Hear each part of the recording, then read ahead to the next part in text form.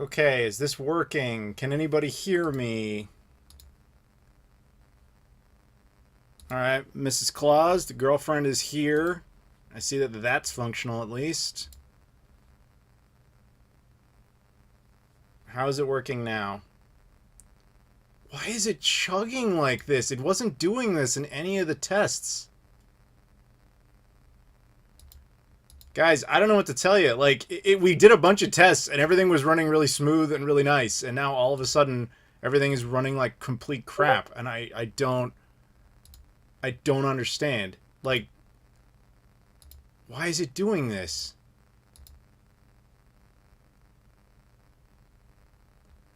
Seriously, like, where the hell is Gary?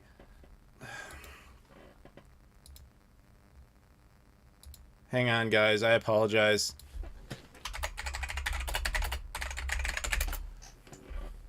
It looks good. Look on my end. It looks like it's running like complete crap. Are you sure?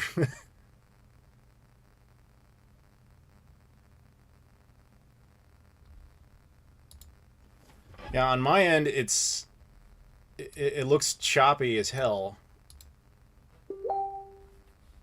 Should mute that. Okay, Gary's gonna pop in here. He helped me test this, so he's a witness. This actually, worked. I don't understand this. Ugh. I don't understand why it's doing this.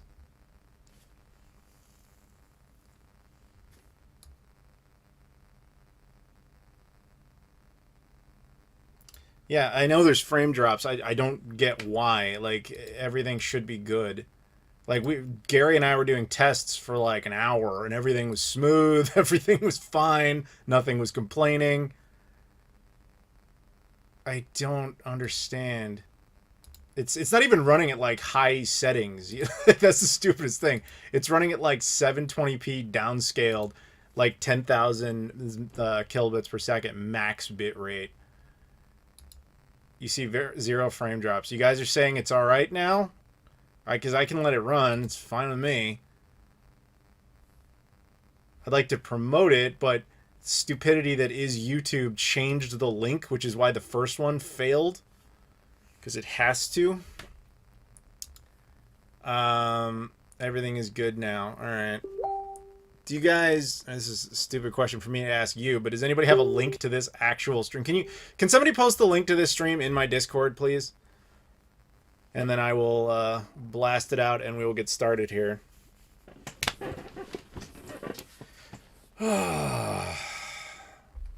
See where the bottleneck is. Now, see, the thing is, there was no bottleneck. Like, we ran all these tests. Everything was fine.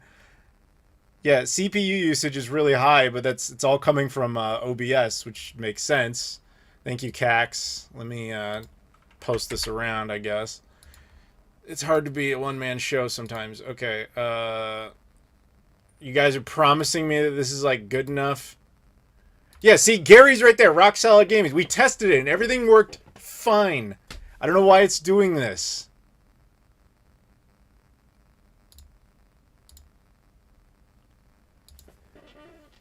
I don't know. I'm debating. Do I just not do the stream, guys? Like, is this too irritating?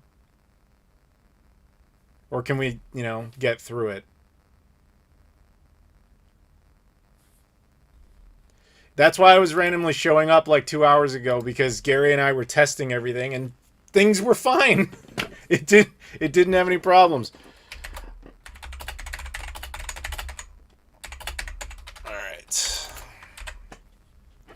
All right, I'm just gonna post this, and that'll be that, because I can't do this. Okay. Okay. All right. All right. Okay. All right. Okay. Yes, I guess we're gonna get started here, because if you guys are cool with it as is, then we're just gonna do it. Don't do stuff on your PC while I'm not. Like, this is it. This is all we're doing. We have the web browser running, and we have OBS running, and OBS is just sitting here complaining at me about how the CPU usage is too high. It's like, well, dude, you didn't tell me that during all the testing. Do I drop the bit rate down? It's down at 10,000 now. I could drop it to like 8,000. I don't know. You guys tell me. I don't understand why it's complaining so much. It really had no issues earlier. Stream health, it says it's good. Suggestion, the current bitrate is higher than the recommended rate. Gary, it's recommending 2,500. Why did you tell me 25,000? All right, I'm going to drop this down. Shave the beard. No, first we got to get functional settings. All right, so I'm going to drop the bitrate again. We're just going to do this because that's what it seems to want. All right. Okay. I apologize for all these struggles, everybody. I know this is annoying. Okay, so yes. Hey, it's my birthday, and it wouldn't be my birthday without 10 minutes of awful, awful, awful technical problems. So whatever. We have things running now, hopefully. We had Rock Solid Productions. Gary helped me test everything, so you know I'm not completely insane. Like, it was running perfectly fine for during all the tests. I agree that 10,000 is way too much, but Gary kept telling me 25,000, like, minimum. Anyway, whatever. Now it's at 2,500, and it seems to be a little bit more stable, so we're just going to go with that. It's a fat guy sweating. There's nothing to see other than my shirt. But yes, Gary also made his apologies by super chatting a nice $5. So thank you very much. He wants me to shave my beard. I will not do that.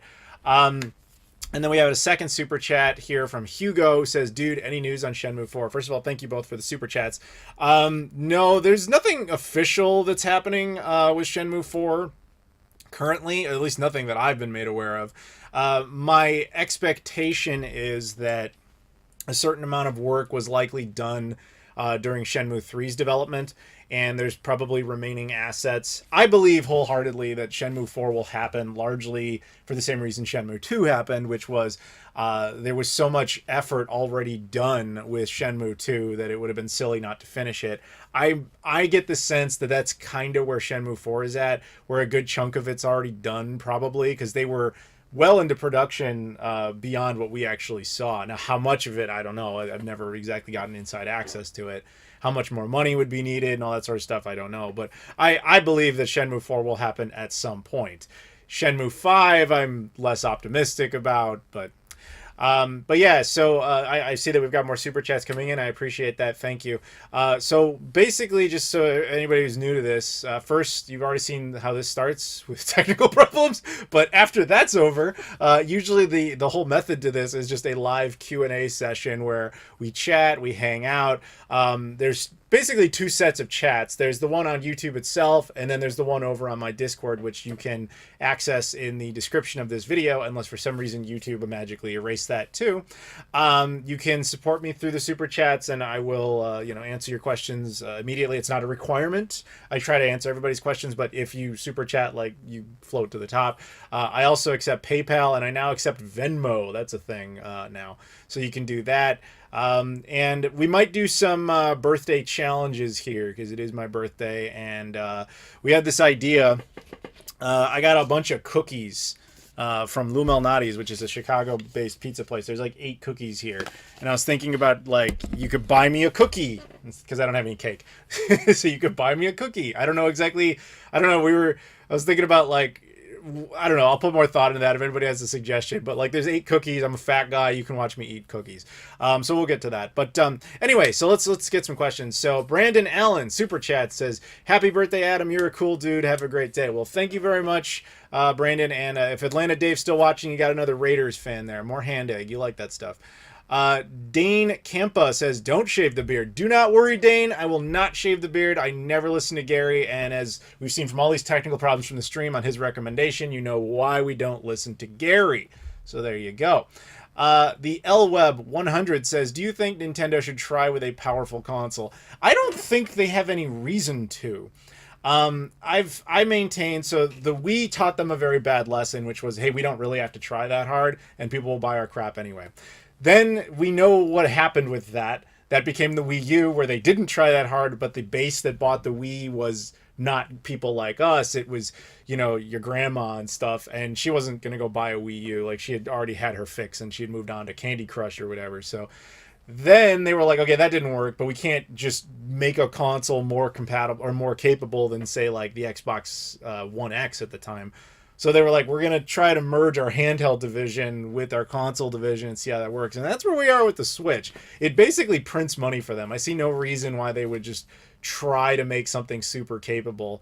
It seems like if you're Nintendo, you get to break the rules for the most part, and you get away with it, and people support you anyway. I mean, like, I'm assuming the vast majority of you actually do like the Switch, even if you like to complain about it too. And I don't blame you. It's a good system. So I doubt we have, unless they categorically fail in some regard, that they have no choice but to try something like that. I don't see Nintendo ever returning to competitive hardware, unfortunately.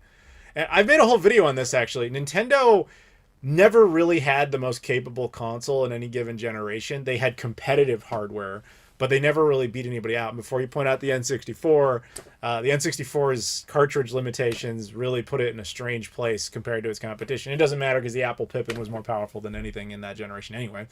At best, a technical victory, yes, but it counts.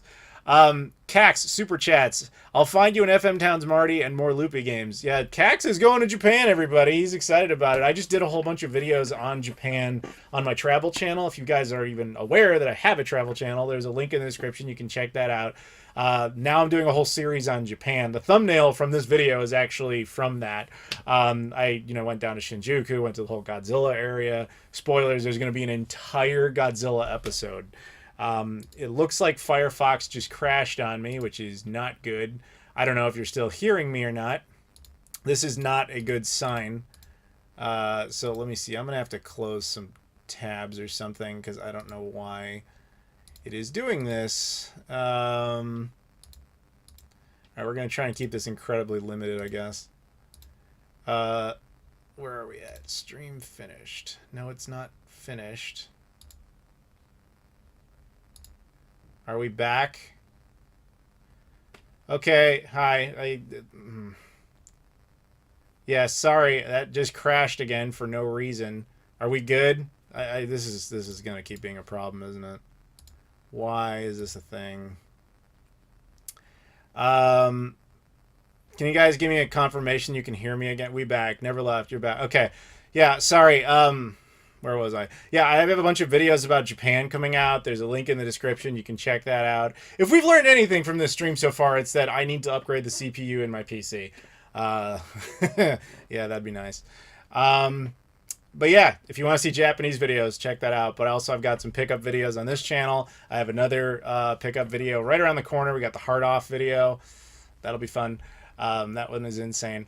So anyway, let's continue. So thank you to Cax and good luck in Japan. Dave Atkins super chats £5. Says Dreamcast community are working on bringing Capcom fighting games online again. Would love to play Power Stone 2 and Capcom versus SNK and others. Happy birthday, bro! Thank you. Yeah, I mean it is funny. Like so many Dreamcast games are actually coming back online now, which is really neat. I think that's very cool that people have that option. Now, granted, the communities are small, so you basically have to plan around it, but I like the fact that that's a thing. Actually, you want to know who is a closet Dreamcast fan who plays in online tournaments? I'm going to sip a little coffee. I'm about to drop some weird random knowledge on you. Kieran Culkin, Macaulay Culkin's brother. And the only reason I know that is... So he lives in Manhattan, and Dan at Video Games New York hosts a lot of these Dreamcast tournaments. And Kieran Culkin randomly, he's like, yeah, he's in there all the time. He's like one of the people who's most recurring in that. Fuller from Home Alone. He's gonna wet the bed. That guy is a Dreamcast fanatic. Anyway, so Rob Janos, the evil Rob Thanos, who will probably make a cameo on here at some point. Super chat says, happy birthday, shave the beard. Thank you very much. All right, this is where everything... All right, so we got a sticker. I forgot that was even a feature. From Megalong69. Thank you very much. And now I'm finally catching up to where things started working again. Okay, we got Tags super chats and says, happy birthday, Mr. Koralik. Found your Game Rate videos helpful. Well, thank you very much. I hope you enjoyed them. Obviously you did. You said that. So thank you. There's more to come. December is madness. There's a lot of videos coming out. And I hope you guys continue to enjoy them. Hey, it's Orion Soft. It says happy birthday. Orion is the guy who made a bunch of various Jaguar CD games and Dreamcast games I've done videos on. So really cool guy.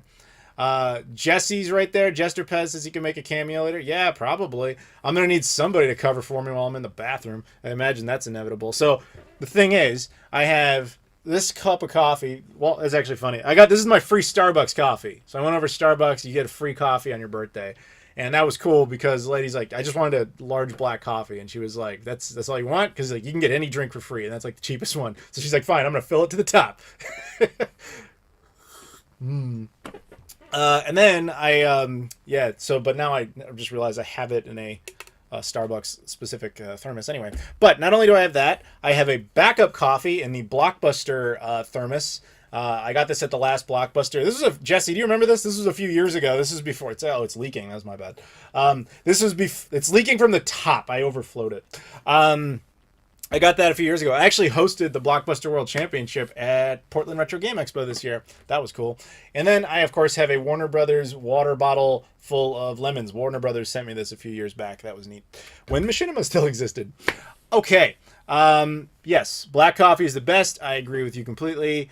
Are you still confident us fans will get a fourth Shenmue game? How do you think we can help the cause more? It's actually funny. We just talked about that. Honestly, dude, just support by buying merch and stuff like that. You know, continue to be part of those campaigns. I know they just created a Shenmue specific Discord and all that. That's really all you can do at the moment. Where's the Ubisoft water bottle? It's in the other room. I actually debated that or the Blockbuster one, but since I just did the Blockbuster World Championship, I figured that was slightly more relevant. Although, shout out to Ubisoft. They hooked me up with a copy of Mario Rabbids Sparks of Hope.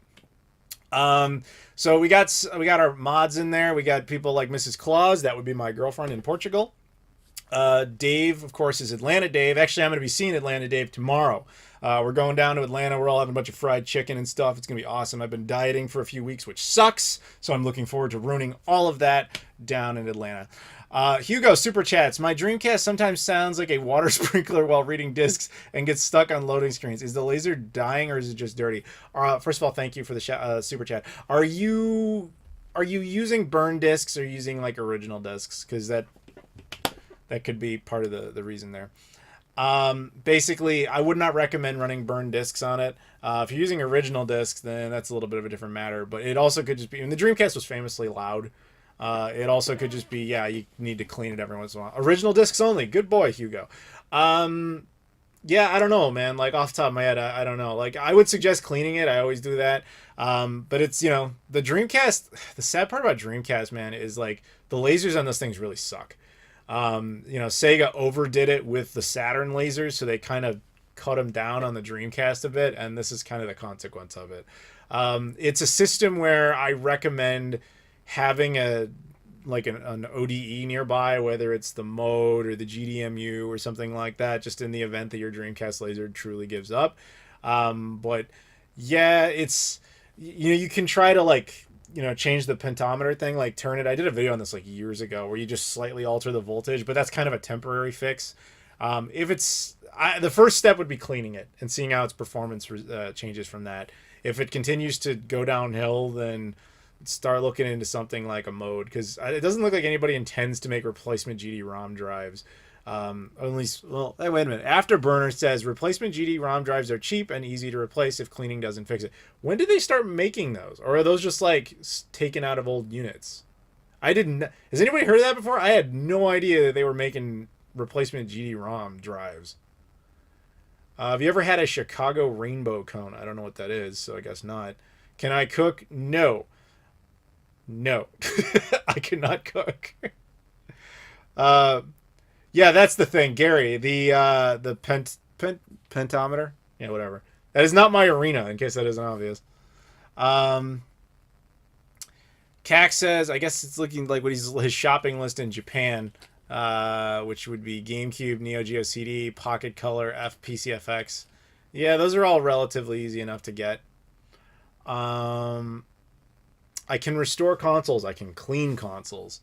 Like actual like soldering type of repairs. That's like a Jesse type of thing. He was the guy talking before. Get an air fryer. The easiest way to make stuff. The easiest way to make stuff is to like let someone else do it, Dave. Like people with years of talent and the technology and all the capability of doing it, or me who doesn't want to do it and is not any good at it. I don't know. There's a difference there. Hey, we got a few people that have joined the Discord since this chat. So the see how crazy the chat is here. This happens all the time in the Discord. At the moment, most of the regulars are in here, but it's a lot of fun over there. Yes, Jesse is the console guy. Have I seen CDZs in Japan? Yes, I have. They kind of average around like $300. You don't see them very often. Uh, My buddy went to Japan and came back with 5 suitcases full of arcade and console stuff. Yes, I have done that. The last trip, I was just got back from there like 3 weeks ago, and I came back with like one giant blue suitcase full of stuff, plus a giant black suitcase full of stuff, and then like I had two backpacks that I quasi filled. It wasn't my most egregious collection hunting there. Like I've done worse in the sense that I've come back with way more stuff. But that trip, yeah, I'm not gonna say I took it easy because I certainly didn't. But I could have done. I could have been stupider. Let's put it that way. Um, I don't know if it'll be cheaper to ship my stuff in Japan or bring 5 suitcases. Well, that depends on the airline you're flying, and if you have access to U.S. shipping. Cax is an American. I know he lives in Wisconsin. If you can ship your stuff from a U.S. military base, then you'll have an easy time financially speaking shipping stuff. But you actually have to have someone who's U.S. military to do that for you, and even then, they can only do like a limited amount of stuff. So generally, it's recommended to bring the stuff back yourself. Oh, you're going via United. Okay, so United will give you 2 suitcases with 70-pound capacity checked. Um, and then you can bring a carry-on and a personal item. You'll be fine. Have I ever had issues with customs? No, not exactly. So the closest I ever came to having issues with customs bringing stuff back from Japan was actually while I was still in Japan. I was going through airport security, and so I had this backpack full of nothing but Nintendo 64 games, and so security stopped me, and there's this old guy just like upset, yelling about something. He's looking at the backpack in Japanese. And I have no idea what he's mad about. And then he knows I can't understand him, so he turns around and gets this younger guy, and the younger guy comes over and he looks at the bag, and he realizes they're N64 cartridges, and he literally just started laughing, and he zipped it back up, and he just go, just go. Like the old guy didn't know what they were, and he thought maybe I was like smuggling computer parts, or who knows what he thought, but that was the closest to it. U.S. does not care at all about what you bring in. They do not care. A Canadian, or one time I had to go between Canada and the U.S. Like, actually, my girlfriend remember this. Babe, do you remember when we were in Toronto for like a month? And when we were up there, I went to Toy Rat a bunch of times. I did a bunch of fan meetups. I did a bunch of stuff. But by the end of that trip, my entire car was full of like stuff that people had like given me or I bought or whatever. It was just so much stuff that I was like, when I cross the border back into the States, there's no way they're not going to stop me, because technically there's a rule that says if you exceed $800 in product, then they have to fine you for it. Now technically I didn't actually spend that, because most of it was like just given to me, including like a Sega Wonder Mega, which is like $1,000 console, but I didn't buy it. It was just given to me. So I was like, how am I going to deal with this? Like, I was like, okay, well, eventually you have no choice. You have to cross the border. You have to go. So I get to border control, and the guy looks in my car through the window, and then he kind of like does this leer move. And then he does this like, oh no, like his eyes kind of roll back. He clearly doesn't want to deal with this. And he just goes, "Sir, during your time in Canada, did you exceed $800 worth of in content that you are now bringing back into the United States? Please keep in mind, if you say yes, you have to pay a fee, and I have to fill out a bunch of paperwork. If you wish to avoid this fee and me doing paperwork, you will say no." And I said no. He's like, "Okay, good, welcome home." That's the only time U.S. Customs even came close to giving me any crap for stuff brought back into the U.S. They don't want to deal with it. As long as it's not like illegal stuff, they don't care. The U.S. does not do import fees or customs. That's actually something to our international viewers, by the way. To Americans, don't tend to know this, but every other country, including the Canadians, essentially have to pay for their mail. They have things that are like import taxes. That is not a thing here. So if anybody's ever like, hey man, can you ship me this thing in the UK or whatever, they'll ask you to put down gift because then the UK government can't fine them for receiving it.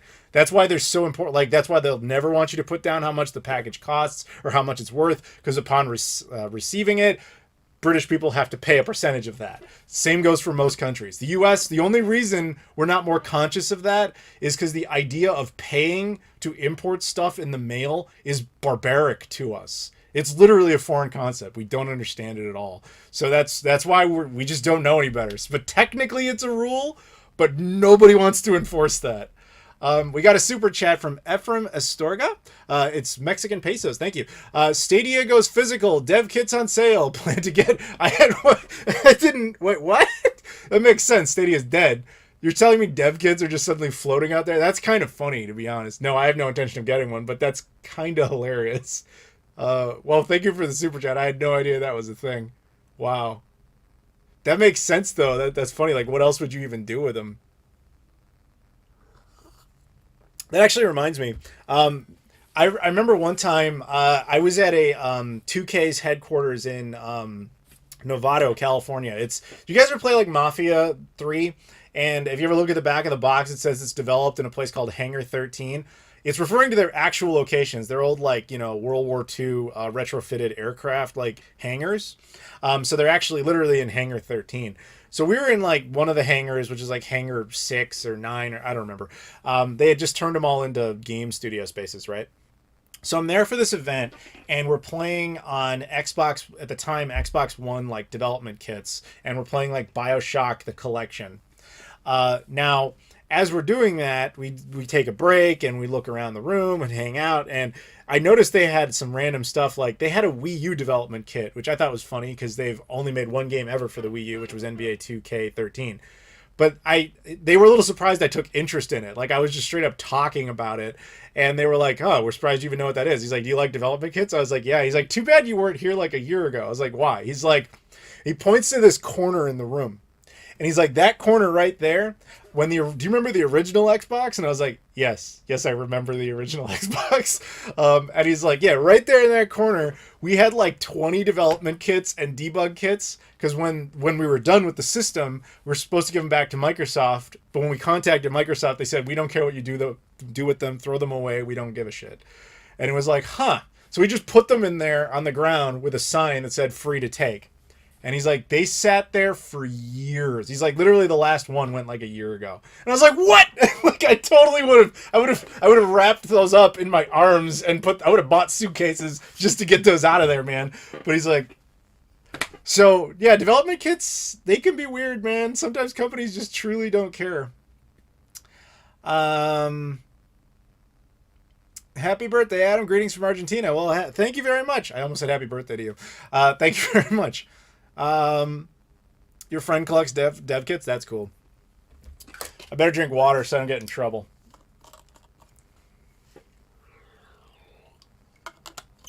Does Venmo notify you if anybody pays you through Venmo? I've literally never used it before. Like, I signed up for it the other day because somebody wanted to pay me back through Venmo, and I figured I'd need to have it.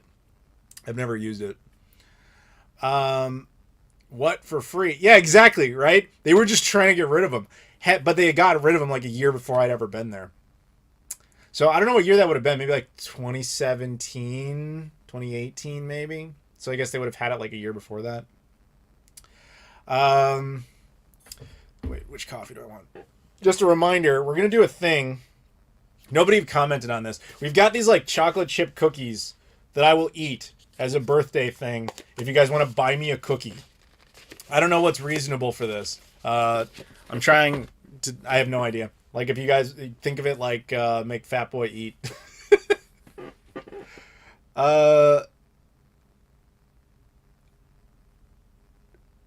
Mrs. Claus is, in fact, in some of the videos. Not too many. She's in more of the flying channel stuff. Samuel R. says $20 for a cookie. All right. If anybody wants to super chat $20 and say I'm buying you a cookie, I will eat a cookie. I've got 8 of them. Adam, are you 36? Yes, I am 36 effective today. Um, yeah, Gary doesn't believe you exist, babe. He thinks I've like somehow I can't get a live stream to function at a correct frame rate, but he thinks I have the technical prowess to digitally edit you into footage. Love the Godzilla shirt. I actually picked this up at the Godzilla store in Shinjuku, in Tokyo. Stream PS3 Railfan Chicago. I have the game, but no, I'm not going to stream it. And yes, Gary is old enough to be my father. I've actually hung out with his daughter at Midwest Gaming Classic. Remember, Gary? You were like, hey, do Stitch voices for my daughter. I was like, okay. His daughter's what? She's in like college or something? I don't know how old she is. Where do you get 3DO stuff mostly? I don't really buy much 3DO stuff, to be honest.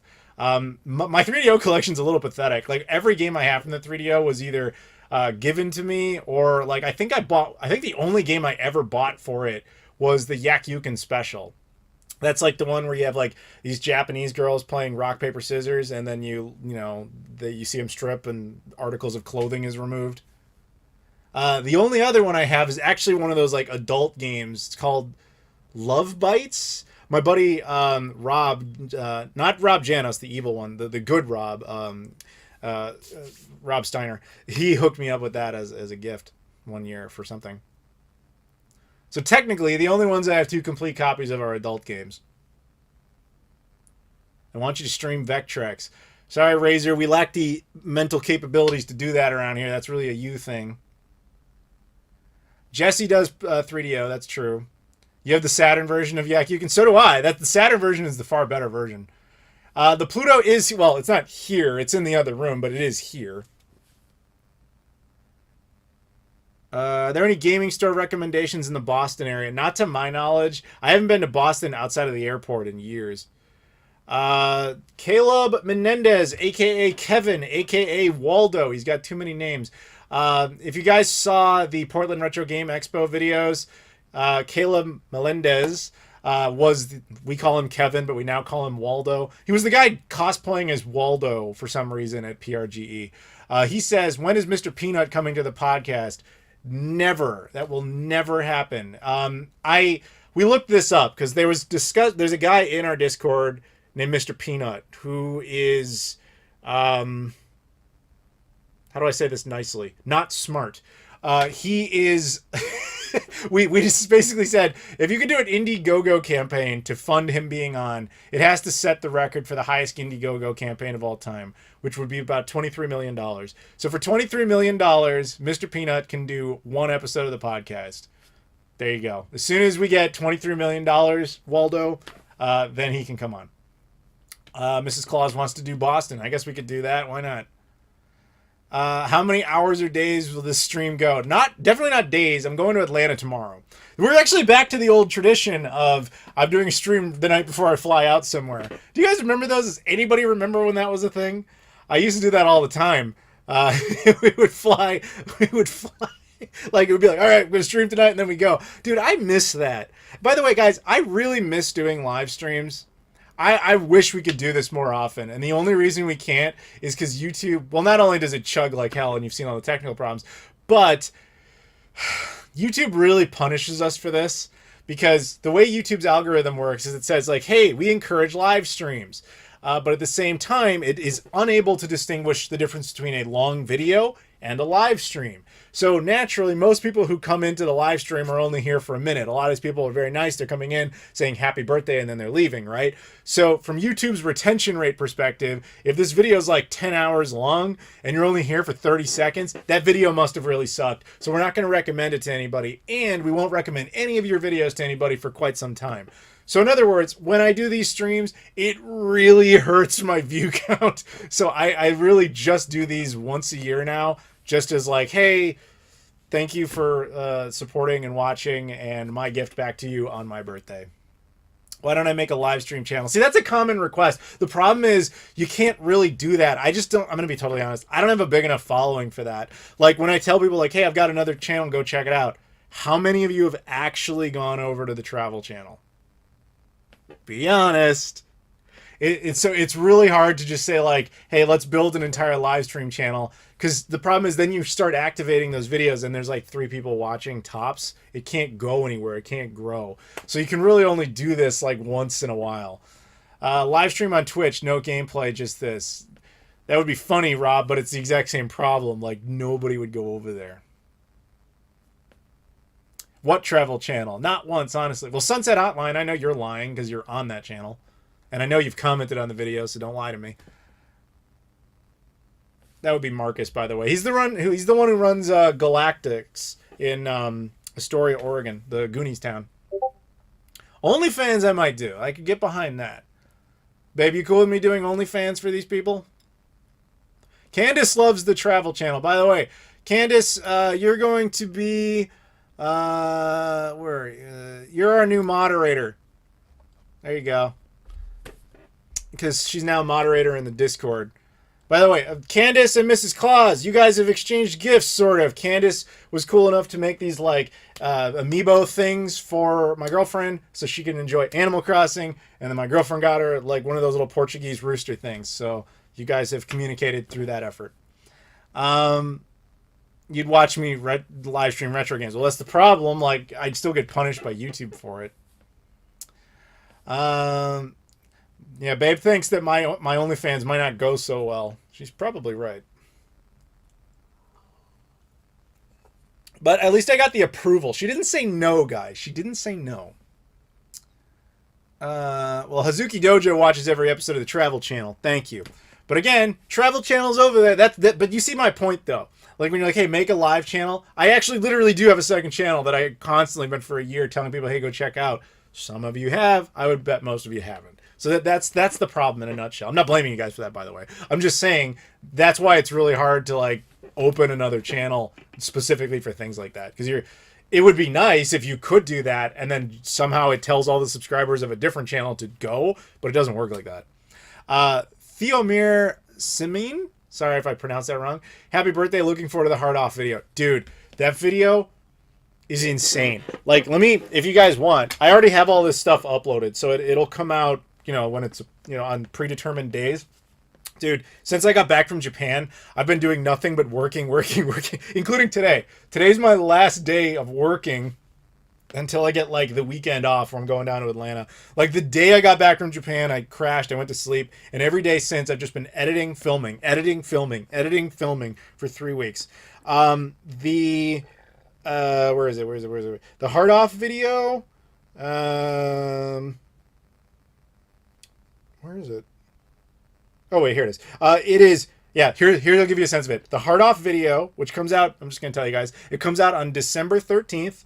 It will come out at noon Central Standard Time. It is 1 hour and 9 minutes long of pickups. Be ready. Cool. Of course it snows in Chicago. Yes, it does. It isn't snowing currently. But it will inevitably. Adam, put the saucy photo of the couch with the Sega Pluto as your OnlyFans banner. Actually, you know what's funny? That picture is the banner for my unlisted channel. I have an unlisted channel for Patreon backers, which, by the way, you can support me on Patreon if you want. And then you get early access to content. All the videos, like, they're all the December stuff. You're gonna get very early. It's great. But it'll all be there. But where was I going with that? Yes, what I was trying to say is the banner photo for that is actually that. Rob Jano, super chats. If a dying Make-A-Wish kid asks you to shave your beard, would you do it? Asking for a friend. No, that kid's going to be dead. I got to live with my own face. That's not how it works. Thank you for the super chat. Cax, super chats. Literally just got every loopy game before I go. Good luck with that. One of those games is actually, like, stunningly rare. Like, to the point where they weren't even sure it existed until, like, the last year or so. So I don't know if you're going to get that one, but, yeah. Babe says it'll snow when she gets there because Midwest weather hates her tropicalness. Yeah, it seems to be the case. What is my day job? Dude, you're looking at it. Like, I do YouTube full time. I have a bunch of side gig video stuff that has nothing to do with YouTube, but, like, this is it. The hard off video is just an hour of loopy pickups. That would be a very boring video because it would only be like 4 games and be like, well, let's keep talking about this one game for 4 hours, but I have no information on it. Would you shave the beard to rid the world of Peanut? Well, Samuel Rogers, I know that's you. I know that's Peanut. That was like the Kermit move. I know that's you, dude. And yes, I just doxed you. But you doxed yourself by using your real name, buddy. Are there 3.5-inch SSDs out there? Maybe. I don't know. Hardest Genesis game to beat: Sonic 2, Jurassic Park, or X-Men Clone Wars? Sonic 2 is definitely not. By the way, Hunter DeMello, what are you doing? How's it going? Hunter's from Hawaii. I remember you, dude. He's not from Oahu. Aren't you from Kauai? Sorry if I'm pronouncing that wrong. Not Kauai. It's not. You're not cute. No offense. Maybe you are. I'm not. I can't tell. I'm not a fair judge. Why can I? Yeah, it's embarrassing. That one island that I can't pronounce. Why is Illinois considered Midwest? Isn't it more East, really? No, it's like the center of the United States. That's why Chicago is like the heart of the U.S. It's like the heart of North America, really. The Midwest is technically defined as the landmass between the Appalachian and Rocky Mountains. So Denver is the end of the Midwest, and stuff just outside of West Virginia would be the beginning. So like Huntington. But to answer your questions, definitely not Sonic 2. The others I wouldn't be sure of. Echo the Dolphin is a hard game. You know, I met him, the guy who made Echo the Dolphin. He called me up once. I'm not kidding. He called me up once because we were both going to be a guest at a con, and he was like hoping I could help him, like, you know, edit something together, but I didn't have time to do it. And then we were hanging out at Sac Gamers Expo last year. All right, Kauai. I feel like an ignorant slob because I can't pronounce that, and my girlfriend used to live in Hawaii, which is even more embarrassing. But he's in Molokai since 2008. But see, I remembered you're in Hawaii, and I knew you weren't in Oahu. Gary lives in Illinois, but he's not a fan. He's originally from Wisconsin, and he acts accordingly. St. Louis is the gateway to the West. That it is. I actually showed and talk all about that in like multiple St. Louis videos. There was an Echo the 2 Dolphin prototype leaked for Dreamcast. Yes, there was. That was quite a few years ago, actually. Yeah, Babe's embarrassed. Sorry. Will Houston surpass Chicago in population? Honestly, probably. I think there's still a pretty significant gap there, but Chicago in general's population has been going down, and Texas all over has been going up, so it wouldn't surprise me if Houston absorbs that. The thing with Houston, though, is Houston itself is not a very interesting city, so I don't know how that would actually turn out. Roger Vega says happy birthday. Roger Vega, everybody, is the guy who actually owns the Sega Pluto, which you guys were asking questions about before. Even though it's still in my custody, he is the owner. And reminder, Roger, the Pluto is going down to Atlanta this weekend. I always contact him and tell him the stuff in advance, but I have no idea how much of that he actually retains. So there you go. Kevsma21 super chats 20 Canadian dollars. Thank you. Maple Bucks, as they're known. Happy birthday, Adam. I found you through your Game Raid video last year, and I've been watching ever since. What are your top 5 games from the 4th generation? Oh, man, you're putting me on the spot there. First of all, thank you for the donation. Oh, you said videos. I thought there was like a specific game. I'm like, it's a really long series. Dude, top 5 games from 4th gen. Sonic 2, Super Mario World, Donkey Kong Country 2. Okay, McDonald's Treasure Land Adventure. At least that's what's coming to my mind right now. And then Mighty Morphin Power Rangers SNES. Probably not the best list, but that's what came to my mind first. So I'm going with it for now anyway.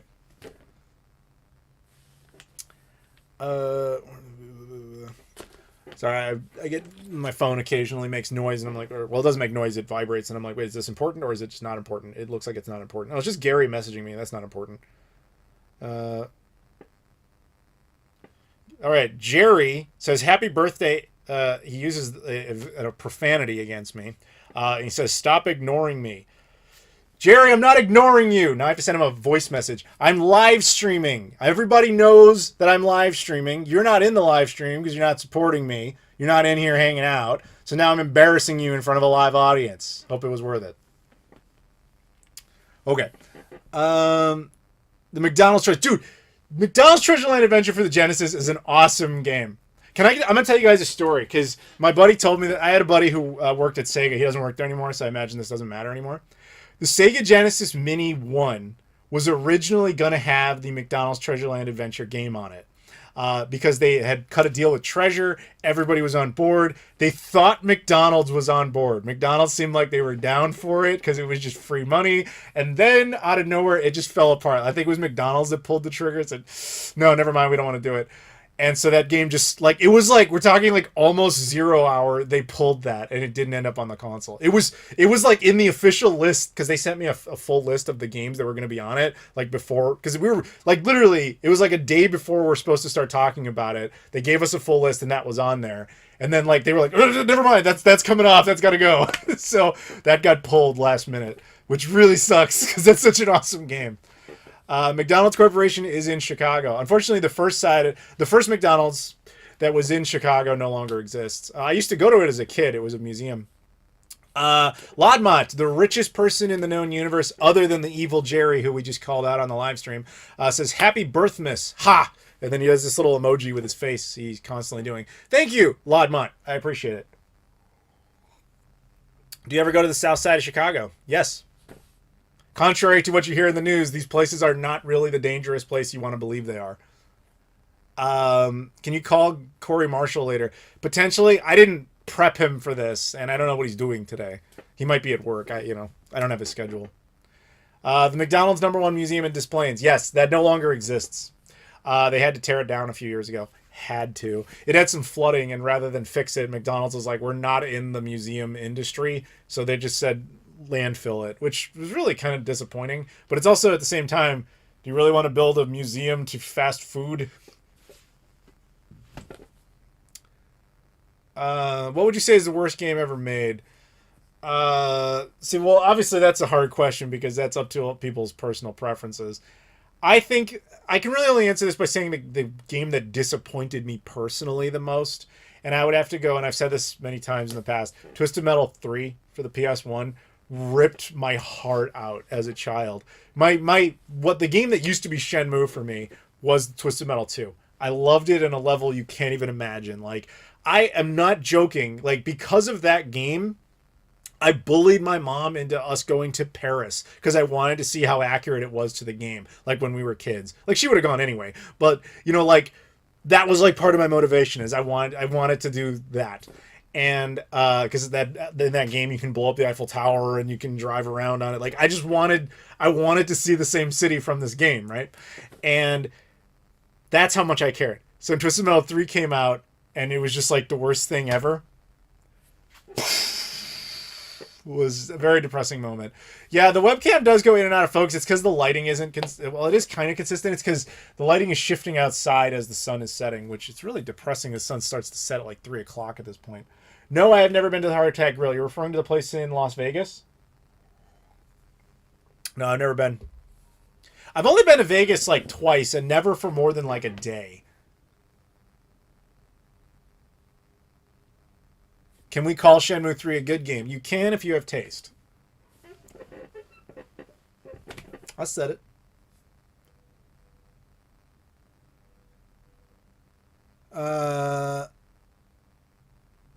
Did McDonald's make the right decision to shifting from beef tallow to vegetable oil in their fries? Dude, I actually remember when they did that.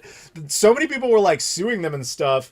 And so... why am I getting texts? Oh, Roger, why are you texting me? You're talking to me here.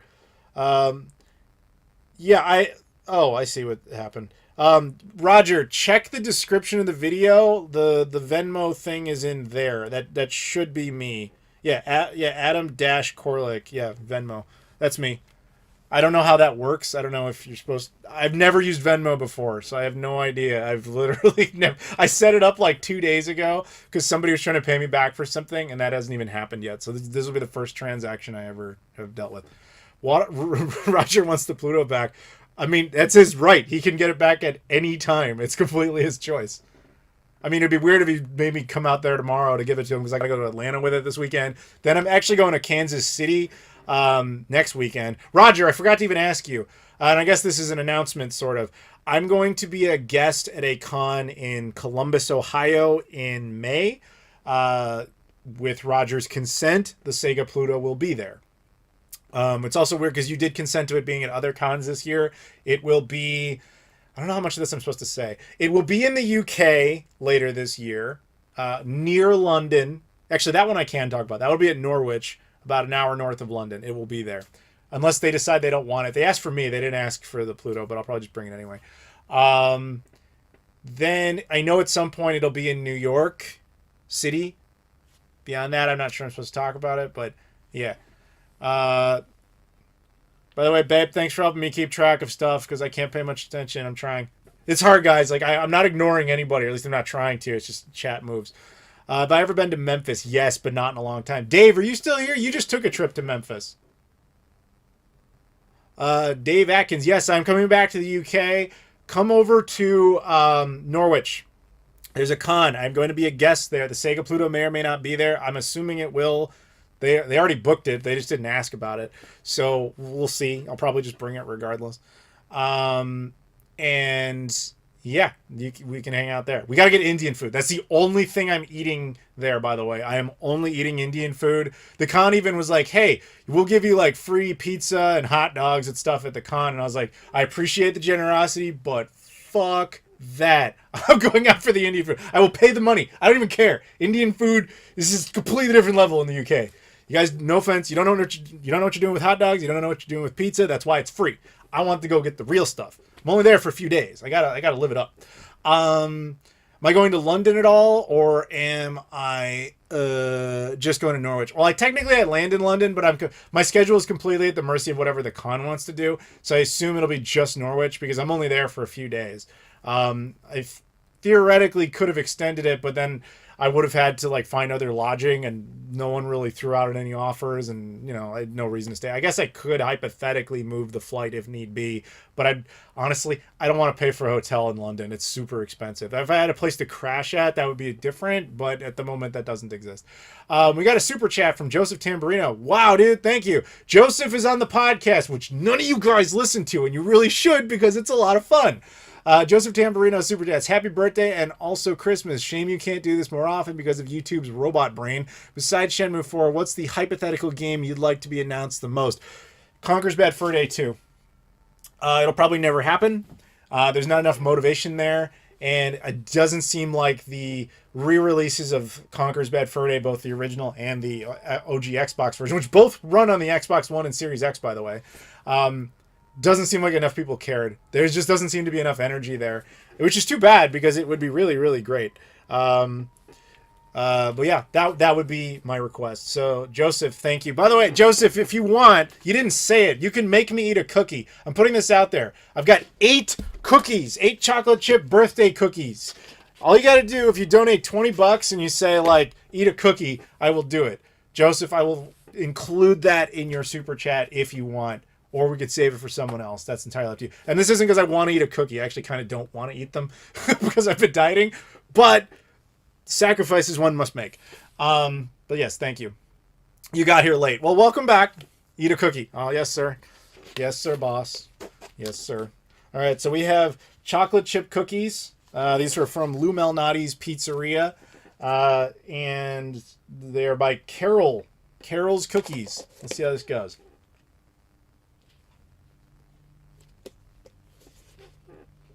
Not bad. I've had better cookies. These are clearly not like... You know what? They kind of taste like sugar cookies with chocolate chips in them. They don't really taste like a chocolate chip cookie, if that makes any sense.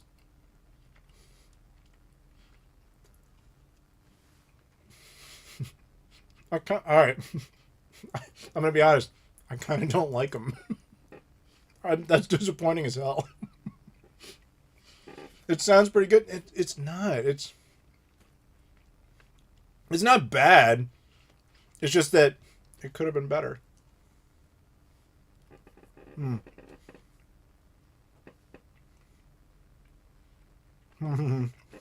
It's okay. Why'd you make me do this, Joseph? I really don't want to eat 8 of these things. I can barely finish this one. The frame rate's off for everybody. The stream is chugging. I don't know what else to do. Every test we ran, it ran totally fine. And then the second we actually go live for real with an actual audience, it's behaving like this. Consistent audio seems to be more valuable than consistent video anyway.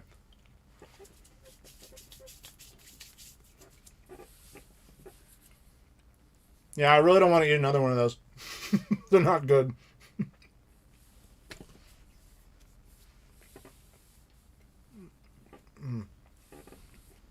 I need water.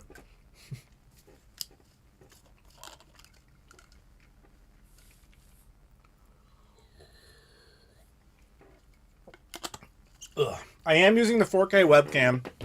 However, it's not running at 4K. It's downscaling to 720p, which might be part of the problem.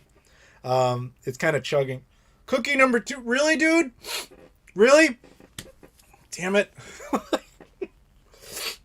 Like, it's making me want to blow my nose. Fine. Thank you for the super chat.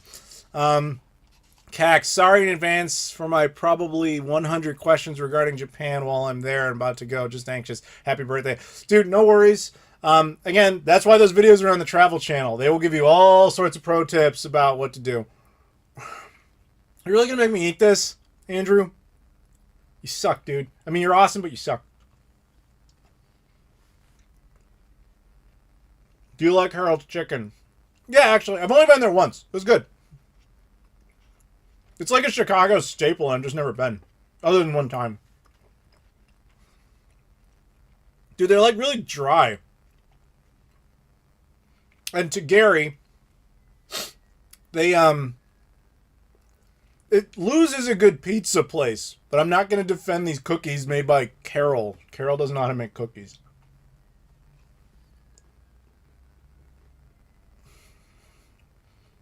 Andrew, why are you doing this to me? It's like I can taste the butter and it's not good.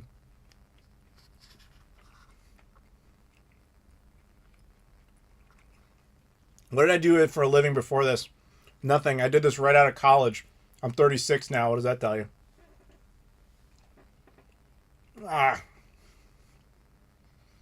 Cax says, I'll go to Mo GameCon next year to make it up.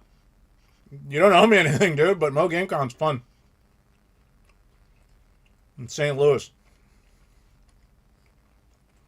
This is why Louis is known for its pizza. Candace, thank you. She says she knows exactly what I'm talking about. With you can taste butter in cookies, and it's not a pleasant experience. It's a sugar cookie with chocolate chips. It's not good. Why are you guys making me do this? Oh. God damn it, Gary. I don't want to eat another one of these. Alright, give me a second.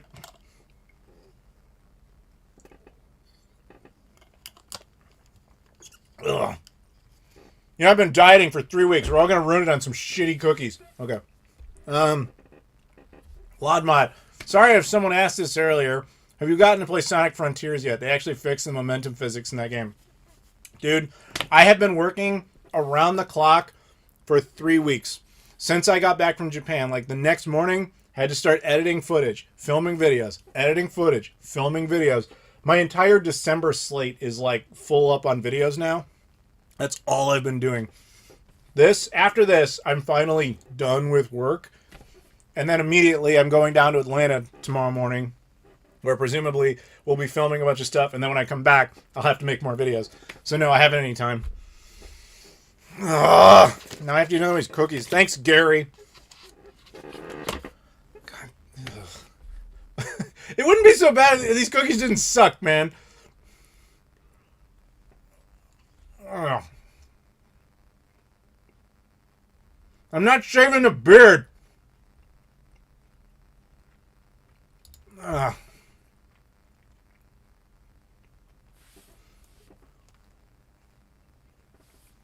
I'm gonna make you a coffee. My fault on the cookies. Actually, this is my girlfriend's fault. I was like, oh, I'll have one as a pleasantry. And she's like, you should eat them on the stream. I was just like, that's my impression of my girlfriend. Sorry, babe. I was kidding about money for the fucking cookies. Damn it. Let me be honest, I didn't expect you guys to go for it.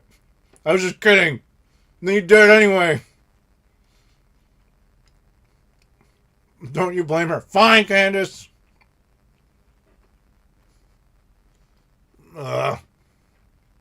She did tell me to get a cake, to be fair, but whatever, I'm stupid. Actually, the cookies were free, which probably says a lot. So, I got a pizza this morning, and they forgot to make my order. So, I'm not one to get mad in situations like that. I was just like, okay, it's cool. And then she said, oh, well, here. And she just gave me like these 2 packs of cookies. And I thought, okay, well, then now I don't need... now I don't need a cake. Great, we'll have birthday cookies. I didn't expect the cookies to suck. Doomstash says, what's your favorite Tony Hawk game? Tony Hawk 2, Dreamcast. That game's great. Thank you for the super chat. That game is much better than these cookies. Are we done? Can I stop eating these cookies?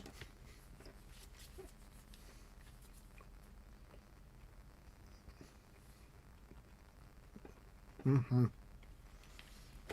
need coffee. The coffees were freaking free. Cookies were freaking free. Girlfriend is right about that. You're right. Tony Hawk 2X is better. I'll give you that.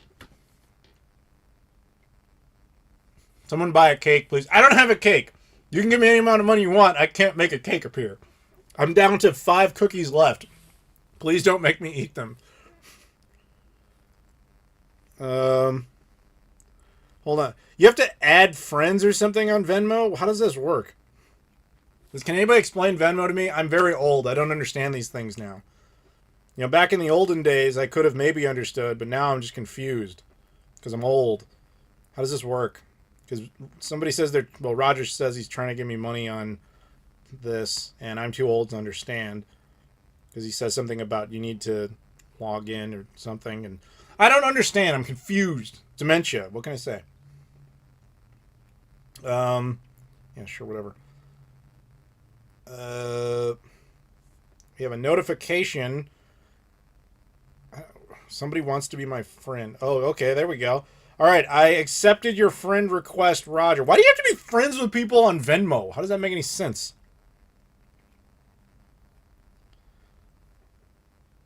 Okay. Okay, whatever. Cax Super Chats. Good thing about Japan. Me versus you. I'm an anime weeb. Ew, why would you share that? Why do you want anybody to know that? That's embarrassing, man.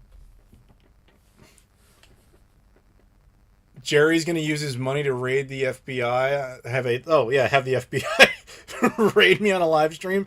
Dude, could you imagine how disappointed they would be? I'd be like, here, you guys want some cookies? That would be some justice. Okay. I need more water. The cookies are still in my mouth.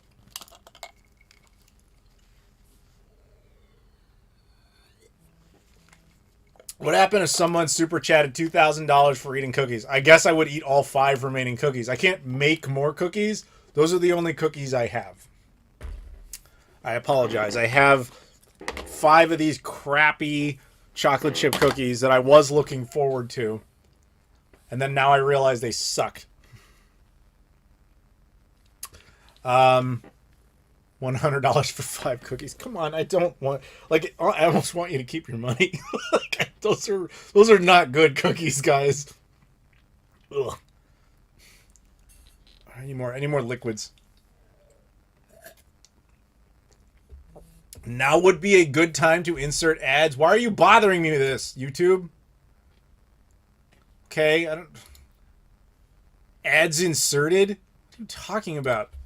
YouTube's like, I won't give you a stable frame rate, but I will put ads on here for you. Oh, Jesus, Roger. Roger Vega, the guy who loaned me the Pluto, says, He paid me $20 and he says, "Eat that bitter cookie, you bitch."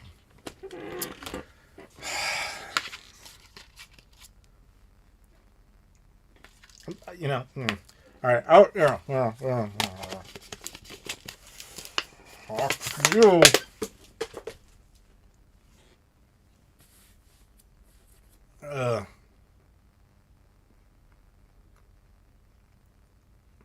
They taste like fucking garlic. The last one tastes like garlic. Why the fuck does this taste like garlic? Dude, it straight tastes like garlic.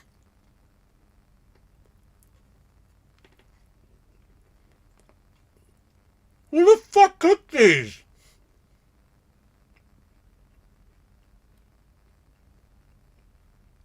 Oh my god. This is fucking disgusting. The last one tastes like fucking garlic. The first one tasted like a sugar cookie. Then they got like a little shittier butter. This one tastes like fucking garlic and chocolate. What the fuck, man? Oh my. Oh, I think there was paper in it. Wadmot, I will give you 150 Monopoly dollars, a currency I invented, obviously. You have to program a JavaScript page to be able to receive them. Well, you know full well I can't do that, so I'll have to settle for the $5. Thank you, Wadmot. Ew. The real OC, aka me, real Lucky O'Charms. If I send you a Mega Modem next year, would you be doing a test live stream with it? I doubt. I mean, I could show the box, man, but there's no way I could actually make it do anything. Thank you, though, for the thought and for the super chat. Oh, Jesus, Roger. This is so vile.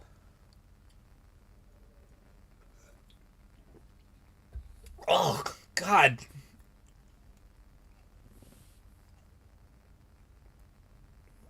Oh.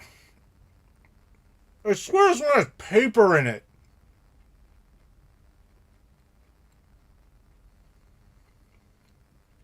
What's the biggest disappointment? Twisted Metal 3 of those cookies? That's a good question. I will get over the cookies. Twisted Metal 3 is still broken forever. Ugh. Dude, it tastes like fucking garlic. It's a cookie. Why does it taste like this?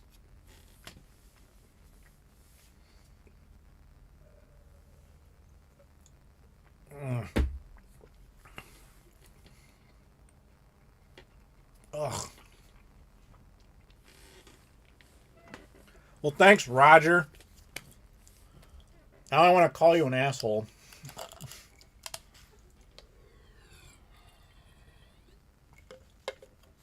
Oh, I need water. Oh, that's disgusting. Ugh. Dude.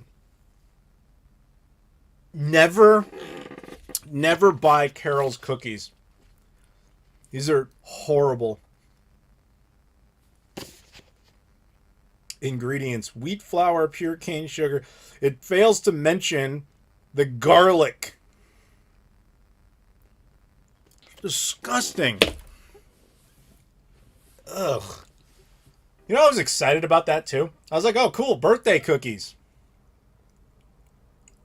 Fuck. All right, whatever. Let's get back to it, shall we?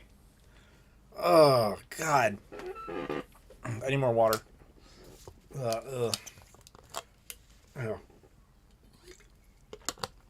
Dave, you better take me to a good dessert place this weekend, man. Like, I gotta get over these stupid-ass cookies.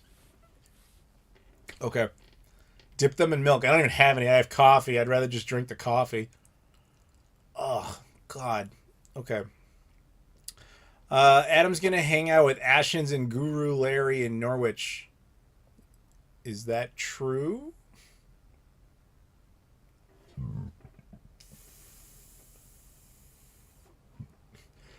What if Adam pukes from too much sugar? I wouldn't puke from the sugar. I'd puke from the terrible cookiness. God, that was awful. Jenny's ice cream in Atlanta is really good. Maybe we'll do that. Oh, that's Drud, by the way. This is Drud. He makes Fonzie look like a loser. Yeah, he's also a moderator now. So there you go. But yeah, that's like the coolest person in here by far. Like, sorry, babe. Like, if Drud wanted me, I would have to make certain potential life-changing decisions. Nothing personal. It's just, he's Drud. Oh.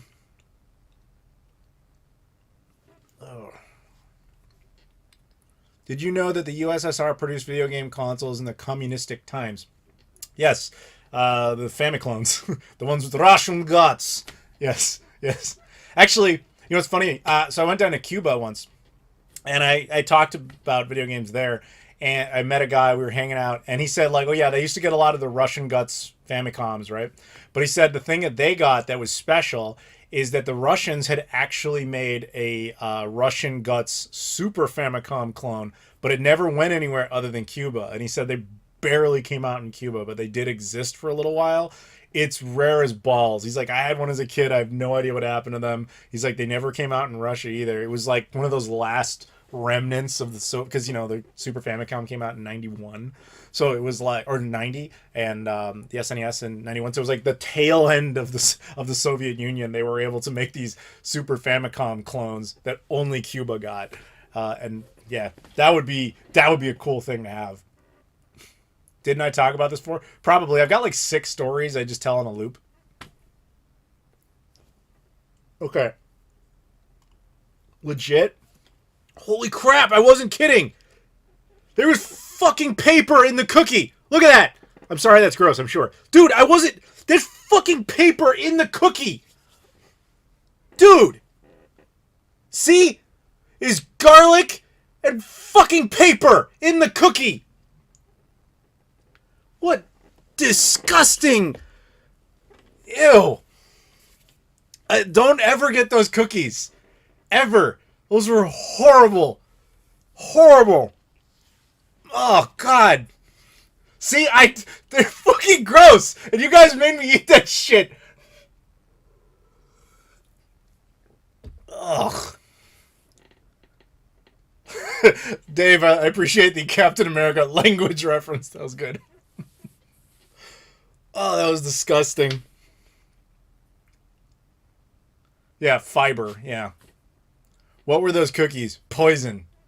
They were supposedly chocolate chip cookies by Carol's Cookies. I got these for free this morning because my pizza took too long to make. And now I see why they were free. They were disgusting. So I kind of joked before I would eat a cookie for $20. And then somebody was nice enough to do that once. And that should have been the end of it. Actually, Joseph was nice enough to do that once. And then we discovered these cookies are disgusting. And so people started giving me $20 just to suffer. Thank you. Cold Focus super chats. Would you rather shave your beard or eat 20 devil's cucumbers? I just shoot myself, dude. Like, I'm not eating pickles. I'm not shaving the beard. Like, I have to live with my face or my tongue at that point, and I can't do it, so I'd be out. Ugh. That was so awful. It's like it's still there.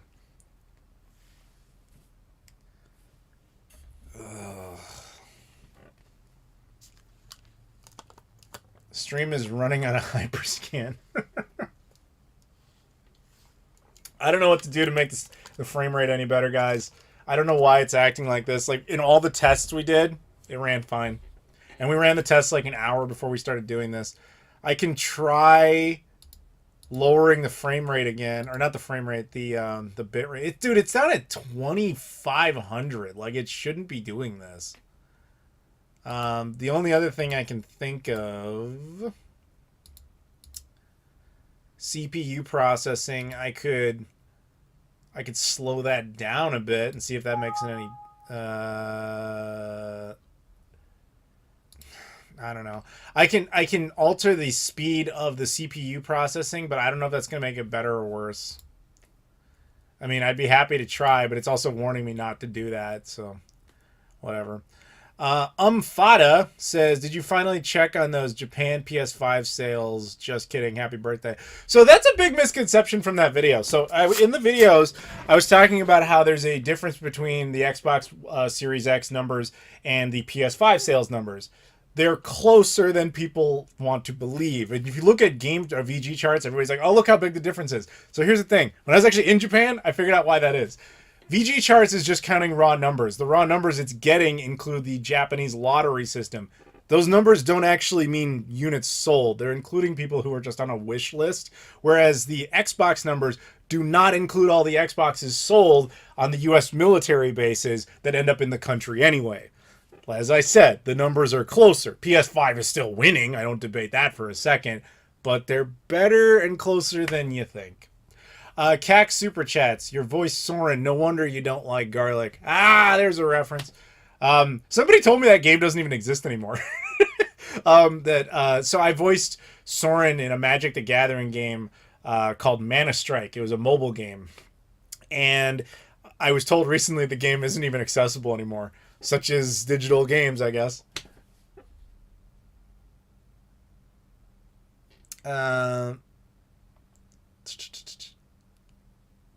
Oh yeah, babe gets all my pickles. No matter what, she gets those. And she says that's the only plus of dating me, which is probably true. She can also have like, hey babe, do you want some cookies? Oh my god, they're so good. I can't even handle it. Eat pickles. No way. They're already pushing PS6. Yes, they are. Ugh. Dude, it's making me need to blow my nose. Ugh.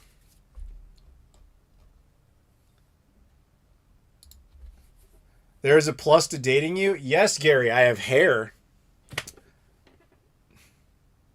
He wants me to shave my beard so that he can have the hair for his skull. Where's the pizza? Did you eat it? Yes, I had that this morning. That was quite pleasant. I enjoyed that. It wasn't super painful and awful.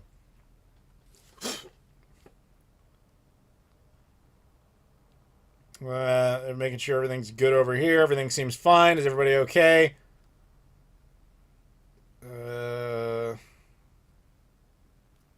Okay. Jesse says, can confirm Adam's stories loop. Yes. I thought where I thought you were going with that was about loopies. Because you actually have the other loopy that I bought.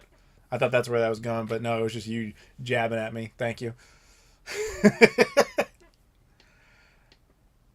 Lodmot's asking my girlfriend what she thought of the 8-track player he got. We'll see how that goes. Can't go wrong with pizza. Oh, you can go wrong with pizza, just not here. You can go wrong with cookies, apparently. You missed the Derrick Rose jersey. It's over there. I just take it down because the lighting would screw it all up. I mean, you think the autofocus is a little weird right now? Dude, it would be out of control with that thing.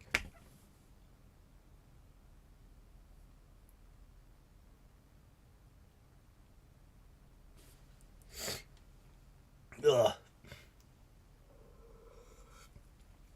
Babe, did you know that Lodmot was the one who sent me the 8-track player? Did you know about that? I actually did an entire, I did a whole video of the first Shenmue game on 8-track. So Lodmot and Pizza Parker made a Shenmue 1 8-track. And then I filmed the whole thing. It was awful of it running. And then put that up on the unlisted channel. Ugh. Is Discord for Patreon only? No, it is not. Anybody can go in. If you're a Patreon member, you get like a special badge in there, but that's it. I guess the most common YouTuber thing to do is to make a Discord and make it behind a paywall of Patreon. That way your community can never grow or succeed. Doesn't make sense to me. I leave that free. Come on in. Yeah, join the Discord. Beware of peanuts. They are not a good thing, but everybody else is pretty cool. What are my thoughts on the collection of WATA and VGA graded games? So, personally, I would never do it. I don't knock anyone who wants to do that. I mean, you can, at the end of the day, it's your money. You want to buy that and you find value in it, sure.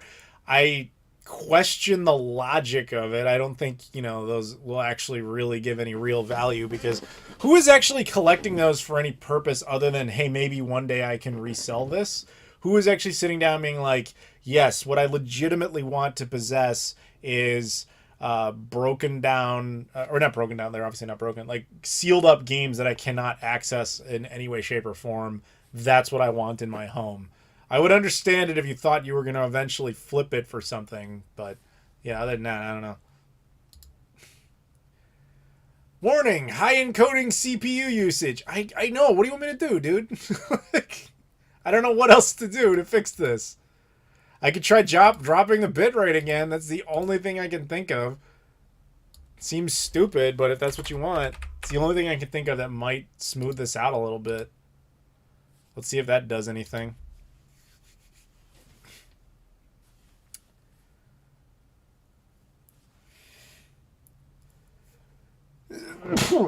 Excuse me.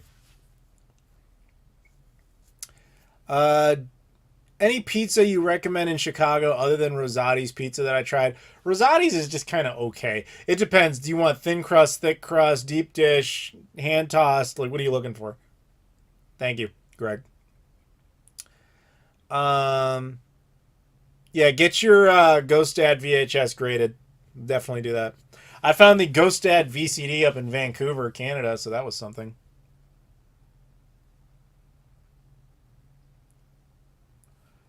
Happy birthday, Adam, and watching your videos for many years. You're one of my favorite YouTubers. Well, thank you, Jose. I appreciate that. Did you guys see that poster Scott the Woz made? That was cool. I was on that. Do you even know what I'm talking about? Hey, it's Kelsey. You need to be a moderator too, even though you never will come back. I know how this works, but I'm going to add you as a moderator, Kelsey. There you go. Yeah, Kelsey's a moderator now. Kelsey, say hi to Candace. You know her. My girlfriend is right there. You can talk to her. You know some of these people.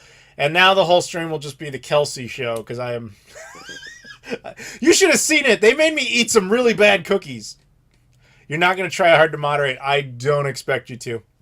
It's mostly a badge. The real work falls to people like Dave. He has to do that. Thank you. Should I get a complete Casio Loopy set graded? Obviously, Colin. Oh, yeah, you're Starjacker. Yeah, he has fun with Sunshine in the Discord. Where can I download poster? I don't know if you can download it. You can see a photo of it. We posted it in my Discord, actually. Dave, yeah, what I was saying is that most of the moderators get this as just a title. You have to actually do work. That's the difference. Like, Kelsey gets to just have the title of being a moderator. You actually have to do things. Actually, Jesse, that applies to you too. You get a title. Yeah, Jesse gets the title. He doesn't have to do any real work. It's just Dave has to do real work. And Captain Potato. Captain Potato has to do real work too. How would you make cookies taste like garlic? Well, all you got to do is go out and buy these Carol's cookies, and you'll know.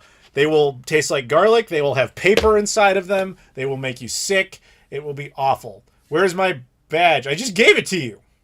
Oh, yeah. Oh, yeah. And Nikolai, a.k.a. Pizza Parker, a.k.a. a sentient half island, he is also a moderator who actually does real work. Razor, what do I get? You get to be the smartest known entity in the universe. What else do you want? Jose says, love your videos. Happy birthday. Loved your PSX video. Dodged a major bullet. Oh, which one? The one where did the history of it, or the one where it was like kind of working? Those things are built like shit, man. Have you ever played the rare PS2 horror game Kuon? I have it, as you guys might have seen in one episode of Playload, but I did not... I don't think I ever actually played it. I think I might have played it once back in like '06 or something, but I have not touched it since, obviously, because of the nature in which I found it. Does anybody even remember that? Does anybody know what I'm talking about? Lodmod doesn't need D-batches because Lodmod is rich. Uh, yeah, I know. In Portland, I was fucking scheduling dinner and meetups and shit. Yeah, Dave's very busy. Kelsey says, "Hey Adam, we're trying to open a new game store. Can I have your game collection?" Oh, you want to hear a sad thing? So I had almost all my duplicate games. I actually brought over to my late mother's house specifically for us to work out a deal on that, and then the house caught fire. Take a wild guess what happened to all those games. So I tried.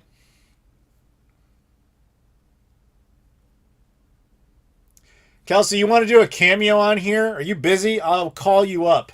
These people will actually like talking to you.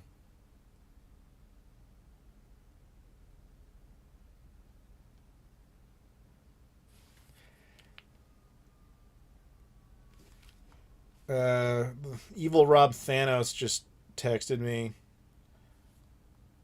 Hang on. Do you have to be on video? No, it's purely audio, Kelsey. Joseph likes talking to me. He's on the podcast. It's like him and me just partying over there. You guys should really listen to that. Kelsey is asking important questions. What did she ask? All right, I'm going to call Kelsey. You guys are going to talk to a real YouTuber now.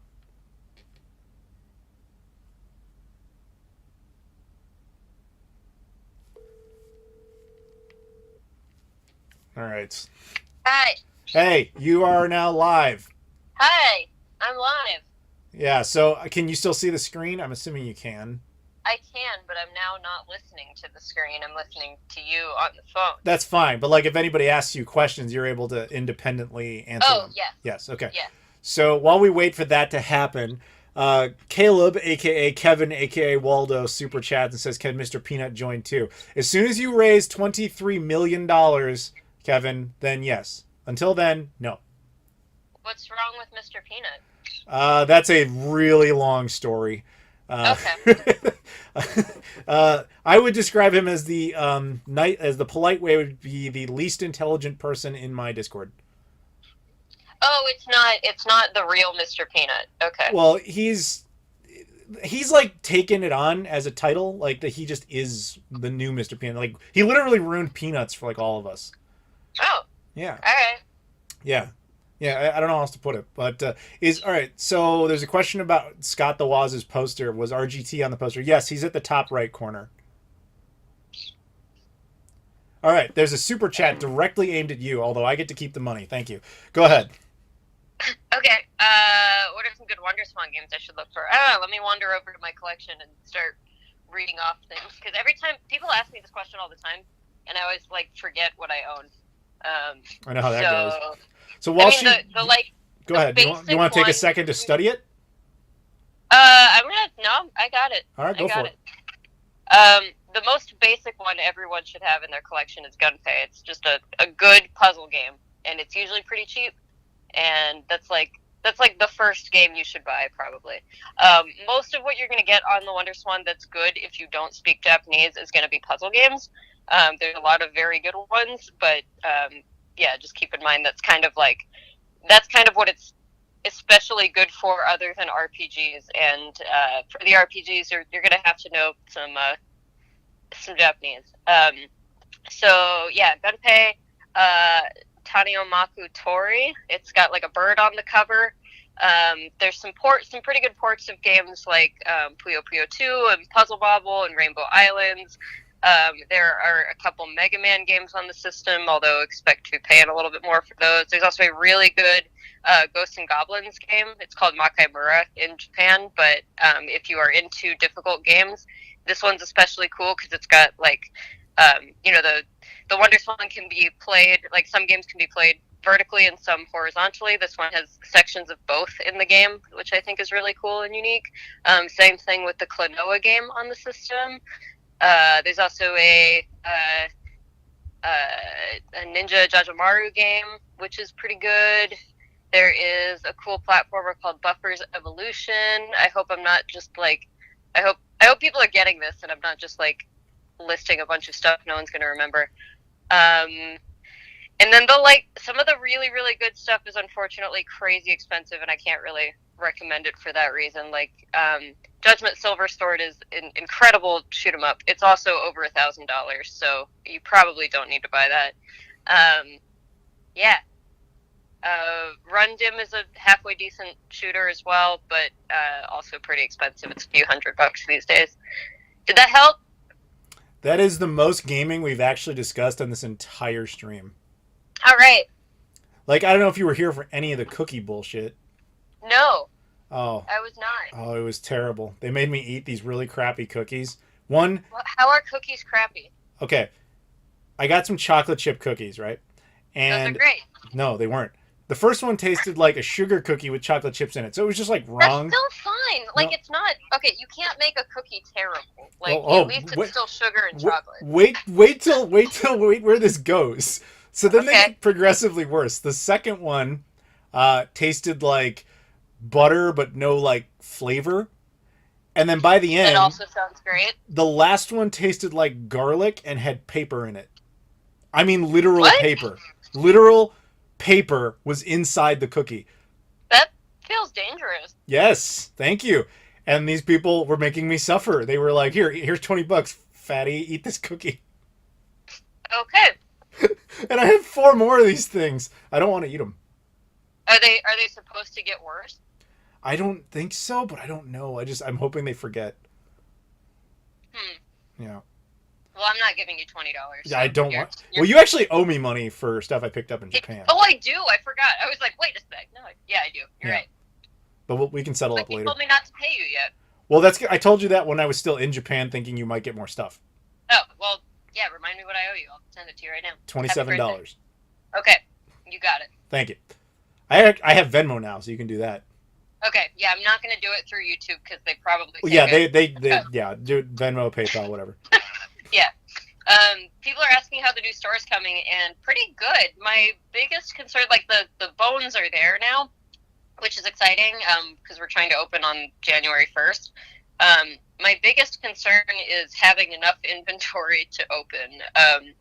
We have a lot of stuff. Like, we've been processing a bunch of stuff, but it's like you think thousands of games is a lot until you start putting them on the shelves, and then you're like, oh, this doesn't actually look like that many games when you put it out there. So if anyone's looking to get rid of some game collections right now, we could probably buy some.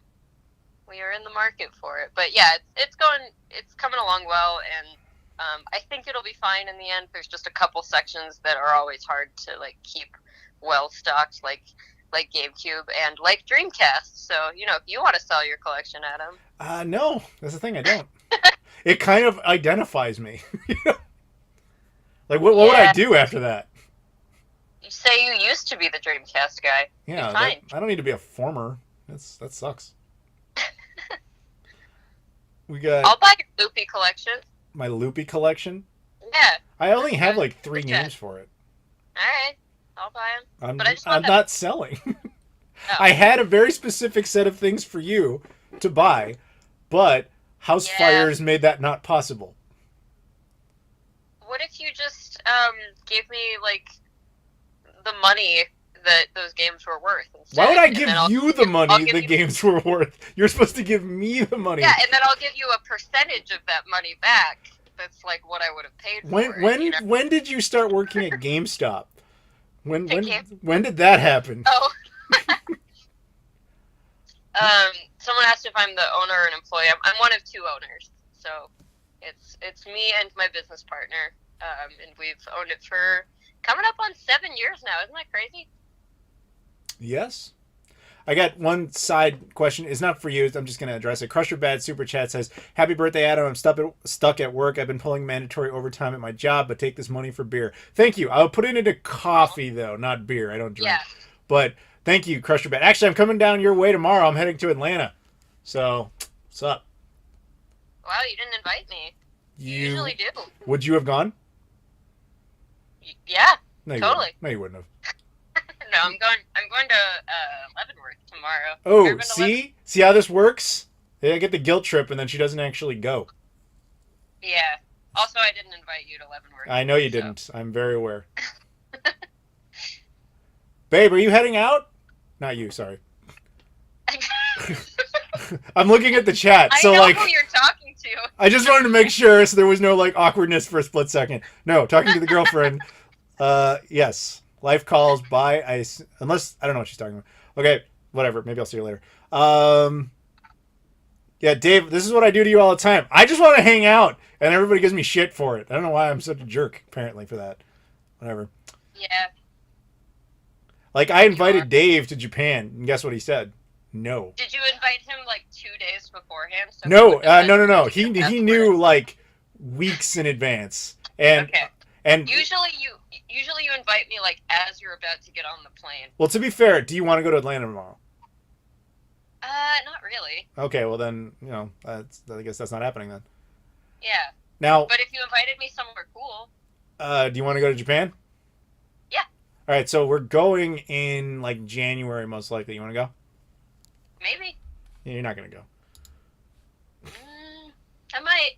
You don't know. I don't know, I guess, but I'm assuming. Lodmott super chats and he says, I'm sitting in a dark office. My desk fan's running sort of. LOL. I think he's drinking. Lodmott does that. Hang on. Oh, I forgot Dave was from Atlanta. No, I didn't. Actually, I didn't forget that. I just wasn't thinking about that. But yeah, no, I don't need to go where the Braves are. Ooh. I'm going to reset my browser here because I think it's unhappy with me. If the stream kind of craps out for a second, everybody, I apologize. We should be back momentarily. Well, I can still hear you because you're on the phone with me. Yeah, exactly. I'm special, but I think the stream still goes even with the browser down. It's just that every once in a while Firefox likes to be reset, apparently, when you're live streaming.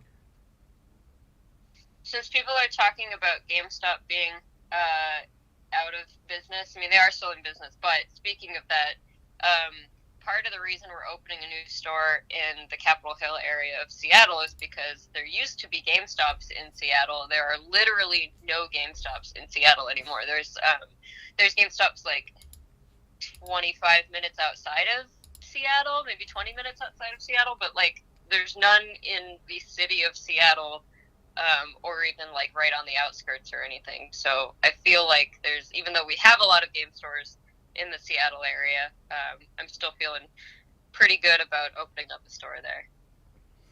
You guys can still like see us, right? Like we're still here. Okay, everything's working. Okay, good. What am I going to do in Atlanta? Whatever Dave and Drud have planned. And Sunshine, like a bunch of people from my Discord. So we're just going to hang out and really whatever Drud decides, because he's really, really cool. So he gets to decide all that stuff. I want to decide what you do in Atlanta. You're not going. You can decide what I do in Seattle when you're not like busy doing other things. What? Yeah, but what if I just decide what you do in Atlanta instead? That doesn't work. Why not? You're not there. All right. See? You gave up too easily. What? I can still tell you what to do. You can tell me, but I can disregard it. You have no actual power. Well, yeah, that's true. Even if I was there, that would be true. No, if you were there, you'd have some measure of authority. So, like, for example, if we were in Seattle and you're like, yo, you have to come over to this whatever, I'd be like, all right, I guess I have to because I'm in your town. But, like, in Atlanta, you're not even there. Like, there's no reason to listen to that. Also, I haven't been to Atlanta since I was, like, 12, so I don't really remember what there is to do other than, like, the Coca-Cola factory. Yes, that's all there is the world of Coke. I'm pretty sure that's all there is. There's the world of Coke. There is the Jimmy Carter Library. There is the aquarium. And there's the fabulous airport, which is the Delta Hub. Yeah. I think I should still tell you what to do. I'll have to look up what you do in Atlanta. Feel free to do that, and I will do what you're good at, which is ignoring me. Okay, cool. Although, I never ignore you. You ignore me all the time. I never ignore you. I'm pretty good about that. Yeah, no, you really don't. Yeah, I'm nice. Also, I'm sorry if everyone can hear my bird screaming a lot. I don't know what's wrong with him today, but he's real screamy. Sunshine, just everybody wants a good laugh. Go into the Discord like right now. one of the guys we're going to Atlanta, he like photoshopped a frame of this with me with the cookie in my mouth and being mad, and he like edited ropes tying my wrists together like I'm in a prison video or hostage video. Yeah. Oh, people can't hear the bird. Wow. All right, maybe I should just move closer to the bird so everyone can hear screaming, because there's a lot of it happening right now.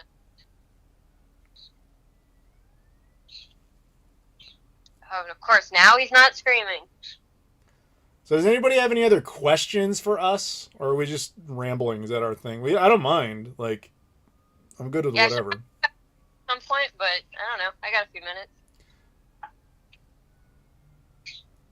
I think they're just mostly amused by the fact that I'm going to Atlanta. That's what it looks like. Is that amusing? I guess there's a lot of questions about what one does in Atlanta. Is that Mrs. Claus? No, Mrs. Claus was in here earlier. I think she'll be back. This is Kelsey Lewin, big successful YouTuber and game store owner, not me. I'll take the game store owner part. Dude, you have a verified YouTube channel without even trying. That's success. I tried for a while. Yeah, but that's my point. You still have it without even trying anymore. That's success. Yeah. When did Gorilla become pink? In like 2008. Okay. That's when we became Pink Gorilla. Have I ever been to Finland? No. United Airlines doesn't go there, and that's who I stick to no matter what. So if they don't go there, it's not worth going to. As soon as they open up a route, to Helsinki, I'm all there. I have airline loyalty. You know this. That's why I annoy you with defy logic sometimes. That's why I jab you with things about Alaska Airlines when they do something stupid. Yeah, I know. Yeah, but see, I don't care because I'm not. I know. I pretend like you do because it's funnier in my headcanon. Have I ever watched the show Atlanta? I didn't even know that was a show. Yeah, me neither. Cax wants to know if you, Kelsey, liked New Horizons. Why don't I like New Horizons? Yeah, sorry. It's a very long rant, so I'm probably not going to do the whole thing, but at a basic level, it just kind of is not an Animal Crossing game. It's not a bad game by any means. It's just not Animal Crossing. It kind of changes your role in the world to God as opposed to participant in the community, with the ability to just change, just pick everything out for everybody. So it's more of it's a lot more and I don't mean this in a derogatory way at all. It's just it is more of a dollhouse kind of game, like God Sim, than it is a community/communication kind of game like it used to be. Okay. That makes sense? Yeah, you can mean it in a derogatory way. That's fine. These people are cool. No, but I don't mean it in a derogatory way. Genuinely, I don't think it's a bad game. I just wish it wasn't called Animal Crossing. I wish there were still Animal Crossing games being made, and this was a separate game. Fair enough. I got a super chat from Lodmod. I have a question. If you had to choose one to have, and you're forced to use it for the rest of your life, would you pick 8-track or PC gaming? PC gaming. 8-track has really no positives. Yeah, that is a weird question. Lodmod drinks a lot, so that's usually what explains his questions. Did I talk about Andor? No, that's on my podcast. You can go listen to that. Keith, who was in here earlier, he and I talked all about it. It's on the Patreon right now. It'll be on the publicly towards the end of the month. You can listen. We talked about Andor for an hour.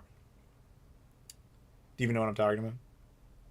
I've heard of Andor. All right, that's good enough. Yeah, I've not watched it. I also know what a Patreon is and know what a podcast is. So yeah, I could piece all those things together. Yeah. That's the scientific method right there.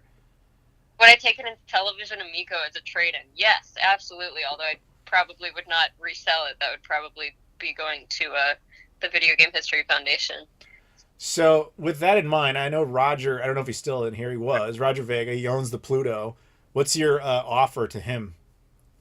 Oh, I don't want it. Oh, well, that's easy. Yeah. It's plenty documented. It's fine. Oh, all right. That's The my fault. Amico's more like Sorry. no. The Amico's more like a. So okay. I mean, yes. Would we take it? Yes, but I would probably honestly, I'd probably place it in a museum rather than keeping it in our archives, just because we're not like public facing in any way. I think what you're doing with it is more valuable than what we'd be able to do with it because, you know, you guys have kind of already. You have done like hardware teardowns and stuff on this thing, right? Yeah, Ben did it. Yeah. So, I mean, that's great. We That's even dumped the what's BIOS at PRGE. yeah,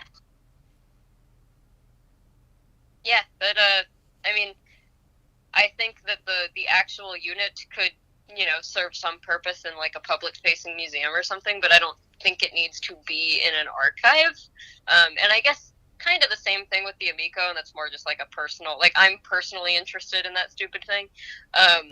So I would think it's funny, but no, I mean, you know, we don't collect games at the Video Game History Foundation because like the games are fine, you know, or like if a game exists in a physical form, it's fine. It's been dumped. It's on the internet. There are people who own it in their collections. There are museums that collect it. So we don't really need to keep another copy like for researchers. So we focus more on like, you know, contextual things like what does a researcher need to tell the history of something. And, you know, just having access to the physical object doesn't do that much. So, and we have a finite amount of space. So, yeah. There you go. Yeah. Is Jason feeling better? He's. I actually had lunch with him yesterday. I assume you're talking about Metal Jesus. I had lunch with him yesterday. He's fine, and I know he's working on videos again. He's just he had like the surgery on his foot. Like he had some procedures done and like dental work done that I've been taking a while to recover from in like a speaking capacity. Like it's harder for him to speak, and he seems totally fine now. But I know it was taking a while to get over that. But I think as far as like feeling fine, I think he feels fine. They want to know if you buy modded consoles. It kind of depends if it's modded to. First of all, can I reverse the mod? Second of all, is it loaded up with ROMs? Like those things, I can't take. But like, you know, if by modded you mean like a Game Boy with a backlit screen, then maybe. I usually just take it apart to see if you are any good at modding before I resell it to someone. But yeah, it just kind of depends. Like we can't sell anything, you know, loaded up with ROMs for legal reasons, but we can sell like, you know, things modded to have different video outputs or like a better screen or whatever. Kelsey, tell me why you are a Chargers fan. Because I hate myself. Also, hi Challenger Luke. It's been a while. Jesse's at his desk, so now he's able to talk. Well, you got to ask us questions, man. That's how this works. A big YouTuber made a video about Evercades being stolen. Yeah, I saw that. That was what I was talking about with Jason yesterday. I was like, is this, did that thing just get stolen? So, yeah, that sucks for people who are ordering those. And for, like, I have no idea what's going to happen with that. Because there are people who, like, have review units, you know, it's like, put out a video on this thing that, like, you can't buy because they were all stolen. I mean, that sucks, but that'll make the review unit something valuable. I guess so. No hand egg, Dave. This is a hand egg free zone. I kind of agree. You're boring. Thank you. Jerry here, first time texter, long time follower. Will you be watching the Game Awards? No, I think I'm competing directly with the Game Awards tonight, man. Yeah, what are you doing tonight? You're looking at it. All night? No, not all night, but like for a while. You have that much to say to people? That's a long time. Have we talked? Like, I just go. Yeah, I know. It's up to them. I stick around for them, and then they're like, "We're bored of you." Then I go away. Okay. All right. No hand egg. Let's talk. Producing. What? Okay. Well, that's good. 18-hour stream. Not this time. I have to go to Atlanta tomorrow. The longest stream I ever did, I think, was 10 hours and like 31 minutes or something. Just talking? Yeah, exactly For what you're what? looking at. Why are you still paying for Twitch subscription to me? I'm not streaming. What's my favorite dish? That's a really... I don't know. Do you have a favorite dish, Adam?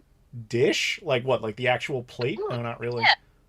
No, like the food that arrives on the plate, not... That depends on where I am. You know that about me. Yeah, I know. That's a hard question. It's kind of inconsistent. That's a question you ask somebody who's never left their town. Like you have to I ask love that. sushi. Say what? I can eat sushi for nearly every meal, especially salmon. I like... I don't know. Like, I kind of like everything. I don't know if I have a favorite dish. Yeah, like I said, it depends on where you are. Like in Well, what's your favorite thing to eat in Chicago? Lou Malnati's deep dish cheese pizza with basil and extra cheese. Okay. But that's in Chicago. Like, again, that answer would change anywhere you go. Yeah. New Wonderswan things added to the collection. Well, I have all the games now, so I can't add any more games, but I'm trying to think of what the last thing I added was. Like, I have added things this year, but it's very random stuff, like, you know, a wrist strap in a color I didn't have. It's like we're really scraping the bottom of like what exists for Wonderswan now. You have the fishing thing, right? Huh? You have the fishing sonar thing, right? I have both. I have the one that comes with the Wonderswan and the one that doesn't come with the Oh, good. Wonderswan. Because that's like the only thing I have for it. Other than, I actually have a sealed Korean Digimon Wonderswan. Okay. Like the system itself, or Yeah, the... yeah. Oh, all right. That I don't have. Oh, shit! Yeah. I have something for the Wonderswan you don't have. That's messed up. I haven't started collecting like every color of Wonderswan because like that's a lot. Yeah. I have like 12, which feels like a lot, but it's not. You know, it's not all of them. It's not. Like you're talking to a guy who has like 25 Dreamcasts. Trust me, I understand. Yeah. Yeah, no, Wonderswan is Japan. It's Japan and Korea exclusive, but the stuff they got in Korea is like way limited. They didn't get nearly as many systems or games or anything, so it's essentially Japan only. But I have a couple of Korean things just because I think they're neat. Yeah, like I said, the only thing I really have is that boxed. It's the black one. It's sealed up Digimon Korean edition. Oh, the black one. Yeah, but it's sealed and it's the Korean box. Yeah, I have a sealed Korean box. It's just not Digimon. You'll have to send me a photo because I have a sealed Korean. Yeah, I can do that like later. Okay. No, I do not have a Nuon controller yet. Oh, the other cool thing I have in my Wonderswan collection, actually I have two really cool things that are fairly recent. One is a review unit of a Wonderswan color, so the serial number is like crazy low, which is kind of cool. And then the other is actually like a prototype of the Wonderswan color, so it's got like a slightly different screen and the buttons are a little bit different. It's I don't know if I've ever posted a photo of that. I probably should. Please do. Yeah. You're not even in my Discord. You could post it in there. I'm not in your Discord? I'm guessing you're not. I don't remember ever seeing you in there. I'm in a lot of Discords that I never post in. Oh, so that doesn't necessarily mean anything. Yeah, we only found out recently that John Riggs was in mine for years because he like said something for the first time ever. And and he was like, he told me, he's like, the problem with your Discord is that it's actually active. So like you walk away for a second and everything he said is just gone because like 1,000 other people have commented since. Right. Because most Discord servers are totally dead. Yeah, that's true. Pickles. I do like pickles. Ew. what do I think of WATA and VGA collecting? Has it affected business? I mean, very long response to this, but the short version is I don't think that it is affecting. I don't think it's affecting the kind of normal game collecting market as much as people think it is.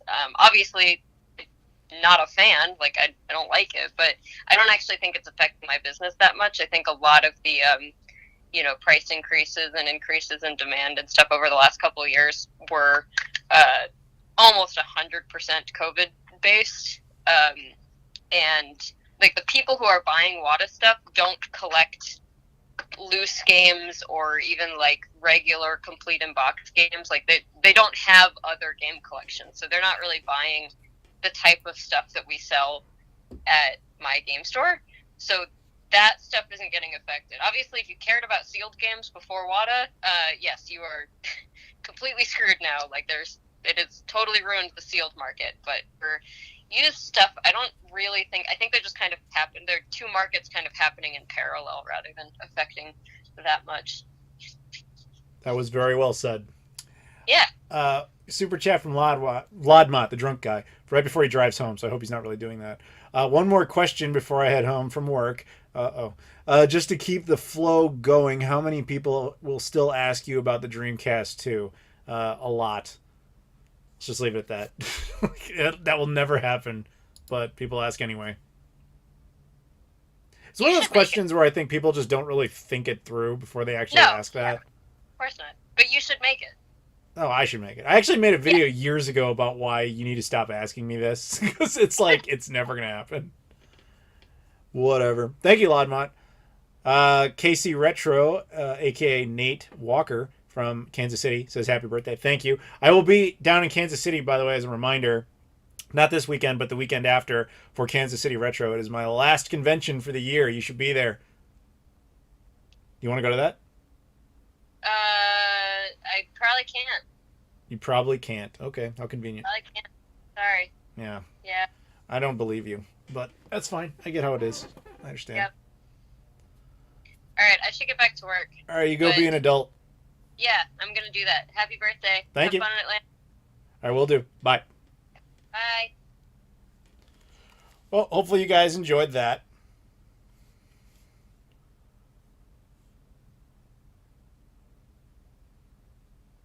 What the hell is this?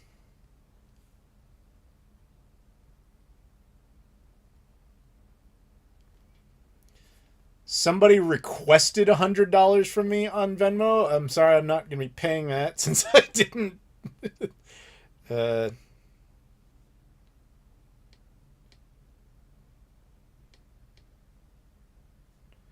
Somebody named Herbert. I don't know if you're still watching, dude, but somebody named Herbert, I'm not going to say your last name, requested $100 from me on Venmo. I'm going to have to decline that since I don't owe you any money, but thank you, I guess.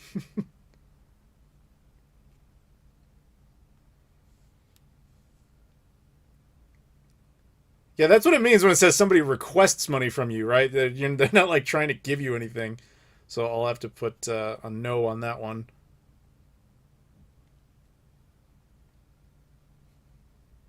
Okay. But if you want to send me money, that's different. Let's see. Rob Janos mentioned. Let me try calling him.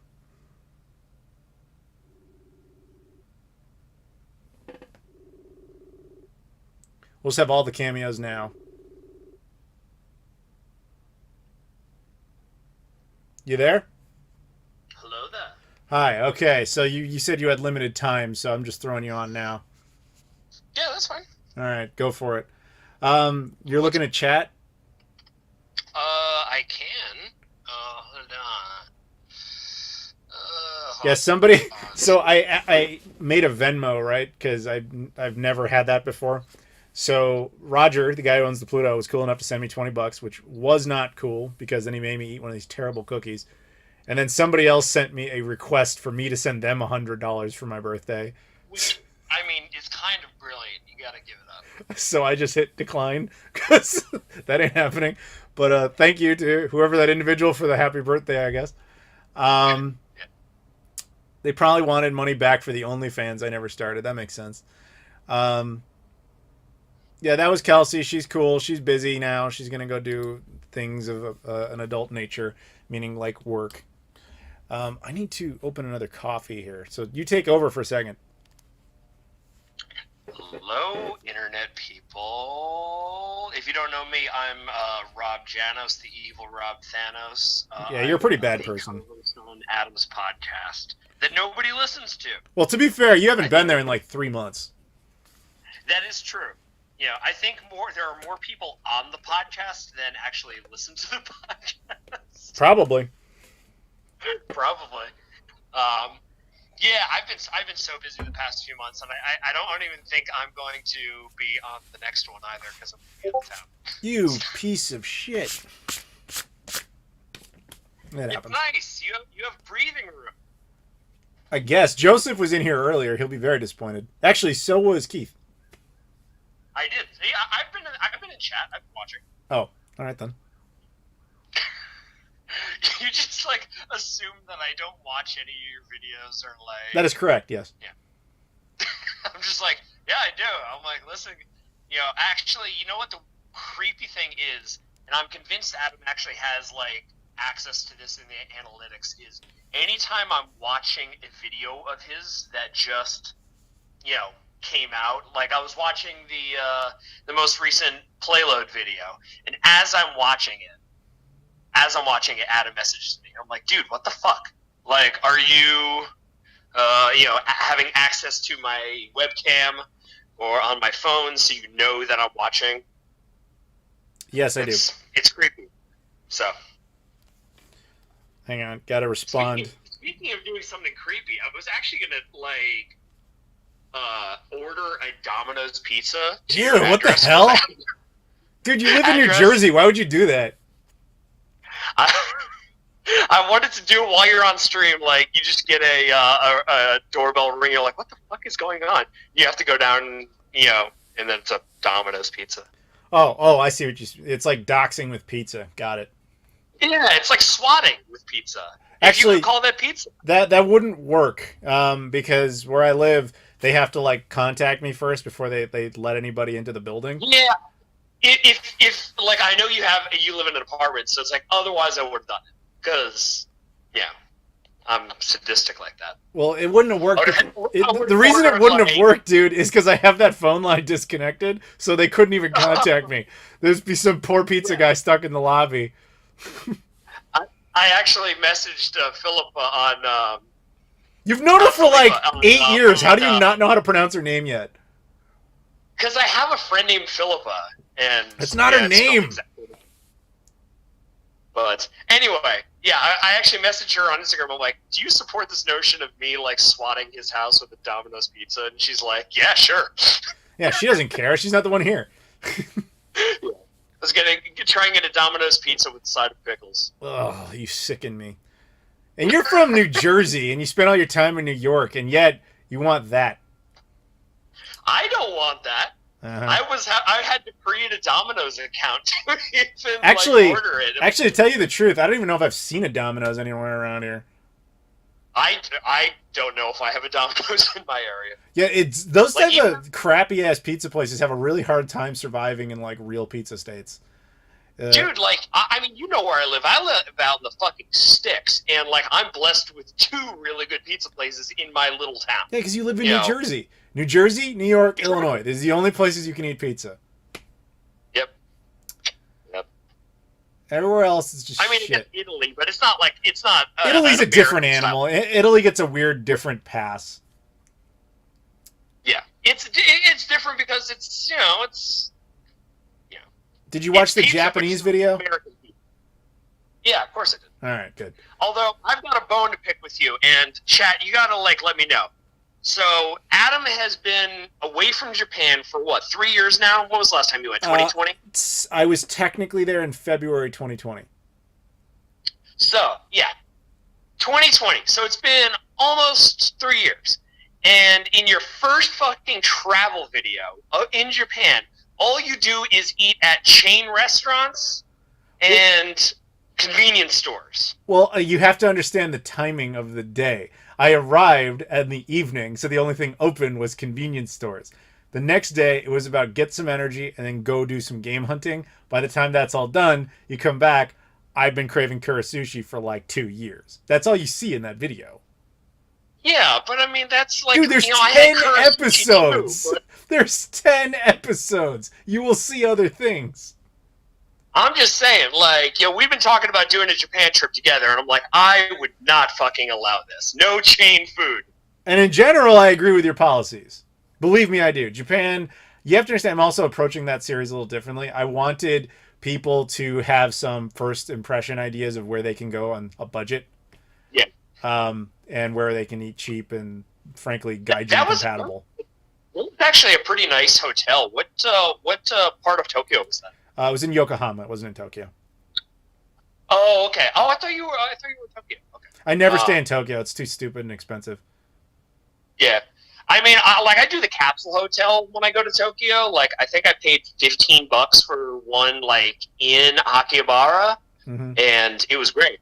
It was a great hotel. Yeah, hotels in Japan aren't actually all that expensive, guys. Yeah. Depends on where you go, of course. Although, like, I did spend one night in a love hotel in Japan just because I wanted, like, a nice big bed to myself when I couldn't find a hotel. And I got a love hotel. Of course. And it was caveman. And you loved yourself. Yeah. Hey, yeah, self-love, man. Yeah. It's because I actually asked Tina, I'm like, Tina, you want to go to the love hotel? Get, like, a good night's sleep in a big bed? She's like, nah, you go ahead. You have a good time by yourself. What's a love hotel? Think about it, Nate. Think about it. A love hotel is a type of hotel in Japan where it's encouraged for ladies of the night or couples who need to get away from their tiny-ass Japanese apartments. For just a few hours. Yeah, you could pay by the hour. Hotels that you could do by the hour. Yeah, let's put it that way, and we'll leave it at that. Let's go back to answering some questions. It's been a while. Now we're just rambling with each other. We can ramble with each other another time. Have you ever heard of the Pimax Portal Kickstarter? I have not. By the way, Candy's classic game shrine, Virtual Girl. She says Nintendo ran a few love hotels. That is absolutely true. Chandler Lawrence paid me 50 cents on Venmo. He says I'm all tapped out. Have a good night. Well, thank you for that. Hey, man, it's a recession. Apparently. So much so that one of the donations was -100. They were asking me for $100. They're like, if you're going to make me sit through fucking 18 hours of this live stream... you're going to have to pay me to do it. Oh, yeah, okay. I'm glad, though, that the cookies thing has stopped because I don't want to eat any more of those. Were you here for that when that happened?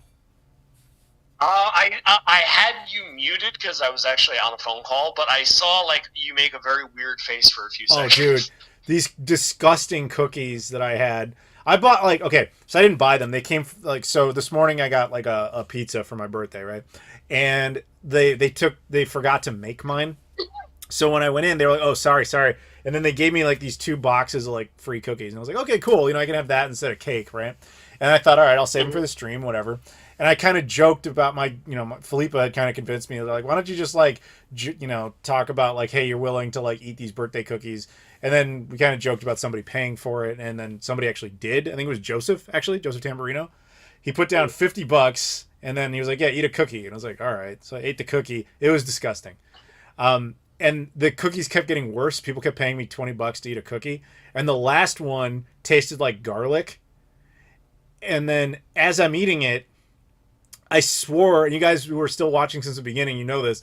I was like, I think there's paper in this. I think there's paper. And then I finished the cookie, and then after like a minute of talking, I picked it out of my mouth. There was actual paper, and I showed them the paper that had been in this fucking cookie. Yeah, sounds great. That's necessary fiber in your diet, right? It was disgusting. Nate Walker, the guy who runs the... I'll see him at Kansas City. He Venmo'd me $1. Here you go, you filthy animal. Thank you very much. So, Captain Potato, what's up, Potato? Actual question: any thoughts on the Analog Duo? I'm actually really hyped for it. Adam, you know what the Analog Duo is? Or? What, like I don't remember offhand. It's been a while. Like, are you talking about like the same as those like clone consoles? Well, yes, the Analog, the same guys that did like the Mega SG and the Super NT. They're Yeah, what does it doing do? Turbo a and PC engine, I'm assuming. yeah, with the CD drive Yeah, and that makes everything. sense. Yeah, they announced it a few years ago. They haven't like said when they're going to do pre-orders, but yeah, I mean, I'm in for it. I got my first analog product, the Pocket, last year, and I fucking love this thing. There you go. No, it's funny. Like, I have more PC engines and turbo consoles than I do games for it. Yeah. As stupid as that is. Yeah, there was a while you were picking up like every little, like you had the suitcase model. Well, yeah, because like, I kept finding them in Japan in like junk bins and stuff. Though I'm gonna break everybody's hearts out there right now. If it weren't for the tax-free thing that applies to tourists and the yen hadn't tanked, that trip would have been really disappointing. Because the inventory was not very good. Like, what I was expecting on this trip was like, oh, it's been like 2 years of no tourists buying anything, because the Japanese do not buy retro games. They just don't. So I figured it was just gonna be like overflowing with stuff, right? Turns out that is not what happened. Over the course of the pandemic, the Japanese, which is a society that doesn't really shift or change much unless it's forced upon them, the pandemic forced change on them. So what they finally figured out was, we can take this stuff, sell it online to stupid gaijin, and mail it out of here. And so they did a lot of that. So while there was still plenty of stuff to get, it was like literally half, dude. Like, book offs and hard offs, so you go into them, they were half the size they used to be, because they basically took the floor space and they just like, all right, half of it's a hard off and now half of it's like some completely other store. Like, it was so common. It was actually really depressing. So I still got good things, but if it weren't for the fact that the yen tanked, it would have been a really disappointing trip. Yeah. I mean, I saw it just in that video. I mean, there was still some cool box stuff, especially at the hard off. Like, you had like a boxed Famicom disc system. Yeah, well, that was a weird hard off. That was the first one I went to. So that was the first impression I got. Was like, okay, they've gotten a lot smaller, but the prices haven't changed much. Then I realized that was unique to that one because nobody goes to that one. The prices in that one were good. There just wasn't much there. But later I went to other ones, and the prices were nowhere near that good. Yeah. Brian Frober in the comments says, depends where you shop. In Japan, don't shop in Akihabara. That is absolutely correct. Well, yeah, and obviously. That's Akihabara is for noobs, dude. That's the only people who go there are complete noobs. like that and weebs. You can get deals there. It's like better than online, but it's way more fun to like go to hard offs and see if you can find stuff in the wild. Yeah, when you go to Akihabara, it's like buying stuff out of a museum. Like, they'll have it. It's just going to cost you what a museum would charge you if they were selling stuff. Yeah, famously, I only bought one thing from a Super Potato in Japan. Yes, you did. That was Panzer Dragoon Mini. Which is hilarious, because I almost bought it, and then I passed on it. And then all right, so here's the story as I remember it. One time, I went to a Super Potato it was the one in Akihabara, right? Rob? Yep. It was the one in Akihabara, right? Okay. No, I'm asking you. That's where you got it, right? No, it was in Osaka. Okay, so it was the one in Osaka, because I know we both went to this. So one trip to Osaka, I went into Super Potato on the second floor, right? Yes. Yeah. Okay, and on the second floor, they had a copy of Panzer Dragoon Mini for the Game Gear. And I was like, ooh, kind of want that, but I'm really not. It was like $100. I'm not willing to pay that, so I left. And then, some point after that, I went back to Osaka, and that exact copy was gone. And I was like, oh, well, it doesn't matter. Eventually, what can you do? Who cares? Later, I'm at Rob. I think the first time I found out about this was like the first time I went to your new house. I go to his house, and he's like, look what I got. And he had Panzer Dragoon Mini. And I was like, oh, shit, man, where'd you get that? He was like, well, I was on the second floor of a Super Potato in Osaka. He bought that fucking copy. Like, that tells you a lot about the demand for certain retro content. When that small universe, I could see that exact copy of that game on two completely different opposite ends of the planet. Yep. By coincidence. Yep. And it's still the only copy you and I have ever seen. Correct. I've never seen it again. Yeah. The only thing I got a couple of things out of Super Potatoes over time. The first time I ever went to one, I did the noob thing where I was like, oh, look, they have all these games. Not realizing like how bad of a deal it really was. So even then, I only got a couple things, thankfully. But it was like later I figured out like, oh, this is a terrible, terrible place to buy video games. But the one score I ever got there was the front loader Neo Geo CD that was in the junk bin. Do you remember this? Oh yeah, I remember that. It didn't have a power supply. It didn't have a power supply. It didn't have any video cables. It didn't have a controller. It was literally just the console. But what turned out the problem was, so like I brought it back and it worked for me immediately. But I figured out there was an issue with it. The issue was that the composite jack was dead. So they had never attempted to use like the RGB port. So they had no idea that that worked fine. So I brought it to my buddy Chris, who lives down in Indiana, and he did some maintenance on it. He also put a mod in it so that it was region free and stuff. And it can switch languages. That's actually the big thing. But he was like, oh yeah, also the composite port was dead, so I just fixed that, and now it's all good to go. I was like, aha, that's why it was in the junk bin. That makes sense now.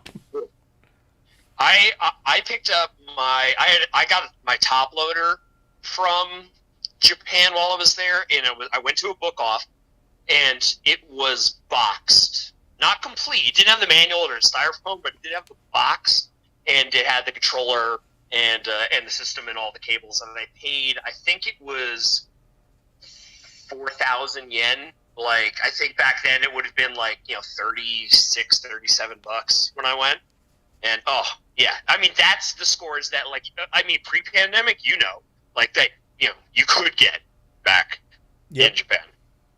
I mean, it wasn't awful, but I will say this: if the yen hadn't tanked, and I want to be very clear on this, so like before the pandemic, the yen was like $110 or 110 yen to $1 because their sales tax was like basically 10%, so that's what they was it to be on par with the U.S. dollar.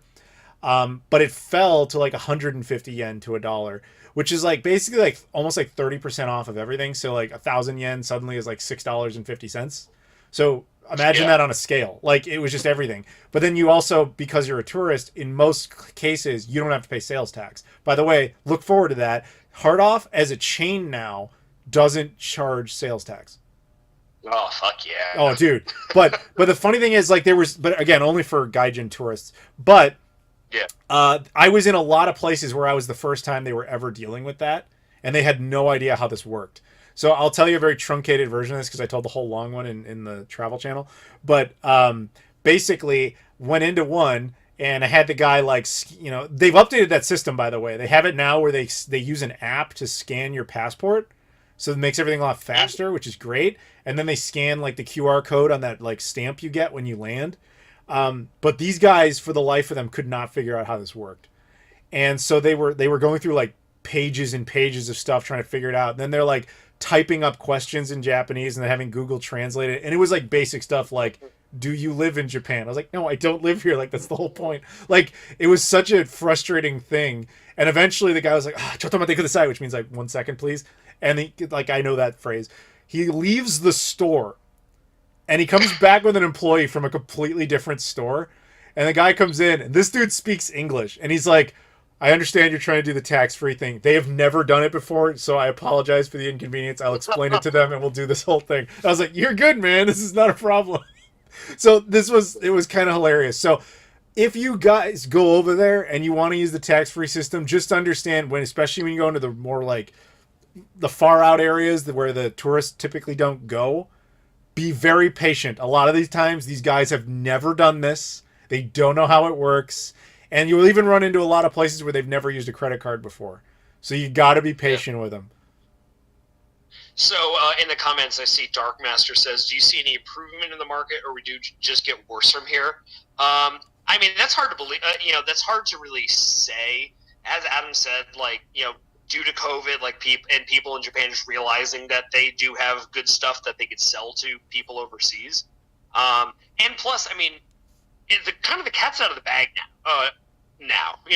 People in Europe and people in America know that Japan is kind of the land of milk and honey for retro games. So, like that was part of the reason why I went there on vacation, was the purpose of going game hunting. That's one of the reasons that you go there too. So it's not an isolated case. People know about that. Yep. So I think the stock is going to become a little bit harder to find. A couple of questions I'm going to rapid fire here for a second. Book off. Most book offs do tax free, but not all of them. In my experience, book off is not what it used to be. I typically recommend going to hard offs now. Book off is more curated, but a lot of them will do the tax free, especially in the tourist areas. Logically so. Who's on the phone right now? This is the evil Rob Thanos, who's on my podcast. Rob somebody, as Casey Retro says. Also, if you guys heard me referring to the evil rich Jerry, like history's supervillain, we were talking about him earlier. You guys remember I got a $100 request on Venmo? Turns out that was the evil rich Jerry trying to bill me for talking to him. So I just found that out. So yeah. What happens if there's a global recession? Really What? One of the questions is Stevie Wonder really blind? There's actually a really compelling internet theory that he isn't blind and he's faking it. Look into that. Hey, Julian, my birthday's going fine except for these terrible cookies I had to eat earlier. Jerry is not super nice, Zesty. He billed me $100 for trying to talk to him. I'm drinking my second coffee now, by the way, in the Blockbuster thermos. I'm really disappointed in you that you didn't go out to PRGE, man. Let's see, Rob, how are you handling Wonder Woman 3 being canceled? It's a long process. Therapy. Talking to people is obviously, you don't want to go into this dark place alone. You need that support system. I'm sure as hell not going to get it from Adam. Yeah, so I don't know if you guys heard about this. There's a little bit you have to understand here. One, I posted this story in the Discord and I tagged you, but I didn't get a response on that. Two, we did a podcast when Wonder Woman 84 came out, which was like one of history's worst films. Rob defended it, basically citing it as his favorite movie of all time. Not my favorite. It's fine. Yeah, see, that's too high a praise for that movie. So now the joke is basically like Wonder Woman 3 is like devastating for him and he's in therapy or trying to deal with it. I'm sorry. Like there was a recent podcast where you said that the Wii U was better than the Switch, and I stand by that. I stand by that. I mean it. I really do. But we had that whole case in that video. Yeah. Jose says, "Hi Adam, do you know Kid Shoryuken and Scruffy Looking RGB? They make videos about buying video games in Japan." I know of Kid Shoryuken. I actually almost ran into him a couple weeks ago. Like I was having dinner with a couple of guys in the Discord, and after we separated for the evening, one of them ran into him at the train station. So, yeah. That Rye guy, are you in a Porta-John? It kind of looks like a Porta-John. No, this is my office. This is a closet wall behind me, and then this is just a wall. It's just kind of like where the best location is for the stability of the shot. You need to spin your chair around and kind of recreate the end of the Blair Witch Project with just kind of staring in the corner. I'll get right on that. I'll get right on that. Adam likes the loopy more than the Wii. You're not lying. No, that's actually true. That one's totally true. All right, let's put it this way. How many stickers can you print with the Wii? Oh, yeah, I mean... Just saying. Yeah. See, speaking of Wii U games, any games you think will be ported to the Switch or you think that era has ended? I think there's Xenoblade Chronicles X and the 2 Legend of Zelda games. Yeah, the Zelda ones are the most obvious. I will completely agree with you on this. The Wii has been, or the Wii U has been utterly ruined by the Switch, as in it's stolen most of its content. But all right, so I'm gonna just spoil a video that's coming up. I ended up doing a 10th anniversary video for the Wii U. It has not come out yet. It's gonna be kind of a pioneer video for the channel because it's one of the few consoles where I have a complete set. So the video will literally be, let's talk some history about it, and then we're gonna go through every single game ever released for that system. I mean, you did an abridged version of that years ago for the Dreamcast. Yeah, but I just showed like of generic shots and gave a couple highlights. This one is like I sit at the table and we literally sit down and talk about every single game. The video is 2 hours long. I'm pretty hyped about that. The video is 2 hours long. It comes out on December 17th. It comes out early on Patreon. Oh, you know what? I got a flight to Tampa on the 23rd, and I know how I'm going to spend that flight. Well, you have a good time watching me be like, "Hey guys, here's the Wii U games." Here's fucking Gianna Sisters Twisted. Oh yeah. That's peak Adam Koralik content right there. Just like all right, guys. Shot, just wait. Stack of kids. So here's the funny thing. So Julian, I'm glad you're in the chat right now because I remember you buying Gianna Sisters Twisted Dreams or whatever because it didn't come out in Canada, right? Like that was the story. I remember that when it was relevant, but I don't remember the details now. Like I remember that game being somewhat significant for that reason. Like it was only sold on like Amazon US or something. It's worthless now. Nobody cares. Actually, you know where I got my copy? It's still sealed. I actually haven't even played it. I got it at Toys R Us when they were liquidating. That makes sense. So I know it's not exclusive to Amazon.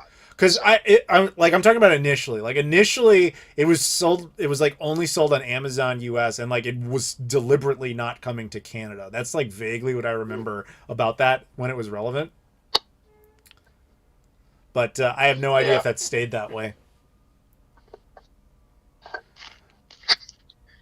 See, Jose, we use a weird concept with an amazing, although small catalog of games. Yeah, I mean, you're not wrong. It's like, I always considered, and I don't know where you are with this, Adam, like, when the Wii U was kind of relevant, I was thinking that this thing was going to be like Nintendo's equivalent of the Saturn. Me too. Like, I still kind of maintain that, but not for the same reasons as you.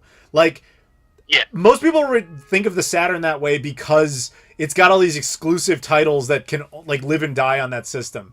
That is, but they're like the good ones. That is actually true of the Wii U, but now it's all for garbage. It's all like the Crudes, Turbo, like Super Stunt Squad. It's like crap like that. It used to be the Nintendo IPs, but famously Nintendo has stolen most of them. Though in going through it, I discovered there are actually quite a few, and they may stay there permanently.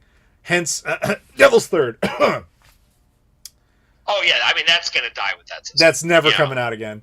We got a super chat from Zesty. He says he's off to the hospital. Happy birthday, Adam. I heard about your girlfriend's situation. Hope she gets better, man. Thank you for the super chat. I thought Zesty was saying, like, you literally killed me. This stream. No, his girlfriend is having some troubles. She's in the hospital currently, and we wish her the best. Sorry to hear that, Zesty. Best of luck. How was working on The Dark Knight? Have I told that story before? I technically worked on that movie. Did I ever tell you that? No. Are you in the credits? No. No, I am very uncredited. So really technically. Yeah, oh yeah, dude. All right, so here's what happened. So they were filming that while I was at film school at Columbia College Chicago, which is like literally down the street from where they were filming. So when they were doing that, they were basically looking for like PAs and stuff, and just they were recruiting, crew out of there. At one point, they had this like bulletin board thing up for like they just needed people. It was totally unpaid, uncredited. Like, do you just want for the experience? And I was like, you know what? What the hell? I'm not doing anything. Let's do this. So the only thing they wanted us to do is we went over to, I forget which street it was. I want to say it was near LaSalle. You know the part in the movie where the fire trucks are like on fire and they have to like drive around all that stuff? Yeah, when they're transporting right. So specifically when the truck was on fire, we were there for that evening of filming. They had basically set up these like barriers, and our jobs as just like college students was to stand in front of these barriers, to be the thing in front of the barrier, telling people like, hey, don't go down there, they're filming. Like that's all we got to do. There was nothing else to it. Hey, I mean, it's your 5 minutes of fame. Yeah, that's vastly more important than my entire YouTube career. I completely agree. All your short films, all the work you've done, the friends you've met along the way. It's like, nope, I was the don't go down there guy on Dark Knight. I was one of. Okay, there was a team of us. Well, you're not even the soul. Don't go down there, guys. Of course, like I said, it was a nothing, dude.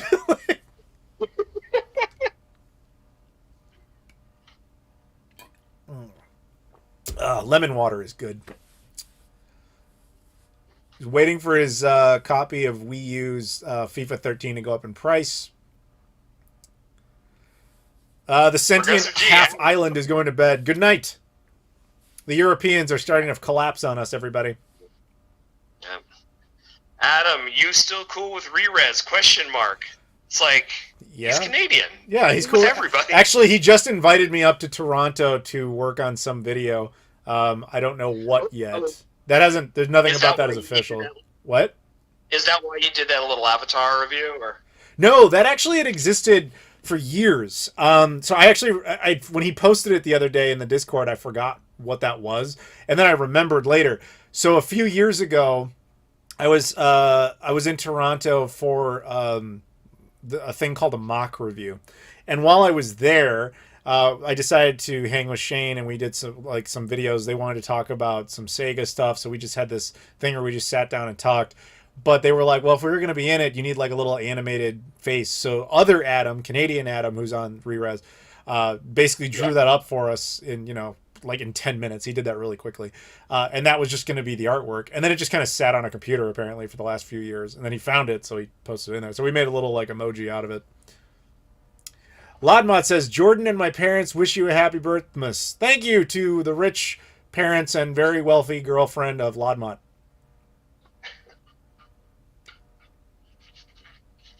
I still find it hilarious that Jerry sent me a bill for $100 on Venmo. That is peak Jerry, the evil supervillain.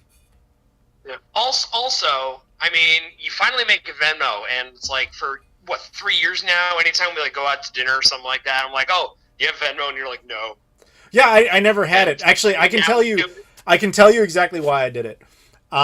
So I was at a hard off in Japan, and I found something I didn't want, but I knew was rare. Like, rare. Is it going to be in your video? It will, but I'm not the owner of it. Okay. So basically, I sent it to somebody I knew would want it, or I assumed would want it, and I was like, look, I found this thing. I'm guessing you're going to care. And he was like, yes, buy it now. I will pay you. But he needed to do Venmo. But I couldn't actually set up a Venmo account while I was in Japan. So he and I have to settle up now. But you guys will see it in the hard off video. It is one of the rarest things you will ever see. I'm just going to leave it at that. I'm just saying, when you picked up that box Game Gear game for me, we spent 45 minutes trying to sort PayPal out. Actually, I fixed that one too. Oh, you fixed it? Yeah, so basically the issue was I had two separate PayPal accounts, one private, one business, and you were using the business one, which was not your fault. The private one I thought had been disabled, but PayPal updated their thing because they used to do this stupid thing where you could only link one PayPal account to one checking account, which I was like, well, I can't link two to the same checking account. Now you can, so now it doesn't even matter. In other words, in the future, when you demand I buy you shit internationally or whatever, it'll be easier to pay me back. Demand. Yeah, he beats me, guys. Adam, will they blame me if you go disappearing? What does that mean? Is that a threat? I think so. Can't be as rare as the Pluto. It's close. Like, this was released technically. I'll give you a big clue. I took a photo of it with the Pluto because it was like that. It was like putting them together. Oh, I think I know what it is. You might, but don't say it.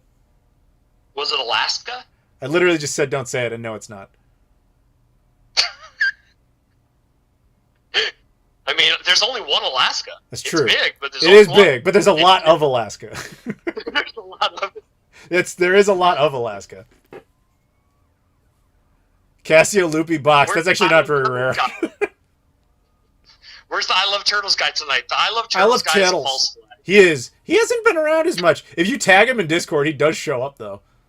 Yeah. I have a weird issue. Adam once via PayPal and got fed up with it and he just said fuck it and gave Adam more money. I appreciate that, Potato. But we sorted that out now. That was the time when they unrolled that policy or rolled that out, whatever, and none of us really knew about it. Not an IQ. I didn't go to China. I went to Japan. Thanos in his comprehension skills. Hey, I'm a teacher. I've got to have good comprehension skills. He's laughing at you, though. Yeah, I mean, that's the state of our education system, isn't Is it a boxed Amiga CD32? No, I didn't go to Canada. I went to Japan. Get a Sega Pluto boxed. Guys, I think you're missing the basis of this. Got a Sega Mega Jet. I did not. I mean, we can sit here and play guessing games all night, but it doesn't matter. I'm not the one who owns this thing. And I bought it for someone else who will pay me back for it. Boom. Does my bank use Zelle? It might. I don't know. It's not something I ever deal in. Do I own an IQ? I do not. Remember when we found one? Yeah, in Alaska. And Yeah, the guy's tell the story about the IQ. Tell the story about the IQ. Okay, so we're in Anchorage, Alaska over the summer, and we're going game hunting. And there's basically 2 retro game stores in Alaska. There's one that Ian's Game Paradise in the mall that we went to, and we made friends with the owner. He's in the video on the Travel Channel. And then there's another place. I don't even remember the name of this place. They had amazing stuff, but literally the worst customer service you could possibly imagine. Everything was ridiculously overpriced. Yeah. And one of the things that they had there was a boxed IQ. And we're like, oh shit, look at that. That's something you don't see every day, especially in Alaska. And we inquire about it, and they're like, yeah, we don't know if we could sell it, but we've got like a pallet of them. We've got like 100, and they're all brand new sealed. And we're like, okay, sure. So we're like, all right, well, how much do you want for it? He's like, oh, I don't know, bro. Can you come back next week? And we're like, what? We're like, fucking no.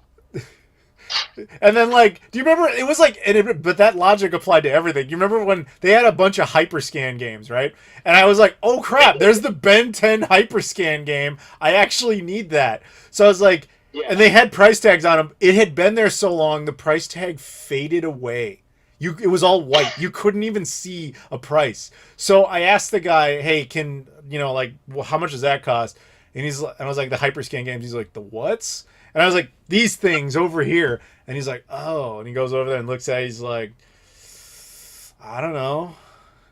And I was like, isn't that your job to find that out? And he was just like, I don't know, man. Can you come back next week or something? And we're like, no. This is a giant waste of our time. Yeah. That was like the worst. That was like the worst game store. Do you remember what else when we were in there and that one kid was asking about Super Mario RPG?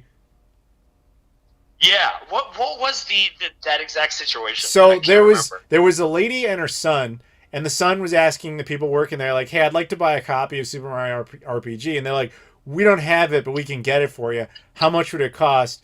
And they were like, they're clicking around. They're like, I think they said $120 for a loose copy. We can order it now. And he was like, okay. So he did it. I actually went to, I kind of took that he's with his mom, right? Aside, and I'm like, don't spend that. Just go on to fucking eBay and get it for $65 or whatever. Hopefully she listened to you.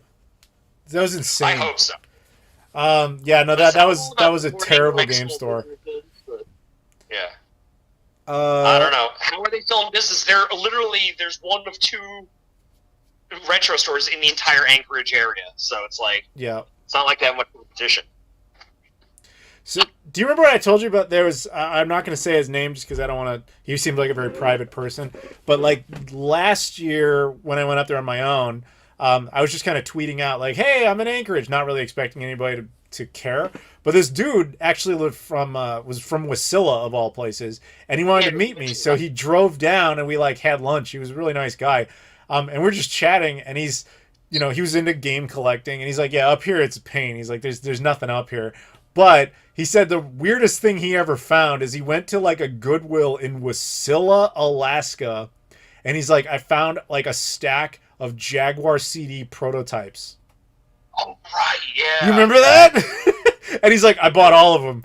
And he was like, I'm still sitting on them. I don't know what to do with them, but how they got there is like way beyond me, but there they were. We got a super chat from Laudmont. Actually, you'll be good for this, Rob. Jordan, which is Laudmont's very, very wealthy girlfriend, wants to know what our favorite travel destination is. He says, my 3 guesses are Guam, Japan, and Portugal. It depends on the motives. If I want a beach, yeah, Guam for sure. If I want to do game hunting or whatever, Japan for sure. If I want to eat stuff, that's actually really difficult because that actually like gets spaced out across a whole bunch of different places. I'll be totally honest. While I enjoy going to Europe, it's never really that high on my list. Like, there is things there I like on a very individual basis. I like the idea of going there. But Europe is kind of expensive and kind of boring, to be totally honest. As a tourist who's been there enough times, I don't know what to tell you. Yeah. My top 3 would probably be Japan, France, and New Orleans. Okay. Love New Orleans. Really, France? New Orleans? I got really burned out on France, man. Oh, you can't burn me out on France. I will say this. I'll throw you a bone. You know what I really liked? Montreal. Yeah, I'm going back there in April. Oh, thanks for the invite, bitch. You show up at my door half the time. You're like, that's true. We should just go. Actually, April, I'm not. April, I'm pretty busy. I'm going to the UK. I'm going to, I think, Ohio, and I'm going to Wisconsin, and probably some other stuff. Mm. Yeah, I know. Yeah, Montreal was great. Montreal was great. Fun Yeah. trip. We kind of cleaned up too. Like there was a lot of good game stores there. Yeah. Sonic Speed hates Montreal. Why? What? I'm just reading the Good comments. food? I guess I owe you a third answer, don't I, Laudmont? Czech Republic. What? What? Czech Republic, right? That's your favorite, right? No, that was actually the single worst country I've ever been to. I've been to Cuba and had a way better time.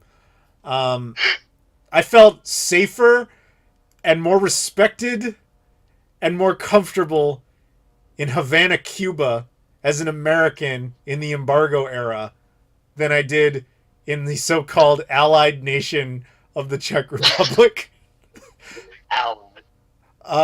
I like Ireland a lot. I think Ireland's probably my favorite European country. I'll go with that. If I'm going to pick a European country, I'll go with that. If not, I'm going to go with Montreal. I'm basically excluding the United States outside of Guam. Yeah, I do so much travel in the States that it's like I have favorite cities. Like New Orleans is probably my favorite American city to go on vacation to, just because the food is fucking amazing. Yep. Crawfish etouffee for days. Yeah, that's my gold standard for Cajun food by far. Yeah. Dude, you're coming to Wisconsin? We need to hang out. CAC Super Chats. Well, I'm going to Midwest Gaming Classic, I'm sure. It's down the road, man. I don't know if that's official yet or not, but yeah, I'm going to Midwest Gaming Classic.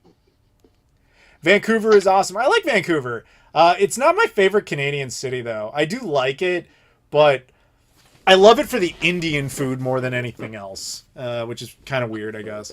But I like Toronto better, and I really like Montreal. But I also like Montreal because it's like completely different than most of North America is.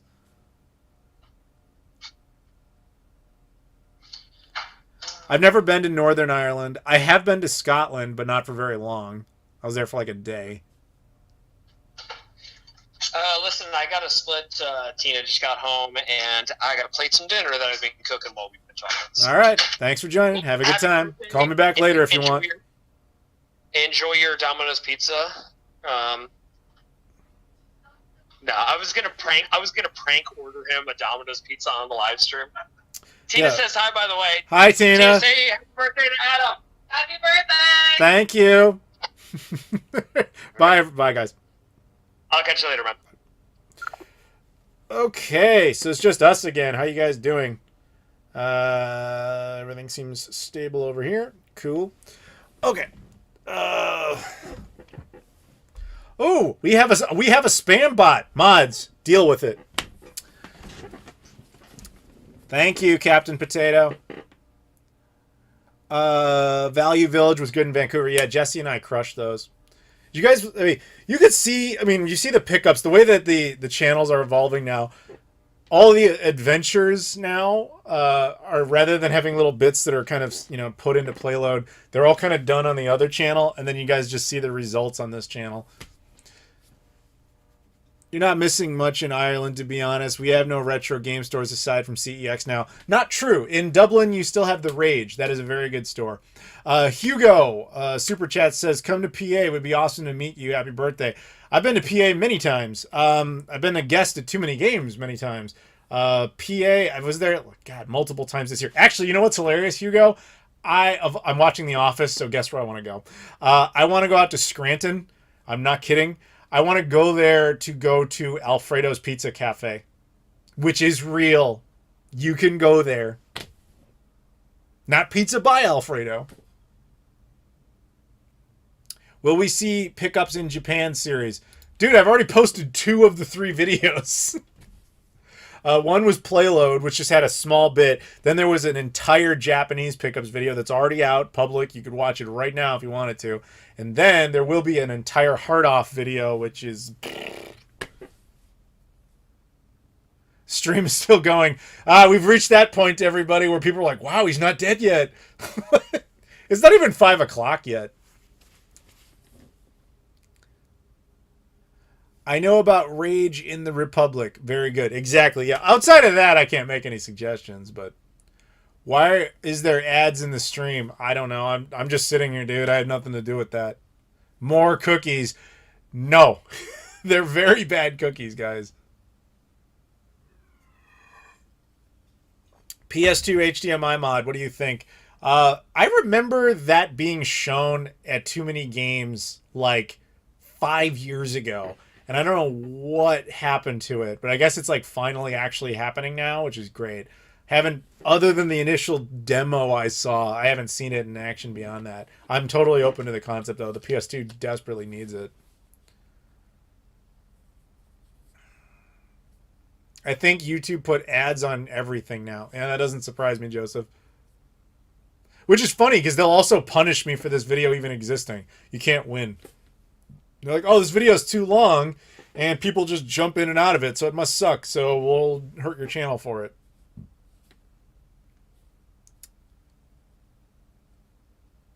Are you doing a review on the Xbox Stellar kit when it comes out? You'll have to forgive my ignorance on that one. I don't know what you're referring to.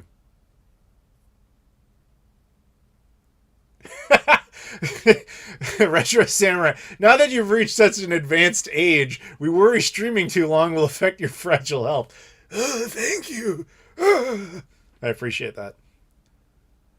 Oh yeah, the video game awards are starting soon, so I guess people want to go do that. Should I just shut down? Is that what you're asking?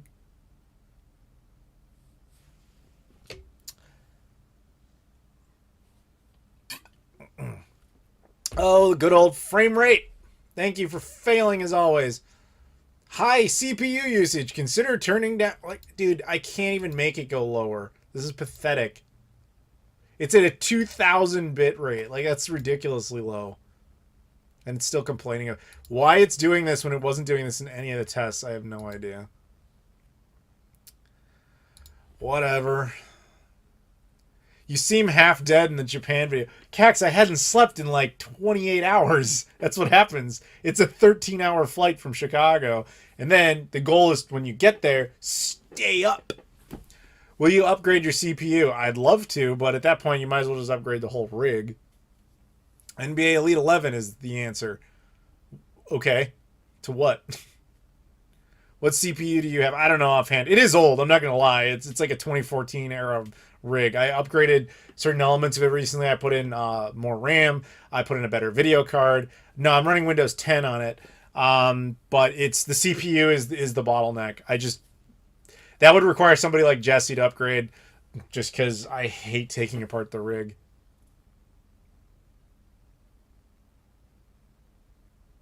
You haven't been on a plane since 2000? You haven't been on a plane in 22 years. Woof! How much for a Japan plane ticket? I don't pay to fly, man. I use miles. I talk all about this in my Discord all the time. One of the best things about living in Chicago is how cheap flights are out of here. Because we're like the airport mecca of the planet. The importer super chats. Happy birthday, Beardo. Next time you're coming to Montreal, drop me an email. I'll buy you some Benny rotisserie chicken. Dude, hell yeah. We could go get... I want poutine. I want to go to another poutine place because that stuff's amazing up there. Have I ever been to a micro center? Yes, I have. I know what you're talking about, Crusher Bat. Ugh. I think we have 2 of them here. My round trip ticket to Japan is $1,600. I think I paid like $5 because that's like the fee for using miles. Will Mothra ever win? Technically, Mothra won most of the time, believe it or not. It's just that Godzilla doesn't die. He just kind of gives up. Time to stretch, old man. All right.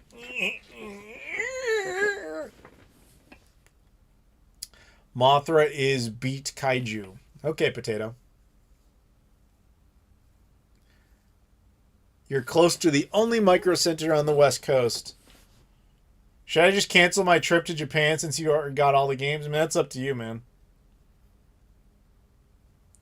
Can I get an SSD 2 terabyte for under $100 today? When did I become Amazon? Do I want the MonsterVerse to continue? Yeah, why not? You know what's funny about the MonsterVerse is Godzilla is objectively my favorite kaiju monster of all time. But in that canon, the King Kong movies are way better films than the Godzilla movies. Midnight's Edge watches me? Dude, I Andre? I had no idea you watched me, dude. I watch your stuff all the time. Happy birthday, and thanks for all the great content for several years now. Dude, hit me up. Like, I will do your show. I had no idea you watched me. Thank you. Appreciate the donation. Seriously, that's very nice of you. Like, if you're for real, I would gladly jump on your show at some point, and hopefully with a better frame rate than this. But, that hit me up, dude. Thank you for the super chat as well. I'm legit confused. I had no idea you watched this channel.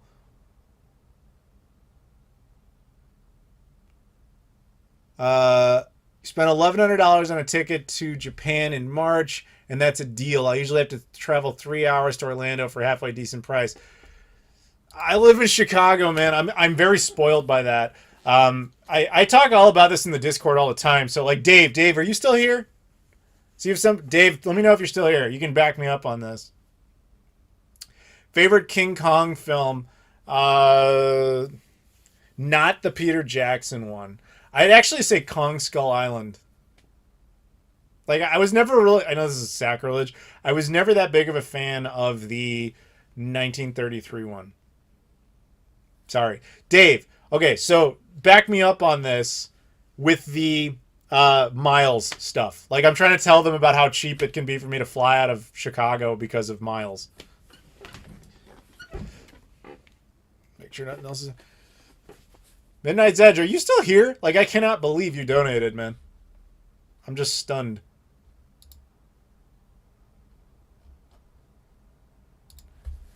I'm glad some people... Tom, thank you for watching Flying and Eating. For everybody who watches that channel, I appreciate that. Again, the link's in the description. You can check it out anytime. You can see all the adventures to all these places. If you ever want to go, you get all the recommendations. And you get to see all the stuff I did wrong so that you don't have to. What's the best and worst place for food you've been to?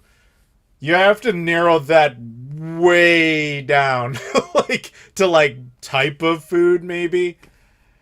Dave says, being in a city where you can go anywhere is very, very nice. Listen to this man. He knows his shit, referring to flying. So, if you live in the United States, there's really only 3 cities you can ever live in if you want to fly cheap. Chicago is first on that list. Then the second tier would be Atlanta and Dallas. And then below that would be any sort of hub city. So, San Francisco, Los Angeles, New York, etc. And then below that would be like mid-tier cities like a Milwaukee or something where they're not really anybody's hub, but they're significant enough. Below that would be destinations, places like San Jose or something, or San Juan, Puerto Rico. And then below that would be like Paducah, Kentucky, or whatever. And the reason for that is just it has to do with the amount of aviation traffic that goes through any of them. The reason Chicago ends up at the top of that list is because it's the aviation hub of not only United Airlines, but also it's the secondary hub of American Airlines. It's the aviation hub of Southwest Airlines. There's like a lot of airlines use it as a hub, including international ones like Lufthansa. The only major American airline that doesn't is Delta, and now Delta's increasing their presence over there by kind of taking over Terminal 5. So what that results in is a lot of competition. A lot of different airlines that are all flying out of the same place results in a lot of flights being cheaper. And because you can go essentially anywhere from there directly, it will always be cheaper. So I'll talk about this, for example. Nate, are you still in here? He's the guy who runs Kansas City Retro. So we were talking about like what it costs to get me to Kansas City Retro versus somebody like John Riggs or John Hancock, because they're coming from like not rural areas, but areas outside of like Portland or outside of Seattle. For me, I can hop a direct flight to Kansas City. And all right, so Nate's there. He knows what I'm talking about. I can hop like a direct flight round trip to Kansas City for like $300. But John Riggs or John Hancock have to take like 3 connections from like a rural area first, and that ends up being like $1,200. And it's just because of where I'm located. So that ends up, if you live in those cities and you stick to your airlines, then you can get much cheaper flights.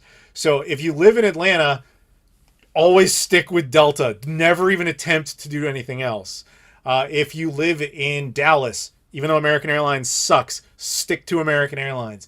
Basically, airline loyalty is key. Don't be the guy who's like, I'm booking the cheapest flight. Always a bad idea. Always a bad idea. You end up paying more for that in the long run because you end up paying baggage fees and you don't get any amenities, so you end up paying for food and things when you didn't have to, etc., etc. Don't do any of that. Just trust me. Pick a real airline, which basically just means United or Delta if you're in the United States. Technically, American Airlines is acceptable in that category, and just stick to that. Regardless, airline loyalty pays off. Get your frequent flyer miles, sign up for their credit cards, and before you know it, you're flying for free to wherever you want. So, for example, I don't know if he's still in here. Sunshine, I don't know if you're still watching, is a guy in my Discord. He lives in Washington, D.C., right near IAD, which is a United Airlines hub. So he decided, on my recommendation, to sign up for a United Airlines credit card, and he decided to stick to United. He paid for one flight out to Portland and back, which he got a free reroute through Chicago. So he ended up doubling his segments. And then he booked a flight to Atlanta, did that, and that's where we're going this weekend. And after all that, with the credit card bonus, he already has enough miles to fly to Japan for free. Airline loyalty pays off. I'm telling you. And Dave points out Delta miles piss him off because they have such low value. Sorry, Dave. It's a good airline. Their rewards program sucks.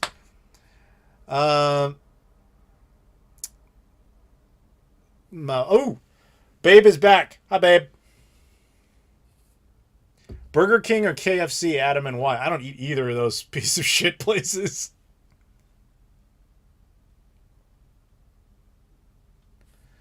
Any areas you've been in your life that you wanted to get out? Do you mean like physical locations? Candace says clear, United Club, and card for the win. That's right. That means I don't ever have to go through security, really. I just scan my eyes. I go in. I head into the United Club lounge, and I enjoy free food, then enjoy my flight, which I'll do tomorrow. Yes, places I wanted to leave. It was called the Czech Republic. It's the worst country in the world, man. That's the worst place I've ever been to. I told this story in extreme length in a podcast a few years back. CAC Super Chats. It might be cheapest to fly Madison to Chicago. I did do that. I've done that before. Occasionally that works out. But again, it's because I live in Chicago.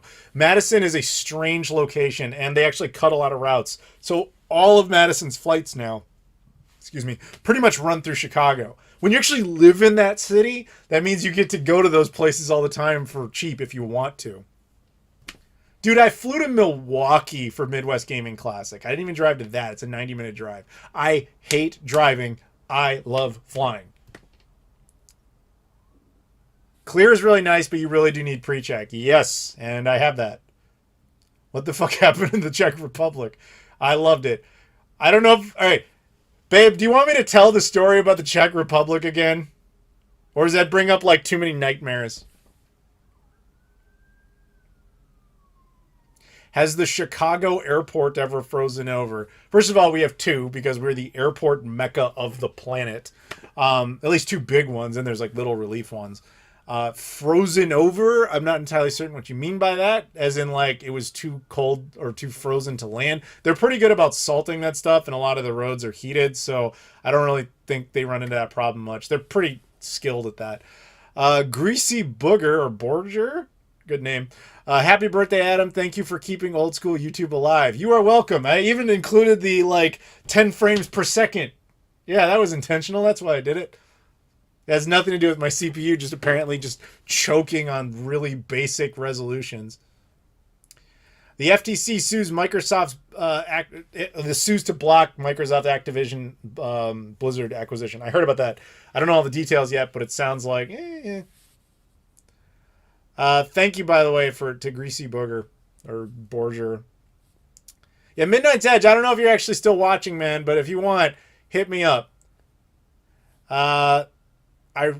Okay, so my girlfriend who went to the Czech Republic with me, who is in the chat right now, who can back up what I'm talking about, she said, I really wanted to go there, referring to the Czech Republic, because of the architecture and all that, but we were passing through it, and it was a legit nightmare for me, for parts I don't want to disclose.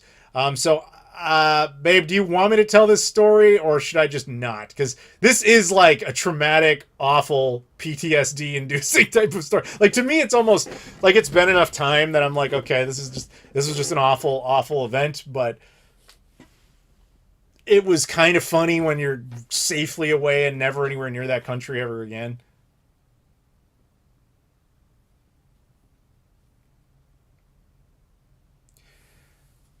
Where's the Derrick Rose jersey? It's right over there. I just don't keep it up because then it bounces the light off here and it just looks like crap. Oh, babe, Naga 10 there is Tiago, obviously from your country. I'm sorry, but Prague is one of the best cities in the world anyone could be in. Fuck no, it is not. Like, at least not in our experience. That was dude, again, I went to Cuba and had an infinitely better time, felt vastly safer.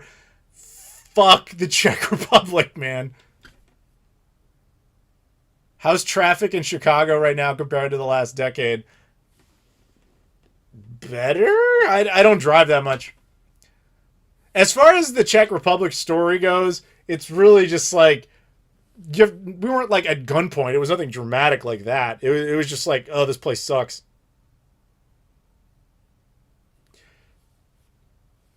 One second. I've just been given the clearance to go ahead and tell you guys the Czech Republic story if you want it. See, Candace, it is weird to imagine me driving. I don't like doing it.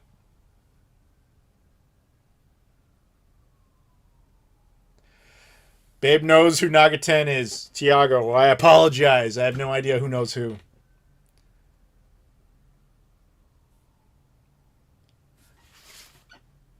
The disc spins up. What's the best way to get rid of the corrosion? I'm not... Oh, you're talking about the Saturn. Not totally sure. Washington drivers are terrible. I'm brave for getting in the car with you. When I'm in a car with somebody else driving, I always feel like I'm on a Disneyland ride, so I never pay a whole lot of attention to it, so it's never that big of a deal. Yeah, Jesse does not like Washington drivers. All right, so we're going to tell you the Czech Republic story here. So as I recall, what happens with this story is that we are trying to get from, I believe it was Berlin, Germany, to Linz, Austria. And there was two ways to do this via train, because we weren't going to fly. It's European airports are garbage. You guys have no idea what you're doing over there. And it was just prohibitively expensive for such a domestic hop, or relatively domestic hop. So naturally, Europe goes to trains. So we had two choices. You could either take a train from Berlin to Munich, Munich down to Linz, or Berlin to Prague, Prague to Linz. And we both thought, hey, why not do Prague? Because then neither of us had been to the Czech Republic before. Even though we wouldn't be there very long, it would just be like a technically we've been there thing, and maybe we get something to eat in between trains when you're changing, right? It's a little Prague adventure. That's all it was supposed to be. So we're on the train, and everything's kind of working fine initially. And then the train just stops, like 4 stops in, and does not resume. And it sits there for like an hour. And it was like, huh. Okay. And they tell us there was some sort of issue, but they're getting it resolved. And then eventually the train starts moving. And so now I'm looking at my phone, and I'm like doing the math, and I'm like, we might have a problem changing trains. But we hadn't, you're still hours away, so you're not really thinking about that. So it's like, okay, maybe this will work out. I don't know the place. I've never been there, so I don't know exactly how we're going to deal with this. So it's going along, and then it's becoming very apparent, like there's 0% chance we're going to make this change. And to the train company's credit, they were aware of this. So they start talking to everybody about this kind of thing once we've actually reached the Czech Republic. Now, there's a rule in European trains. They have to be crewed by employees of that country. So as soon as we left Germany, the entire crew we knew left, and they were swapped out with Czech Republic crew. So now we're dealing with people from the Czech Republic who are like, okay, so they're coming around to the cars looking for all of our information on like who's changing trains, who's doing what, etc. And they're like, okay, they're checking tickets, and the guy's like, oh, yeah, no, you're not going to make your train. That's not going to happen. And it was like, okay, so what do we do? He's like, oh, it's no problem. So he writes up a thing, and he's like, okay, take this. When you get to the train station, you're going to go there, and they will give you a hotel, and they'll put you up for the night, and they'll put you on the next train out. Which seems like a reasonable thing to do, as this was entirely the fault of the train company, because it was their delay. It was a technical matter. It's not a weather thing. It's not us screwing up. It's entirely their fault. So then I was like, which train stop do you get off at? He's like, the next one is yours. And we're like, okay. So we get up, and we go, and we get off the train. Now, the place we're dropped off at is this, like, little nothing booth. Like, there's basically nothing there. Now, the girlfriend, as soon as we get off, is like, okay, let's deal with this. She's like, I need to use the bathroom. I was like, that's fine. So we're going to go over to the bathroom. First sign that the Czech Republic sucks ass. We go to the bathroom in the train station, which is a paid area, and there's a woman out there. Just looks just angry to be alive. Like, that's the only way I can describe her. And we're like, babe tries to go into the bathroom, and they stop her, and they're like, you have to pay to use the bathroom here. Excuse me? Like, that's ridiculous. And of course, they don't use the euro, so you don't even have their currency. And it would have been the equivalency of like $1 or whatever in their currency, which we don't have. So she's like, go fuck yourself. You're not allowed into the bathroom. And it's like, what the hell? So then I go over to this woman, and I type up in my phone, like, look, I have euros. Will you accept euros? And she's like, 10 euros. Something ridiculous for just one use of the bathroom, whatever it was. So the girlfriend goes, she does her business. That's over. And I'm like, okay, babe, sit there, watch our luggage. I will go deal with the people here, and we'll deal with the train matters. So I go over to the ticket booth thing, and I ask the person behind the counter, like, I'm sorry, do you speak English? And they're like, a little bit. And I was like, okay, so I give them all the papers I was given on the train that basically explains the train was late. Here's where I need to go. Here's what's going on, blah, blah, blah, blah. Put it all under there, and I just say, like, what's the deal? And so they're looking at it, and they're kind of doing this move where they're like, scratching their face a little, doing this little thing, and then they slide the papers back under me, like under the little, like, do you have to imagine there's like a little window there? Does that, and then after that says, go away, and then closes this wooden door thing in my face. Imagine being treated like that in a country you've never been in before. Just do it for a second. The sheer shock on my face when that was happening. I was like, did the woman at this train company just tell me to go away? Okay. So then I walk around this very small train station. There is nothing else to do. So I'm like, what do I even do now? And I'm wandering along and I find another train company. Wasn't the one that we were on, but it was an employee who existed physically in this station. And so I was like, okay, let me talk to them. Maybe they'll have an idea. So I say, like, do you speak English? Little bit. And I was like, okay. I give him the papers. I explain, like, I know this wasn't your train company, but this person just told me to go away, and I don't know what to do. And this person's like, okay. Puts the papers back under, says, go away, and does the exact same thing. Okay. Now I go back over to the train spot where I know I'm supposed to be. And I'm still just stunned. Because I'm like, how do I go back to Babe and tell her I don't know what we're supposed to do now? Because I don't know where we are. We have no currency for this place. These people seem like complete assholes. I don't know what we're supposed to do. And then I go to, but all right, so I go to the first booth, which was now back open and had a different employee in it. And so I talk to that person and I say, okay, I retell the exact same story. Here's the papers. And the person was about to do the same thing. They were about to close it and say, go away. I was like, don't tell me to go away. Do not tell me to go away. I just need to know what I'm supposed to do right now. And they're like, oh, okay. Czech Republic is the shitty country we're talking about. And they're like, okay, you're at the wrong train station. You need to take train, one stop. That is correct train station. And I was like, so that means the initial employee just told me randomly to get off at the wrong station for no reason. Fine.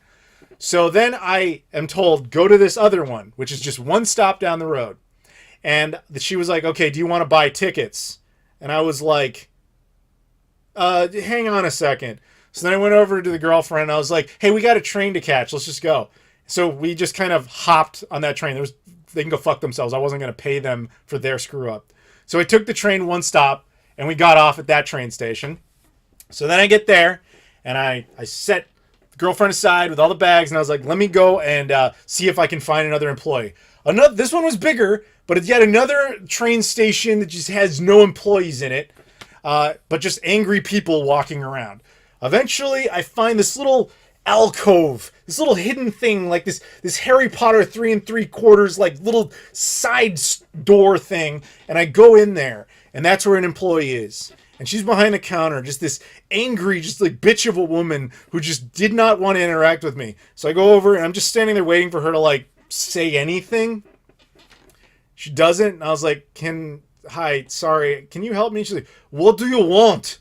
And I was like, so I repeat the story about like what happened. She's like, go away. Just go away. And I was like,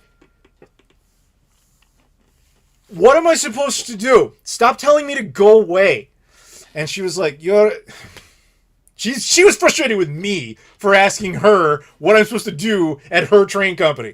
So then she tells me like, you're at the wrong station. You have to go away. And I was like, again with the wrong station. I was like, okay, I pull up my phone. I bring up the GPS and I was like, you tell me on Google Maps where I'm supposed to go. What is the right train station? Where am I supposed to go? And so she was like, she pulls it up and she says, this one, which was like a 10-minute walk away. So I was like, okay, I'm going to go there. Fuck all this. I'm going to go deal with that shit. And so then I go over back to the girlfriend. I was like, you're never going to believe this. I have to go off to another train station. You stay right here. It's in walking distance. So then I run. Yes, my fat ass ran. I actually ran all the way to this train station. I was like, hi, Prague, bye, Prague, fuck this city. And I went all the way to that train station. I get inside. Now, that train station was admittedly much nicer than the other ones. It actually looked like a real train station. So I go to where I'm supposed to go. I get down in there, wait in the line. I talk to an employee. Her English was much better than everybody else's, but she still was not the friendliest. She wasn't that rude, but she wasn't that friendly. And all she tells me is like, okay, we'll rebook you for tomorrow, and you're entitled to a refund on your train tickets. I was like, great, I can't wait. And so I was like, can you give me the money? She's like, oh, no, you have to do that in Germany. And I was like, we're in the Czech Republic. We're going to Austria. We're not going to Germany. She's like, go fuck yourself. Like she really, she's like, you can get she's like, technically the delay happened in Germany, which is why that whole thing about crew switchovers was important, because they're not responsible for it because the delay was in Germany, even though it was their company in the Czech Republic, whatever. So fine, never get the refund despite that being promised. And I was like, okay, so what do I do tonight? They told me you'd get me a hotel. She laughs and she says, yeah, they tell everyone that just so you won't argue with them. No, you have to get your own hotel. Fortunately, at the train station the girlfriend was now sitting at, there was a nice little hotel next door. So I was like, and it was cheap. So I was like, fine, I'll just book that for one night. I don't even care. I get back there with our new train tickets, our whole itinerary. I find the girlfriend. We go up to that hotel. We check in, or we attempt to. We get up to the counter. When I get up to the counter, and girlfriend, babe, I hope you remember this. We get to the counter, and there's some just angry lady behind the counter again, doesn't say anything to us. And I was like, hi, I'm here. And she's like, what do you want? And I was like, it's a fucking hotel lobby. What do you think I'm trying? I just want to check in. That's all I want to do. I just want to check in right now. And she's like, oh. And then she just was irritated with the fact that we were going to be doing this. Then this guy walks out, right? And he was like, oh, hello, welcome. He was super nice, super excited. And then he's like, oh, let me help you. He takes my passport. He looks at it and everything. And he reads my last name. My last name is Koralik, as a lot of you guys know, which is technically a Polish word, even though I am not Polish. And he looks at it, he's like, oh, you're Polish, like me. Welcome. And I was like, that's why this guy's not an asshole. He's not from the Czech Republic. And then we check in, and then the next morning we got the hell out of Dodge. There you go. Czech Republic story. First world problems, get a life. What is your life, Cloud? Go fuck yourself. Oh, dude. First of all, why are you doing a Russian accent? Maybe because I'm an American who can't really do ethnic accents correctly. I'm just doing a basic story. If you don't like it, leave, dude. I don't care.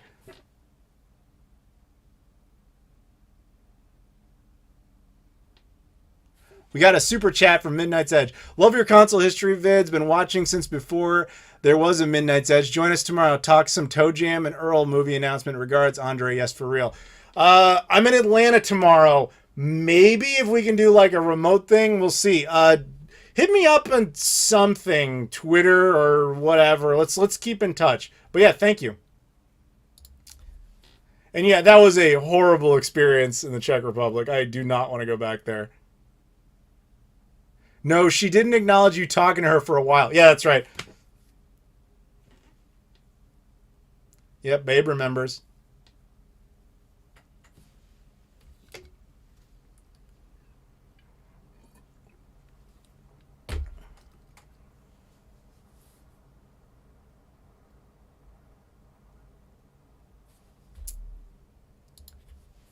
Have you ever taken a flight to Santa Ana and driven to Anaheim? I've been to Anaheim, but I never flew to Santa Ana specifically.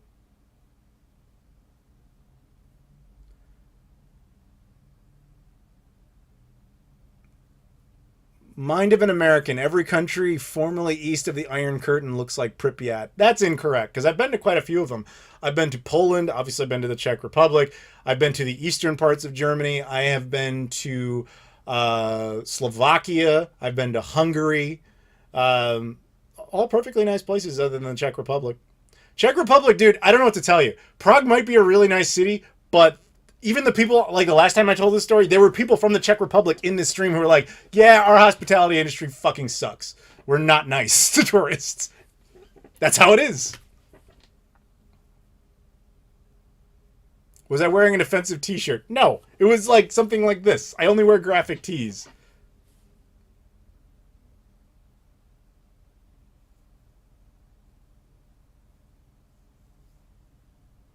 Love Toe Jam and Earl, the best game on the OG Xbox. Really? That's your favorite one? Did you ever play the Dreamcast, like, leaked version?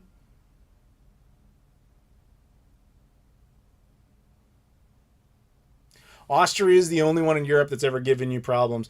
I don't remember having any issues in Austria. They were always pretty cool. The only issue I ever had in Austria was I went to a Saturn, which is like a Best Buy type of thing. And in that store, I was like like at the time the Wii U was still relevant. I was like filming just footage of the games just to show like European exclusives. And some really angry manager dude came over and he's like, "You got to delete it. Whatever you just filmed, you can't do that." And he sat there and just like waited till I did it. It's like, all right, go fuck yourself, dude. It's like I'm not filming people. Like I'm filming close-up shots of Wii U games on a shelf.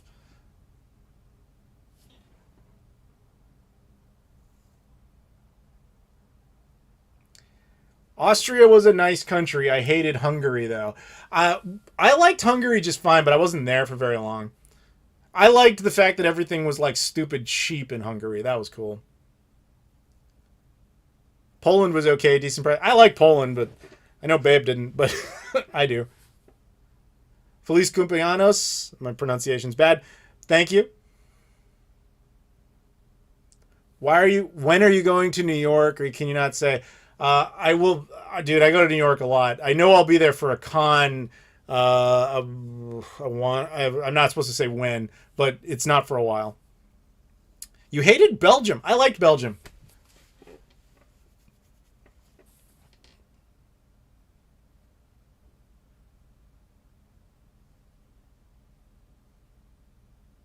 Have I been to the Quad Cities like either Davenport, Iowa, or Moline, Illinois?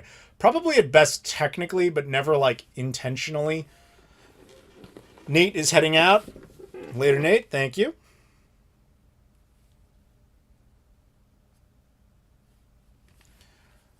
All right.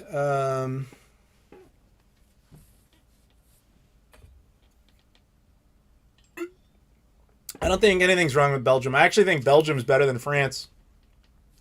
Like Brussels in particular. Like Brussels has all the Paris culture stuff, just not like the monuments. Like it's the better food, and it has like everything you kind of want out of France, other than the stereotypical monuments. Obviously, the Eiffel Tower, the Louvre, and Arc de Triomphe, and all that. Obviously, that doesn't exist in Belgium, but outside of that, it's pretty good. I'm gonna reset my browser real quick here, and then we will start again. The stream might cut out here. I apologize if that happens, but we need to do a little refresh.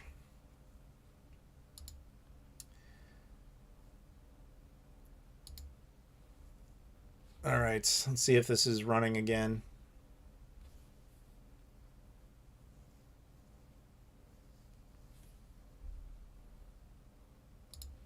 Is this running again? Is everything okay? I had to do a little reset of Firefox.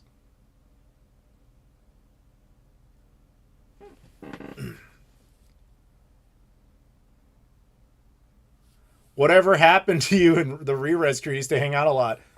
The pandemic. I mean, Shane and I are totally good. He lives on the other side of the maple curtain. I live in the U.S. He lives in Canada. And so I don't have a reason to go to Toronto anytime soon. Although he did invite me to come up and do a video. So, like, that will probably happen. It's just, it hasn't prioritized. We were all kind of stuck there for a while. What happened to Shinzo Abe, the Prime Minister of Japan? Well, I think you know full well what happened to him. Do I like England? Yes, I do. What I love the most about England is Indian food. I'm actually going to England in April. I will be a guest at a convention there in Norwich. So I highly recommend. I invite you out. Come on out. Thoughts on Black Panther Wakanda Forever. I haven't seen it. Use Chrome. It's a little late to set that up right now, man. What part of Cuba did you visit? I stayed entirely in Havana. Maple or corn syrup? Maple.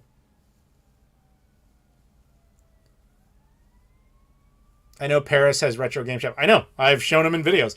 The Republique district of Paris is possibly the best concentration of retro game stores anywhere on the planet, and that includes Japan. I've never seen any other place like that. I used to kind of say it was kind of like European Akihabara, except Akihabara sucks. Republique does not suck. Is Melrose Park, Illinois, a bad area? I don't know it well enough to have any sort of statement on it. What's the difference between Anaheim, California and Moline, Illinois? Well, Anaheim, California has Disneyland. I can't name anything that exists in Moline. Greasy Burger, Booger. Hit me up if you're ever in Montreal for a food tour. Name is Greasy Burger, said with passion. Dude, hit me up on Twitter because like it's impossible for me to contact anybody through YouTube anymore. They got rid of the messaging system, so it's like I don't have a way to get a hold of anybody. So I like Rob and I don't know if you were here when he was on. We want to go back to Montreal and do stuff, but yeah, like totally. Akihabara sucks for what reasons? This is a long subject, so I will do it. Oh, by the way, Greasy Burger, thank you for the super chat. I'll discuss this very quickly if I can. Akihabara is potentially good if you are a weeb, if you like anime stuff. That doesn't apply to me. I don't like anime. It means nothing to me. So that I get nothing from that. So what I do get something from is the video game stuff, which there is a terrible place to buy video games because they're basically catering exclusively to tourists. So the prices are basically like 1% less than eBay. But if you go just outside of like that area, down the street on a train, you'll get it for like 70% lower than eBay. Like there's no reason to go there unless you are a complete and utter noob.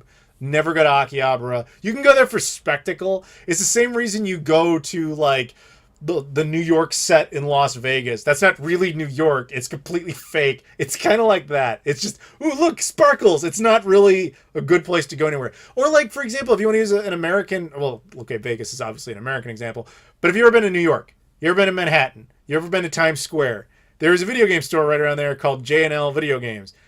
Amiibos, like retail Amiibos that are like $15, they charge $45. It's like that. It's just like, why would you do this? And the only reason they're in business is because there's so much foot traffic that inevitably somebody comes in and buys stuff for these stupid prices. That's why I don't like Akihabara. Ugh.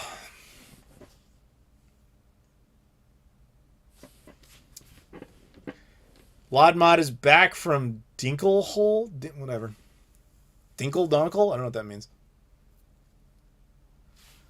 Does Lincoln Park live up to the band? Lincoln Park in the Chicago area is not spelled like the band. It's spelled like the president. My mom's father, both matriarchal grandfather, was born and bred in Cienfuegos, Cuba. I was never down there. Like I said, I stayed entirely in the Havana area. I was only there for like a weekend. My buddy Matt and I, like, he just wanted to go. He was all of a sudden like, yo, we should go to Cuba. He had a real job and he was like about to quit it, so he was able to expense most of it, which was pretty awesome. But anyway, including mine. That's what I mean. Like my route down there, my flight, my hotel. Well, we stayed in Airbnb, but yeah, that was a weird trip. Been to the video game store in Norwich. Yes, I know what you're talking about. Video games, etc., aka video games then and now. That is probably the best game store in the Chicagoland area, which is a little depressing. Like Sean Kelly's guy runs it. Cool guy. He has a lot of great stuff. He actually is one of the dudes who runs the National Video Game Museum down in Frisco, Texas. But as much as I love this city, it's a kind of a dead zone for retro games. So I'm kind of glad I got most of my stuff years ago, because like if I wanted to go out and be like, hey, I want to get into like, I don't know, the PS2 right now, that might be kind of hard. There's just not a lot of places that sell that anymore. I'll find you a third Pippin game. I have 4, so you'll have to find me a 5th one. Do you watch Jacob R. Pickups channel? I don't know who that is. Video Game Exchange in Madison is still good. Yeah, and the guy who runs that place is super cool. Atlanta area has maybe 2 good stores, Dave says. And every time I've ever been to Atlanta, I've always found that the game stores were lacking. But I mean, I can't really judge being from Chicago. Like, I know we're lacking in game stores. To be honest, in the United States, unless you're in the Seattle area, you're lucky if you got like 1 or 2 stores. Seattle is spoiled. They have like 1 million of them. Like Kelsey, who was on here earlier, literally runs 2. You know what I mean? Like, it's just, that's where that is. The Canadians in Southern Ontario have a bunch of options.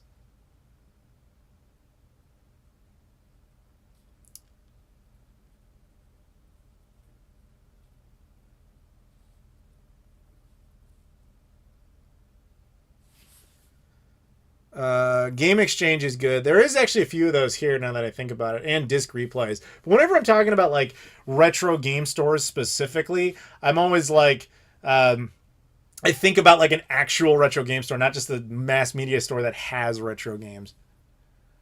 Ever met with a YouTuber with over 1 million subscribers other than Scott the Woz? Dude, yes. I worked on Machinima. Like, we had 12 million subscribers. You guys understand, this channel was a pet project. This was just kind of for fun. Like, I worked on a lot of other stuff. I know one thing about Chicago Goodfellas deep dish pizza. Deep dish pizza is pretty significant here. Have you tried Star Wars Battlefront 2 on Insignia yet? Are you talking about the EA one? I actually played through, I think it was the PS4 version of that.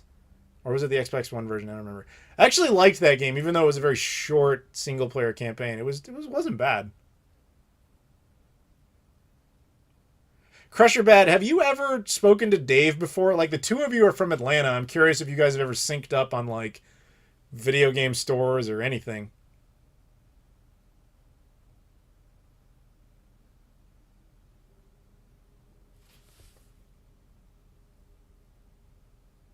Adam, do you think FuncoLand was better than GameStop? I mean, technically it's all part of the same thing. I have fonder memories of FuncoLand, but I was also a child when it was relevant.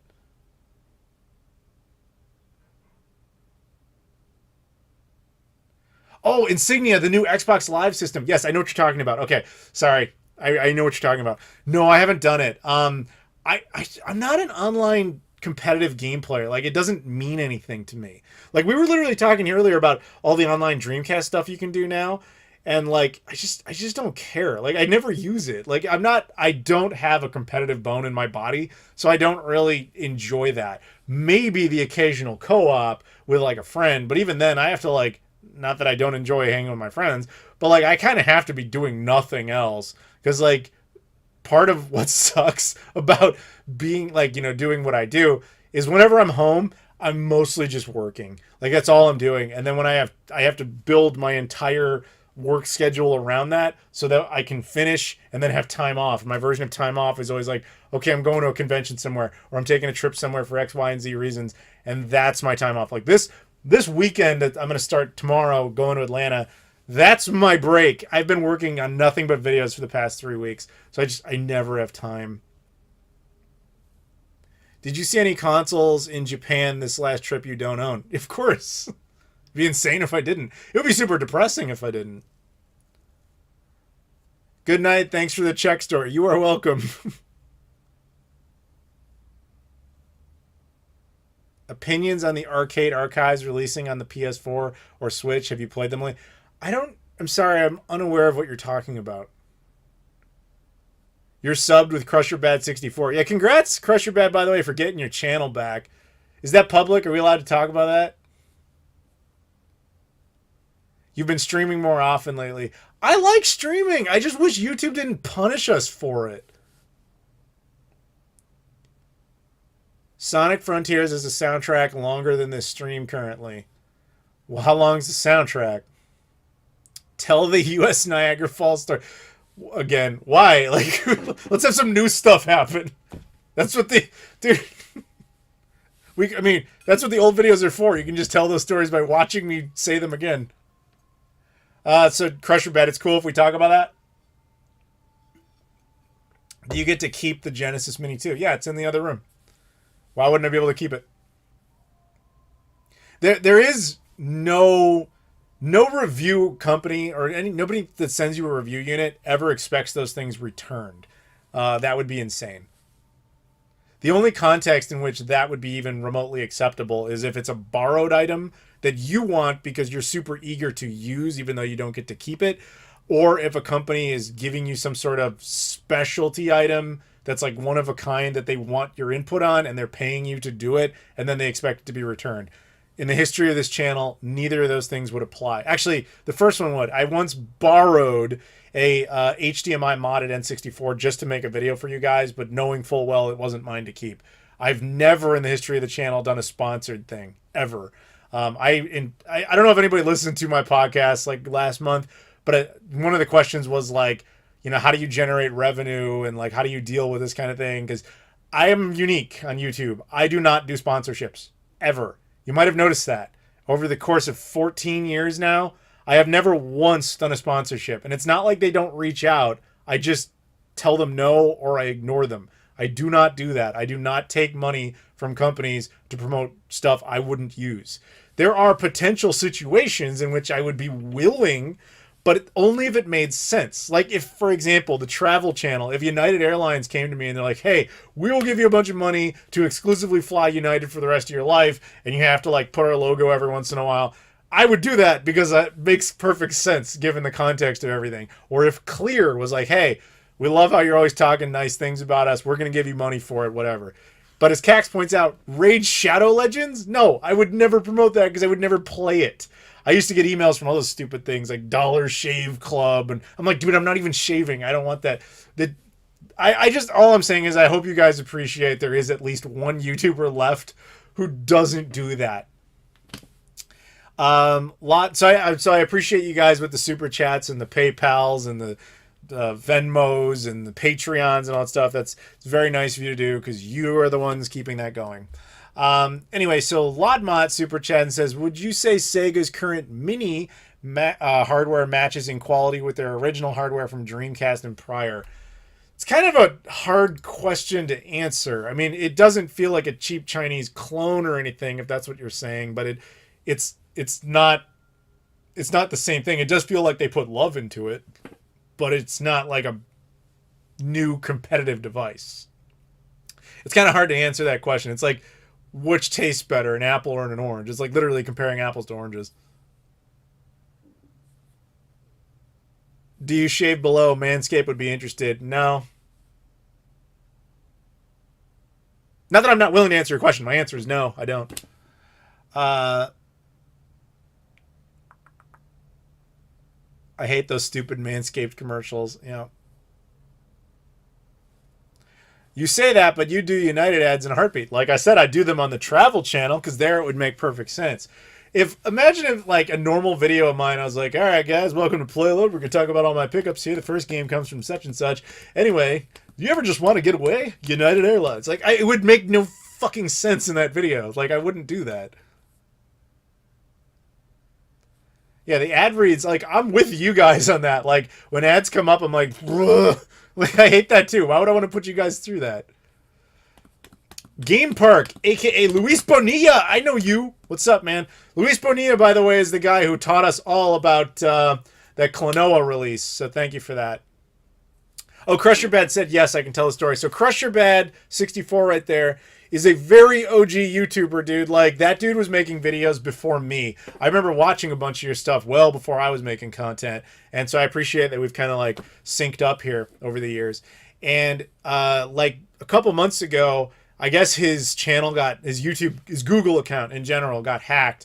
And his entire channel was, like, taken down. Like, all the videos were gone. And the only thing there was, like, some bot saying, like, come to our channel to, like, win money or whatever that stupid video was. Like, one of those fake bullshit bot videos. And he was like, dude, that's so depressing. That was, like, over a decade. Like, at that point, like, 14 years of history just down the toilet. But to Google's credit, they managed to fix it and they restored his channel. So I feel like we should all just give him a round of applause on that one because that's not something that ends up having a happy story, a happy ending very often.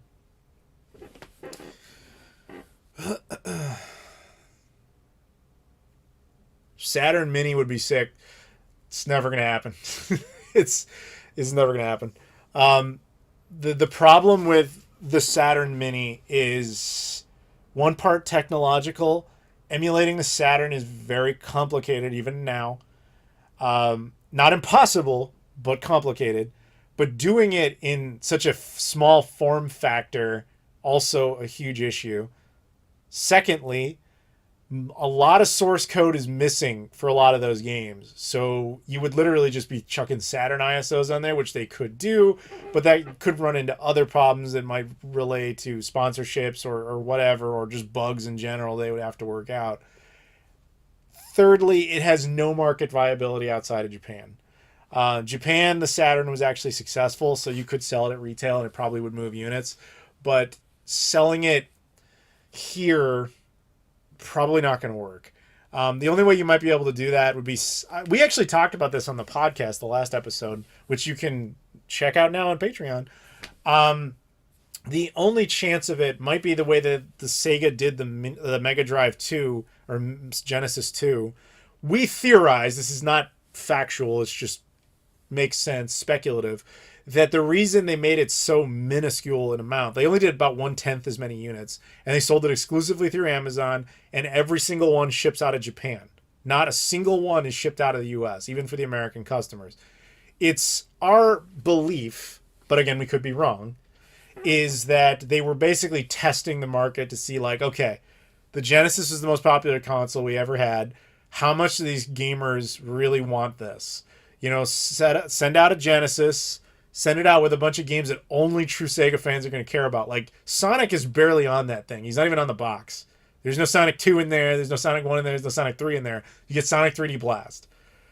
So if that can sell well, maybe you can do a similar thing with the Saturn Mini, where you do a wide release in Japan and then just do a handful of units that are sold in that Amazon exclusive fashion.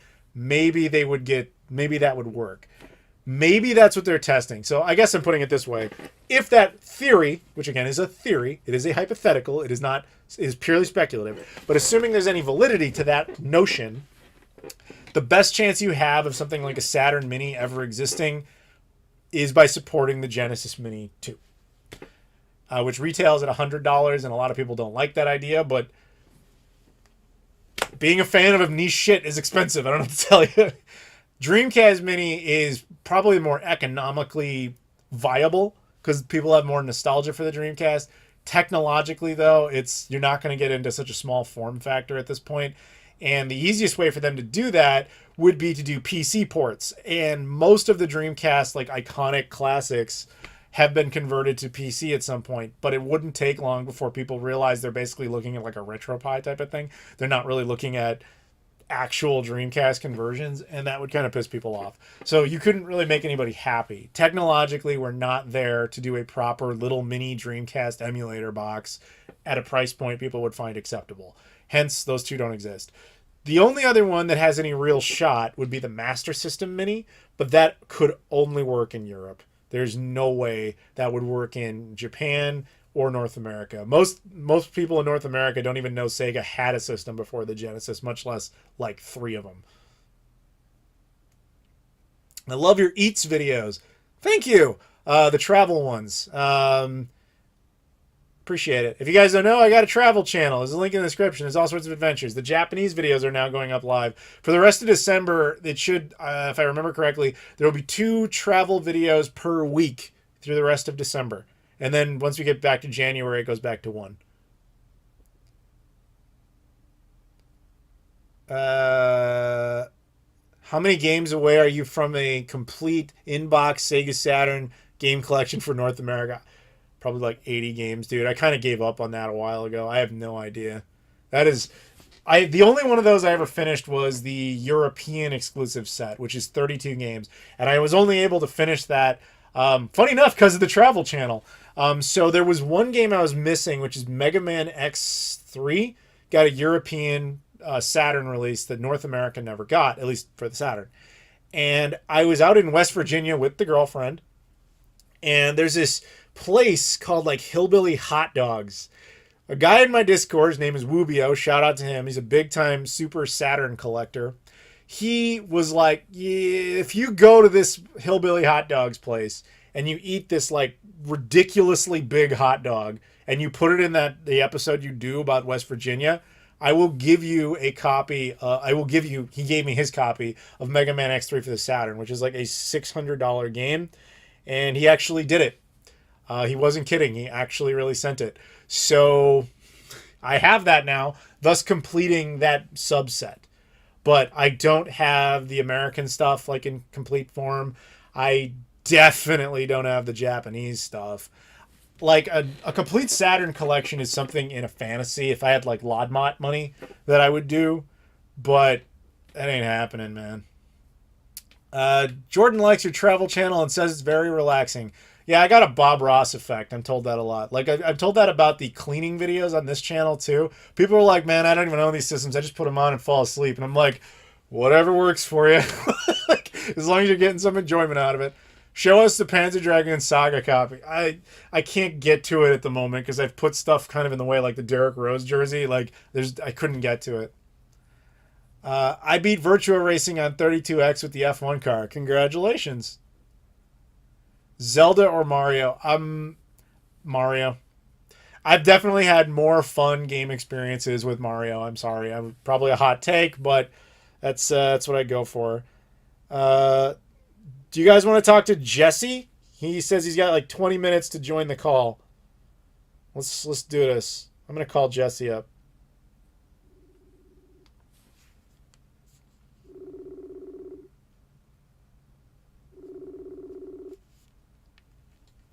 If he picks up. You there? Yep, I'm here. All right. So, my girlfriend's mad at me now. We had a great time with Zelda. Yes, we did, babe. I'm sorry. I'm not saying Zelda's bad. I'm simply saying that you asked the question. I get to pick one or the other. I picked Mario. I've beaten far more Mario games than Zelda games. But she's right, though. We need to finish. We have to get back to that. We have to do Link from the Past. Check the collections page on Discord. Jesse, entertain the folks while I do all these things I'm told to do. I have a collections page? Check collections page on... I don't have a collections page. Oh, pickups and collections. Okay, that makes more sense. Somebody posted a copy of Panzer Dragoon Saga. Actually, I have a copy... If you got... I don't know who follows me on Instagram. If not, you should. You should follow Jesse, too. My Instagram link's in the description. I have a great photo of me throwing away a copy of Panzer Dragoon Saga. Just for the lulz. Wow. Yeah. That's an expensive lull. I know, but I kept it, obviously. I didn't really throw it away. Well, Jesse, introduce yourself. Talk. Tell people about stuff. Hey, chat. It's Jesse, a.k.a. the Bay Area driver. This is my guy in the San Francisco Bay Area, or what, as he says, I refer to as the Bay Area, which really just means all of Northern California. Giovanna, you would know Jesse because you watch the Travel Channel. Lodmott's girlfriend, Jordan, you would know him. He's in a bunch of the California videos. Obviously, babe, you know him too. I think I hold the longest FaceTime on the Travel Channel so far. It's possible. Hey, I like turtles. You got a shout out earlier in the video, man. But yeah, tell the people about something. Okay, so along with being the driver in the Bay Area and traveling to Oregon and Seattle, I'm also the Jaguar dental equipment dude. So, and in fact, I'm actually at Imogen Systems right now. So, do you want me to explain what you're talking about? Yeah, go for it. You're very articulate. Well, I'm just loud. But basically, you guys familiar with the Atari Jaguar? So the whole story with the Atari Jaguar, like after Atari went out of business, one of the things they did was they were selling all their assets off. One of those assets was the molds for the Atari Jaguar. And if you've ever familiar with that story, you've heard that it turned into dental equipment. That was like a meme, like it was a rumor online. Nobody seemed to validate it. Turns out it was 100% true. This guy, Steve, made like 1,000 like shells that he intended to actually turn into this camera rig for your mouth. Like when you go into the dentist's office, there would be like, I'm sure you've seen like computers and stuff that they have like all these machines for your mouth. His was basically designed out of using the Jaguar shell. But by the time it was done, it was using SCSI technology, which is like the old thing before USB. So it was essentially antiquated by the time it was done, so nobody bought it. Only 7 of them were ever made.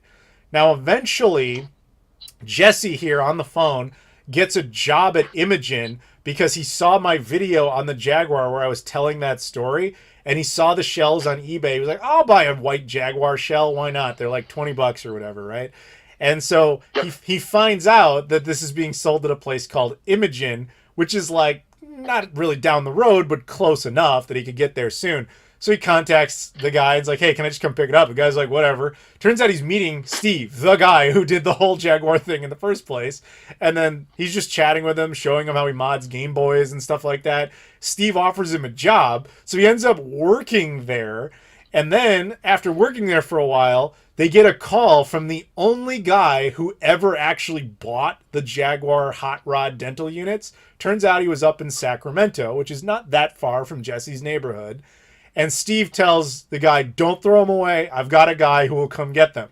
Jesse goes up, picks both of them up, gives one to Steve. Steve gives him the other one. So now Jesse is one of the only owners of a Jaguar dental hot rod unit on the entire planet. I think Steve said they made 7, but only like 4 are known to still exist.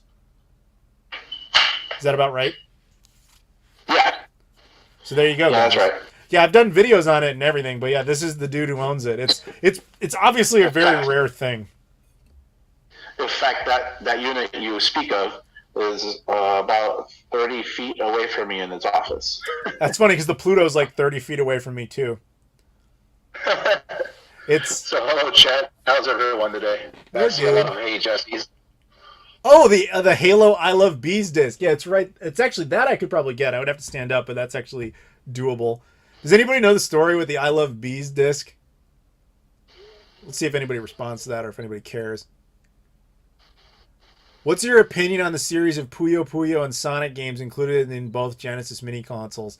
I basically what you're trying to ask here is why is Sonic 3 not on there, right? I mean, obviously I like the Sonic games. I like Puyo Puyo games.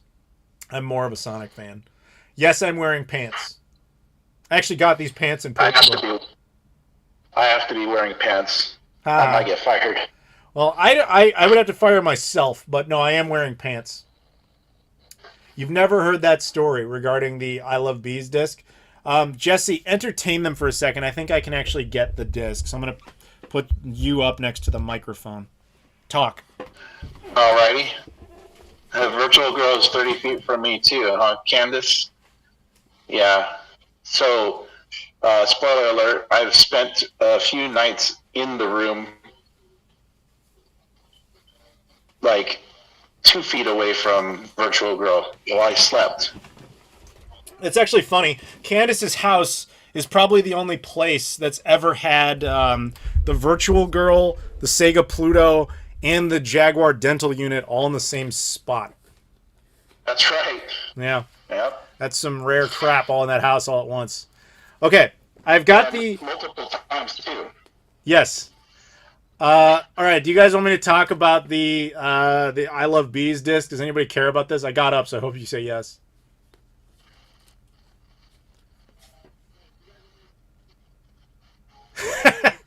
Captain Potato says, I still owe him a PC gaming rig that he won in my comment section. Yes, that wasn't a spam bot or anything. That was clearly me giving away PC rigs while I sit here with a CPU that's chugging on 2,000 kbps. That's what I'm doing. Man.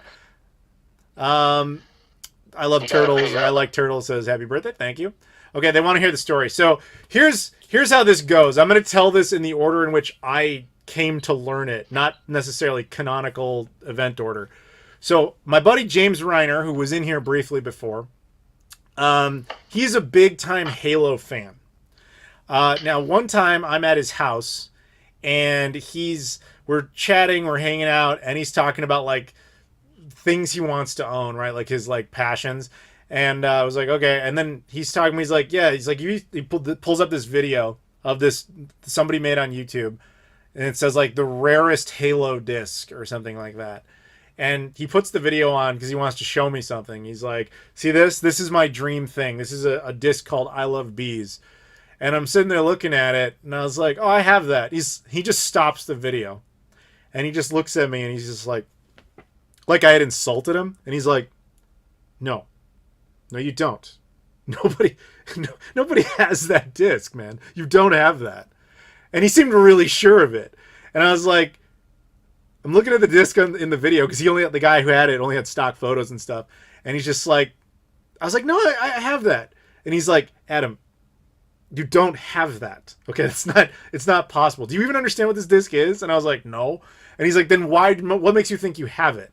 And I was like, tell me what it is. And he's like, okay. So he tells me the story, which some of you, it sounds like you actually know. The story goes that in 2004, Microsoft decided to do an augmented reality game where they online, in 2004, well before social media was a thing, before YouTube was a thing, they put out this like puzzle. And if you solved that puzzle, it gave you another puzzle. And if you solved that puzzle, it gave you another puzzle, and so on and so forth. And if you got all the way to the end, it basically said, come to this address in San Francisco. And if you actually went, Microsoft was hosting like this Halo party that was private just for the people who got that far and figured out there was a party going on. And to anyone who went, they gave away this promo disc for I Love Bees, which was what the puzzle was called, which was actually just a DVD containing Halo footage. And so he's like, it's like the rarest Halo thing ever. There's no way you have that. And I was like, no, I have that. He's like, how in the fuck would you have that? And I said, there was a game store in Chicago that I went to years ago. It no longer exists, called People Play Games. I was in there once, and I was hanging with one of the guys who ran the store. And he's like, hey, man, we got all this like Xbox promo crap in. Do you want any of it? Because I'm about to chuck it all. And I looked through it, and I was like, yeah, if you don't want it, I'll just take it. And it meant nothing to me. I just took it and went home with it. And yeah, it's I have it. I really do. It's right there. There it is. I don't know how else can show up, but I love bees. And so when I got back here, I took a photo of it and I sent it to James, and he just told me to go fuck myself like over and over and over again. Because he's like, can you come back here with it? Like, I want to hold it. I'm like, dude, it's a fucking DVD. It's not that interesting. But it's apparently like this super sought after thing for Halo fans. And I barely even know anything about Halo. Sorry, guys. I know I sound like a jerk. Yeah, most of the time. Mm-hmm. I'm kidding. I'm not offended. The truth is not offensive. That's right. Hey, I was there when you got that. With what? That thing. The water thing. The Warner Brothers one? No, the Blockbuster one? The Blockbuster thermos. Yeah. Yeah. Yeah. That was a fun drive. Yeah, it was. We went up to Vancouver a few times. Jesse and I have been to the last Blockbuster like, what, 5 times at this point? Yeah, pretty much. Yeah. Yeah, in fact, we got to watch them loading up the truck before they went to Portland Retro for that event that you hosted. Yep, Blockbuster World Championship 3. I was the host of that. I was one of the hosts of that, I should say. But that was really cool. And yeah, so I'm officially tied to Blockbuster in that sense. What happened to Chip? He's still around. Like, he and I talk, man. Chip was on the podcast for 11 episodes. He had committed to a year, and then he got fired from his job in the last month. So he's like, I got to pull out of this. And I was like, not a problem, dude. I completely understand. He has another job now, which I don't think I'm supposed to talk about. It's not like secret government or anything. It's a private company, but he's kind of a secret guy.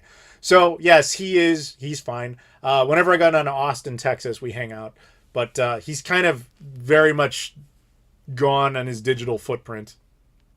He might show up in the chat for all I know. He does do that.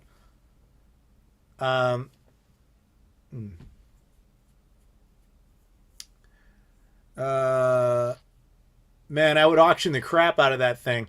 It's funny you mentioned that regarding the I Love Bees disc. So we had Kelsey on here earlier. I asked her once like what she thought it was worth. She's like, dude, like none of them have ever been sold. I have no idea.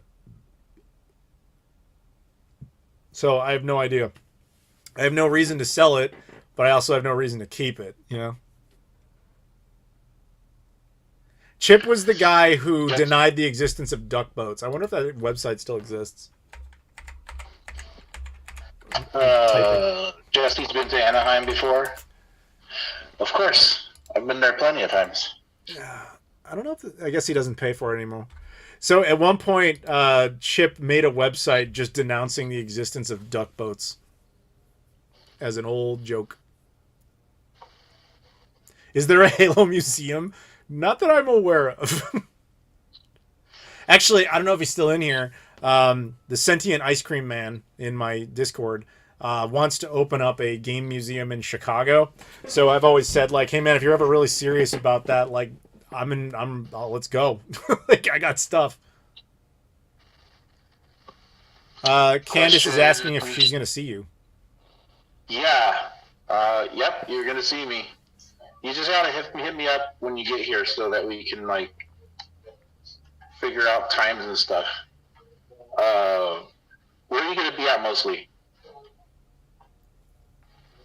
While you guys figure out your fun times, I'm gonna go hang out with Dave. You're gonna get yeah. I'd rather be over there. Hanging with Dave. Oh, you don't want to hang with Candace? Well, I do, but I want some barbecue too. What's up, potato? We're not going to get barbecue in Atlanta. We're getting fried chicken and stuff. Oh yeah, that's right, fried chicken. But I am going to Kansas City the week after. That's barbecue time, man. Well, yeah, fried chicken. You want to go? You want to come out to Kansas City? Yeah, I wish. Well, I wish you'd go too, man. I took plenty of time off last month for both PRGE and PAX, so I have to. I know. I just want to invite you so that I get credit for inviting you. Well, thanks for the invite. No problem, man. Lodmot Super Chat says, what's your thought on Animal Crossing for the Switch? My girlfriend is playing it right now. You know what? My girlfriend is in the chat right now, and she's like obsessed with that game.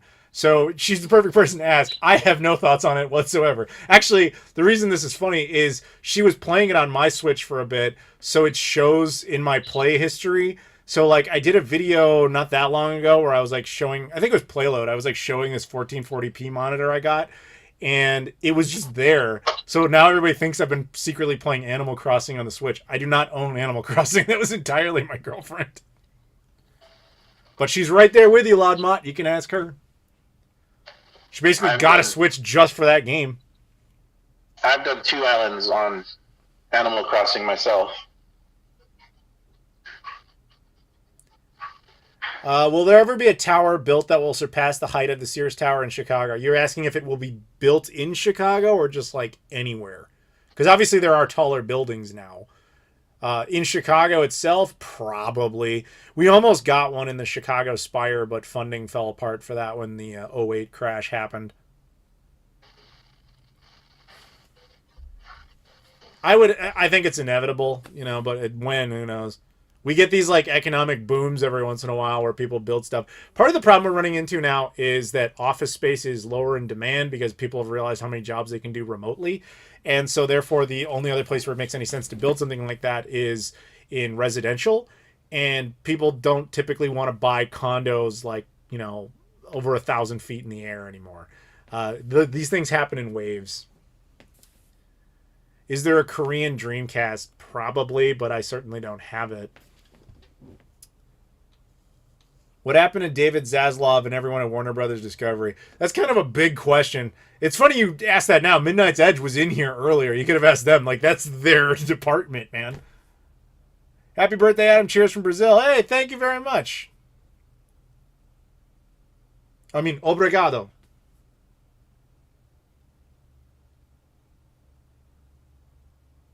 Happy birthday. Thank you. Yes, it is in fact my birthday. Were you around for the cookies thing, Jesse? Yes, I was. Oh. It was disgusting. It was very I feel for you. I'm actually really happy everybody doesn't care about that anymore. Have you been to Victoria, British Columbia? Yes, I have. Not in a long time. I was like 9 years old. My mom took us out to the West Coast, so we went to Portland. Actually, Jesse, you remember when we were driving and I was like, oh, dude, that's the train station. That's like a big deal. Do you remember that? Yep, I remember. Yeah, the reason I was telling him about that is because, like, if you take the, basically, like, the Amtrak line all the way out, you'll always end up at this one station in Portland. So we went there as a kid, or we went there when I was a kid.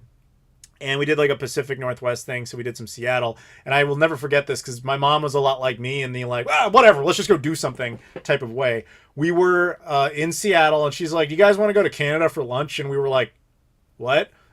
She's like, you just grab a boat and you can be over in Victoria Island, Canada, in like a half hour, and we'll just eat lunch and then we'll come back." And we were like, all right.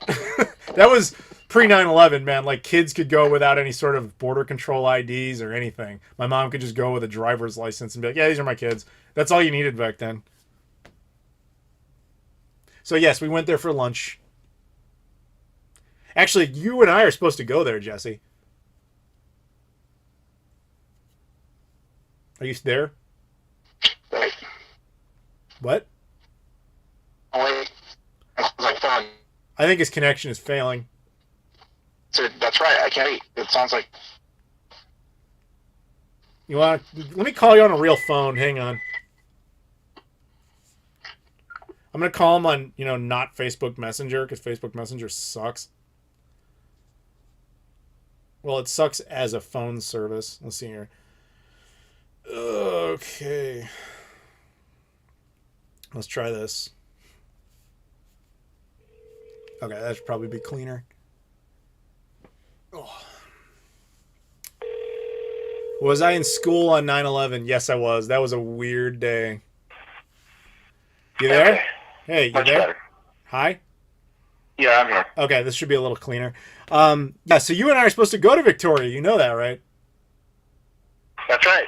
Yeah, so we got... Wait, that sounds like fun. Yeah, we got 2 separate invites. We got one from Mark the Canadian, who lives there. He said, like, you guys want to come here, you can crash my house and all that stuff, so we got a place. And then the evil Jerry, who is the only person on this stream to send me a bill, by the way. He claims that he has access to a house that we can stay in, but something tells me we'll get there and he'll be like, I have a hotel and you can pay to stay in it. Guy's a dick. Right. That's So I would probably go with more like, yeah. I would go with Mark. Yeah, Mark's cool, man. Especially all the that sweet stuff he brought from Canada. Yeah, that stuff was good. I think I showed that in the travel video, Yeah. actually. Can you travel with Yeah, edibles? Can you travel with edibles is the question. I've never done it.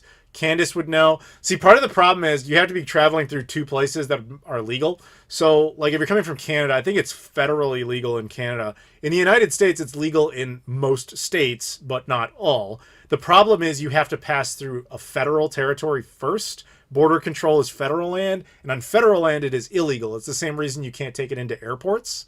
So, like, for example, at O'Hare, Chicago's primary airport, weed is totally legal in Illinois. You can do it in any square inch of the state that is part of the state. But airports are technically considered federal territory beyond TSA.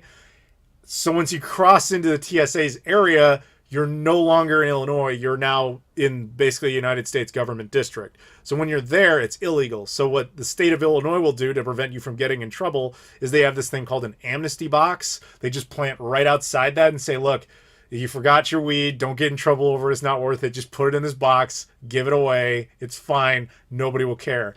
Kind of technically the same thing exists at border controls. Now, whether or not they'll even care is another matter, but technically speaking, that's the law. I've never attempted it. Have I had edibles? Yes, I have. I've had them.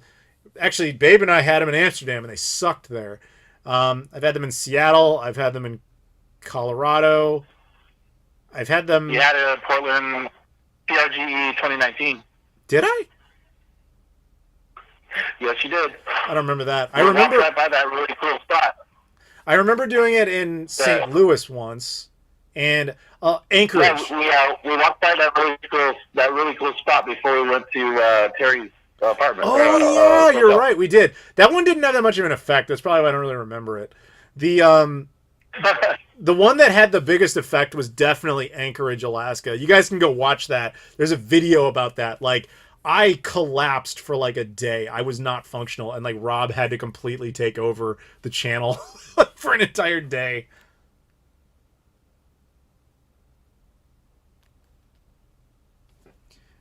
Yeah, Babe says that edibles have no effect on her. Best way to get a PAL Dreamcast game to run games in 60 Hz. There's nothing you have to do.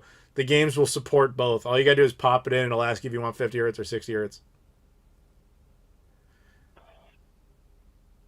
I collapsed into bed. Go watch the video. It exists. You can watch it. The Alaska videos on the Travel Channel. They will tell you all about it. Rob legitimately thought I died. He just abandoned me in the hotel room and he went off and he went to go look for moose. This is a real thing that happened and he found one. Didn't he catch footage of you sleeping? Yeah. There's a lot of footage of me sleeping. I was out for a day. I was done. Are you guys excited for Christmas and New Year's? I mean, I guess Christmas to me doesn't. I mean, let me get real for a second. Christmas doesn't mean anything to me anymore because like my mother's gone, so it's like it's nice to see my extended family for a bit, but that's like all I really. It just doesn't mean what it used to. New Year's Eve now also doesn't really mean anything for similar reasons. And typically I like to fly somewhere on New Year's Eve because nobody flies on New Year's Eve, so it's a nice time to just go and have a flight to yourself. The only good thing, the only real good thing I got was the Black Friday deals. I bought a whole ton of games. Congrats. Do I still have my dad? No, dude, I was adopted by my mom. She was a single mom, raised me, so never had one.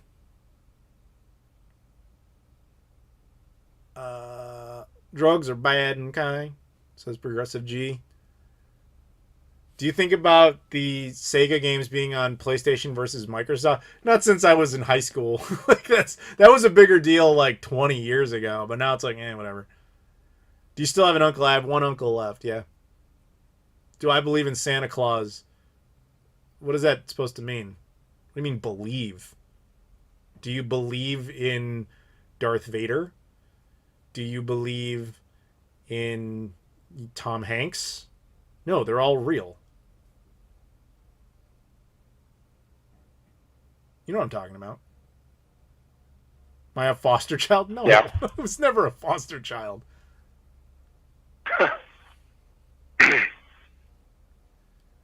Do I have Google Nest? I do not. Why don't you like Portland? Dude, go watch the video. Nothing's open. Luis, go watch the Portland video. It will tell you everything you need to know in like a few minutes. Like you have multiple witnesses here. Dave is in the chat, I think. Potato's in the chat. Jesse's on the phone right now. Portland is not a good city. I think we almost got shot at one point too. We didn't get almost shot, but we were near some shit that going down. Yeah, guns drawn and everything. It was like, yeah, we saw a lot of cops running with shotguns and shit. It was a hell of a night. Yeah, Portland sucks, dude. I actually feel safer walking around San Francisco. Yeah, I feel safer in any other city I've ever been to in the U.S.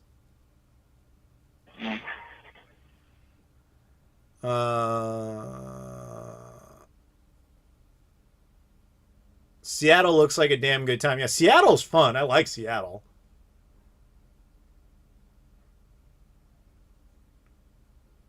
What's worse, Portland or the Czech Republic? Oh, definitely Czech Republic. That's at least in Portland, it's America and you can leave it. Are you going all day again on this stream? No, I mean, it's only 6 p.m. It's not that late. I have a flight out to Atlanta in the morning, so I'm going to be...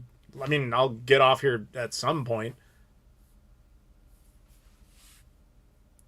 I agree with Candace on this. Seattle is good in small doses, not necessarily to live in. I actually used to think Seattle would be my second choice of cities to live in the U.S., but then I started spending a lot more time there, and I realized I would probably go insane living there.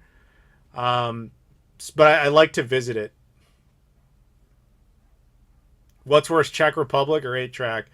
I mean, I guess 8-track. 8-track's kind of just annoying. I don't know. It's a weird comparison.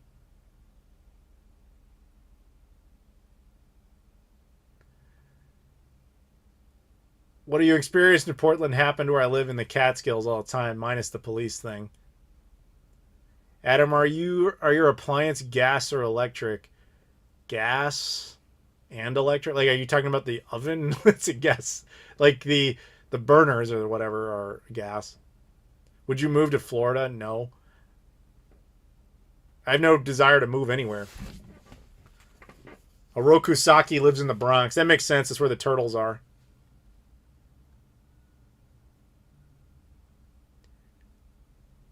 Spend one day in Prague or no beard for a year. Oh, I'd definitely choose Prague over that. I mean, come on. I have nothing against Prague, the city. I want this to be very clear. I have something against Czech Republic, the country.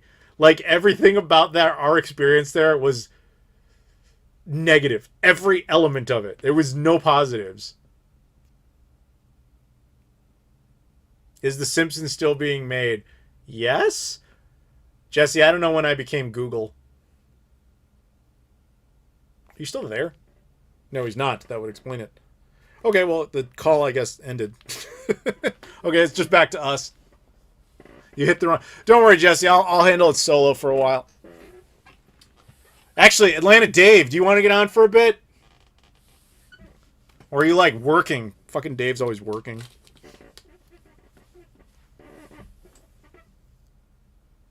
Actually, babe, I never asked you. Do you want to go on?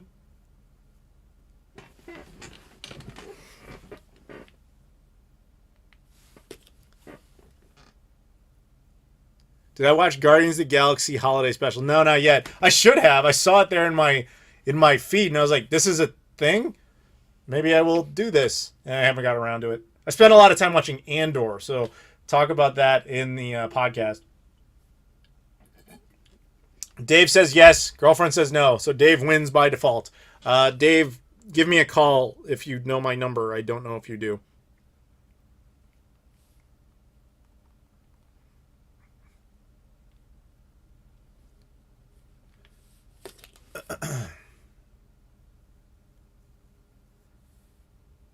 Do you have the Mexican exclusives El Chavo for PS3 and 360?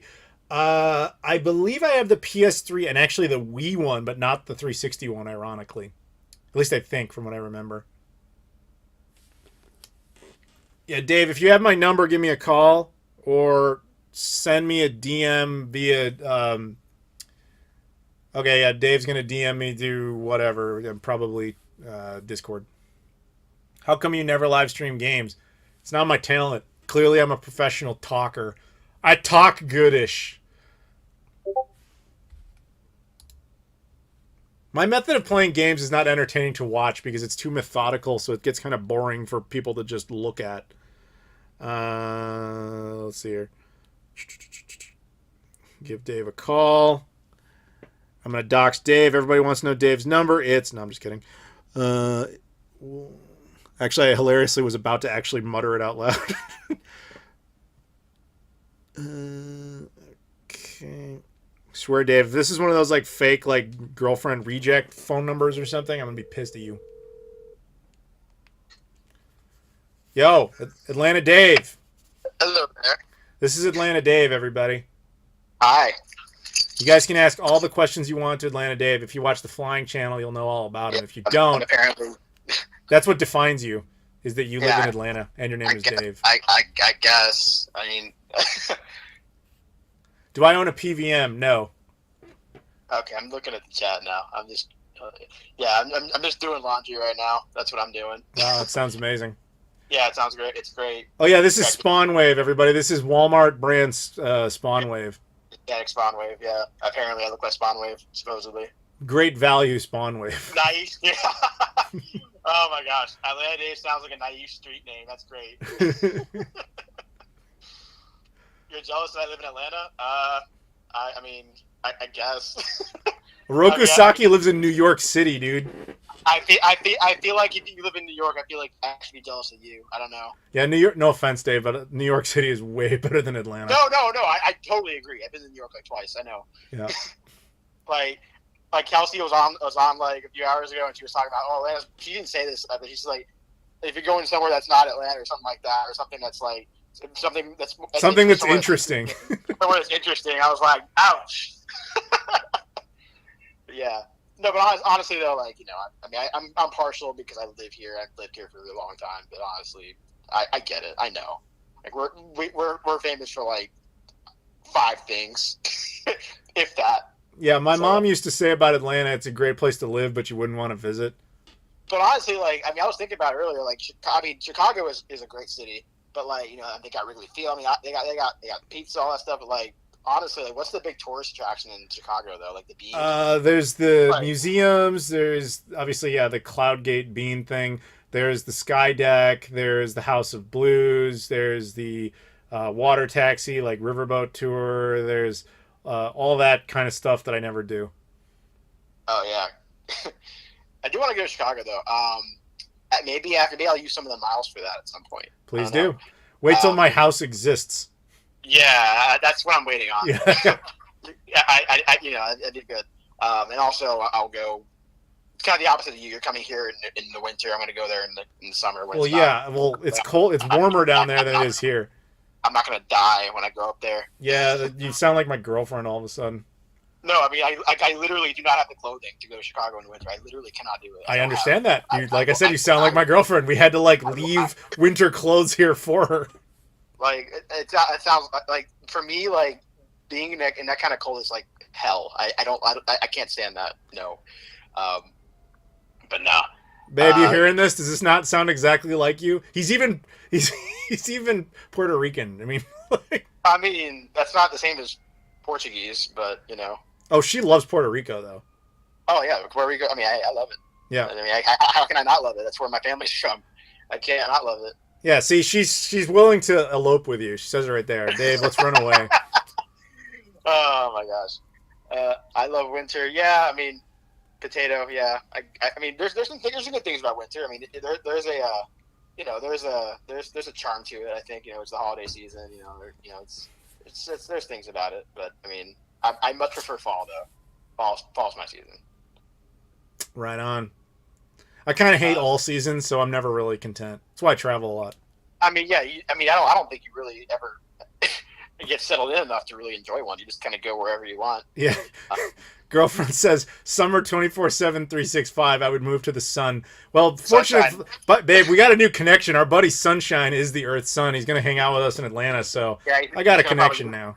He's going to probably give me skin cancer this weekend. Yeah, he does that. He does that.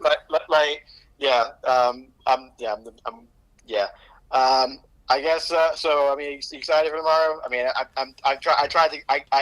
sneakily got we did a little bit more work this week so I can get off earlier. Sneakily, yes. Go ahead. Oh, no, I had nothing else to say. Go ahead. All right. Super chat from Hugo says underrated DC games. Playing Super Magnetic Neo right now.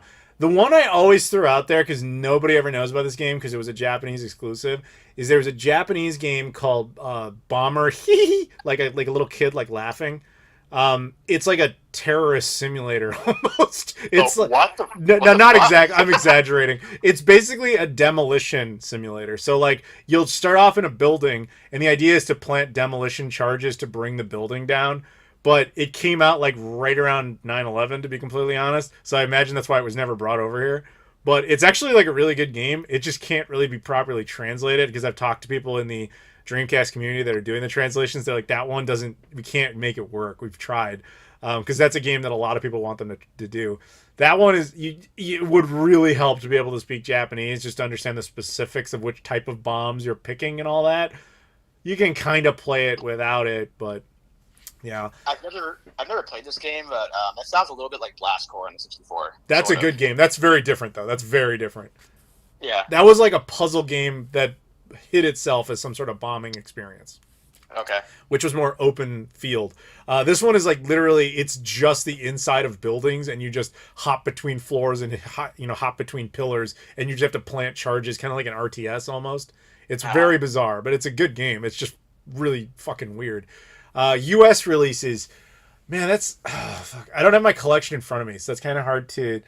Nothing instinctively comes to me. Where's Orky when you need him? Orky Porky, where are you? You know all this obscure shit. If I had my collection in front of me, this would be a lot easier. I don't. Well, I don't know as much about the Dreamcast library as you do, so I can't really think of an underrated game. Really, I only have I want to say 10, 11 games in my Dreamcast collection right now. Mm-hmm.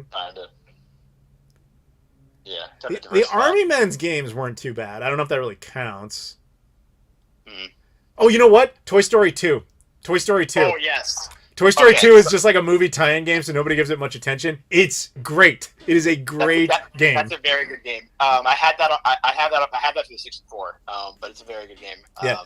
The Dreamcast version is that. the superior version, but Oh yeah, I bet it is. I mean, yeah. But it's very good. But I played that. I think my friend had that when I was younger, until I bought it later on. But it's a very good game. Yeah, it really is.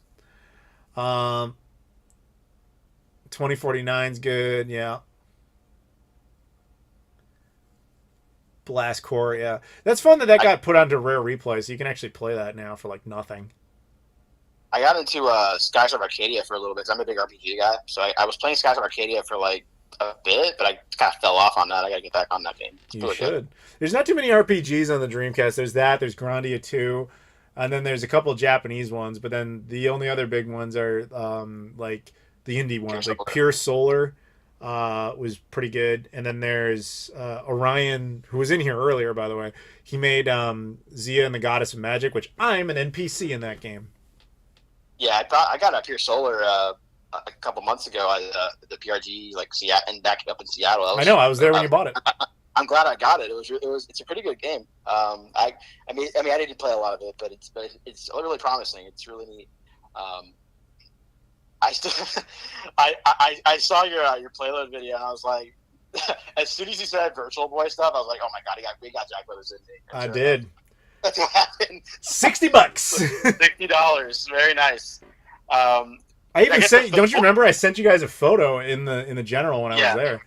Yeah. So I mean, he kind of told the truncated version.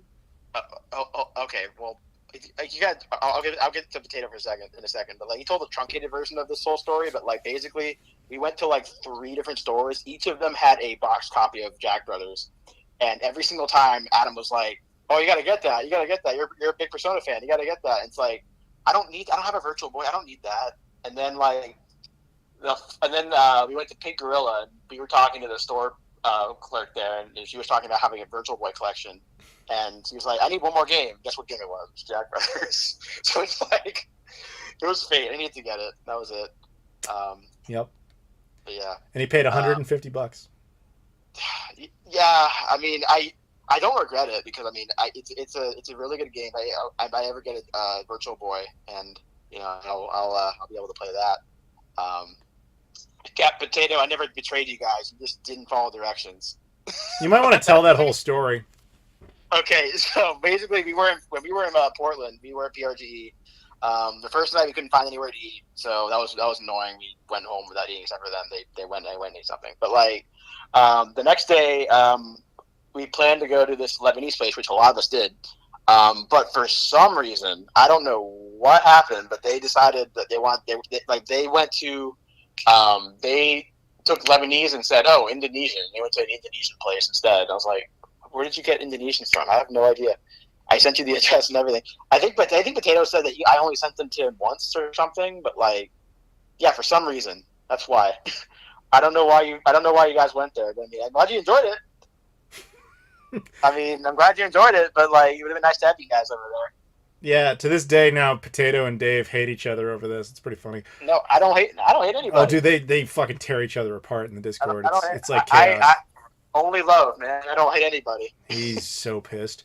Anyway, Joshua Finzi super chats. He says, "Happy birthday, Adam. I always thought Mrs. Claus was spelled Mrs. Claus like Santa Claus's wife until seeing her name as an admin today." Yeah, that was kind of the original joke. Like, because Babe was in the Christmas pickups video I did like years ago, like 8 years ago. And we called her Mrs. Claus because, it was like the holidays. But the joke was that it was Claus like, like razor blade. Claus like Wolverine. But it play on words. So there you go. Yeah, I think I remember that video. That was fun. That was funny. That was a while ago. It was a while ago. Yeah, let me see. Have you checked out Mark Smith's YouTube channel called Retrocore? I can't say I have. I'm unfamiliar. Is there any game you regret buying, not counting accidental duplicates? I don't know if it counts as a game. The Neo Geo X, that thing sucks. Oh, man. I never got that thing, but I've heard very bad things. Oh, that thing is a piece of shit, man. Yeah, that was actually all the way back in my original review when it came out. I was like, dude, this is the worst thing I ever bought. Like, I don't regret buying a Tiger R Zone, but I regret buying this. You know what I The mean? Wii Mini. How about the Wii Mini? The Wii Mini sucks, but at least it's interesting because it's like a unique design. So it's just I cool to got have in like the collection.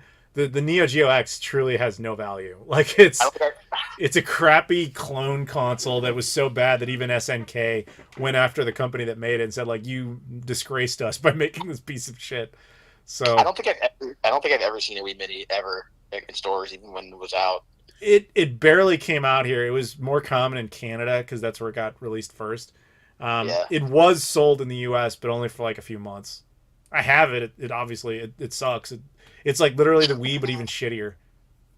My Wii is the Wii for me is the only console that like I have a whole setup, and I guess you'll see it this weekend. But I have a whole setup, and the Wii is the only one that's not connected. It's in my closet. Yeah, it's So, like, it's completely worthless, dude. It's a terrible piece of shit Like, console. but yeah, I mean it's there. I mean it's hacked. It helped me hack my my GameCube and put Swiss on it and stuff. But like other than that, like it's not really useful anymore. It's just kind of there. Yep. I got some games for it, but if I don't ever want to play them, they're just on my shelf. Yep. I can relate to every bit Like, of that. I mean, yeah. But I mean, remember when the Wii came out? Like, I was one of the people that was like really, really hardcore, into it. It was fun at the time. I had a lot of fun with it. I played Twilight Princess when it came out. I think I played Mario Galaxy. Were you like 10 years old when it happened? I was not 10. I was in 2006. I was like 13. Yeah, so it's So, I mean, basically the same. I'm still pretty young, I'm just becoming a teenager, I mean, yeah, so I'm still. I actually got it the year it came out, which was very lucky. We actually waited outside of Blockbuster, me and my dad, to get it. we were waiting for the shipment to come in, and we got it. But yeah, that was interesting. And then I think the Wii may have actually been like the beginning of my dark age of gaming. It was like right around when Skyward Sword came out, like 2010, 2011. Like I was not playing any games at all. Like I was just not playing any games. I didn't want to buy the whole Wii Motion Plus thing. I didn't feel like doing that. I was like, I don't want to play this. Yep. Sounds familiar. I didn't have. I think my brother had a 360. I didn't care about it. I only cared about on that was like sports games. So like I didn't care. Right on. Yes, I do own the Dreamcast broadband adapter. Isn't the Hyperscan worse?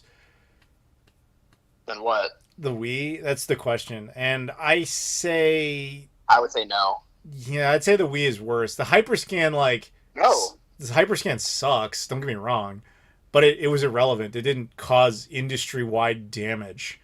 Like if you want to just look at the Wii versus the Hyperscan and like the face of it of what those consoles actually offer, yes, obviously the Wii is a better machine than the Hyperscan. But if you want to talk about all the lasting radiation-like effects that came from both of them, the Hyperscan came and went and didn't matter. We're still feeling the damage effects of the Wii to this day. Like what kind of damage are you talking about? So the Wii, as you recall, created this motion sensor fad that resulted in all of us having to deal with the Kinect and Sony's attempts at the little stupid wand thing that we were dealing with. It also held Nintendo back an entire generation hardware wise, causing Wii U to have its problems. Then when that became an issue, the lesson they learned was, well, don't try to compete directly with hardware. Don't even make an effort. We get the Switch. The Switch is great, but let's all be real. The Switch is archaic technology. We just like it because of the software on it and all that. But really, it's just their portable division that's like, oh, technically it works on your TV. That's really what it is. And so those are the effects. Like we don't have a true Nintendo home console that is meant to rival with anything because of the Wii. Well, I mean, the Switch is my favorite console, as you know, so I'm pretty partial to it. That's fine, but you have to look at it objectively. Yeah, I'm not saying anything incorrect here. I know it's underpowered. I know that. I know. But I think the Wii U. I think the biggest problem with the Wii U was just Nintendo saw the Wii and was like, "Oh, we can do that again." And they used the Wii name when their whole marketing was just a shit show. So they were using the Wii name when everyone had kind of moved on already. I agree with you, and that is a result of the console being radioactive. Yeah, Like if I mean that's true. if the console was built, I let me put it this way, dude. Let me put it this way. If we were to use the logic that putting the name on it is a problem and you should never sequelize, then explain the PlayStation 2 to me. I guess that's true. Yeah, I mean PlayStation 2. Is If like, the brand is successful, then sequelizing should automatically really help. That isn't good enough. In this case, it was actually degradation to the brand because people were like, ew, Wii? I don't want anything to do with that. People were thinking it was like a stupid tablet for the Wii that cost $400 or whatever.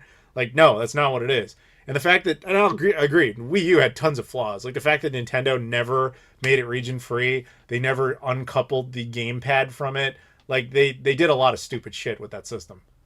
Now, I remember when they announced the Wii U. I remember the E3, like they didn't show the console once. It was very weird. Like they only showed the controller. I was like, "Where's the console?" I think they showed like a picture of it, like briefly, but that was it.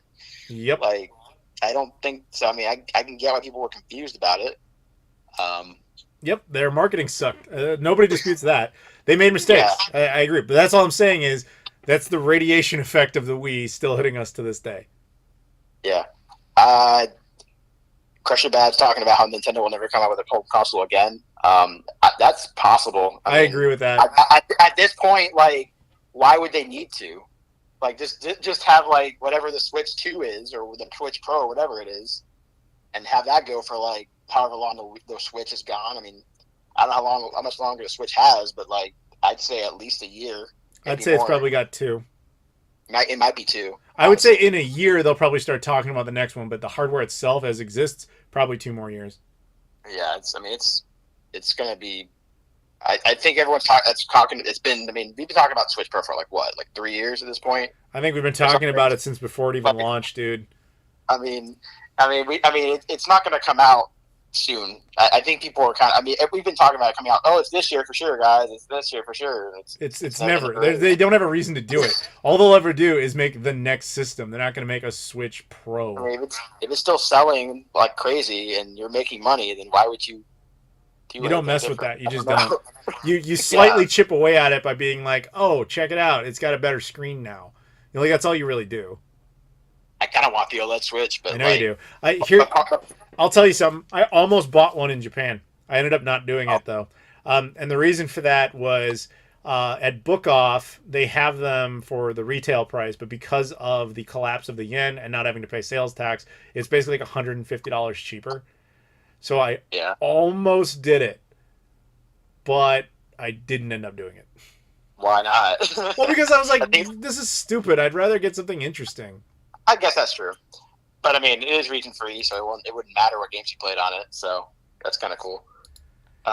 Candace, did you mean to time out Zero Night? I don't think he did anything. I didn't see what happened. He just said I didn't know what the Wii U looked like until Christmas, and she timed him out for some reason. I'm assuming that was an accident. If you're watching Zero, I think that was an accident. I don't think that was intentional. I apologize. The thing about the OLED Switch is, like, I've seen it, and it's like the screen is really nice on it, but, like, being real, I think most of the time when I play in portably, it's like in my bed or something. I don't think I really take it out a lot to places. Yep. So it may not be worth it. Fair enough. Yeah, I mean, that's another thing is it's kind of stupid. So Candace says that was done completely on accident. I would fix it, but I don't think I can. I don't know how to do that. Candace, if there's a way to undo what you did, please do. If not, apologies to Zero Night. It'll be automatically fixed. No one's mad at you. It was our mistake. I don't think I can fix it. Sorry, dude. Yeah, it'll be back. It's only 300 seconds. What was I gonna say? So I ended up not getting one. I guess spoilers, whatever. But it was like I'd rather spend that money on stuff that's more interesting because like Switch OLEDs. If you know anything about Japan, like the Nintendo hardware over there never has any value. There's so many of them. You'll get that stuff eventually, and it just doesn't matter.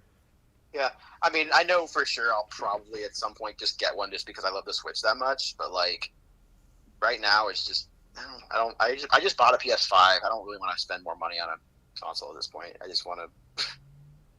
I'm still shocked I found one. I mean, I think they're starting to be a little bit easier to find at this point. I've seen pictures of people just running across them. What are we talking about? PS5. Oh, I thought you were meant the Switch OLED. I'm like, they're not hard to find.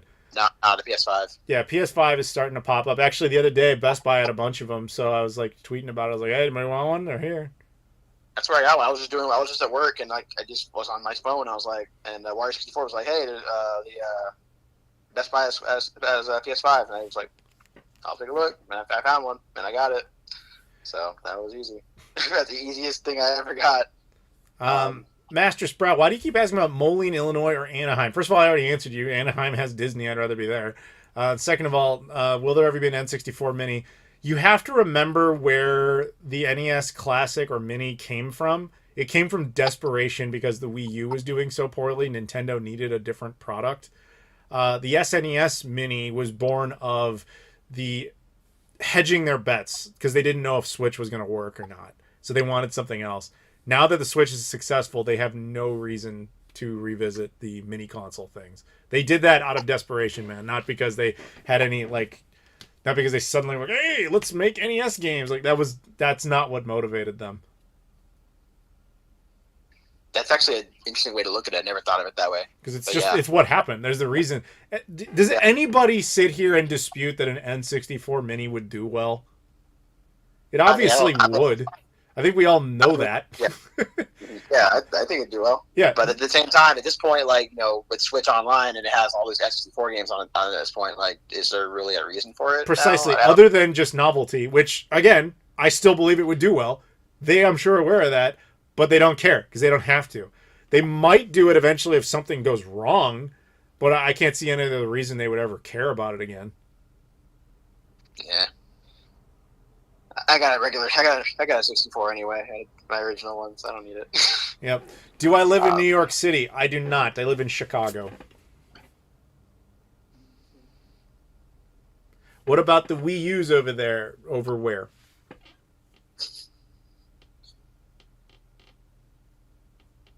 N64 Mini would be nice if you don't want to pay for Switch Online. Yeah. The N64 Mini, by the way, if they were to ever do that, they would have to put Sin and Punishment on it to make it interesting. Do you know about that game? Yeah. Okay. Actually, that's actually a game that I want. I can never. Well, I mean, it's a Japanese exclusive, so of course I probably can't find it that easily here. Yeah, it's easy enough to find in Japan, buddy. Yeah, that game and then Evangelion. I want those two. That one's easy enough to find too. Of course, you want your weeb crap. I understand. But in Japan, there was a game called Sin and Punishment, which I'm pretty sure was made by Treasure. It's a very good game, but it was never released here. It was like remade for the Wii, but on the Wii also it had in the digital shop or whatever, they had the N64 version, but like translated to English. I can almost guarantee you if Nintendo were to ever do a N64 Mini, they would put that in there as like the game you never got to play. That way they have some sort of hook, like how the SNES Mini had Star Fox 2 completed on it. Which had never existed before. The NES Classic didn't have anything like that I'm aware of, but like Sega did it too. It's a good idea. Put something on there that was never released to make it kind of interesting. Like the Genesis Mini 1 had that like unreleased version of Tetris on there. Mini 2 has got like 7 different games that never came out, plus a bunch of other features. So it's very cool. Yeah, I think Sin and Punishment, actually, a lot of it's in English already. It's very weird that they didn't come out here. Well, like I said, the Wii version was already converted. Like, so the translation work is done. It's not even that hard. Hey, Zero Night, welcome back. We're really sorry about that. That was completely accidental. Do you wish to hit 200,000 subs? I mean, I don't want to punch 200,000 people, no. Why? What else do you think he's talking about? What are you laughing at? You just said I want to punch 200 people. I don't want to punch 200,000 people. He says, do I want to hit 200,000 subs? I don't want to hit 200,000 people. It's a lot of work. Yeah, I know. Okay, good. I'm glad we're all in agreement. Do I own Sword of the Berserk for the Dreamcast? Dude, I have a complete Dreamcast set. I have literally every Dreamcast game ever made. Every North American release, every European exclusive, every Japanese exclusive, every pressed indie game. And I don't have every demo disc, but I have like most. So yes, I have Sword of the Berserk for the Dreamcast. It's a good game.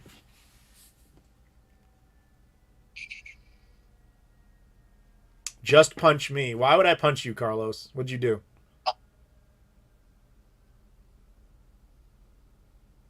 Dave, are you still there? I'm still here, yeah. All right.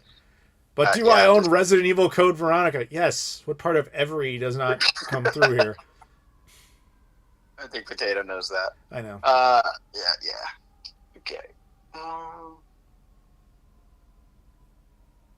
This is kind of... How often do you check on your game collection to clean, check for disc rot, etc.? Not that frequently. Like in 2014, I went through every disc I owned to see what was functional and what wasn't by ripping every single one. But after that, like, there's not much else you can do. You just like I'm not really worried about disc rot. Disc rot is something that the internet has decided is a bigger problem than it actually is. It's very rare, and it typically only happens under very specific circumstances. It's like technically it can exist, but people act like it's inevitable in your immediate lifetime. If you take very, even basically decent condition care of stuff, it's not going to happen in your lifetime. I think I've only ever seen disc rot like a few wtimes.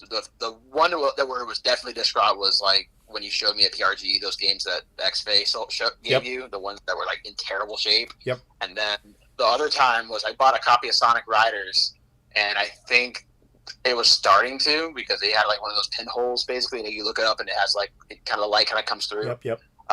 But it was still working fine. It was starting. But other than that, I haven't seen it. Yeah, it's a very rare phenomenon. You're not going to run into that very much. Yeah. I think my original copy of Sonic Adventure 2 had some issues, because I remember the Station Square music didn't play. It was very weird. Sonic Adventure 2 or Sonic Adventure 1? 1, sorry. Yeah, 1. So Sonic Adventure 1 is actually famous for that. There was an initial pressed batch at launch that became defective famously within like 6 months. So a lot of the time they don't work. So that's actually not disc rot. That was just literally a bad batch. Oh dang! Okay, I didn't know that. Yep. I mean, I don't have that one anymore. I think that disc just stopped working entirely. Yeah, at no, some point. Exactly. There was an initial bad batch, so I actually rebought it back in the day for that exact reason. Because when that story came out, because I was like, that explains why mine suddenly died. Yeah. Lodmot super chats $50. Thank you, Lodmot. You should punch my wallet, birth miss monies.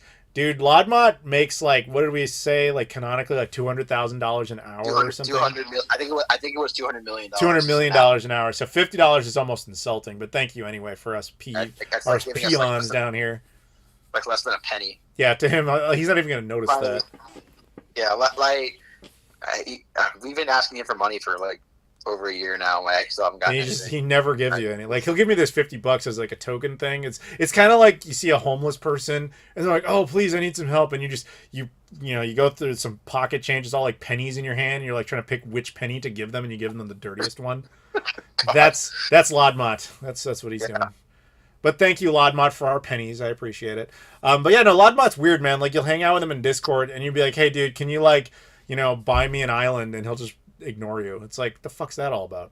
Yeah, what an ass. Yeah, it's all right. I appreciate the pennies. Unlike Jerry, were you here when Jerry sent me a bill? A bill? So fucking, I created a Venmo account, right? Because I needed it for something. Yeah. So I gave people the option to donate through Venmo. I'm not really familiar with how Venmo works, but you can actually request money from people. So Jerry actually sent me a request for $100. Which I gotta admit was pretty funny. Yeah, that's hilarious. I obviously declined it, but it was pretty funny. All right, so I'm confused. Is Jerry canonically richer than Lodmot now? Yes, by far. Is that what we're doing? Oh yeah, Jerry is much richer than Lodmot, but that's also because Lodmot isn't evil. Jerry's evil, so he sees Lodmot's kindness as a weakness. So like, Lodmot gives me $50, Jerry attempts to bill me for $100. That's why that I guess works. that's the perfect encapsulation of the whole thing. Yep, it really is. This is the server lore in the Discord, everybody. If you ever want to join and have a story about yourself suddenly, then by all means, come on in and hang out. And never become a peanut. It's the worst thing ever. That is like, I think that's the thing I love the most about your Discord, is just those stupid lore that we all made up for everybody. It's really dumb. And the fact that we all like stick to it. we're all good sports about it, and we stick to it. So Yeah, and we also like because there's a lot of people in other countries in there, so you can actually pick people's brains about other places. Because one of the things I like to do is if you're from any country other than the U.S., I like to brand you with a little flag of your country, so that way if there's like, hey, we need to know something about a Canadian release or whatever, you know who all the Canadians are, or Australians, or whatever it is. You know, they're all in there, and you know, it's cool. Everybody gets along. It's fun. like a verification badge. Yep. It's kind of cool. Scrooge McDuck and Flintheart Glomgold. That's perfect. Exactly that, Potato. Scrooge would be like we've joked with Jerry that he's Scrooge. He's like Scrooge in like Christmas Carol Scrooge, not like Scrooge McDuck, like the nice one that we got on DuckTales. That would be Lodmont. Flintheart Glomgold, of course, is Jerry straight up.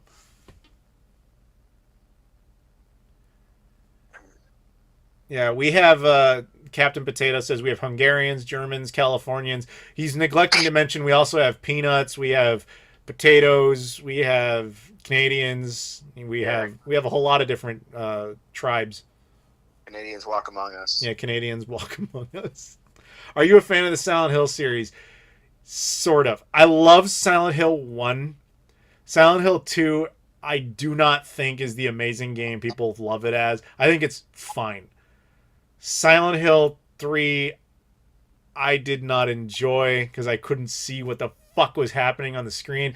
Girlfriend, babe was here. She can attest to this. We're like, what is happening in this game? I cannot see anything. And then after that, it's like, who even cares? Oh, yes, and as the girlfriend points out, we also have the Earth's Sun hangs out there. We also have Starjacker, who is, I don't know if they're dating exactly, but every time you hear about a coronal mass ejection, it's because Starjacker was hanging out in space. Yeah, that again, it's just really fun to kind of go through all that stuff. It's like, yeah. how much? I wonder. Yeah, so the son is going to teach me how to solder stuff this weekend, so that'll be fun. I'm modding. He's just gonna melt stuff with his hands, dude, and then he's gonna give you cancer. That's true. Yeah. So all he's gonna do is just give you cancer. That's what he likes to do.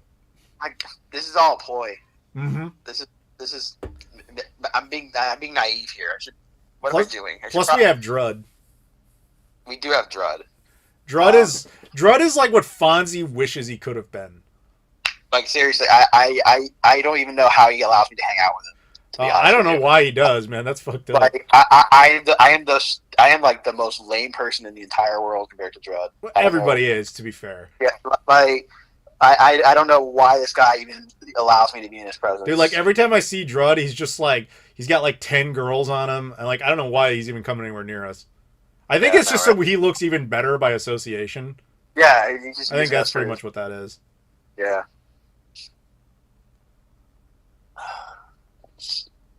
Well, who else do we have? We got a lot of people, dude. There's over 1,000 members. Yeah. But as I said, if anybody wants to join this insane party, you can at any time. That's the other thing I guess I never make clear to people. It is free. Like, this is not a Patreon perk where you get into the Discord by signing up and paying. Like, it's just a free thing. Go on in, hang out, make friends. Like, it's actually that's something I'm really proud of about that place, is that a lot of people in there independently meet in there and then go hang out with each other. Like Drud and Dave now hang out like regularly. Yeah, he moved to Atlanta, and now we like hang out on like a pretty regular basis. Actually, like we can go and we just eat stuff and hang out. It's really cool. Yeah, I even got buddies in Japan who didn't know each other, and now they're all in there and they're like planning to hang out with each other and stuff. Yeah, I think what's his name? There's a guy in here that's like apparently close to where I am. Actually, are you talking about in the Discord or in this chat? This chat. Well, you're talking about Crusher Bad.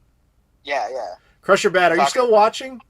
He's been talking about like the store I go to this whole time. Yeah, Robert. Yeah, I can give you his contact information later if you want. I mean, I don't know if that's. I mean, if he's not, he doesn't know who I am. So I mean. Oh well, never mind then. Well, I don't know. I mean, maybe by association, because I'm in a lot of your videos now. Well, so I guess. Whatever. I just Dude, you're fucking Atlanta Dave. You're named after the city. What? No, I was talking over you. Atlanta Dave, yo. Yeah. Nice mustard bottle. This is a Blockbuster thermos. Thank you very much. Orky Borky of Saturn is... I'm so glad we have 2 Orky Borkies now. Yeah, what the heck? Yeah, so now we have Orky Borky of Chile. We have a Chilean one now. So let's explain this for anybody who's not in there, because you're like, what is happening? So we've got a lot of random personalities in there. One of my favorites is Orky Borky of Saturn. I don't know where that name actually comes from originally. I think he came in as Ork Borky or Orky Bork, and I changed it to Orky Borky because it sounded more rhythmic without knowing any of the context behind it. And then he really liked the Saturn initially, so I just said of Saturn, gave him a Saturn logo, then found out he was Canadian, so I gave him a Canadian flag. He will just show up and show photos of like impossible to attain things, rare game consoles, rare games, stuff with really low print runs out of nowhere. And then he'll just vanish into the ether. And then... I think Grape, who is one of the mates in there. Yeah, every single Australian in there has the name mate in their name. Yeah. Like Grape, he does the same thing, but like with memes. He'll just show up and post a meme and then leave. Yep. Like that's what he does. Drive-by meme. Yeah, drive-by meming. But yeah, then this other guy showed up and he started doing exactly what Orky Borky of Saturn does, and we were just like, to the point where but he said he was from Chile, and I was like, I'm not kidding, Dave. I legit thought Orky made a second account just to like throw people off. Like, because he was behaving exactly the same way. He would just show up. Here's a random game that no one's ever heard of. Here's this photo of it. Bye. And he just like wouldn't say anything else. I was like, eventually after talking, I'm like, no, this dude is just exactly like Orky Borky. So I decided that Orky Borky isn't a name, it's a title. So he's now Orky Borky of Chile. So we have 2 Orky Borkies. Australians. Yes, we have 5 Australians that I'm aware of. Because there's a lot of lurkers. That's the other part of the problem, is you don't know who's like real. Like your regulars, sure, you can find that stuff out pretty quick. We got a lot of regulars, but every single Australian in there is required to have the word mate in their name. I love it. Yeah. Well, Australians have a pretty good sense of humor, so they're pretty good about like. They do. Yeah, so they're pretty good. Like, it's Ben and Jerry's. One guy from Australia came in. His name was just like Ben and Jerry's ice cream or something. That was his whole name, and I slowly morphed his name into. When I found out he was Australian, I changed it to Ben and Jerry's ice cream mate, and then I realized, no, that's not good enough, and I changed ice to AUS, so it's like Australia. But when you say that with an Australian accent, Ben and Jerry's ice cream, mate, it still sounds correct. And then, I read a joke somewhere that was like, it may have been in your server, where I was like, Australians just put whatever sentence together with random gibberish, and they don't understand what you say. Oh, crikey, bigla bogla. Just random gibberish. He's like, yeah, they get it. That's English, right? No, yeah. As we've said to them many times, Australians are like British Texans. That's. I want to go to Australia. That'd be cool. Yeah. How big is your Jordans collection? I don't collect shoes, but I've always worn Jordans. So that's the thing. I don't know, because I have my current set that I'm wearing, but all the ones I had prior to that were at my late mother's house when the fire happened. So they still exist because they were far away from it, but I think a lot of them have smoke damage, and it's the kind of thing we're just expected to toss out. So I don't know. I don't know, sadly. I guess I would argue just one because of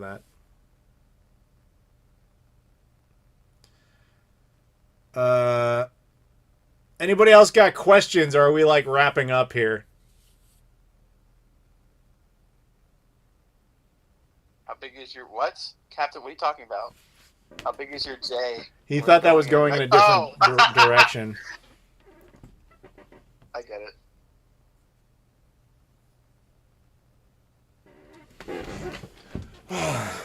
I'm actually really glad I don't have to eat any more of these fucking cookies.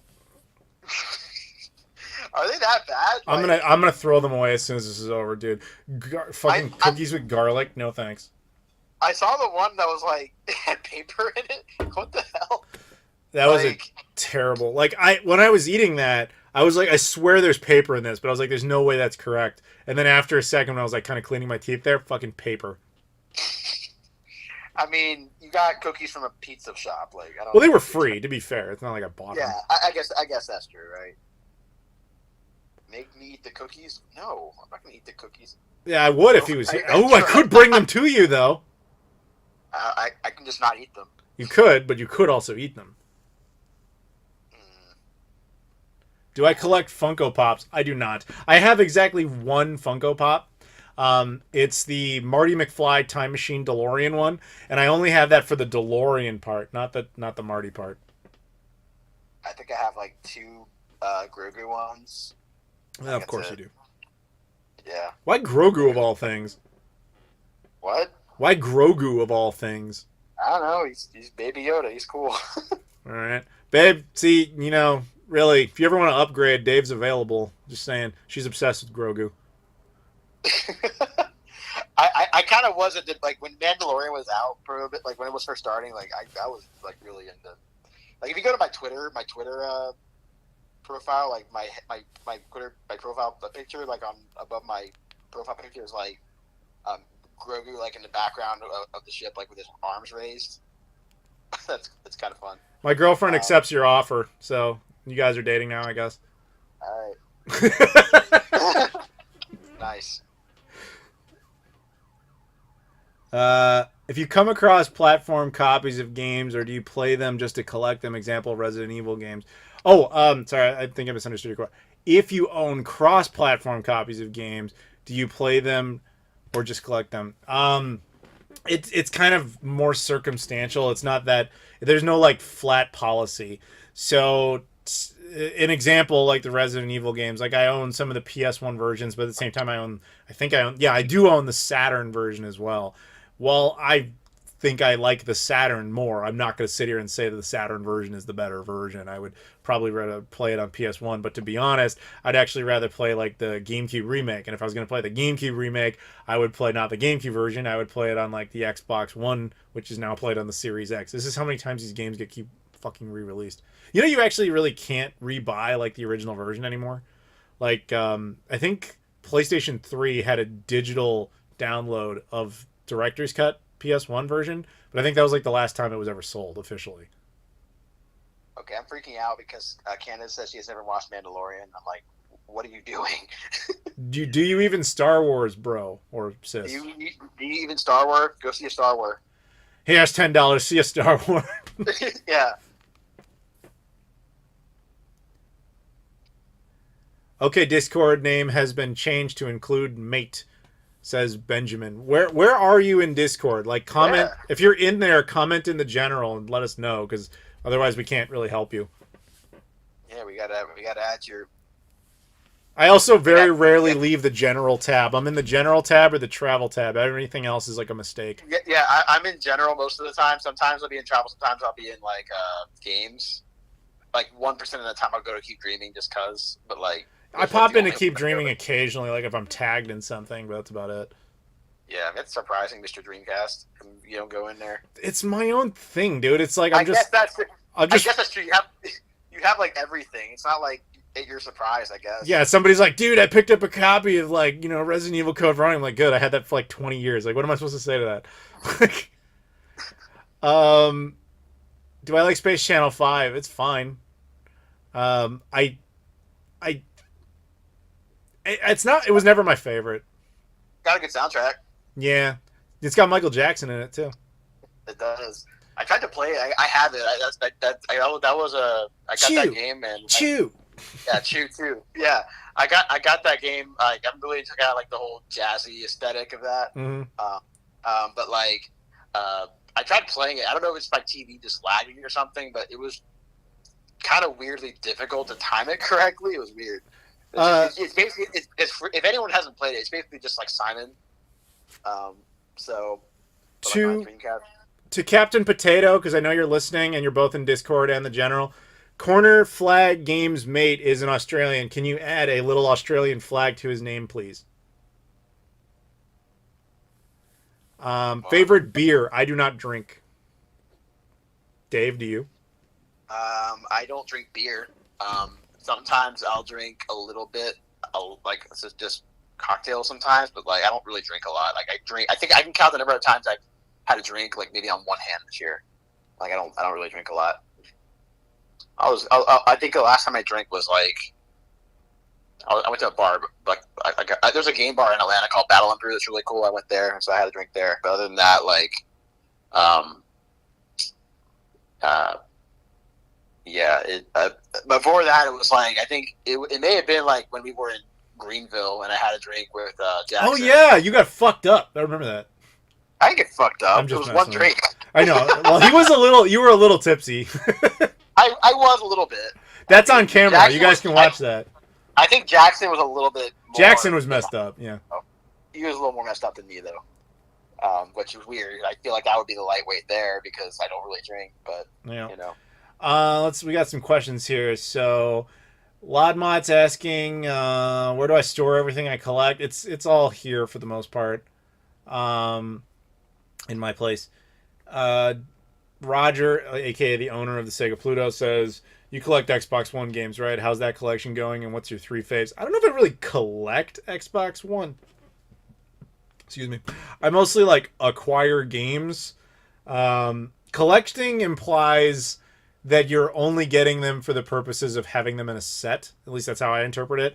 Whereas, like, something relevant, well, okay, Xbox One's not super relevant anymore. I typically aim for stuff I might actually play. Whereas collecting is like, oh, look, some anime junk that will complete my Dreamcast set. Fine, I have to own this. You know what I mean? Top 3 favorite Xbox One games, though. I don't know off the top of my head. I would have to sit there. Probably like mostly Far Cry stuff, to be honest.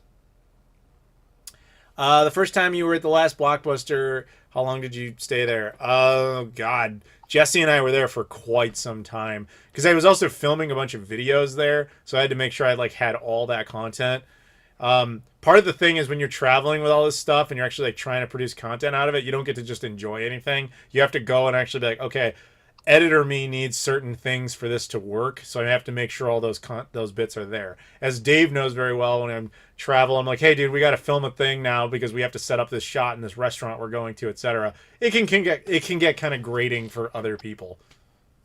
You get used to it. You do. Yeah. Do you make your own coffee using real coffee machines? Like, well, I don't go and get the beans myself, but I have a grinder, and I have a decent enough drip coffee machine. So what kind of coffee do you make at home, usually? Actually, it's funny, man. I have a ton of just bags of coffee that I was given over the years. My mom she never knew what to get me for anything. So she would always just give me bags of coffee because she traveled more than I did. So she was actually going to a lot of coffee countries, particularly in Southeast Asia. So she would just come back with tons of this shit. And so it's like, okay, I would get that, and I still have tons of it. So I just sit there and go through it. Yeah, the poo-poo coffee. Yeah, well, that one's special case. The Vietnamese stuff. Yeah, that's something else. You said it was really good, right? It is. It's the best coffee you've ever had. Dang. Guaranteed. See? Girlfriend's had it. She says exactly the same thing. We have a friend in Vietnam who can actually ship that stuff. So she sent a package to my girlfriend once. And, yeah, babe, you can tell him if you want. Yeah, every time we go to Puerto Rico, me and my family, my dad always gets, a whole bunch of coffee just because he loves coffee and he's, Puerto Rico is one of the only parts of the U.S. that can grow coffee. Yeah, sorry. No. All I was going to say is there's very few parts of the U.S. because for anybody who cares or is interested, you have to be in a certain geographic belt on the planet to be able to grow coffee. It has to grow in a very specific climate. And as big as the U.S. is, it actually has very little land that's in that part of the world. Hawaii is the only state that's there. But most of the territories, funny enough, are. So Puerto Rico, the U.S. Virgin Islands, Guam, the Commonwealth of the Northern Mariana Islands are all in that. American Samoa is not, but the rest are. So all American grown coffee comes usually from Hawaii. So if you're ever going through a coffee section and you see something called Kona coffee, that means it was grown in Hawaii. The rest comes from usually either Puerto Rico because it's relatively close, and I know you guys have a big industry for it, and then little bits of it from places like Guam, U.S. Virgin Islands, and so on. They don't grow as much just because they don't have as much land to dedicate to something like that. But there you go. So Mrs. Claus is telling me that you only got coffee from some souvenir shop and not in Puerto Rico. That is half true. When we got there, that's where I went because that's where we were, and I was like, I want to make sure we get this out of the way. And then later I was trying to find it in like real places, but it was the exact same brands over and over again because everything else I was finding was just like, oh, Folgers. I was like, well, that's definitely some bullshit. But if you recall, on the second trip there, we picked your brain as well as Kevin wasn't there at the time. I picked your brain about like what's a legit coffee to get, and we went on your recommendation. Yeah. I mean, to be fair, I'm not the biggest coffee drinker. I mean, I had some coffee when I was in Seattle. I mean, I have mochas most of the time. I like Katanda. I like sweet. Katanda was so fucking good. I don't know if Candace is still in here, but she could vouch for me. If you guys watch the Travel Channel in the Seattle video I did not too long ago, you can see Dave like lose his shit over coffee for the first time ever. It was really good. It was very, very good. Mrs. Claus is disagreeing with you. Yeah, she does that. Usually when she disagrees with me, I just have to concede that she's correct, even though I don't know what we're talking about. That's usually the law. Fine, yeah, it's the law. Yeah, do that. Yeah, Candace. Katanda is really, really good. she's in here. Yep. I think I had coffee at a couple places. Lucky getting some tomorrow. Just rub it in my face. Mm-hmm. But yeah. I had coffee like quite a bit when I was up there. Actually, I was a little surprised with myself. That's the Pacific Northwest, man. That's what it's good at. It's Asian food and coffee. I had some in Portland. I had some. I was eating. I had with Kevin one day, and I made him get like actual good food. Mm-hmm. Then I had a mocha there. I had a couple ones. I think I had a couple in Seattle. What was the name of that place where we got like those breads? That was good. I know that was like bread. Yeah, it was like rolls and stuff. It was like I don't know. 85 degrees. Yeah. Yeah, that's Candace's thing. Again, you guys can see all this on the Travel Channel. Yeah. You could. Yeah, I mean, I can talk about it, but yeah, that's what we did. Yeah. I want to. All right, Adam, the expert of U.S. territories. I've been to all of them except American Samoa. The only part that's actually the only part of the U.S. I've never been to. I've been to all 50 states. I've been to D.C. and 4 of the 5 territories. I've even been to a couple of the U.S. bases in Japan, but I have never been to American Samoa. It's the last piece of the pie. And I think it's hilarious that in order to get there, you have to fly Hawaiian Airlines. Yes, that's part of the reason I never did it. So. American Samoa is by far the least visited part of the U.S. Guam has far more foot traffic than American Samoa because American Samoa, most people don't even know where the hell that is. It's closer to Australia than it is to the mainland U.S. And the only way to get there, because of how international laws work, is if you want to fly there from the U.S., the only connection is through Hawaii. That's the closest point that's still part of the U.S. And the only airline that's allowed to run that route is Hawaiian Airlines, and they only run it like once every 2 weeks, which means if I were to go there, I'd have to commit to staying for 2 weeks. And I don't know, man. Like, I guess every year around September, they go like once a week instead of once every 2 weeks, and I guess that's probably when I would aim for. But I imagine they do that because that's the only time of the year traffic slightly increases, which means everything else would increase, such as like hotel expenses and all that sort of stuff. And I'm like, this would be a huge commitment to actually go there. This is not the same as like, hey, I'm going to go to Guam where this is a United hub. So they go to a ton of places out of here. I could go, if I get bored of Guam, I can leave and just go to Japan. You know what I mean? You're stuck there in American Samoa if you don't like it. Yeah. And also, you have to pay for the ticket because you don't want to get. Yeah, I know, right? That's the thing with United. I can at least use like miles on everything. So I could fly United to Hawaii, but then I'd have to buy a round trip like with actual dollars, which I'm not used to doing, to American Samoa, and that would suck. So I'd have to really plan that. There was a hot minute this year where I thought I might actually do that, like and go in September, because then I'm like, oh, then I did all 5 U.S. territories in the same year. That would have been kind of neat, but it just wasn't going to happen.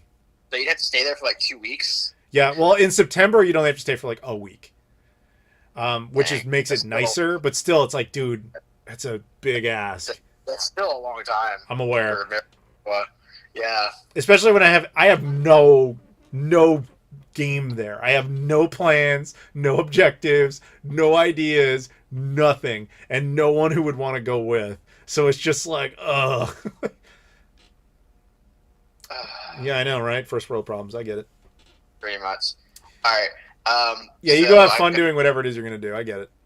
Yeah. I'm gonna go ahead and finish my stuff and get ready for sunshine coming up here tomorrow. So, All right. Talk to you later. Yeah. Bye. All right. See ya. Bye. All right. Well, that was Dave. Hope you guys had fun with that. Let's see here. Check my phone real quick. Make sure nothing significant is happening here. We got RGT85 yelling at people. Looks like, oh, we actually got a random donation from, I want to make sure I don't say your name if you don't want it. There's no message, so it just says happy birthday. This is from a Dan Rudzik. So he donated on PayPal. Thank you very much for doing that. And he just says happy birthday. He did not leave any other message. So thank you to Dan. And I got several texts, happy birthdays, that kind of thing. So thank you very much for the donation. If you're still watching. Oh, that's you, Drud. Of course it's Drud. Dude, I'm going to tell you right now, when it comes to your name, like, I know your name is Dan. I actually didn't know your last name, to be completely honest. But I look at you like your name is Drud, like Sinbad. Like, you're just Drud. Like, I was fully intending upon seeing you tomorrow just calling you Drud. Like, the whole time. Right now, there's in American Samoa, there's an FM Towns Marty sitting on a shelf of $50. If that was true, I would actually consider it, because that would actually be financially logical, given how much the FM Towns Marty sells for these days. I would join you to American Samoa. You got money? Because that's the other problem. We ain't all Lod Mod over here.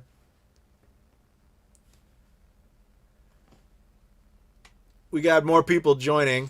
Yo, I'm from Australia. How do I get a mate added to my name? Captain Potato, can you take care of this in the general? Add a mate and add a mate flag, please. How you guys doing? You know what's stupid? This whole time I've been sitting here, I've had people on the phone. I never thought to go to the bathroom, and now suddenly I kind of want to. It's okay.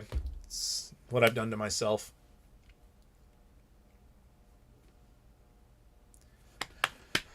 So how you guys doing? Are the Game Awards going on right now? Because I imagine they are.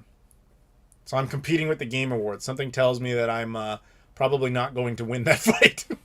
What's the deal with Microsoft? Like, I heard that the FTC looks like they're going to block the thing. Does anybody have any additional information on that? It's cool you're still doing the live stream. I left 3 hours ago to come back to your live stream. Hey, I'm still here. These always kind of go famously long.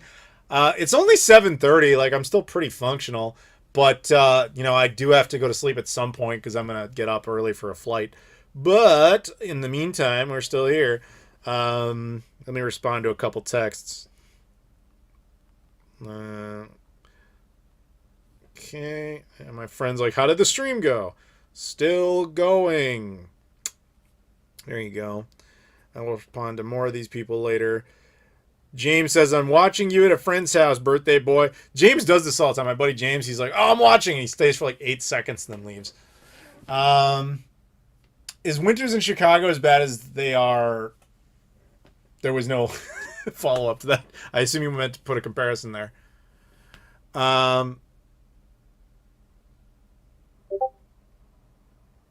Imagine if you did the live stream at a hotel room at an airport. How many... Oh, that's right. I forgot Lodmont has private airports that have hotel rooms or private bedrooms in them. The rest of us do not have said luxury, buddy.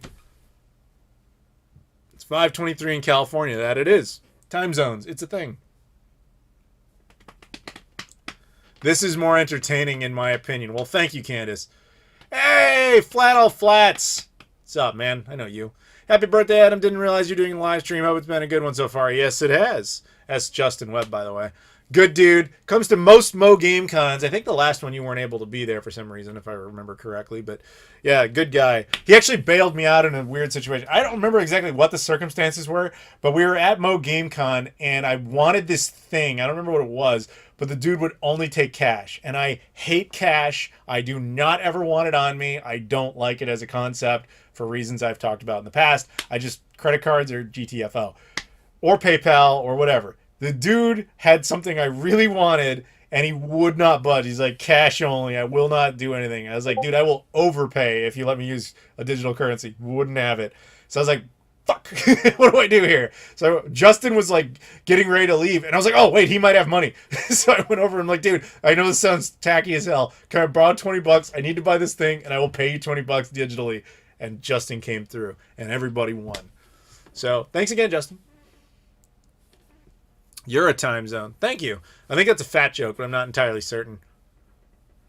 I'm late to the party. What did I miss? Hello from Japan. Guess who? I don't know. Japan's got a pretty significant population. I only accept gold. Yeah, well, you're a fucking potato. Cash. The only place I'll use cash is Japan, just because there's some context in which that's actually useful. Train system specifically. But again, I literally just put a video on this yesterday. If you guys are like, hey, what is it like to go to Japan? Blah, blah, blah. You should go over there. You should see that video. It'll tell you a lot about like what to initially expect. Why is Dave DMing me? Oh, he's telling me that he doesn't like me. I know that. I already knew that, Dave. Andrew DS Matey 9. That's a pretty good Star Trek reference. I like that. Are you excited for the HBO Max replacement? Well, I guess it is that time of the year again, isn't it? Fucking ridiculous. Super chat from Big Orange T. Do you think there would ever be a chance of seeing Zelda Link Between Worlds on a console? You're going to have to refresh my memory on which one that is. Which one is that? Link Between Worlds. I'm going to have to... I was saying it earlier. I'm more of a... People ask, like, are you more of a Mario or Zelda guy? I was more of a Mario guy. So Zelda was... In the Zelda franchise, like, it wasn't as significant to me as those. Between... Oh, was that the DS ones? Yeah, DS ones. Dude, if any system had a chance for that, it would have been the Wii U because of the two screens. I mean, it's... I don't know. I never played the game, but I'm assuming that was kind of a significant factor. But, yeah, if they didn't do it for the Wii U, I don't know where it goes. I mean, it'd logically be the Switch, but would it even work? I don't know the game well enough, so I can't possibly say. Thank you for the super chat, though. If you want a different question, because I was useless in that one, I'm very understanding to that. Have you been to the Nike outlets in the LA area or in Oregon? You can rebuild your Jordan collection there for cheap. Dude, I'll tell you the truth. Nike outlet centers exist all over the place. I'm not a shoe collector. I don't know where you got that impression. Hey, Adam, where are your gaming videos? This channel. You're literally here right now. What are you talking about? Any word on the remastered version of GoldenEye being released? Doesn't that come out like before the end of the year? It's like attached to the Rare Replay collection. And I guess it will be on the Game Pass system. I don't know why I referred to it that way. Maybe it's because I've been talking for 5.5 hours. It should be on Game Pass and the Rare Replay set. Originally, they were saying that you could only redeem it on Rare Replay if you had the digital one. And now, apparently, they're changing that to, oh, if you have the physical one, then it's fine. Which is good, because that's what I've got. And Babe says, no shoe collecting. Don't worry, it was never a motivator. The only shoes I have are, like, ones I actually wore. What?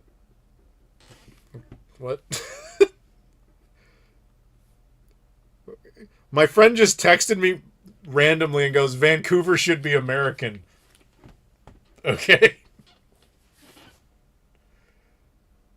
We want to see you playing, dude. What the fuck? Do you actually play your games? Why would I do that? Like, to me, when you're actually playing a game, it's to go and have fun with it. Have you ever tried streaming games? It's a pain in the ass. Not only from a technical perspective, but you actually have to be entertaining in that process. I used to do that all the time on Game Society. It is a lot of work, and it really sucks the energy away. I don't want to hate playing video games with like this Pavlovian response of, oh, good, the thing I once loved is now a job. You know what I mean? I kind of got enough of that already. So, plus, I had gameplay videos on this channel. I tried that for a hot minute. Nobody was interested. So it was just like, all right, we won't bother with that. I don't want to make them. You don't want to see them. Let's not bother. The only time you'll ever see it is in samples when I'm kind of making a technical point. And girlfriend straight up says, Adam isn't entertaining while playing. It's because you're putting too much attention into one thing. It's very hard to basically make entertaining routines while doing that. Do you like the Beavis and Butthead Do the Universe movie? Oh, dude. You should. We did an episode of the podcast like half about how great that film is. It's amazing. You should absolutely listen to that. That's a long story short. It's awesome. I mean, it's funny. Like I'm literally live streaming right now. This is my buddy, everybody, who just said that Vancouver should be American. I'm live streaming and just told everybody he said that, which got kind of a chuckle out of people. Do I disagree? If Canada wants to join the United States, that's a decision for them, I guess.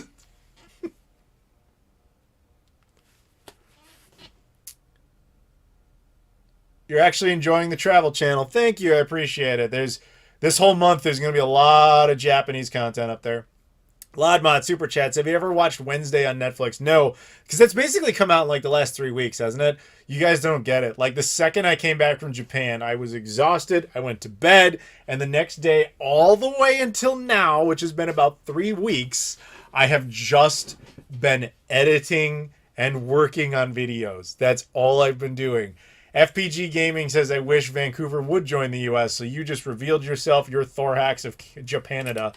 He's from BC, moved to Japan. He's actually in an upcoming video on the Travel Channel, and now he wants Vancouver to be part of the U.S., so that should tell you everything you need to know.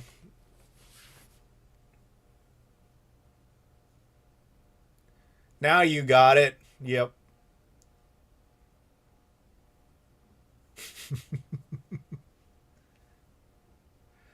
Oh yeah, my girlfriend says, as far as I've told her, she's a blast while playing. So, can I tell them a little bit about this, or am I going to get in trouble? I will wait. I'm not willing to get in trouble. Play mode. That's a better name for that show than I would have come up with. That's pretty good.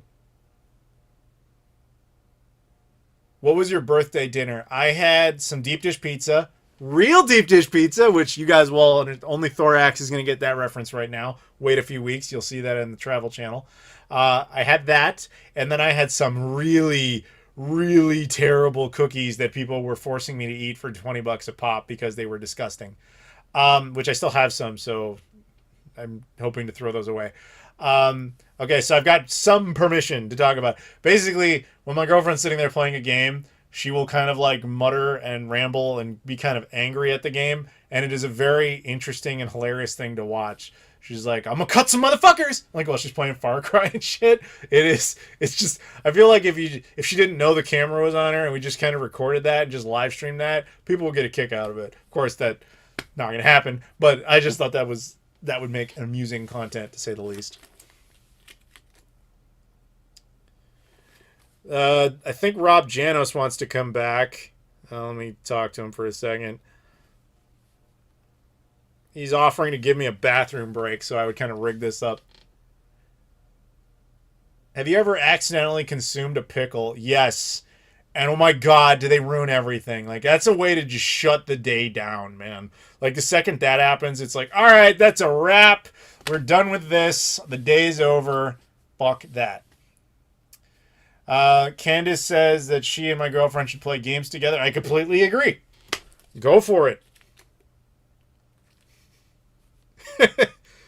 My buddy texted me back and he's like, okay, I'll ask you later about how we annex Canada in private. He's funny. Do you hate all pickles? Yes, all pickles need to be burned, incinerated, destroyed. I will actually have pickles come with my food specifically so they can be discarded so that no human being ever has to consume them. It's just get them, just trash them, get them out of here. It's no good. Can't have that. The cookie that tasted like garlic, that was the worst thing ever. Okay. We're putting Rob on the call here. Yo. Yo. All right, you entertain the folks for a second. I guess I'll take the advantage of this pee break offer. All right, so I'm dancing. I hope everybody can see. No, they can't. They can Busting only some hear you. So you have to tell sweet interesting. moves. You have to tell interesting stories because they Oh, can't yeah. see you. Interact with the chat. I'm, I will be right I'm back, everybody. I'm just gonna go urinate. I know that's the information you wanted. I'll be right back. Oh, Mrs. Claus, I didn't know you were still up. What time is it in Portugal? It's like I think you'd be up this late. But what's going on, guys? Tell us about the clowns. I don't know. I don't know if that's a reference to what Adam was talking about before. Yo, what's up, Lodbod? All right. How you guys doing? You guys not bored of Adam yet? Like he's been going for what, like 6 hours now? That's surprising. And there's still 79 of you. Still 79 of you guys watching. That's cool. I know Adam probably appreciates the company on his birthday. It's past 1:30. I'm a night owl. Just don't like to interact. I get that. I get that. Hum some waiting music. Yeah.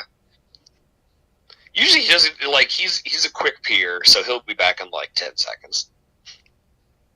I don't get bored of the president of Sega. He's not the president of Sega. He's Sega's Bay. What's up, Rob? How was your dinner? It was good. I made some pasta with some vodka sauce. So that was a good dinner. Had some wine and then a cocktail. Watched some Flight of the Conchords with the wife. And now I come back to relieve Adam. Sega Clan here is strong. Sega Clan is strong everywhere. And we're united in the fact that we think Sega is run by fucking idiots, but we still love them anyway. Don't forget to poo. Yeah, you should never forget to do that. Adam always jokes about how insanely rich you are. I mean, you are insanely rich, right? Hey, should I bring anything out to show? Is anything interesting? Anybody want to see anything while I'm standing up? Are you alive, Rob? I am alive. Well, do you hear my question? Oh, no, sorry, I was reading chat. So I was asking if there's anything I should bring out for show and tell, like anything interesting anybody wants to see, or should I just come back? You know what you need to show? You need to show the framed picture that's always over your right shoulder in every video. Framed picture? I know what's on that framed picture, but the general does not. What are you talking about? Okay, so you know your frame for every video you've ever done in your game room with the Sega shelf behind you thing? On your left, and there's a framed picture over your right shoulder. Oh, that's just a poster for Schindler's List. I know, but that's not that interesting. Literally Google the movie poster of Schindler's List. There, you just saw it. I thought you were going to do something care about the movie. I want to see your fucking copy of the movie poster. Greg, I know Greg DiStefano. That's the poster on the door. That's the beer and board games poster that Adam's in. That it is. But I want to see the fucking Schindler's List poster. Nope, I'm already sitting down. I'm not going to take a damn poster down. That ain't happening. Adam's always like, engage with me. Like, what do you want to see? And then I was thinking like a random console I would bring out. And he's like, take down stuff on your walls. It's too late. Rob ruined it for everybody. It's the thing that's in every video you've ever done, and yet it will continue to be there. So Neptune, I don't have the Neptune. On YouTube, when it's your last video on YouTube and you do your game room tour, you're going to pan around the room and you're going to be like, this is a shout out to Rob. This is his favorite movie ever. Schindler's List. It's about... No, dude, I don't have a poster for Wonder Woman 84. Actually, you would appreciate it. I have 2 vintage Godzilla posters for Godzilla versus King Kong, or rather King Kong versus Godzilla, and what is that? That's Godzilla versus Monster Zero, or Ghidorah the Three-Headed Monster. I've got 2 of those hanging up in my game room now. That's cool. Captain Potato is going to head out. He's got a date. Good luck getting some Mrs. Potato Head. Mrs. Potato Head. I thought that was pretty good, right? That's not bad. Yeah. Yeah, I thought you were talking, like Lodmont says, I thought you were talking about that little, the signed copy of Shenmue. I had no idea what you're talking about. No, it's like everybody. Seriously, look in every video Adam's ever done. On the right side of the frame, there is his Sega Genesis. No, I get it right? now. I know what you're talking about. It's literally just Google the poster for Schindler's List. That's all it is. I know. I've seen the poster, but I want to see your copy. You know what's funny is it actually, I didn't put it there. My mom did. So when we first got this place, my mom bought it, and the plan was the entire family would have like a place downtown. That was the logic. Yeah. And so my sister had her room, I had my room, and my mom had her room. And then it was like, we have a central main area. It's just like, whatever. Anybody wants to come into the city, they can have a place. That was the basic logic.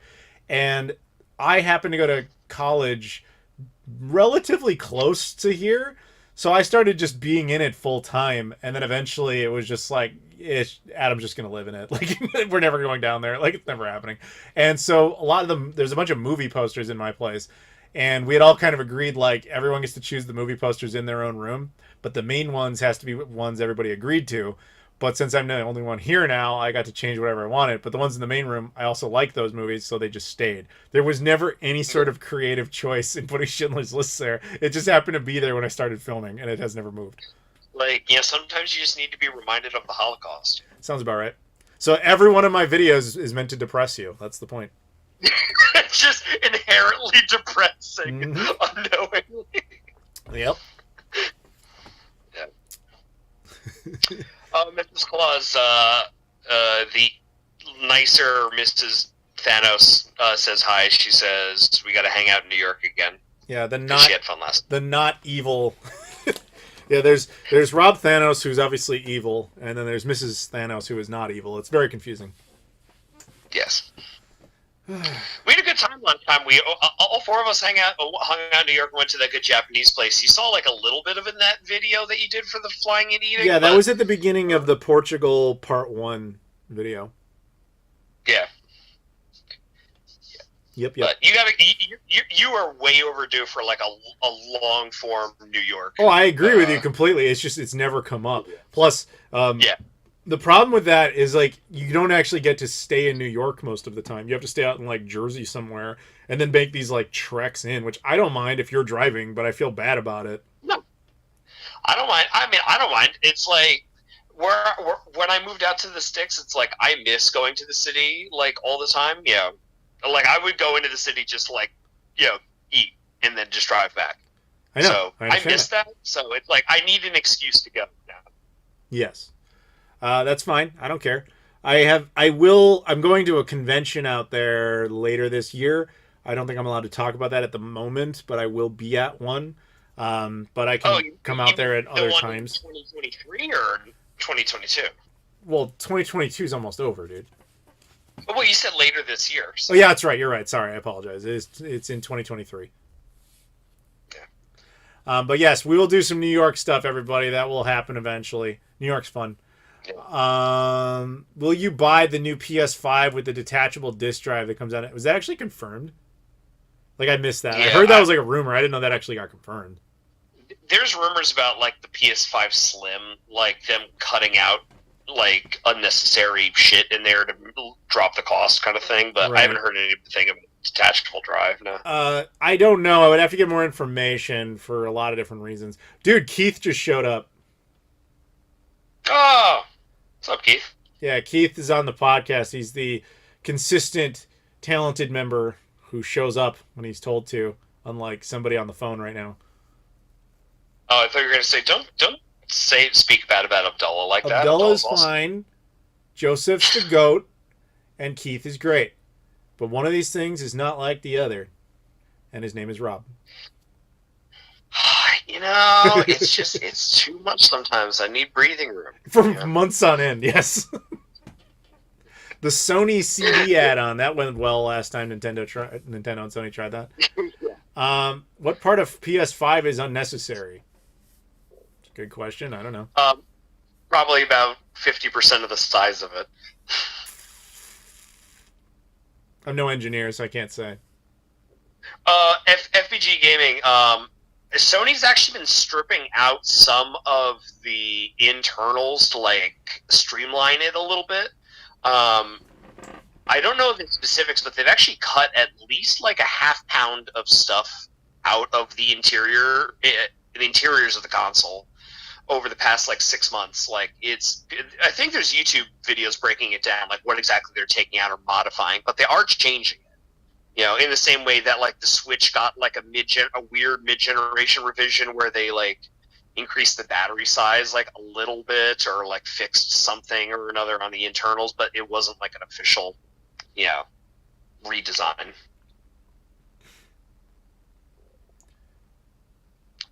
Oh, Greg DiStefano, Norwalk, Connecticut, right?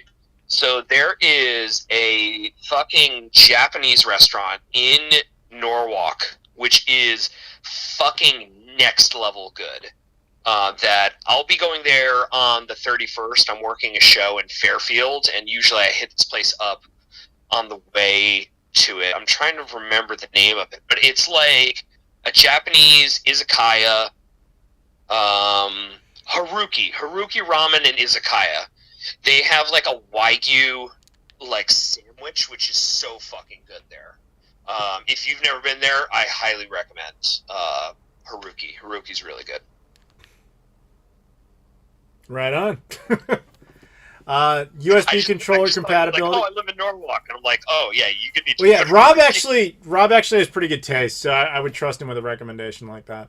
Dude, I mean, be honest. Like, you know, we've done like 3 trips together. We did Texas, we did Montreal, and we've done Anchorage. Anchorage. It's like, did we eat badly in any of those places? No, but that's just what we did on camera. By the way, we were talking about Anchorage earlier with like how I got high and like collapsed. Oh, you died. Yeah, like, see? for like 2 straight days. Like, I was like, I think I was talking with, who was it? I guess it was Captain Potato or somebody on Discord. I'm like, I think Adam's dead, guys. I don't know. I think I should call the fucking ambulance. Yeah, it was pretty bad. Like, I mean, you can watch the video, but like, yeah, I was gone for like 2 days. So like, I do remember that I don't remember asking you, but I don't know if you remember telling me later that at some point when you were heading out, I apparently had somehow enough functional capacity to wake up for a second and tell you to film things before I collapsed again. Do you remember this? I do. Because I don't remember telling you that, but you told me I said that, so I believe it because you did do it. Yeah. You sat up, and I'm like, yo, you want to go out? And you're like, no, fuck no. Just like, you go, just like went right back to sleep. Yeah, I was dead for like 2 days, man. But to be fair, I had like massive cumulative jet lag. Like I'd been in Portugal for like whatever it was, like 2 weeks. And then I came back, I landed, and I was at home for not even like an entire night. And then the next morning I had to catch like the first flight out down to Greenville. And I did a convention the entire weekend without ever getting a chance to adapt to the time zone. And then I went back from Greenville, and we ended up getting in late because we had to land early in Indiana instead of Chicago because of like weather issues. Then we made it up to Chicago like 2 hours late. I get home, and I had to go to sleep like immediately because I had like the 6 a.m. out of Chicago to Denver where I was going to meet you and then go up to Anchorage. Like all of that happened over the course of like 5 days. And so by the time I was in Anchorage, my body's like, what the fuck is wrong with you? And then he gave me some edibles, and my body's like, and we're done. I also like think that might have been one of the worst hotel rooms I've ever stayed in, and I think it was haunted or something because it's like I was like sleepwalking and thinking that I'm fucking seeing shit in this room. Yep. Like, and this was not edibles. Like, I don't know, something was fucking up. He woke up 2 different times. The first time I don't remember. It was our first. It might have been our first night there, maybe our second night. I was yelling at somebody. You right? got I up was and he yelling started at you, right? yelling at our suitcases. And then I was like, "Are you okay?" And he told me to go fuck myself, and then he went back to sleep. And then like the next day or 2 days later, he woke up and he started yelling at me. He was like, "I want to go dirt bike racing or something like that." And I was like, "What are you talking about?" He's like, "I need to go fucking dirt bike racing." And I was like, And you know what? "What?" I went biking the next day. I know. He apparently was in his mind. And then I was just trying to understand what he was talking about. And then once again, he told me to go fuck myself, and he went to sleep. I mean, at least I'm consistent. Yeah, no, it was there. Mrs. Claus, Rob could always count on Adam for bad hotels. Honestly, I didn't that pick hotel it. was on me. I didn't pick it. Yeah, that was the only fucking hotel, in the entire city. It was so bad because we booked it so late because it was such a last minute trip. Yep. Yeah, that was on me. That was on me. I had a fine time, but I was asleep most of the time. Yeah. Did you shower today? Yes, I did. Did you?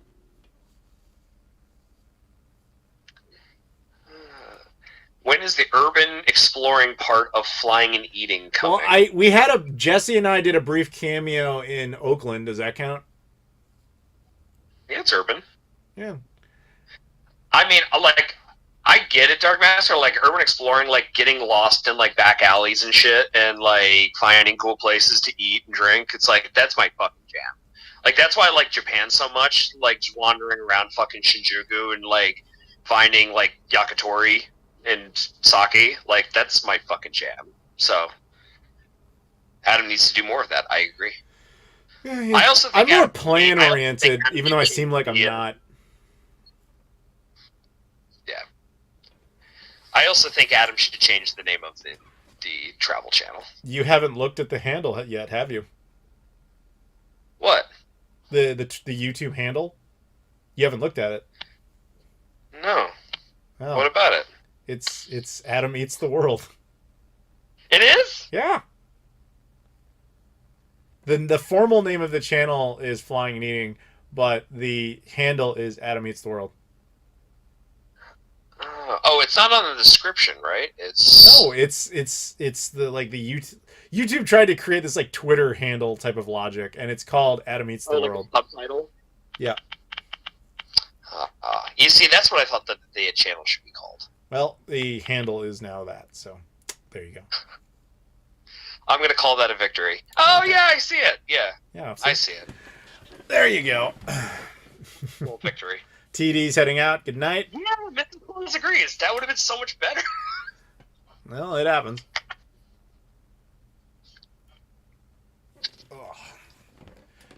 Yeah, have you who out there has seen the Japanese ones? You should go watch that. Actually, we keep talking about that channel. We should talk about this channel. It's the one they're on. So there's a bunch of videos coming out this month, guys, because it's December, so everything's complete chaos. I think there's 8 more videos that are already set up to go. Yeah, a lot of stuff. Patreon, I'll get them early.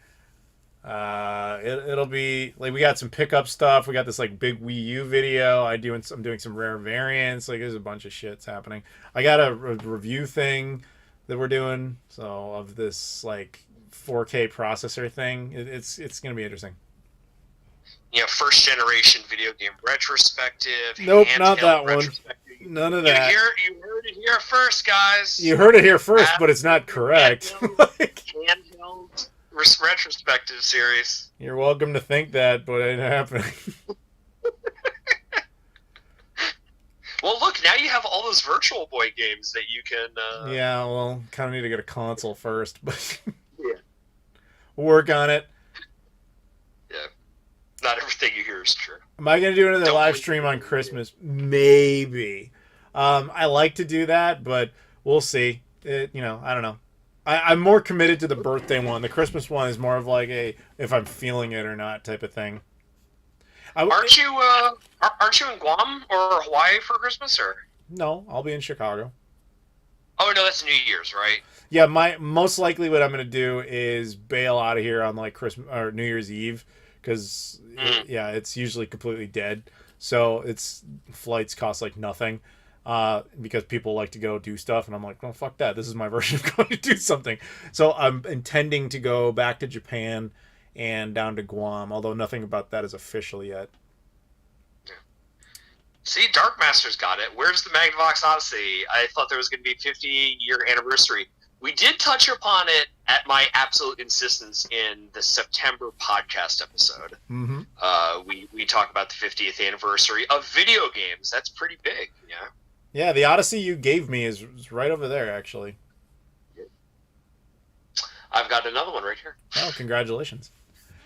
Bail it's out. Not, yeah, it doesn't have the box or any like the fun stuff. It's literally just a console and one controller that I dug out of Digital Press's basement, and I'm like, "Can I have this?" And Joe's like, "Yeah, sure." Just get rid of I don't have anything to sell it with. Yeah. Bail out of Chicago. No, I'm not bailing out of Chicago. I love it here, but I do like to travel in case that isn't obvious. So January, I'm gonna tell you guys the complete truth. January, there's like no point in making YouTube videos because the monetization rate is so bad that it's not worth your time. So you'll notice all your favorite YouTubers make a ton of videos in December, and then they just completely cut off in January, because December you'll make a bunch of money. January you'll essentially make nothing. So you basically have to make twice your revenue in December because you're essentially not going to get paid in January. So if you're not getting paid in January, it's essentially an excuse to not work because there's just no reason to. So that's the one time of the year where I can truly be like, okay, this isn't a work-related trip or anything like that. I'm going to go and actually just relax on a beach somewhere. And my beach of choice is Guam, and thankfully I'm loyal to United Airlines, and that's a hub for them, so it's not that hard to get to. Fuck, this website sucks. YouTube? YouTube's got a lot of flaws, to say the least. But yeah, that's why this last 3 weeks is so awful, because I had to sit here and I'm not being hyperbolic, guys. Like, my girlfriend can attest to this. Every single day for the last 3 weeks, since I got back from Japan, like literally the next morning, I have just been filming and editing every single day. I did not finish the last video until this morning, and now I am doing the stream. And then tomorrow I'm off to Atlanta, where inevitably we will produce some content, which means as soon as I get back, I have to edit that stuff. And then the week after, going to Kansas City for a convention, which inevitably means more video content, which I have to edit, and blah, blah, blah. Like, it never ends. So the only time it, quote unquote, ends is in January. So that's why I just shut the fuck down for, like, on a beach in Guam, man. Yeah. It makes the break that much sweeter. Yeah, but the December itself is like absolute hell when you're making videos because it never stops. Oh, you know what I was meaning to ask? Did you get a chance to play that Shredder's Revenge yet at all? Dude, I told you, I've been doing nothing but this for 3 weeks. I have not been able to touch anything. I know you installed it. That's why I didn't know if you... Yeah, I always install stuff just to make sure it's operational, but I can just basically tell that to do it and then get back to editing. Okay. Yeah, you gotta play that. Yeah, the only times I get little breaks in there is like when the computer has to render some footage or it has to export something or whatever. And even then, it's not really a smooth process because a lot of the time the export will fail, which means you have to screen it every single time. And then if it fails, you have to figure out why it failed, bug fix it, and then redo it. It's tedious as hell. Are you excited for Jedi Survivor? It's supposed to be revealed at Game Awards. If that's true, is that like the sequel to Jedi Fallen Order? Jedi Fallen Order was I actually did play that one all the way through.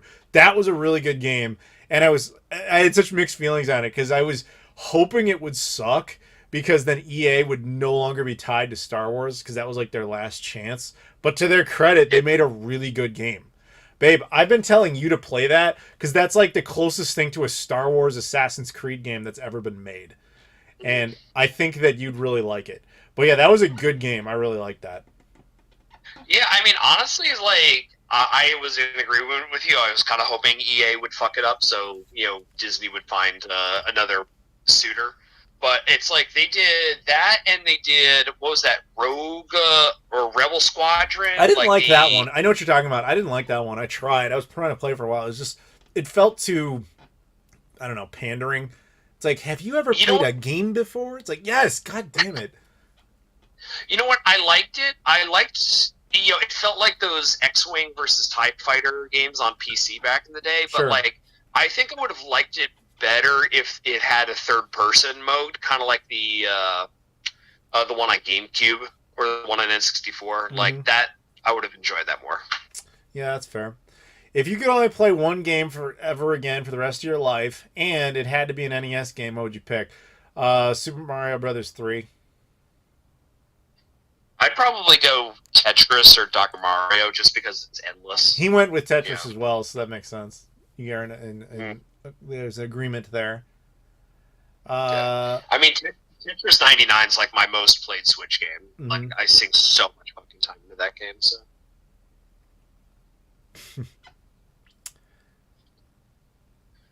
Respawn is one of EA's few studios that knows what they're doing. Yeah, that's true, but they've also been screwed over by EA corporate, forcing them to do dumb shit. Actually, I you know what's funny is I think that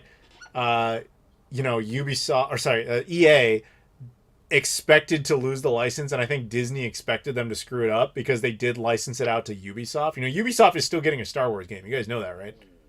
Remember that? Yeah. And you know what's really funny about that? Like a week before that was announced, I was texting a friend of mine who works at Ubisoft, and I was like, "Can you guys please get the Star Wars license?" Like I was just like joking about ideas about how great it would be. Like imagine a Far Cry type of game set in the Star Wars universe, and all these other franchises would be awesome. And she was just like, "Just look, pay attention to next week." And I was like, "Wait, what?" She didn't respond after that, and then a week later, she's like, "Boom." So she knew. Yeah. Implied Yep. silence. Yep. Do you think Sega will ever make a new system? No. People need to stop thinking that's ever going to be a thing. You can Buy the Genesis Mini 2. Yeah, you can, if you want to include those, sure, but I guess I could have grabbed the Genesis Mini 2 while I was out there, but somebody, Rob, didn't suggest it. What? What? What about it? I could have grabbed it to put on camera here, but you know. Like you did a fucking half-hour video on it. That's true, I did. But who knows if people actually watch these things.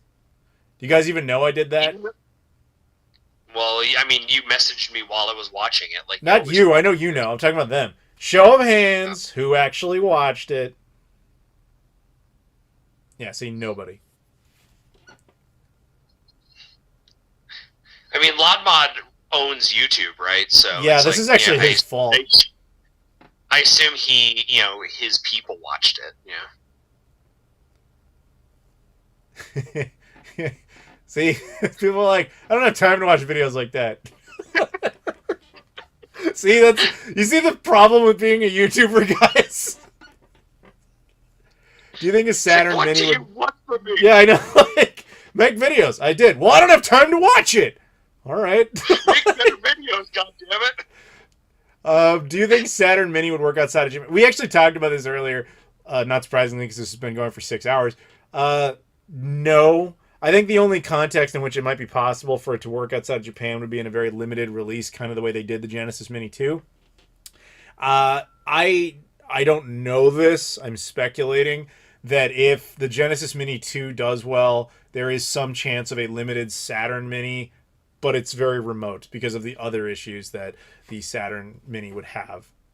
6 hours? What the flippity flop? This is not even close to the record, dude. The record is for my channel is like 10 hours and 31 minutes or something. We're not going to do that because I do have to fly out in the morning, so I'm not going to do that. But we're still good for a little while here, if anybody still cares. I watched it. Sega Mini won't ship to Canada. Are you sure? Did you use the Amazon America link? Because that should.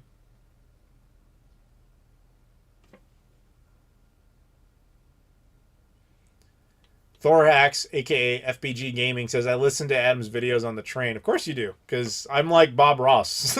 That's what people do. Lodmod Super Chats. I'm convinced Adam brought Sega back into the hardware business single-handedly, much like how I brought 8-Track back single-handedly. The difference is, Lodmod, you actually are like rich and can do stuff like that. I have no such power. One can argue I debatably brought Shenmue back. Debatably, and I wouldn't even credit myself with that. But I would never argue that for hardware.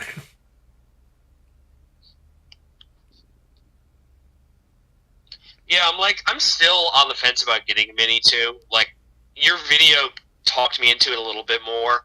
I want to see about what the modding community does with it. Mm-hmm. You know, because honestly, the game list disappointed me a little bit, especially with the lack of really heavy hitter Sega CD games. Sure. Like Japan got Popful Mail, right? You know, the side-scrolling action RPG. Yeah.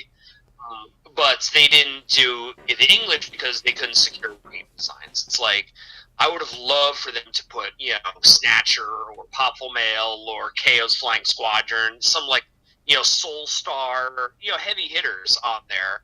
And they just kind of defaulted to, it's like Sonic CD and Night Trap, you know, and Echo. You like Echo, right? They went with ones that, for the most part, that they own. That's the problem. It's always going to come down to licensing. So, like, Konami, for example, owns a chunk of the ones you were just listing, and they are now the ones making, for some reason, the PC Engine or TurboGrafx Mini. So they're direct competitor in this arena. They're not going to grant that over.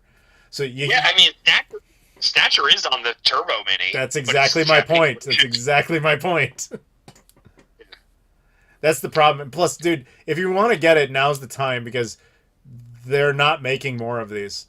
Like, they're going to vanish and never come back. I mean, it would be like something that it walks in the digital press, and it's like a, you know, impulse buy for me. That's about it. Yeah. All right, okay. Whatever. I can't justify, because it'd be like $140 to get it like that is bought true. And shipped over. That is true. Like the problem is the shipping, because they don't ship domestically. Yeah, but it's such a cool like little thing, like, you know, like all of the weird shit that you kind of went into in the video, like the audio settings and, you know, the FM synthesis sound and shit. Like, that's, you know, that interests me more than the games. Yep. It's fair. Like I said, there was love put in. I also like the fact that they completed 7 games for it that had never existed before. Candy, if you miss Digital Press, subscribe on Instagram. I run their social media. Anytime you see like our pickups videos or something, that's me. So, Rob, FPG Gaming there is Thorax of Japanada in the Discord. He lives in Japan. We were hanging out. He's going to be in the videos. He's asking if you need Japanese stuff. Need and want are 2 very different things. I don't really chase a lot of Japanese stuff. You know, I've got most of the stuff I want. Like, I'd probably just want more like random Neo Geo CD games or shit like that. You know, the one you need to talk to about that is Joseph, who's now in the Discord as well. Did I tell you about this? Joseph is the guy who randomly jumped out of a car to meet me in Japan. Oh yeah, he's You said in the your pickups video. For anybody who missed, random fucking guy came up to me. Yeah, for anybody who missed that, I was walking around in like suburban area in Japan, and I was just like filming and hey, this is advice for when you're in Japan. Blah blah. I was walking to a hard off, right, and as I'm like, I stopped filming and I walk into the parking lot, and all of a sudden I hear my name, and I'm like, what the hell? I thought I was having a stroke, because I'm like, why am I hearing my name here? That doesn't make any sense. I turn around, Joseph's just standing there, and he's like, dude, are you Adam Koralik? And I was like, yeah. And he was like, dude, I'm a big fan of your channel. What the hell are you doing here? And so we're talking for a little while, and, you know, turns out his thing is Neo Geo CD games. Yeah. So you should, we ended up doing a bunch of game hunting and stuff, and we hung out. He actually got me onto the Zama U.S. military base and everything, so he's a cool guy. I mean, I think it's honestly, in any normal situation, it's like if you visit a hard off or book off in Japan, I think there's a fairly good chance that you're just going to run into Adam because you're there enough, like, doing exactly that. It has happened more times than it makes sense to me. Like, it is weird. Like, it has happened. I would say it happens there more than it happens here, which makes no sense. Because it's not like it's Japanese people saying it. It's always gaijin living there that say it. Like, I remember one time I was down in Yokosuka at a hard off, and I'm walking around, all of a sudden a guy's like, Fuhorbe? And I was like, wait, what? That's a reference I understand. Like, that's my beer and board games name. And I turn around, it's this guy, he's like, are you the guy from Beer and Board Games? I was like, yeah. He's like, right, Adam, yes, I actually watch your gaming channel, not as much as the Beer and Board Games, but like, what the hell are you doing? And I was like, games? And he was like, wow. We ended up hanging out for a while. I think it was the last time that you were doing a live stream, and I called in. I was actually on my break at Digital Press, and I had somebody who was listening to the live stream, like was driving to Digital Press to visit the store and listening to the live stream in the car, and they walk in and they see me in the back, like literally talking to you on the same live stream. That was a weird fucking coincidence. It happens, man. Like, Dave, I don't know if you're still in here, but we were down in Greenville at this con, and a dude came up to talk to me, and he was talking about, he's like, oh, I really like your new channel, man. He's like, and he actually said, like, specifically, he's like, I really like that Atlanta Dave guy. And I was like, dude, he's here. He's like, he's here? And I was like, yeah, he's walking around somewhere. He's like, do you think you would care if I, like, said hello to him or whatever? I was like, no, go ahead. I don't know if that actually, I don't think Dave and him ever actually encountered each other, but I think that would have been really weird for Dave. yeah. Yeah. So it happens, guys. It's bizarre. By the way, Thorhack says to message him on Discord. Yeah, I see it. I see that. I appreciate that, man. Real OC, aka me, Real Lucky O'Charms, who's here right now, by the way. He's the Irish dude who was in the video that everybody liked. By the way, your part, me, Real Lucky O'Charms, in that episode is by far everybody's favorite moment of that entire video. Just so you know. So that was the one where, did you watch that? The one where we sent him the pickle thing? Yeah. Yeah, that was him. So he's asking how long we've been on here. We just crossed the 6-hour barrier. It's fairly modest. Do you get rodent problems in the wintertime? Chicago was recently named the most I think he means infested city in the country. No, dude. No, you're very interested in rats. No, I'm very interested in that. No, I've never had rat problems, thankfully. I mean, the best thing was like a couple years ago, you had Pizza Rat in New York, like that meme. Yeah, that was cool, but that was New York. And it's like, I mean, dude, that's like Master Splinter trying to feed 4 like young turtles. It's like, you can't blame the rat. Mm-hmm. Oh yeah, Sega Steve, do you remember?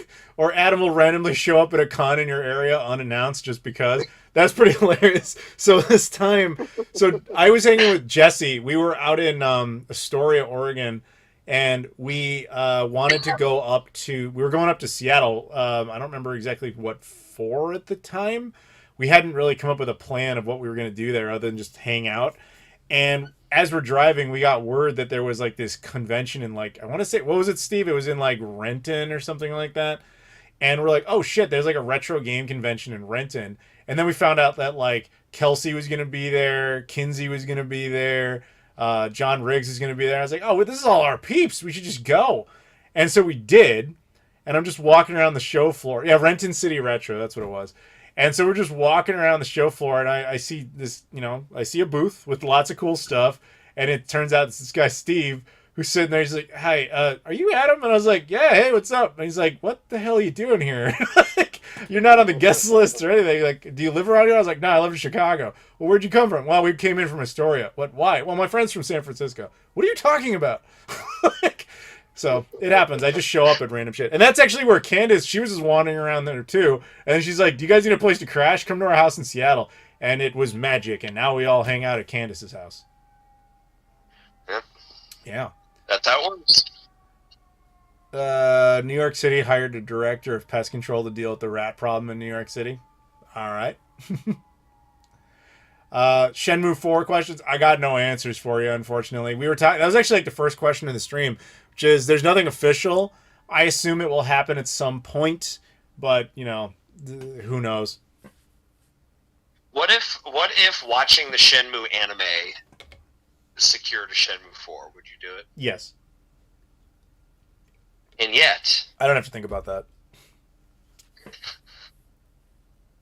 Yeah, that's not even a challenging one.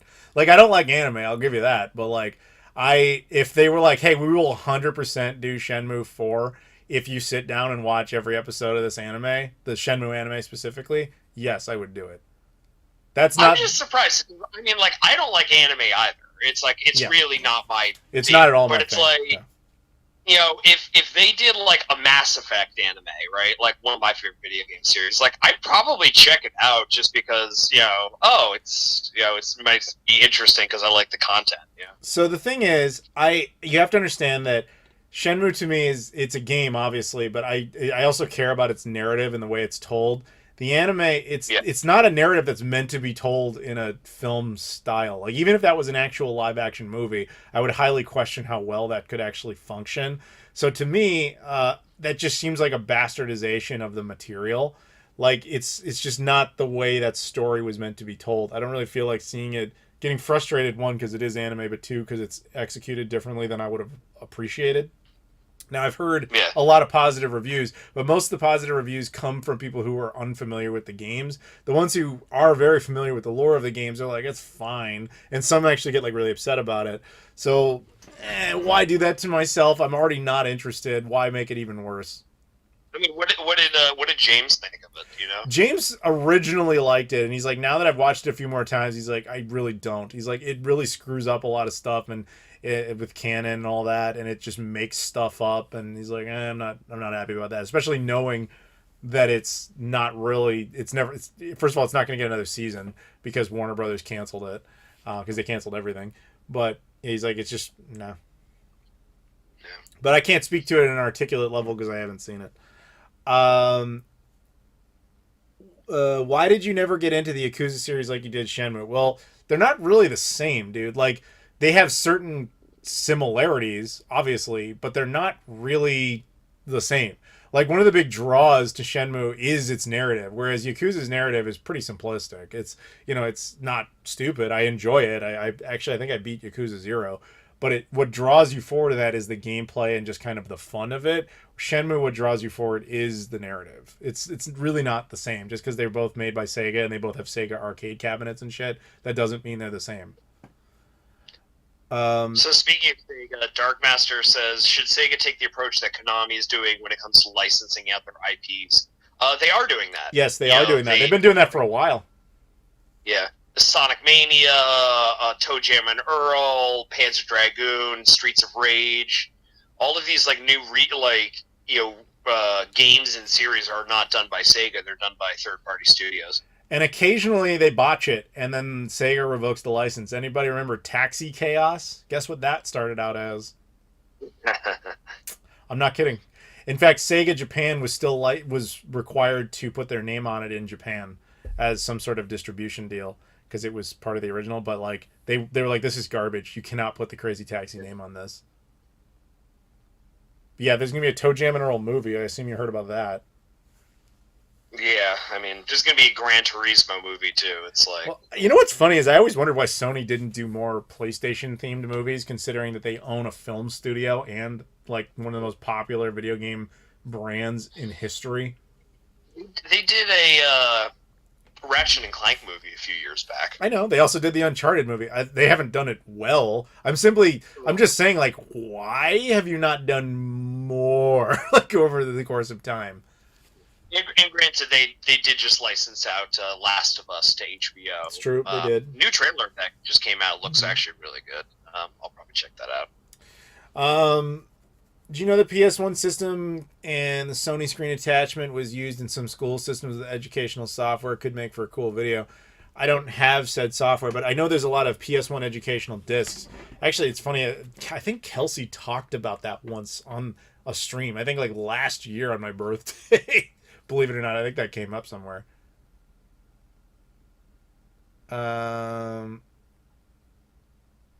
What's up with people saying Adam looks like Matt Damon recently? I agree. I think it's actually just led by one guy who says it in like all my videos now. And he's, the comment sits and people look at it. It's like I like turtles, how he always came in and just said he liked turtles, regardless of the context of the video. I don't understand that one. I always understood there was people comparing me to like Andrew Luck if he was out of shape, and Alfred Molina without the beard. I know. And the Matt Damon one, I don't know what the hell that's all about. Just a guy who's just, that's his thing, which I don't care. It's like, wait, you're not Matt Damon? Who the fuck am I doing this live stream with? Matt Damon. There's a reference. I understood that. I'm glad you did. But yeah, with the Sega movies, you know what? You can go back and watch my Sonic the Hedgehog movie review from like whatever it was. It was over 2 years ago now, because that was like that movie came out like right as the pandemic was happening, so it was like the last movie most people saw in theaters. I did a review of it at the time, and I actually was talking about the beginning where they had like this cool like Sega logo intro thing, and I was like, they're gonna do some if this works, they're gonna do some sort of like Sega cinematic universe, and it worked. And what happened? They did Sonic 2. They're doing Sonic 3. They're now doing Toe Jam and Earl. They also, what was the other one they announced not too long ago? I know Sega was talking about a different movie. Streets of Rage was that? Streets of Rage. Thank you. Yes, Streets of Rage is getting a movie. And of course, we're never going to acknowledge the House of the Dead movies. They're not part of that. But yeah, it's I mean, it's like they figured out they could make money off of their IPs. But I'm a little concerned for them because Sonic was the obvious first choice, excluding the House of the Dead stuff, obviously.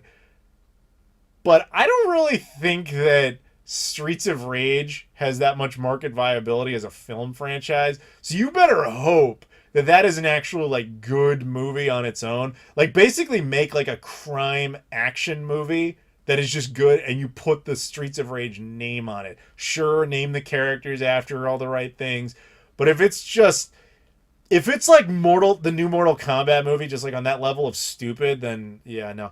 Babe is going to bed. Have a good night, babe. It's way late for you. You should have gone to sleep a couple hours ago. Thank you for the support. I'll talk to you tomorrow, babe. Good night. Nice to see you.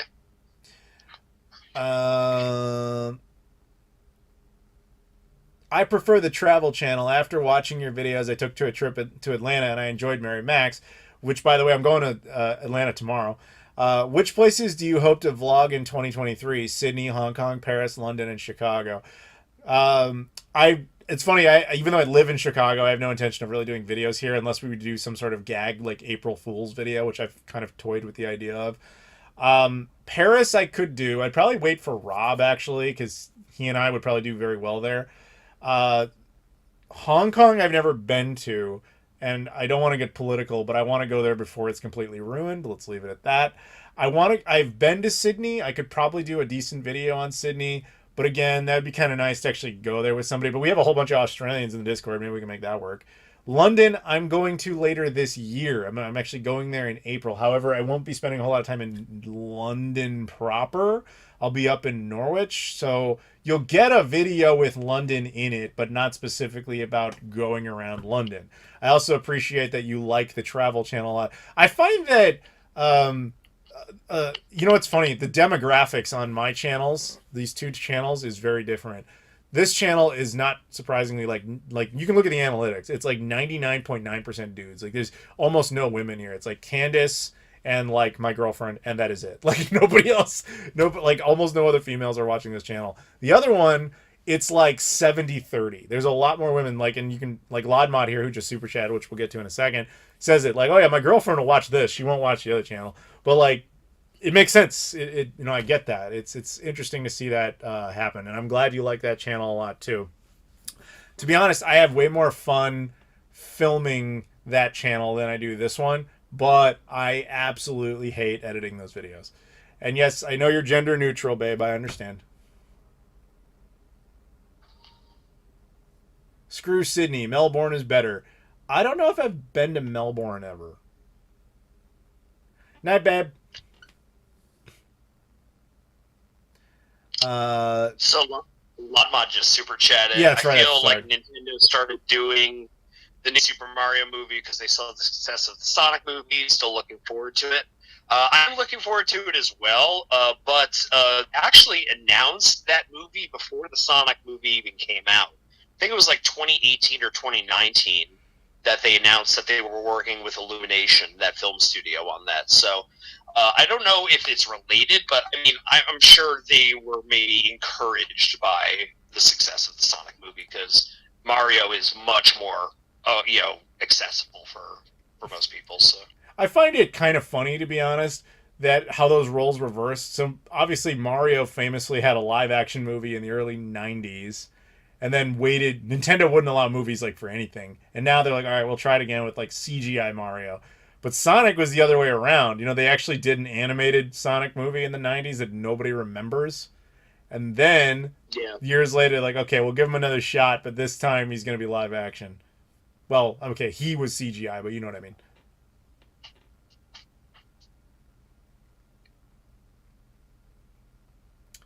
What would a Rob Zombie House of the Dead film look like? Probably similar to a House of a Thousand Corpses. Yeah. I mean, it'd be very similar, just with extra stupid characters.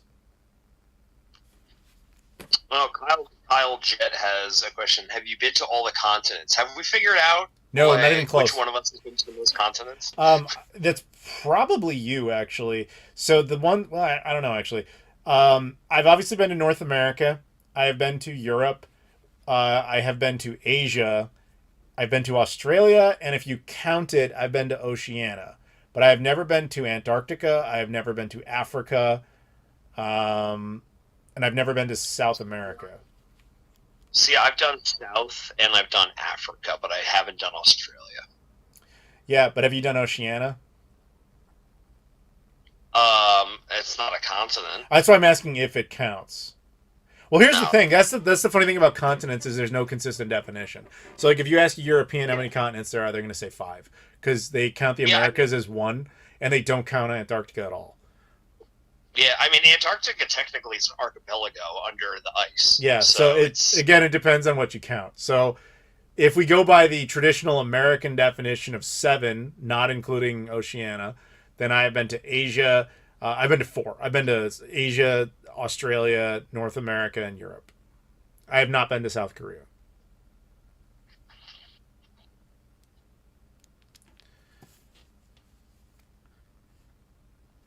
Give me 1 second. My cousin Ooh, texted me. FPG Gaming, hot take, Streets of Rage 4 wasn't as good. That's fighting words, man. I fucking love Streets of Rage 4.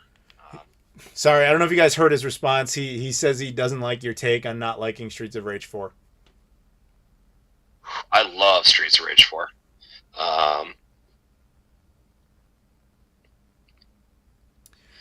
How has the Satiator been treating you? I don't know if that's towards me or Adam, but actually, I just bought a Satiator after watching his video on it because I've been kind of looking into ODEs for my systems, but I didn't like the idea of cannibalizing the disk drive to make it work with a mode.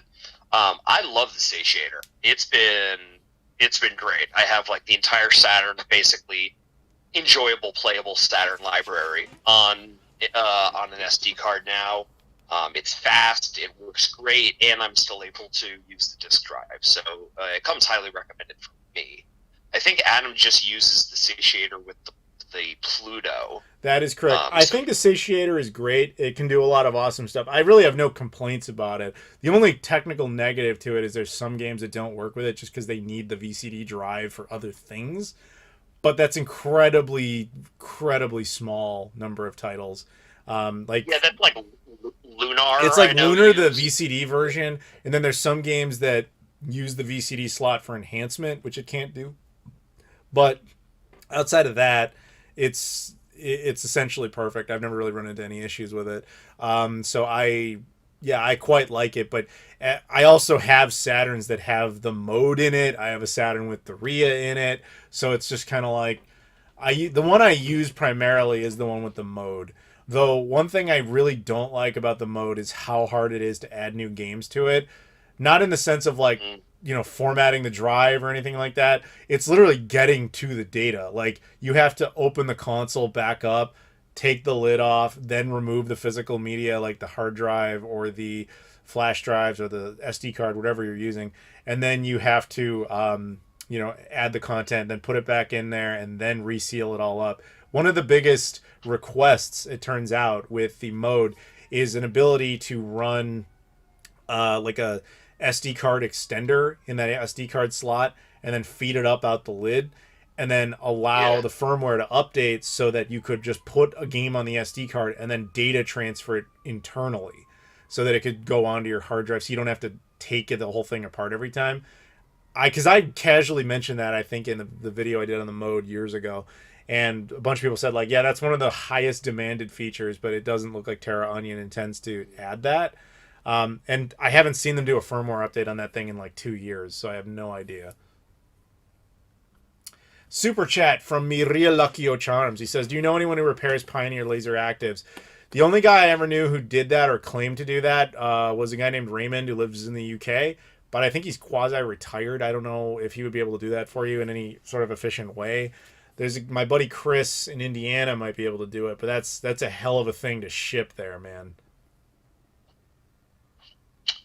So actually, there's a question from the Reformer. Can you get Yu Suzuki on the phone?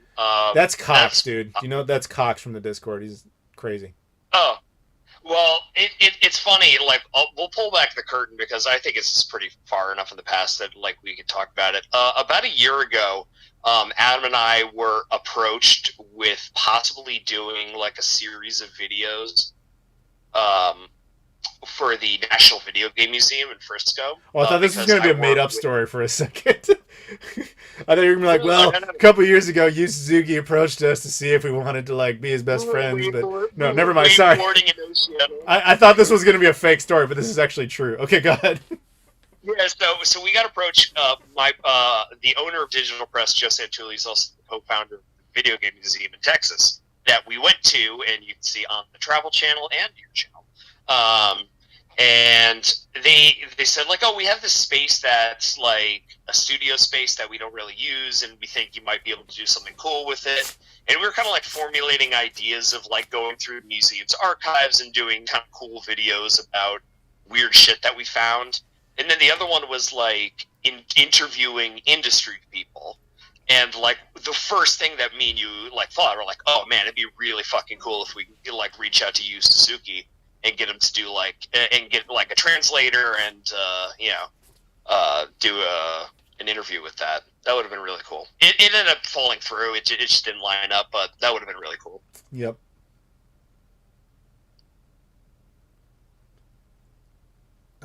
Just got my say share too. Loving it so far. Only complaint is it doesn't work in the prologue. Oh, that big karaoke thing. Steve here actually owns one of those gigantic karaoke Saturn things. Wow. Yeah, he had it at PRGE. That PRGE was like the ultimate Sega Saturn mecca. Like that room, it had everything. And when I say everything, I mean we had the Pluto there, we had the Samsung Saturn there, we had 2 Hitachi Navi Saturns there, we had the karaoke Saturns, we had dev kits, we had everything. It was insane.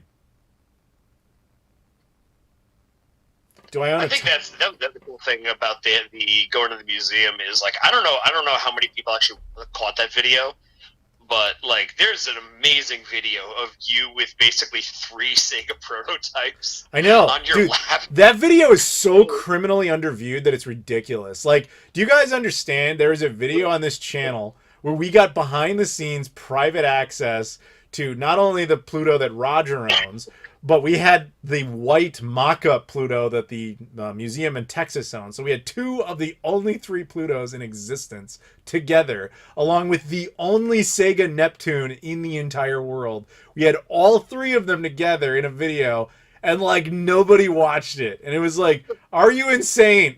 Like, this isn't some YouTuber who's like vaguely talking about things from stock photos that they've heard. I'm sitting there hands-on showing you these things in reality, and like nobody cares. It's like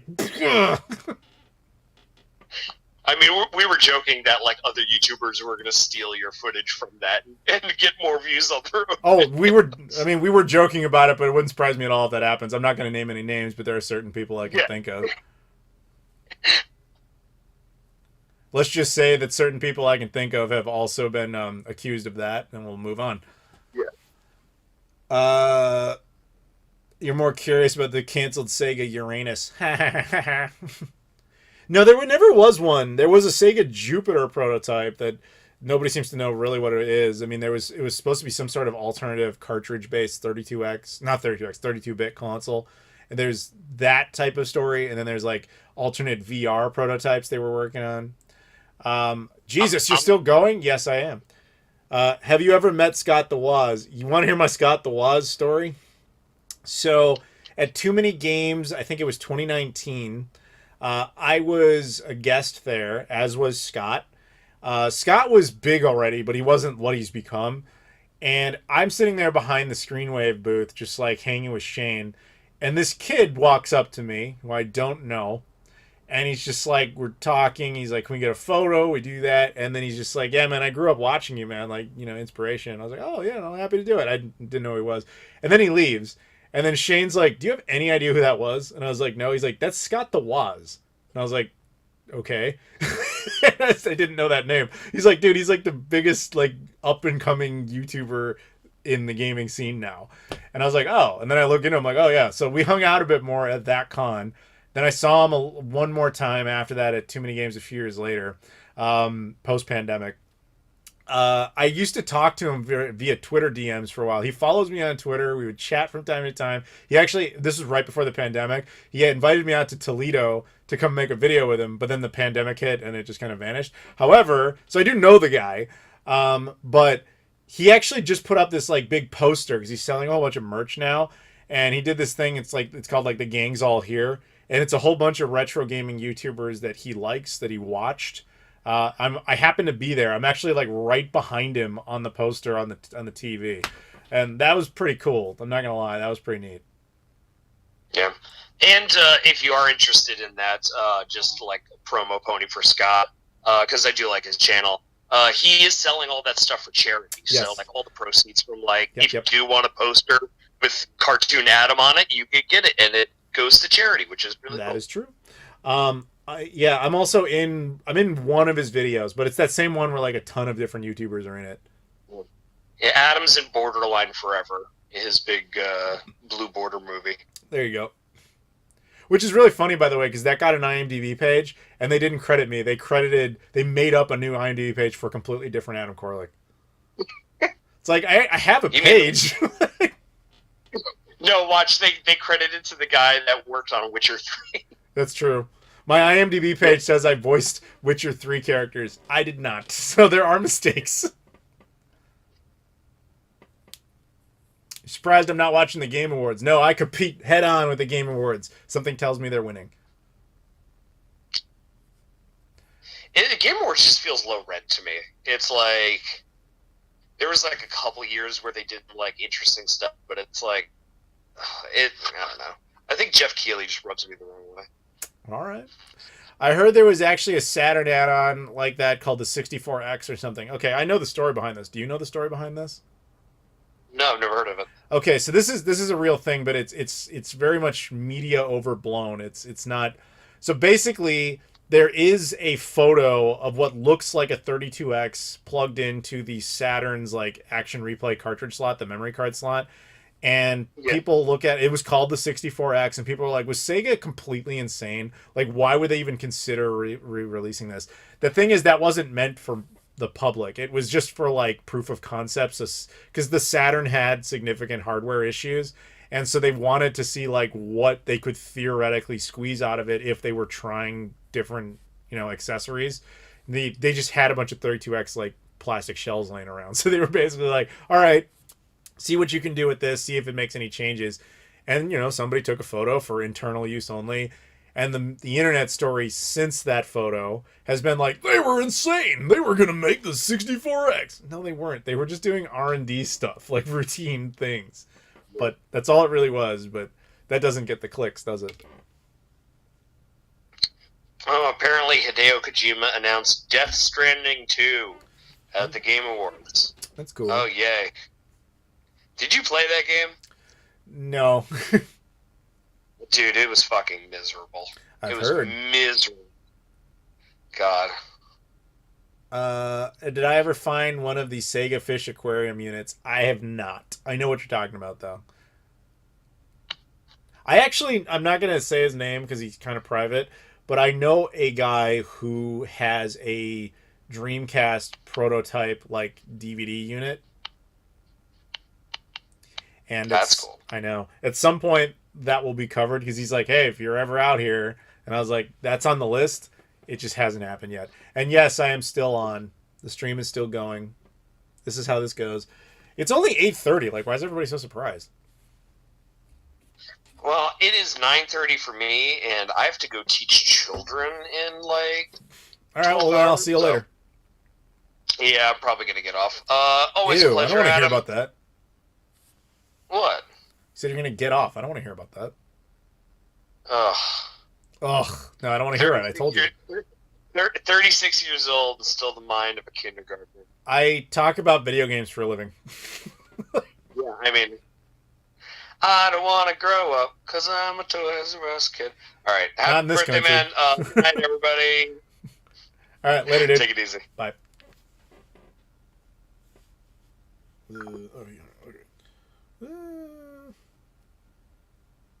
Okay, everybody good? Oh, good. Lyft wants to tell me my horoscope. The fuck. Okay. How you guys doing? Who wants to chat? Who wants to keep hanging? Or are you guys done? Do you want over? Well, you guys tell me. This is up to you. I'm at your service here.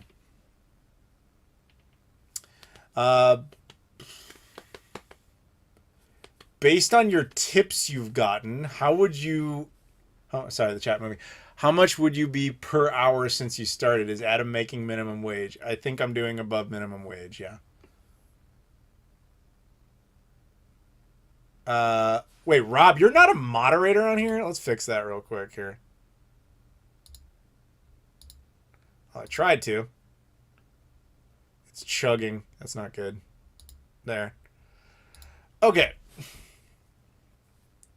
Yeah, RB. No, I'm gonna keep calling you Thorax because that's your fucking name. Thorax says this is the first stream he's ever caught live. I only get to do them on my birthday now. Like I told the story earlier, but basically the problem is YouTube encourages us to live stream and then punishes us for it at the exact same time. It's very annoying. So they're like, "Hey, we have all this live stream stuff. You should totally do it. Oh my god, it's great." And we're like, "All right." So that's why YouTubers used to do it all the time.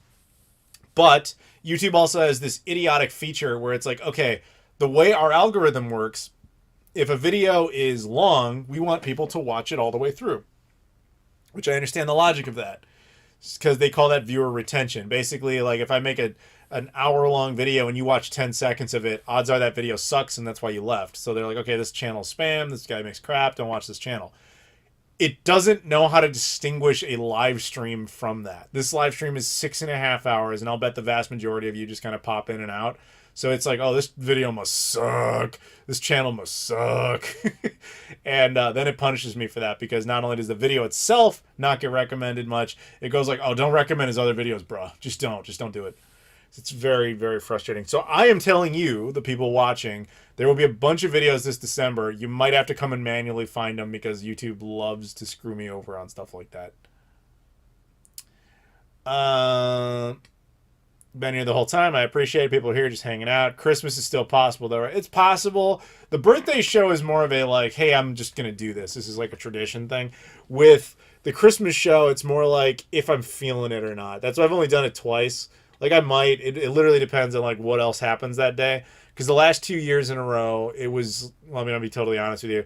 Since my mother passed away, I had much less to do on Christmas. And so on Christmas Day, now I typically see my extended family. And then that usually wraps up pretty quickly in the morning. And so it's like, okay. But if they decide, hey, we want to do like dinner this year, that's probably what I'll be doing instead. I really just kind of do that like if it happens to work. Ask Lodmot to change the algorithm. Dude, right? Fucking Lodmot. He owns YouTube and he still does this shit to me. Don't most people make a second channel for live streams? Yeah, we talked about that before. The problem is it's really hard to get people to go over to something like that. I can prove it. I have a travel channel. I've been plugging it for an entire year. Hey guys, go over there. Check that video content out. And while some have, the vast majority never go. You cannot make a second live stream channel unless you're like big enough that even just a small percentage of your channel going over there is enough to make it worth the effort. Basically, I cannot let all you guys know I'm live streaming from a second channel. It just doesn't work that way. I either do it here or I don't do it at all. Because if I made a dedicated live channel for just that purpose, maybe a few people would show up, but it would never be this active. And this isn't even super active. Like our highest view count at some point was like 200 concurrent viewers. Currently it's like 66 of you guys. Now I get it, the Game Awards are on and stuff. The Europeans are asleep, I understand. But it's, you know, there's only so much you're going to get. What's Christmas dinner going to be? I have no idea. Dude, I don't even know what I'm eating tomorrow.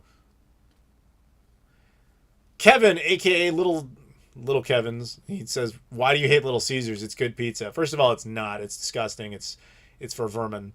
Little Caesars is like you can eat the cardboard box it comes in, and it's gonna be more appealing. I know you're asking this for no reason other than to troll, but thank you for the super chat. Little Caesars is disgusting.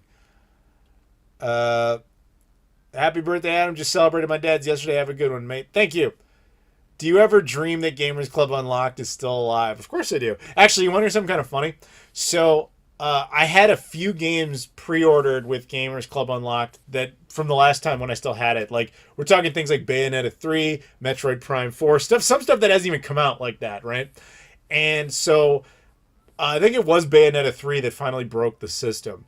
Because they were like, okay, Bayonetta 3 is getting ready to ship. We're going to send you your order. And then it was like, there's a problem with your order. And I was like, okay. And I'm trying to figure out what it is. And it's like, not enough money was paid. And then it tried to auto bill me for the difference between the Gamers Club Unlocked price that I had agreed to versus the current retail price. Because their system didn't even know what Gamers Club Unlocked was anymore. And so then I just canceled the order. I was like, there's no, this defeats the whole point. So... no, Gamers Club Unlocked is truly gone now. I mean, technically that was a violation of their policy, but it's not the kind of thing it's worth fighting over. Do you have good memories of Pizza Hut in the 90s? No, because it's Pizza Hut, and Pizza Hut's disgusting. Like, you have to understand, anyone from New York, New Jersey, or Illinois is never going to like chain pizza places because they're horrid. I don't know where you're from, but chances are there's some sort of food that your place is known well for, and if you have it outside of that area, you think it's disgusting. Now apply that on a bigger scale. I simply go to a lot of places, so I end up knowing what they're good at, and then I don't want to eat those things in other places. It kind of turns you into a jerk, but it also makes your palate better. I agree with you about Little Caesars. I never liked that place since I was a kid, and I used to go to and to this day I still don't like it. Never will. Yeah, it's disgusting. It's not food. Is bacon bigger than ham in the USA? I guess. Like, they're both pretty significant. Where are you from? Domino's is bad. I completely agree. I'm from Eastern PA, and local pizza places are better. Yeah, because you're, like, right next to the pizza states. You're right next to New York and New Jersey. Have you been to Freddy's? Are you talking about, like, the ice cream diner type of place? I still don't know what Canadian bacon is. Dude, you are Canadian. How do you not know? It's basically just ham.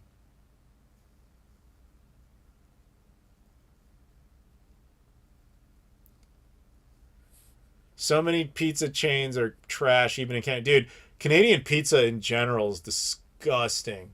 The only good pizza I've ever had in Canada was at, what's it called? Chicago-style pizza in Hamilton, Ontario. That place I can vouch for. That place is actually good. Has nothing to do with the fact that it's Chicago. It's like the people there actually give a shit about how their pizza turns out. It's not pizza, which is the thing Little Caesars aspires to be. Oh, you're from Portugal, dude? You missed all the other Portuguese in here. My girlfriend was in here. We had Tiago in here. Yeah, you should have been asking them. They know. Come into the Discord. Hang out. We need more Portuguese. Freddy's is a burger place in Vegas. Okay.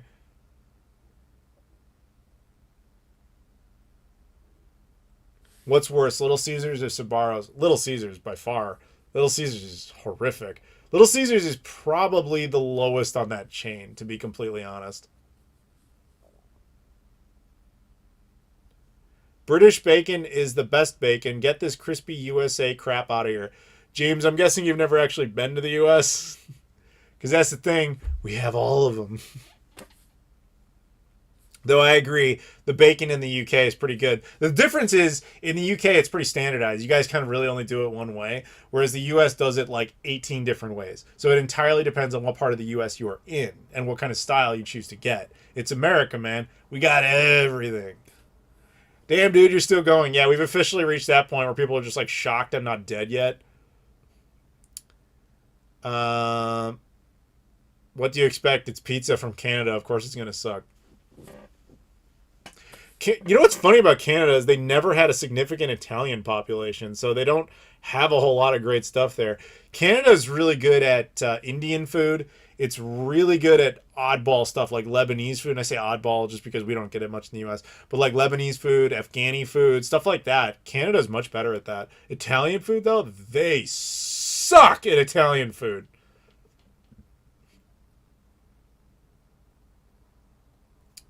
Though to be fair, I say that based on very specific locations, like Ontario. McDonald's in Canada is much better than it is in the States. Canadian McDonald's is far less greasy. Yeah, that comes down to like quality standards that countries require. Can't forget poutine. Poutine is not a national dish in Canada. That's a stereotype. It really only exists competently in Quebec. What? Vancouver has a huge population, Italian population. To be fair, I said Ontario.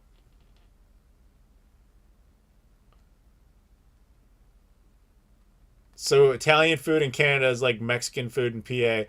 Again, in Ontario, yes. Yeah, Italian food I've had in Ontario was always disgusting. Like, even like their supposed like most of them, it feels like you're just going to Olive Garden. It's just fucking nasty. Again, I'm not going to speak to Vancouver, but let's be honest, Vancouver's big population is like Indian population. That's just what you guys are really good at over there.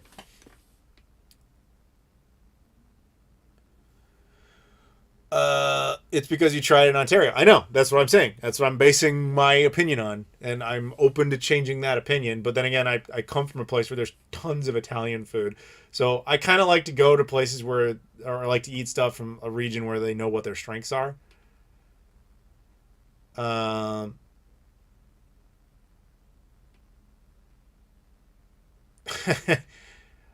Jacob says, when you did the video at the National Video Game Museum last year, I was shocked you went there because I had already just left there an hour before you got there. I would have got a picture with you. Yeah, it's too bad. That would have been nice. Rob was with me. He was the one on the call like a minute ago. Yeah, we would have, of course we would have done that. Thoughts on Texas Roadhouse restaurant? Like, you talk that place sucks, man. Like here's the thing. I do not like chain food. And I don't like chain food for kind of the same reason. How do I put this? Chain food has no talent behind it. It's just sustenance. It's calories that exist on a mass scale. For true quality of talent in restaurants, you can really at maximum have like 3 locations. And because the individual that is making it has to have a certain level of skill. It's not just, hey, I'm following the recipe. Like, there is craftsmanship in that. And you can kind of think of it like sports. Like Michael Jordan, greatest basketball player of all time. If he's so great, why didn't he play for every single team at the exact same time? Stupid, right? Not every chef can function in every single restaurant at the same time. Hence, when you expand too much, Texas Roadhouse has food made by like high school students. How good do you think it's really going to be? So if I'm going to get Texas-style food, I'll do it in Texas at places where they actually know what they're doing. That's why I don't like that. And yes, I know Kura Sushi is a chain. I'm aware. I had a lot of chain food in Japan, but to be fair to me, I was kind of doing that for the videos because a lot of tourists are going to want to go and get stuff that's more Gaijin compatible. But then again, we went to one of your food recommendations and even you didn't like it. Do I ever have KFC in Japan? Of course not. I have standards. KFC is disgusting, man. I live in the United States. We have access to real fried chicken. I'm literally going to Atlanta tomorrow. Like the mecca of fried chicken. I'm not eating at KFC. That shit is disgusting. Did you ever have a sushi roll that was made out of Big Mac ingredients? Laudmont, how much have you been drinking, buddy? Maybe put that down. Put down the bottle. I have a local restaurant called Bob Evans. Would never go to a chain. That is clearly a reference to the Travel Channel. Have you had Bojangles chicken? I don't go to Bojangles because I don't have brain damage. Popeyes is not good. I don't have to tell you guys. I don't eat fast food. Like it's terrible.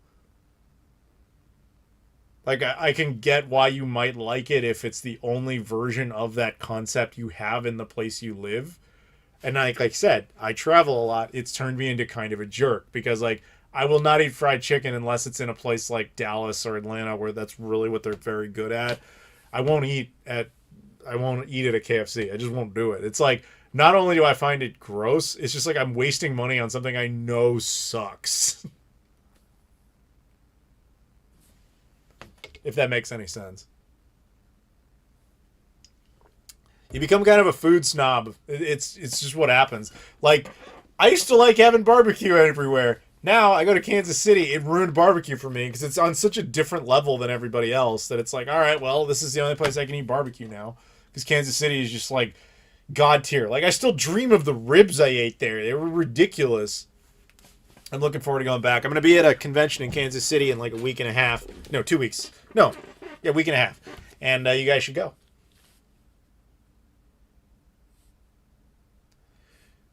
Chain restaurant cheesesteaks suck. Did you just reveal yourself from being from Philadelphia?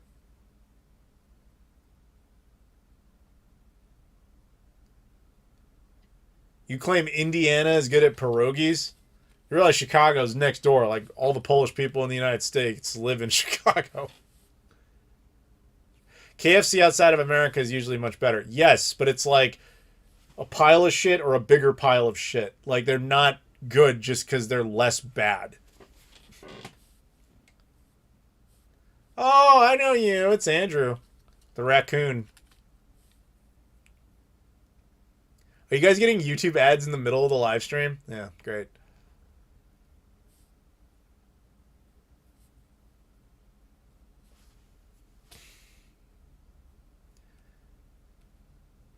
But are they tasty? What are we referring to?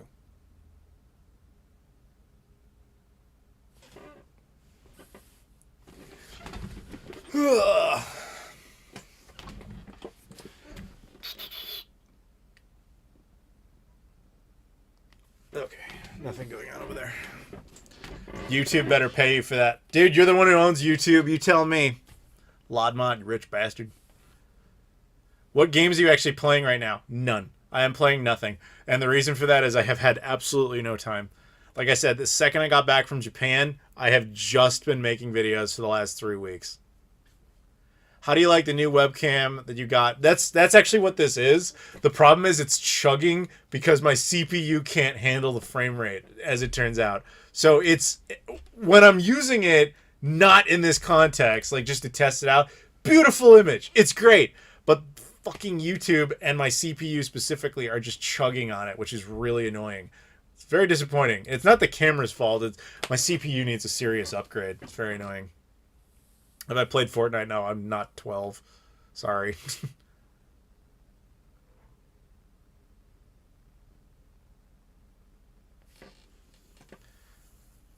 Zach. Hey, Adam. Hey, Zach. You have YouTube Premium? Good. If you were absolutely forced to eat in a chain anywhere, what would it be? Can I include some Japanese chains? You gotta be very specific. It is actually only running at 30 FPS. It's chugging. At 30 FPS, it's dropping to 24 occasionally. And it's running at like 2,000 kbps, which is pathetic. And it's still choppy. I know what it is. It's the CPU just cannot handle what's happening right now. It's very, very frustrating. You should upgrade your GPU. I actually did upgrade the video card recently. It is entirely the CPU. Let me try to. I can do one thing here that might slightly improve stuff. Give me 1 second here. I don't know. Hopefully it doesn't crash and fail, but we'll give it a shot. When we restart the web browser, it seems to perform a little bit better after that. So let's do that. Hopefully this is working. The problem is YouTube really doesn't like when you stream this long. I've noticed that. All right, are we back? Is this working? Hopefully this is working. This should work a little bit better than it was before, hopefully. All right. Yeah, my rig was built in 2014. I have upgraded the RAM and the video card in the last year. It definitely, I know the problem. It needs a better CPU. A, it's a financial matter. B, it's a matter of time and tech skill. I just haven't gotten around to it. But I also would have to find a CPU compatible with my particular motherboard, and at that point, you might as well just rebuild the entire rig. So, whatever. And yes, I'm using a desktop. U.S.-based chain and or their international equivalents. Subway, I guess, but it's not like I would enjoy that.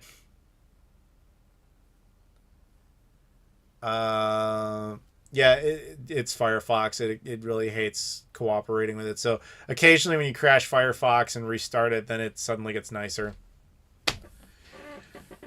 What do you normally eat for breakfast? I'm not really that consistent about it. Yeah. Yeah, I don't have like I guess oatmeal lately. There's no consistency there. Lately I've been dieting. It really sucks.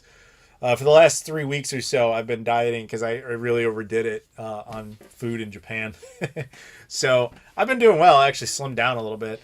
My goal was never to be like thin or even shredded or any crazy shit. I just want my clothes to fit better. And it actually is working fine. Today was not good because I had pizza for, the for my birthday. And then I had those terrible, terrible cookies. And thankfully, you guys are not making me eat the rest of those. So I appreciate that. Would you rather eat KFC or watch episodes 7, 8, and 9, like, all the way through? I'd rather do that. I wouldn't want to eat KFC. Like, 7, 8, and 9 suck, but I've seen them before. Like, I'll get through it. KFC, like, that'll sit in my colon for 20 years. I don't want that.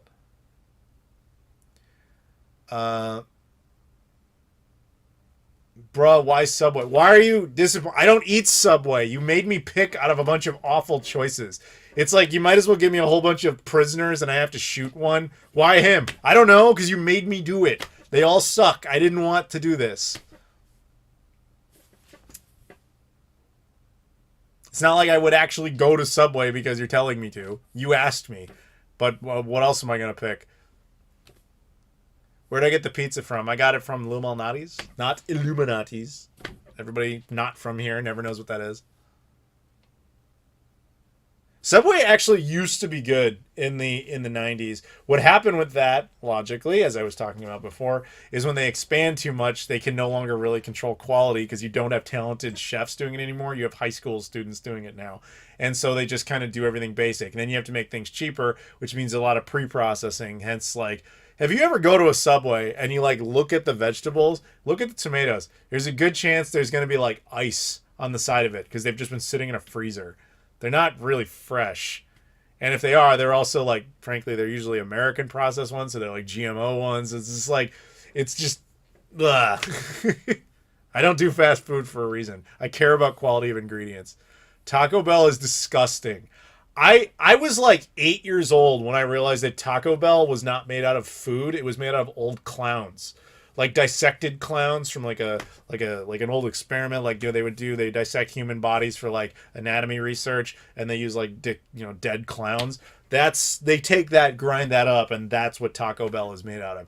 I am always legit stunned when people say they want to eat Taco Bell. I'm like, oh, that's a huge respect crash right there. That's disgusting. R.I.P. Green Ranger. Yes. R.I.P. Jason David Frank. I actually met him once. I have some signed stuff by him. He was really cool. I might as well tell it since we're talking about it, I guess. So a few years ago, back in like 2015, I was following him on Facebook, and he just randomly posted this thing like, hey, I'm in Wizard World Chicago, or whatever it was at the time when Wizard World was still a thing, or Comic-Con Chicago, whatever it is. And he's like, he did that, and he's like, tomorrow I'm doing this thing at a gym, and if anybody wants to come out, like, I'll sign stuff for free. I don't even care. It's cool. I think he expected to get like 5 people, not understanding that Chicago is the 3rd biggest city in the United States. So I went there for that reason. I was like, dude, I'm never going to have a chance to meet this guy again. So I think this is awesome. So I brought a couple of figures. I wore a Power Rangers shirt, and I just went out there, right? And I get there, and there's like a couple other people. You can spot all of us immediately because we're all wearing like Power Rangers crap. So we go inside and we just kind of hang. And it looked like it really was just going to be a couple of people. And then it starts getting crazy. Like hundreds of people start showing up. And it was like, uh-oh. Then I remember this. I'll never forget this. I'm sitting there in this, I guess this, line where I'm like the third person in line, right? And out of nowhere, the guy running like this gym just like suddenly bolts outside, and you're like, I think he's here. And then this dude who's running the gym comes back inside, and he's like, "Hey, everybody! So happy you're here for Jason for the Power Rangers signing. Please understand that Jason is not here for that. He's here to teach a class to a bunch of students. So we request that when he comes in, don't try to talk to him. Don't ask him for photos or sign or anything. Just let him go do his thing, his teaching. And as soon as he's done with that, he's happy to sign your autographs and all that sort of stuff." Which was like, oh, this is gonna be bad. So that's exactly what happened. Then Jason comes in and everybody's like, yeah, but nobody like tries to talk to him directly. He goes, he does his class. We got to watch him teach an entire Power Rangers class. I think I still have some photos of it on my phone actually. And so he teaches this class. He makes some jokes to these little kids who barely know who he is because they watch like modern Power Rangers, right? So he teaches this class. And afterwards, he goes to sign stuff, and then you can see this look of panic on his face because he didn't realize this whole line was his. He had brought like 24 t-shirts to just give away, not realizing there would be hundreds of people.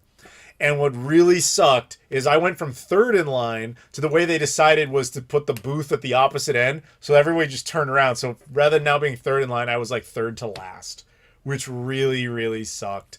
And so like we're there for hours just waiting, and you could see from a distance his energy was just draining. And I get that, you sit there and you talk endlessly, you take photos, you sign all these things. It's exhausting, man.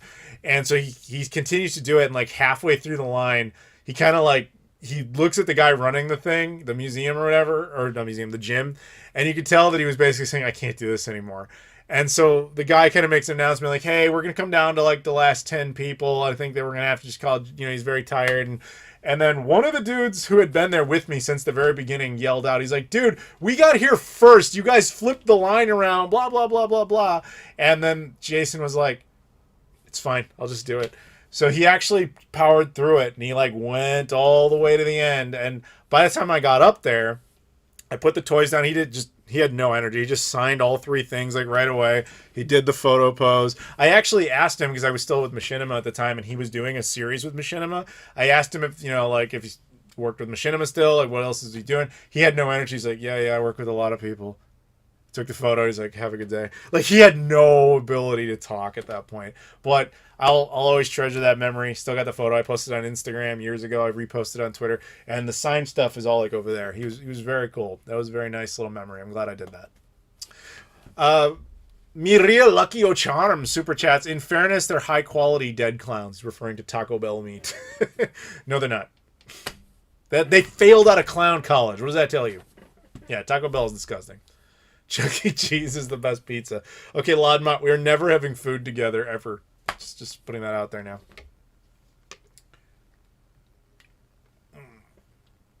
Are you getting the Killer Clowns game? There's a Killer Clowns game coming out? I had no idea. Hey, Adam, happy birthday. Just went to Dave & Buster's for the first time tonight. You ever been there? You like it? Yes, I've been to Dave & Buster's many times. Dave & Buster's is Chuck E. Cheese for adults. It's like a bar and grill that has a whole bunch of arcade cabinets. That's like the last bastion of the American arcade. Like anything that's exclusive or whatever, like there's a Halo game made specifically for that. It all goes through there. That place, if you like arcades, is quite cool. Yeah, I'm glad you liked it. Ew, Tart Tooth, you had Taco Bell tonight? Yuck. Ugh. Would you rather have KFC or Long John Silver's? I guess Long John Silver's, only because I haven't had it in like 25 years, so I don't even remember it. KFC I know is terrible. Long John Silver's I'm sure I wouldn't like, but I could at least try it. That's the best answer you're going to get out of that.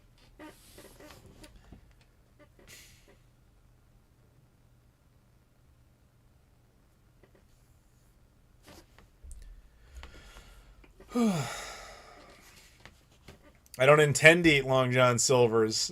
I don't know what to tell you. You guys keep getting mad at me for my choices. You give me two really awful choices, and then you're like surprised when one of the answers sucks. Of course it's going to suck. They both suck.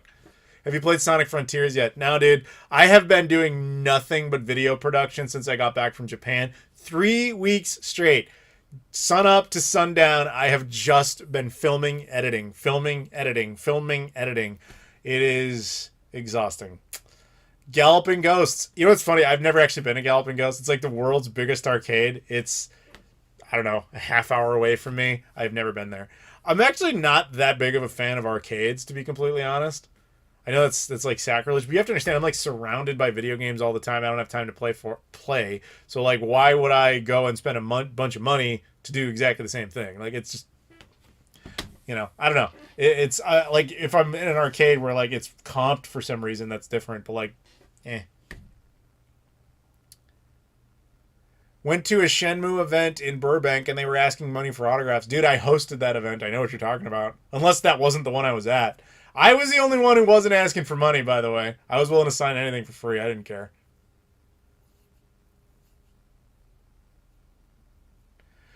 When you eat traditional food, do you go all out? Like, do you eat cow tongue tacos? No, I don't go completely nuts, but like it depends on the culture we're in or like what's acceptable or whatever. So like he's not in here anymore, but Thorax, maybe you are still here, I don't know. Thorax of Japanada from my Discord, who was in here for a while, not too long ago. When we went out, we were in Japan and we went to like a yakiniku place or whatever. Oh, you are. What was that type of place called? You know, the one we went with the beef and everything. We had pork tongue. And I was like, yeah, like I'm not going to argue about that. Let's go. I'm willing to try things like that when that's what they claim they're good at. Do I seek cow tongue tacos? No. Yakiniku, thank you. Are you going to too many games next year? Possibly. The thing about too many games is they very rarely invite me well in advance. I'm usually like a week before type of guest.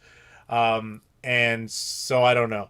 The problem that they have is when I used to get invited there more regularly, they were not necessarily contractually locked to certain YouTubers. Now they are.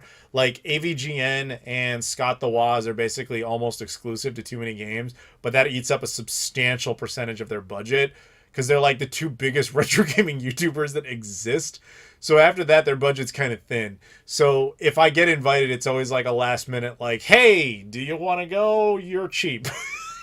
So it's like, okay. So, you know, that's usually all that is. So the era of like, I can tell you 6 months in advance if I'll be there or not is very over.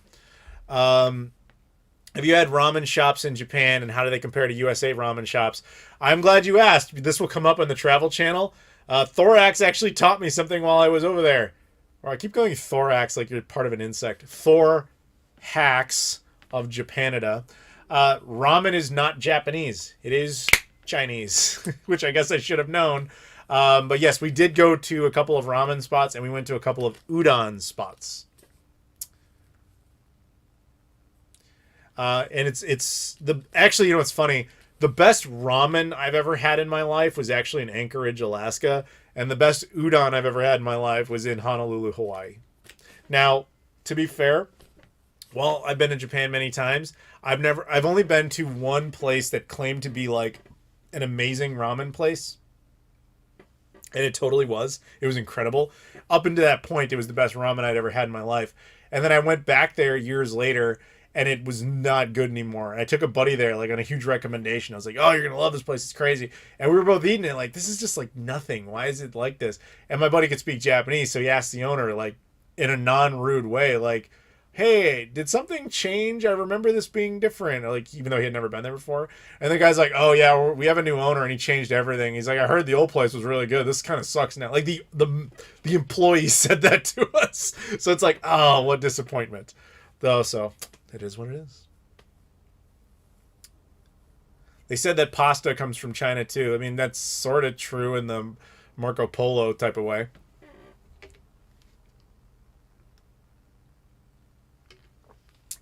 New York. You're going to New York for the first time and you're looking for recommendations. Video game stuff, if you're not looking for that.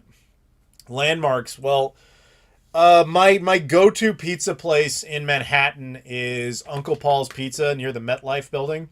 Beyond that, it's New York City. You know, it depends on how much time you have and what else you're doing. There's the stereotype obvious ones like Times Square, you know, the Statue of Liberty, all that sort of stuff. I would not, I cannot stress this enough, not recommend the Nintendo store. Everybody wants to go there thinking it's going to be amazing. If you've ever been to a Target or a Walmart, you have been to the Nintendo store. The Nintendo store sucks. It just sells crap you can get anywhere. It's like, oh, look, we have the Switch in stock. Wow! It sucks. It is a really crappy store. The only thing cool about the Nintendo New York store is the little museum element where they kind of show like all their consoles, which doesn't interest me as I own all of them, so it means nothing. The one truly cool thing in there is the Baghdad Game Boy. From Operation Desert Storm, there was a Game Boy that was like shot by a cannon from distance or whatever, and it's like completely burned and singed, but it totally works. They have it on display working. That is the one cool thing in that store. Not worth going into. Have you ever considered the raw chicken in restaurants in Japan? I tried it in Tokyo. I had no idea that was even a thing. I've never been able to get into the Tokyo Nintendo store. Dude, we should go. What the hell? Maybe that one sucks less. Always a 3-hour lineup. Well, dude, the one in Manhattan has no line because it is terrible. I cannot believe it survives. It survives because it's appealing to people that aren't really gamers. Like, gamers like to check it out. Then the people who actually buy stuff in there are the ones who are like, oh my god, what's a Nintendo? I remember that from when I was a kid. Like, it sucks. Do you shop in malls? I'm not opposed, but I can't remember the last time I was actually in a mall. Just because of what year it is. Have you tried duck feet? No. Roast duck, you know, duck breast or whatever is great. Duck thigh, like a chicken, I guess. But duck feet? No. What's wrong with you?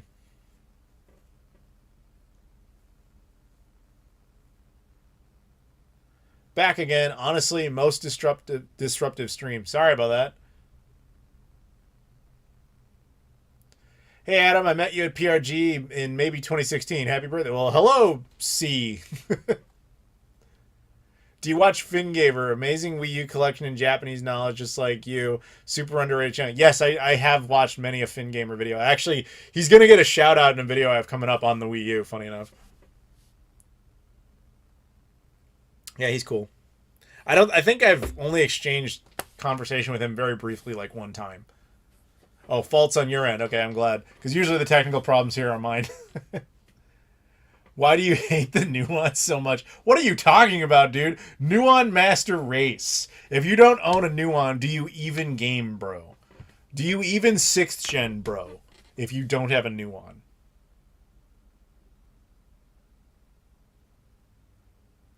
Off to work. Happy birthday again. Look forward to what's coming up. Thank you. By the way, I'm like still good. Like I could keep going for a while, but I do have to be somewhat realistic that I have to get up for a flight.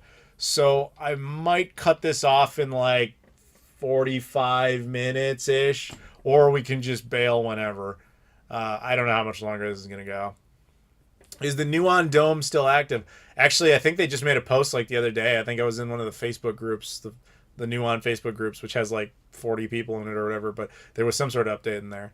I don't know much about Nuon Dome. Somebody was asking me about that recently. Like, do I know the people who own it? What time's your flight? I don't remember offhand, dude. I fly too much. I want to say I'm going for like the 6 a.m. or whatever. I like morning flights. What's the best sport to watch? Personal opinion? Basketball is the only sport I really truly enjoy watching. But, you know, it sucks when your team sucks. My Bulls have... are terrible this year, which is really disappointing because a lot of people thought they'd be like a deep playoff team. I can watch hockey or baseball if a Chicago team is very deep into either a playoff run or a finals run, like when they were the Blackhawks in the Stanley Cup or the Sox or Cubs in the World Series type of thing. And I can watch soccer in person. This is going to sound weird. Sega took me to a Los Angeles Galaxy game years ago. That was actually kind of interesting. I couldn't watch it on TV. It's just people running all across the field, never scoring any points or anything. I couldn't do that on television. At least in person, there's some sense of tension, at least in my experience. Hand egg, though, aka American football, is the worst thing that has ever happened to society. It is so awful. I cannot believe that people like that. It's like 6 minutes of activity over the course of 4 hours. It's unbelievably stupid to me. So, I mean, hey, if you like it, like what you like, but I can't, it's a sport I cannot stand in any way, shape, or form. So, there you go to answer that question. I hate hand egg. Hey, we got somebody with hot photos here. I don't know if any of the admins are even still here. Julian, you're still here. Can you ban this person?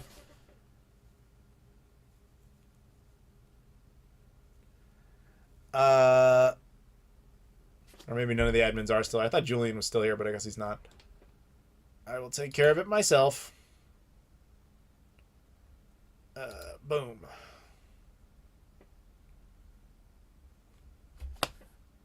You're still doing this? Yes. This is always funny when people are shocked by this.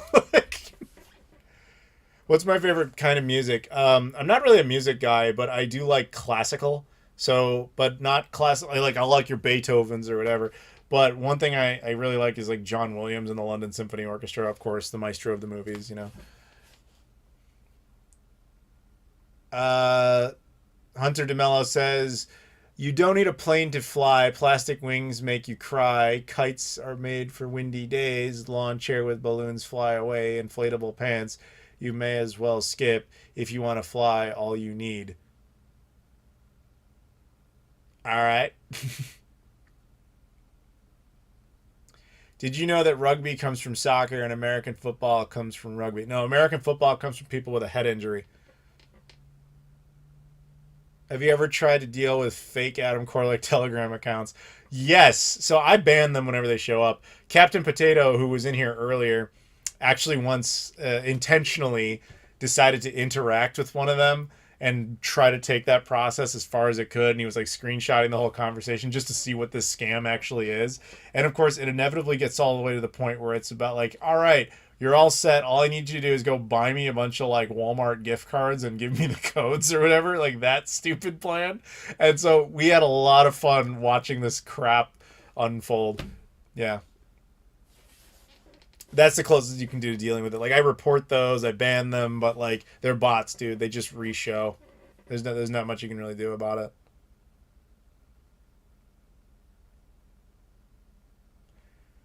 What games do you think will have more faithful film adaptations, Sonic or Mario? Well, we already know this because Sonic has a couple of live-action movies already. The Mario movie's about to come out. The Mario movie looks more like what I would expect a Mario movie to look like because it takes place in the Mario world. Sonic, for budgetary reasons, had to do the reverse, where it's like, he's now in our world. Like the way the Smurfs live-action movies did it, or like Enchanted did it. That is a premise that has to happen in movies where they're too fantastical in some form to exist in a live-action film because of budgetary constraints. So you cannot make like a Sonic movie that takes place entirely in his world in live action and not have it cost like Avatar money. So you have to do the reverse, where for some reason he has to exist in like, hey, he exists in like suburban areas that are normal looking because we don't have to build a whole bunch of houses and stuff then. Budget. So I would argue because the Mario movie is CG, it can do that. I checked flight prices. It looks like it's cheaper to fly from Montreal to Tokyo than from Chicago to Tokyo, but there's a bunch of connections. I don't know where you got that. It cost me like $5 to fly from Chicago to Tokyo because I fly United Airlines. I use miles, obviously, but it depends on a lot of different factors. That's not really a fair statement. Montreal is like not really a hub for anybody other than maybe Air Canada. So if Air Canada goes to Tokyo, but it sounds like it doesn't.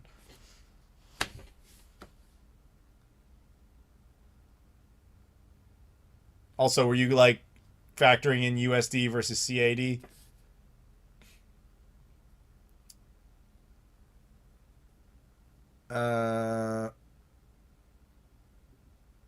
I just meant using money. Well, again, there's a lot of factors to your statement, and I haven't looked at what you're checking, so I can't really say. Yes, $5. I've literally, yes, I know they're miles. How is that cheating? It's a completely legitimate currency for the purposes of booking travel. I have people act like this is some sort of joke. Like I screenshot this and post it in Discord all the time. I'm like, hey, look, I use Google Flights to check prices. That is the epitome of a noob move. That is explaining your problem right there. That is not how you do that. You have to go to individual websites and check every airline. I know it sounds like it would be aggregating, but that's not really how it works. I stick to United Airlines because trust me when I say the value of sticking to an airline. Don't go with the cheapest prices. That never works. That is actually a really stupid move because you end up paying more in things like luggage fees and all this other sort of stuff because you are not part of their system. If you are a loyal customer, like with you have their rewards plans or their credit cards, all that shit gets waived. You get tons and tons of miles and you get to do everything for free. So like, there's a guy in my Discord. His name is Sunshine. I don't know if he's in the chat or not, but he decided to pick my brain about like, how do I get to Japan? What am I going to do? And I was like, all right, well, where do you live? He's like, I live in Washington, D.C. Okay, so you're near IAD, which is a big United Airlines hub. So I was like, what you should do is sign up for a United Airlines credit card. So he got the most basic one, which I think was the Gateway card. He signs up for that, and then he gets all the miles that come with that sign-up perk. You also get additional miles for every time you spend anything, etc. And then if you book a flight with that card, you get even extra miles. So you get tons and tons of miles, right? So he does that, and he goes out to Portland for Portland Retro Game Expo, which ends up having a couple of segments. He goes from IAD to Chicago to Portland, and back that way. So he ends up with a ton of that, and this weekend he's going down to Atlanta, and he'll do that. Just that alone, he now has enough miles to fly to Japan for free. It's not that hard, guys. I talk about this all the time in my Discord, and like 3 people listen. Dave, who was here before, Atlanta Dave, because he lives in Atlanta, and therefore can fly Delta anywhere, and Sunshine. And that's about it. I would say some other people pretend to listen, and they don't really do it. You never, ever, ever, ever, ever just say like, oh, that's the cheapest one, I'll just get that. Trust me when I say you'll end up paying more than you think. I thought kayak.com. No, stop it. They look good for price aggregation, but the fact that you're even using that website proves you don't know what you're doing. You have to pick an airline and stick to it. That is always key. Airline loyalty, I cannot stress this enough. If you stick to the same airline, at first, it's like an investment. At first, it might cost you a little more, but all the miles and points you redeem from doing that or get from doing that, you can redeem for free flights that far outweigh the pittance you will save by going with a budget airline. Trust me, never fly Frontier, never fly Spirit. Do not fly that kind of crap. You pick an airline that's logical based on the city you live in and go with it. Now, if you live in a rural area, you're kind of fucked. This only really works for people who live in cities, but it depends on what city, obviously. I'm spoiled, I know that. I live in Chicago. We are literally the airport mecca of the entire planet. Like you can get from Chicago to the most destinations on Earth directly. Like that's a thing. So I understand. So your second tier options, as I've talked about, is Dallas and Atlanta, and then below that you get into like hub cities like DC, Los Angeles, San Francisco, Denver, whatever it is, and then below that you get to like second tier cities like Milwaukee or Philly, who have like maybe one hub that operates there. And then below that, you get to like destination cities. And then below that, you get rural areas. I understand it's not always going to be equal for everybody. But if you intend to fly a lot regularly, trust me, pick an airline and don't go with the cheap one. And don't fly Southwest. That shit is worthless. Southwest is good for people who are afraid to ever leave the United States on a budget. If you ever, like for example, I know it's a big thing for people that they want to go to Japan. How many of you would like to go to Japan? I imagine it's a pretty significant percentage. But if you're like, hey man, I always just fly Southwest because they're cheap and I like their bag policy, blah, blah, blah. That is worthless if you ever intend to go to Japan because they don't go there. So you have to pick an airline that does. In the United States, your 3 best bets are going to be United, Delta, and American. I think American Airlines sucks, but they go places. I think Delta and United are both quality, but then they have differences. Like for me, Delta makes no sense because they barely exist in Chicago, unlike everybody else. But if I lived in Atlanta like Dave does, it would make no sense to use anybody other than Delta because that's their central hub. What's the most you've gone over baggage weight without getting charged?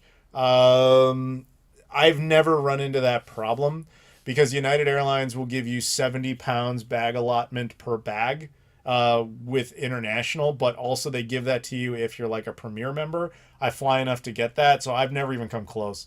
Like the closest you could theoretically come to would be one of my trips back from Japan. And so like we check the bag, it's like 32 pounds. You don't even get close to it. How do you feel about JetBlue? It's fucking shit. You should never fly it. I'm telling you, there are only 3 airlines I would ever authorize use for in the United States, which is United, Delta, and American. And I think American sucks, but as I said, they go places. Whereas the other 2 are quality airlines that go places, and then they just have a difference depending on which cities you live in. Delta's a little weird because their hubs are in strange locations. Their hubs are in like Portland, Oregon, Minneapolis, Atlanta, obviously. I want to say JFK was one of them in New York. Delta, I don't remember the rest because I don't fly them. But they have kind of, Salt Lake City. Like, they have strange ones. United tends to go into, like, bigger cities such as Newark, well, New York City, but not really. It's in the New Jersey side. Washington, D.C., Chicago, Denver, San Francisco, Los Angeles, technically Guam. And Houston. So it's like they're kind of well located around the edges of the country, and they go from everywhere in those models. So if you live in any one of those cities, that's what you should be doing. How do I feel about Hawaiian Airlines? I've never flown them, which is funny because they are the only airline that goes to American Samoa. We talked about that earlier. I'd love to go there, but I'd have to fly in Hawaiian Airlines to do it. Hawaiian actually has an interesting domination of the Hawaiian Islands, logically so. They're the only airline that's allowed to do inter-island operations in Hawaii. So like United Airlines, for example, cannot fly from like Oahu to Hilo. They can fly to Hilo and they can fly to Honolulu, but only from the mainland. They're not allowed to fly between the two unless it's like an emergency situation or whatever. Hawaiian Airlines dominates the actual Hawaiian air chain. Remember when United forcefully dragged a Vietnamese dude off one of their flights? Yeah, that is not what happened. I was actually flying that day. I was at O'Hare that day when that happened. I can tell you what actually happened here. And you don't have to like believe me as a conspiracy. You can like look this up. This was settled out of court and everything. So what really happened is that guy was not actually paid to be on that flight. He was flying standby.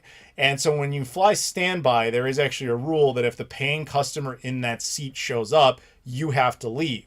He made the flight because the guy didn't show up and they were pretty much ready to go. Then like last minute, the dude showed up and they're like, oh, okay, we have to swap you out.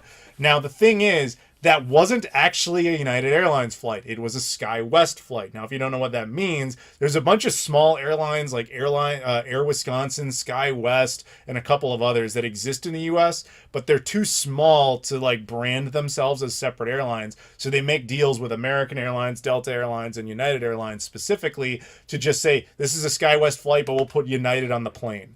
So this guy is on a SkyWest flight with the United banner. He is flying standby, meaning he did not pay to be there. And the rules say he has to get off the plane because this guy who paid for the seat has shown up. So they tell him, okay, sorry, dude, you got to go. And he was belligerent. He would not get off the plane. So they were like, okay, you have now made this a federal matter. In a post 9/11 world, you're not allowed to argue with flight attendants about that because it becomes a safety issue. He still would not believe them. They bring security. He still wouldn't go. They eventually had to call the Chicago Port Authority, who said, you have to go. This is a federal issue. This plane cannot leave with you on it. You are not authorized to be here. He would not go. So eventually it's like, you got to drag his ass off. Do I agree with that decision? No. But what else are you supposed to do? I think it was a deadhead, not a paying customer. Exactly. Thank you, Efren. That United got all the blame because their name was on the side of the aircraft, even though they had less than nothing to do with it. So yeah, that's the truth about what happened with that. So don't fucking blame them for that. They didn't do that shit. But that's all anybody saw in the video was some guy getting dragged, bloodied, on a plane that said United, and everybody didn't bother to read beyond the headline. What's the farthest geographic location from Chicago you've gone to? Yap. Google it. YAP. I've been there. Actually, half the photos on Google Maps of Yap are from me. I posted them.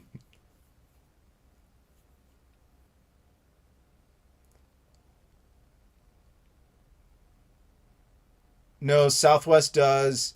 And we have other local inter-island airlines as well. You're saying Southwest flies between Hawaiian Islands because they just launched flights to Hawaii in general. Are you sure, dude?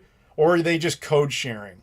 Because it's not likely that Southwest is actually taking off from Honolulu and landing in Hilo. That's really, really unlikely. Did I ever consider becoming a pilot? Absolutely not. Dude, I hate driving. Why would I want to fly? I like to be in the vehicle. Oh, you mean the person they replaced was a deadhead? That I don't think so. I don't know about that. I know that the guy who got dragged off was not a paying customer. That much I know. It's not like they just picked a guy at random and said, you gotta go. I do hate driving in general. That's absolutely true. My brother flies for his job and he usually uses Delta and United. Yes, of course he does. Do you know why? Because they don't suck. They're the only two good airlines. Whenever somebody's like, I booked a flight on Frontier, I'm like, are you homeless? Like, why would you do that? That's such a stupid idea. It's like a bad investment. The thing is, when you pay a little extra to fly on a quality airline, it's not just for your comfort, although that is nice. You get other side perks to it, such as bags and all that sort of thing. But you get those miles, man, and I cannot stress the value of that enough. Because if you're like, hey, later in life I want to go do things and not pay for it, what do you know? You can do it.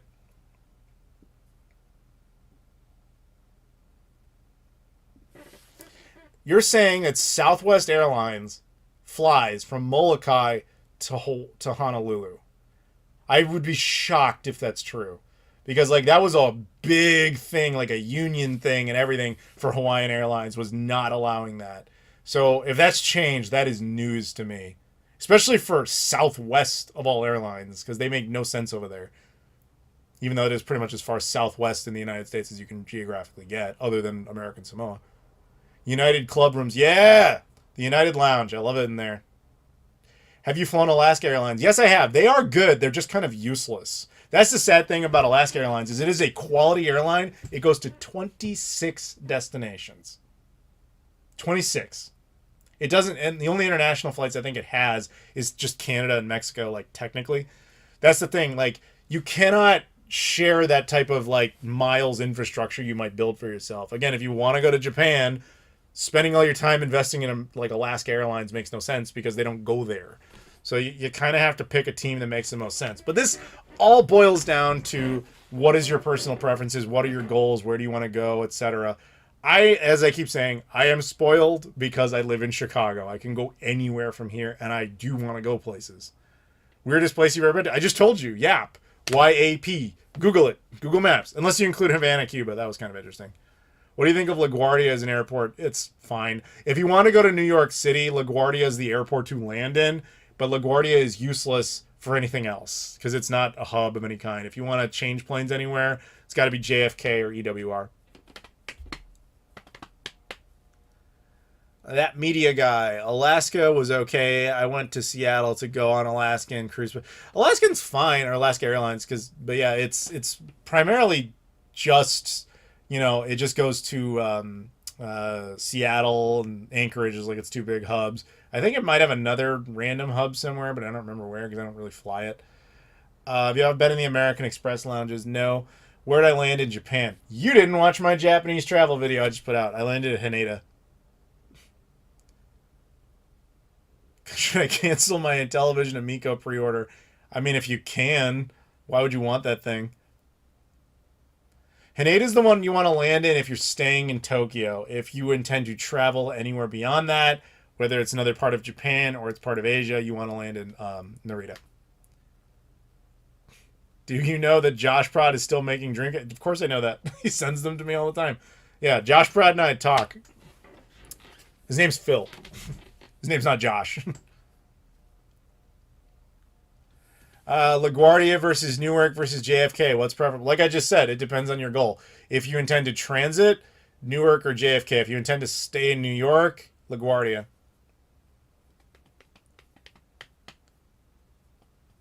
Phil Burnell. I don't know who that is. It's not that. Phil, who runs Josh Prod, is a French guy. If you could recommend one con to go to, what should I do? I'm assuming you mean like a retro gaming convention. Assuming that is the case, PRGE, Portland Retro Game Expo, for sure. That is the con. Second one would be Midwest Gaming Classic in Milwaukee. Third would probably be Too Many Games. As far as scale, it depends on your goals, though. Like, Portland Retro Game Expo is by far the best. It has a great museum component. It has a pretty solid like arcade component. It has an amazing dealer tables component. It's just the problem with it is that it's in Portland, and Portland sucks. Midwest Gaming Classic is like that, but slightly smaller, though they focus a little bit more on extra nerd type of things. So like the second floor of that con, that the one they use, is not only arcade cabinets and retro consoles, but they actually get like movie cars and stuff that you can take photos with. Like it's cool on that extra level. Too Many Games has probably the smallest dealer floor of the three, but Too Many Games has this more significant focus on its guests and like side entertainment. So like there's live music and there's, bands and all that sort of stuff. There's events that go on with it. There's obviously an arcade section. They also have contractual exclusive guests like Scott the Woz and Angry Video Game Nerd and stuff like that. So it really just varies on what your interests are, and I guess probably the geography of where you are, and hopefully that helps. I like other cons in this country, don't get me wrong. There's a lot of great ones, but those are kind of the upper echelon top three just for totally different reasons. After seeing how bad Portland was from the Discord, I don't think I want to go to PRGE. The thing is, PRGE is phenomenal, but the city of Portland sucks. Like, if you just go there just to, like, sleep and then go over to the con, you'll be fine. But they actually, like, wandering around that city is just depressing. Video games awards are on right now. What's your opinion of the entire thing? My opinion is I have no idea. I've been doing this for 7.5 hours. Has anybody, I think Death Stranding 2 or something got announced? Is the only thing I know because Rob was watching it and he said it live. I have no idea. It was funny watching you prowl around Portland looking for food. I know, right? The city that's never, like, New York is a city that never sleeps. Portland's a city that never opens. It's ridiculous. Did you ever consider living on the West Coast as a prerequisite to travel to Japan? I did 1 week in London, and I was jet lagged for 3 days. I also also trying to get a new channel off the ground. Appreciate your style. Well, first of all, thank you and good luck with your channel. No, I am very used to jet lag. I travel a lot. Now it will still get you. That's inevitable. I find that the worst transition is coming back from Japan or Guam to here. It takes me like a good week to resync up. Like, I will think I'm good, and then I keep waking up at 3 a.m. and I cannot fall asleep again. And then all of a sudden, like 8 a.m., my body's like, and we're done. So it's like a whole week of this annoying cycle. And you do break it eventually, but getting to somewhere, like going to Japan, I find easier. But part of that is adrenaline, because it's like, we have to make this work. And I give some travel tips in there about how to do that. It's like you just overload yourself with coffee. You push yourself way beyond what you think you can handle. You'll make it work. But whenever somebody tells me they're jet lagged going from like New York to LA, I'm just like, to me, that's kind of hilarious. Like it's like, oh, that's adorable. But London, like going to the UK or somewhere in Europe, yeah, it'll hit you, but nowhere near as significantly. Do you have a Toshiba Nuon or a Samsung Nuon? I think I have both. I've done videos on both of them. I don't have them in front. I know I have the Toshiba one, and the second one I got, I think, was the Samsung model, actually. I don't remember off the top of my head. I know that's kind of embarrassing, but actually, someone in my Discord just got one of the other ones. Like, there are, no joke, there are, like, legit Nuon collectors. Hades 2 was announced. That's cool. Do you recommend sleeping meds in order to regain your sync while traveling? There was a time where I would have said no. And maybe it's because I'm now 36 as of today. And it's getting harder to resync. So I won't lie. On this trip back, like when I got home, like 3 weeks ago, I was kind of just trying to push myself to sleep in a normal time frame, and I couldn't do it. So I started popping melatonin to start balancing it out. And to be fair, that worked. But what you don't want to do is get hooked on that, and you don't want to start using it too frequently, because then it will have diminishing effects. So don't be like, oh, this just makes me sleep so much better. Only do that a few times till you sync up, and then stop that. Otherwise, it won't be useful to you later. In trips to other places, no, I've never really done that. But maybe I'll have to start doing it now. I don't know. Going to the UK would be dope. I'd look forward to some drum and bass records out there. I don't know what that means, but I'm assuming it's a musical thing. I don't know anything about music. I'm going to the UK in April for a convention. So anybody who's in the greater London area that wants to meet me or whatever, come out to the con. Any cool gaming expos somewhere near South Carolina? I'm too lazy to research now. Dude, I went to one only a few months ago. Southeast Game Exchange in Greenville. It was great. I actually did an entire video of that on the Travel Channel. You can take a look, see what you think. I would love to go back. I think in talking to the owner that they stretched their guest budget way too thin on that con. And with a few guests in particular. Not me, but I'm like the little garnish on the plate. I'm the first thing you get rid of because you're not going to eat that. You have to go with the bigger guests, even when they cost you more.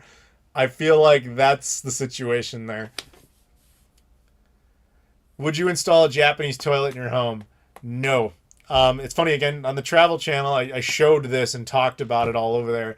It is, the Japanese toilets, I don't really like them. I find them kind of gross, even though they're supposed to be cleaner, and I guess technically they are. They're heated seats, right? To me, it just feels like a fat guy was sitting on there and sweating right before I sat down, and so I don't like that. The bidet thing, I mean, I guess that's kind of useful, but you still end up having to wipe anyway, so it's like whatever. Chicago pizza service to London. Fowler, it's been a while, man. Do you recommend overnight flights to Japan so you can sleep on the plane? You don't really have a choice. Most quality airlines will fly based on specific times in order to best sync you up upon arrival.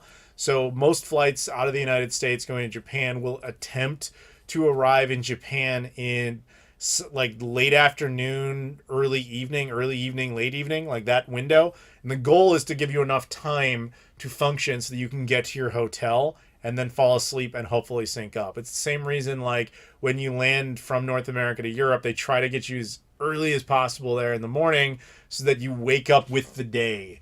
That's the logic of it. It doesn't always work, obviously, but that's typically what they're going for.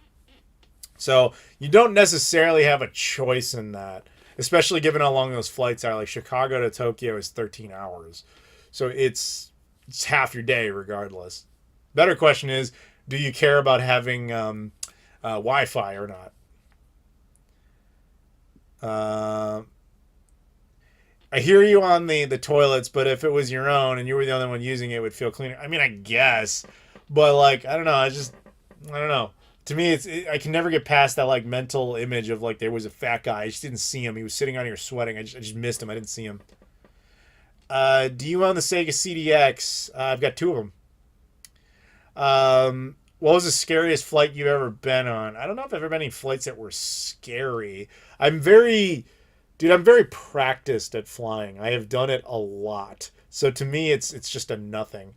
Weather is not a factor. Turbulence doesn't bother me. Here's a scientific fact for you. Turbulence cannot bring down an aircraft. It just can't. It's scientifically impossible. All that turbulence is so if you're imagining a plane, it's got the wings and it's got the two fins on the back.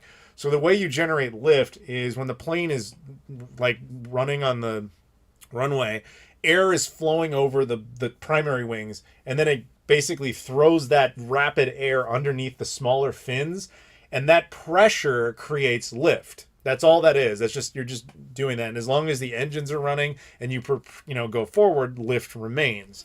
So all that turbulence is the difference in air quality, like a cloud or something, which is just a different type of gas. But it's so ineffective, it can't actually bring down an aircraft. It's kind of like, you ever been sitting in a car and another car drives past and just you kind of shake for a second like that? That's all it is. It just feels bigger because it's such a bigger volume of content compared to the human body. But it's not possible for it to ever do anything. So no, turbulence does not scare me. It's a big Disneyland ride in the sky. It's irrelevant. How How easy would it be to sleep on a flight to Japan? That entirely depends on your situation. Are you good at sleeping on stuff like that? Are you not? What kind of seat did you have, etc.? I got kind of spoiled the last trip there, on the way there and the way back. I ended up with my own entire row, so I was able to kind of like sit there and just make a makeshift bed out of it. I got a few hours out of it, but that's about it. Favorite 8th gen console? Nintendo Wii U. Yeah, I said it. Though, to be fair, the one I used the most would have been the Xbox One.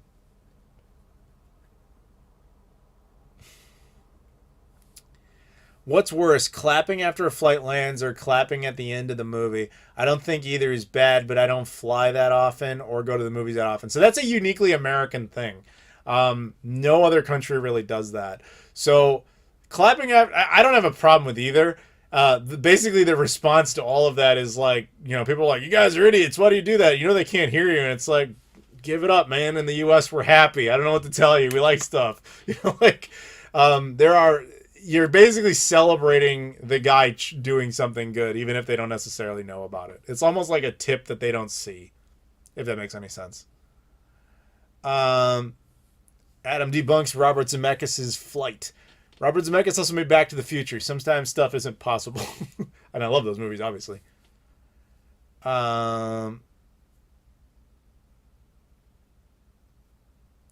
Turbulence might not bring down a plane, but Canadian geese in a turboprop will.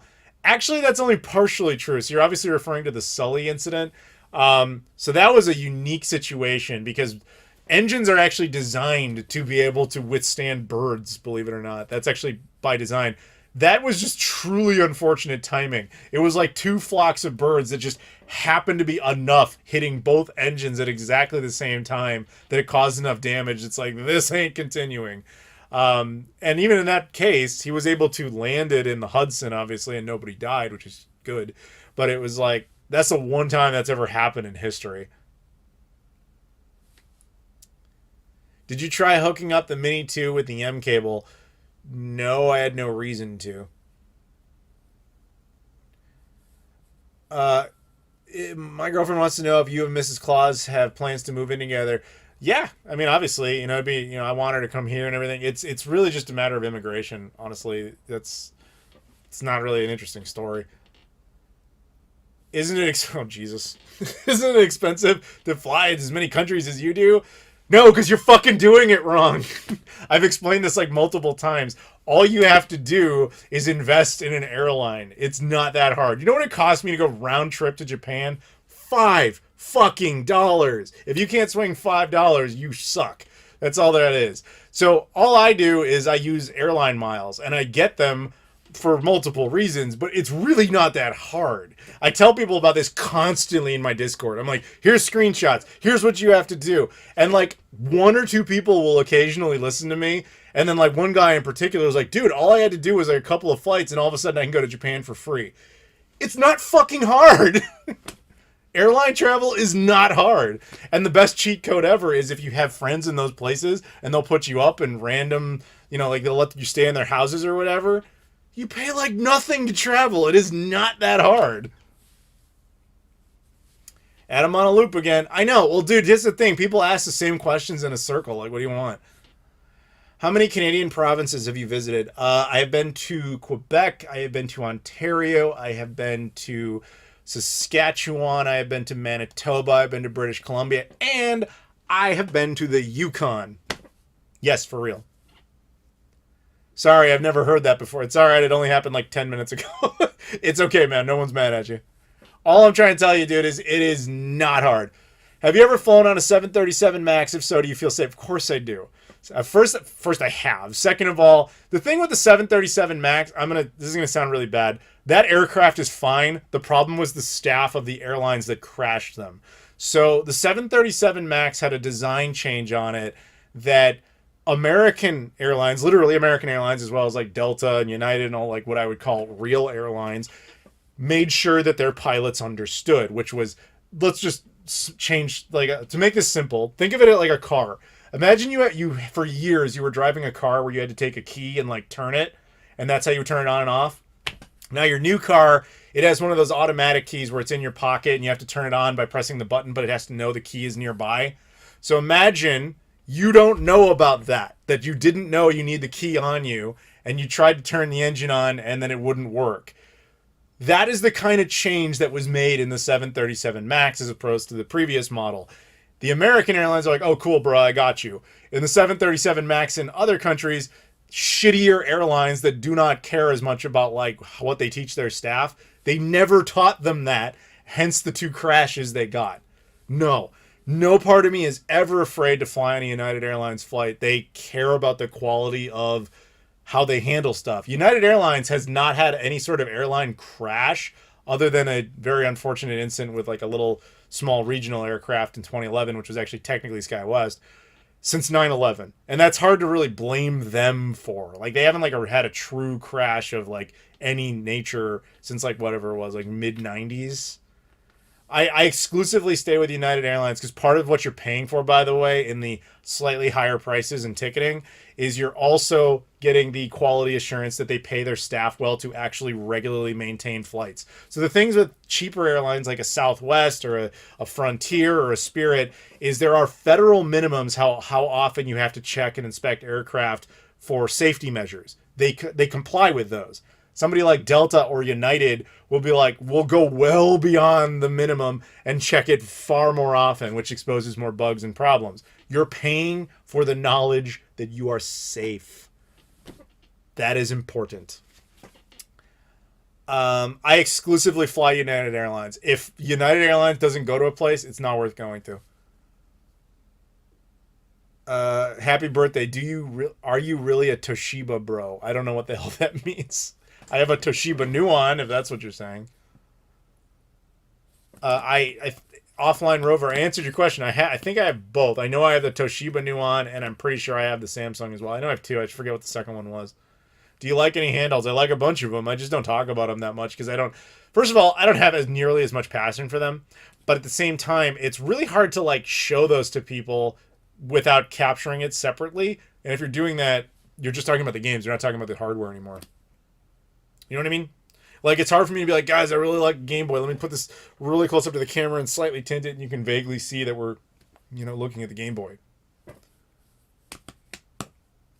When are you coming back to Puerto Rico? So my girlfriend is probably coming back in a few months, and I know she wants to go there. But at the same time, we'll probably switch up and go somewhere else.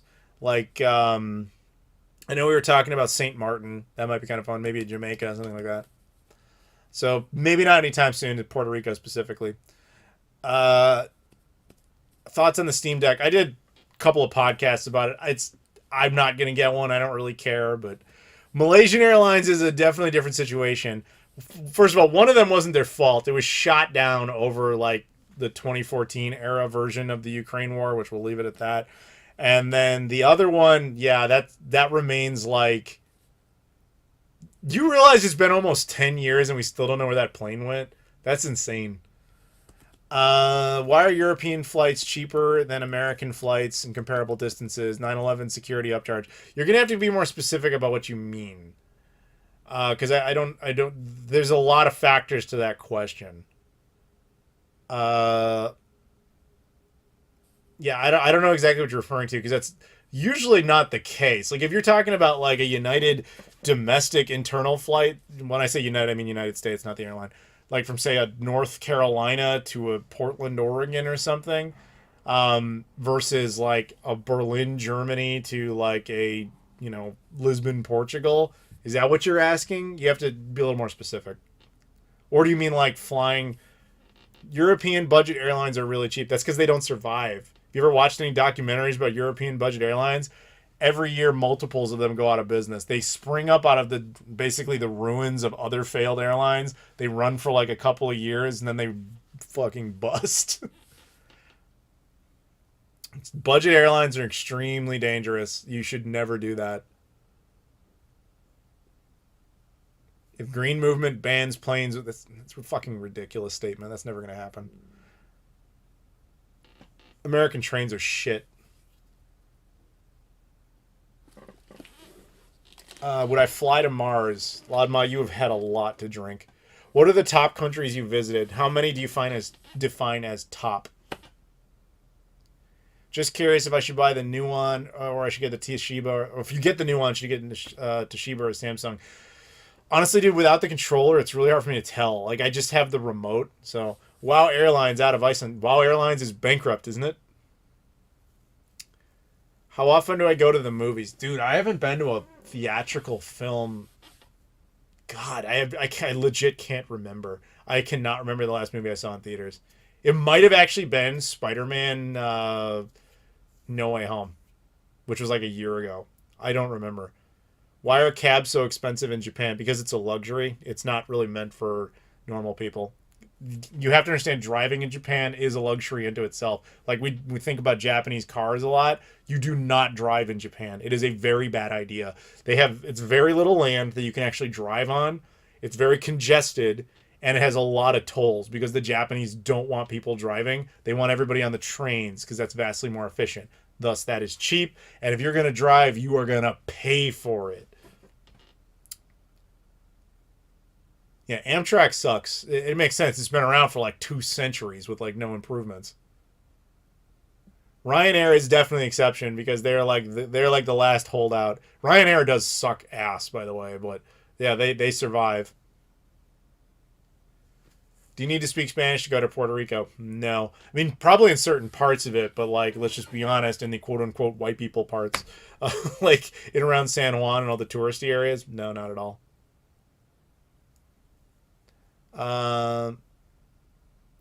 If they ban planes, how would you visit other countries? If we, like, what kind of ridiculous hypothetical is that? Who's banning planes? Are you insane? When the pandemic hit and the government had to prioritize which industries mattered the most, aviation was at their top. Do you know why? Congressmen, senators, the president, they fly. You're not banning aircraft. That's fucking ridiculous. When does the next Flying and Eating Japan episode come out? I want to say on Sunday, off the top of my head, but usually it's Sundays. In December this month, it's going to be like every few days. I don't have the schedule in front of me. Oh yeah, I did see the Batman in theaters. Oh, I forgot about that. I didn't see Clerks 3 in theaters. I have watched the movie though. What are my favorite countries to visit? I understood the question. I'm just curious how many. Like, do you want a number or just off the top of my head? Can you explain your first reaction when you first tried the Game Genie? Were you amazed like I was? Dude, it's been a long time since I tried the Game Genie initially. I'm sure that I found it cool and tedious at the same time because that's still how I feel about it.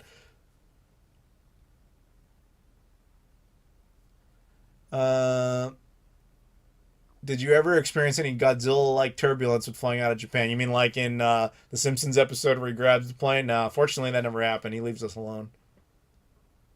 Top 5 countries. I would include the United States in that only because even though I am an American and I obviously live in this country is so big and so vast and has so many different things, so many types of geography and topography and so much going on. It's essentially impossible to exclude. It's also like, other than France, is like the most visited country on the planet. So it's hard to ignore, but I see why that would be problematic, but I'm still going to include it. I will include Japan. That would be my number 2 after other parts of the United States. Though I admit I'm more excited when I go to Japan just because it's not my country. I'm trying to think. Like, I enjoy Canada, but I don't know if I could put that at like a top 5. I enjoy various parts of Europe. I don't know, dude. I want to go to more like exotic countries. Like, I've been to the Federated States of Micronesia. That was fun. I don't know if I'd ever go back. I have been to Cuba. That was fun. I don't know if I would ever go back. I would be willing to go back to Portugal. I'm willing to go back to a lot of places. Let me put it that way. Where I'm more excited to go back to would be parts of Portugal, parts of the UK, Ireland. Ireland's really cool. I like Ireland. Well, when I stay in Dublin, I like Dublin a lot. I want to go back to Sweden. That was a lot of fun. I would like to go to Finland. I've never been there. Norway would be cool. Never been there. I find Germany very boring. Other than Berlin. Berlin's great. I want to go back to Berlin, but the rest of Germany is just like going to Ohio. It's not that interesting. Kind of would like to go back to Poland, but it's not really high on the list. I've never been to Italy. That'd be fun. France, I would do, but I don't really care. Yeah, is that satisfactory answer? I want to go back to Mexico. I haven't been there in a while.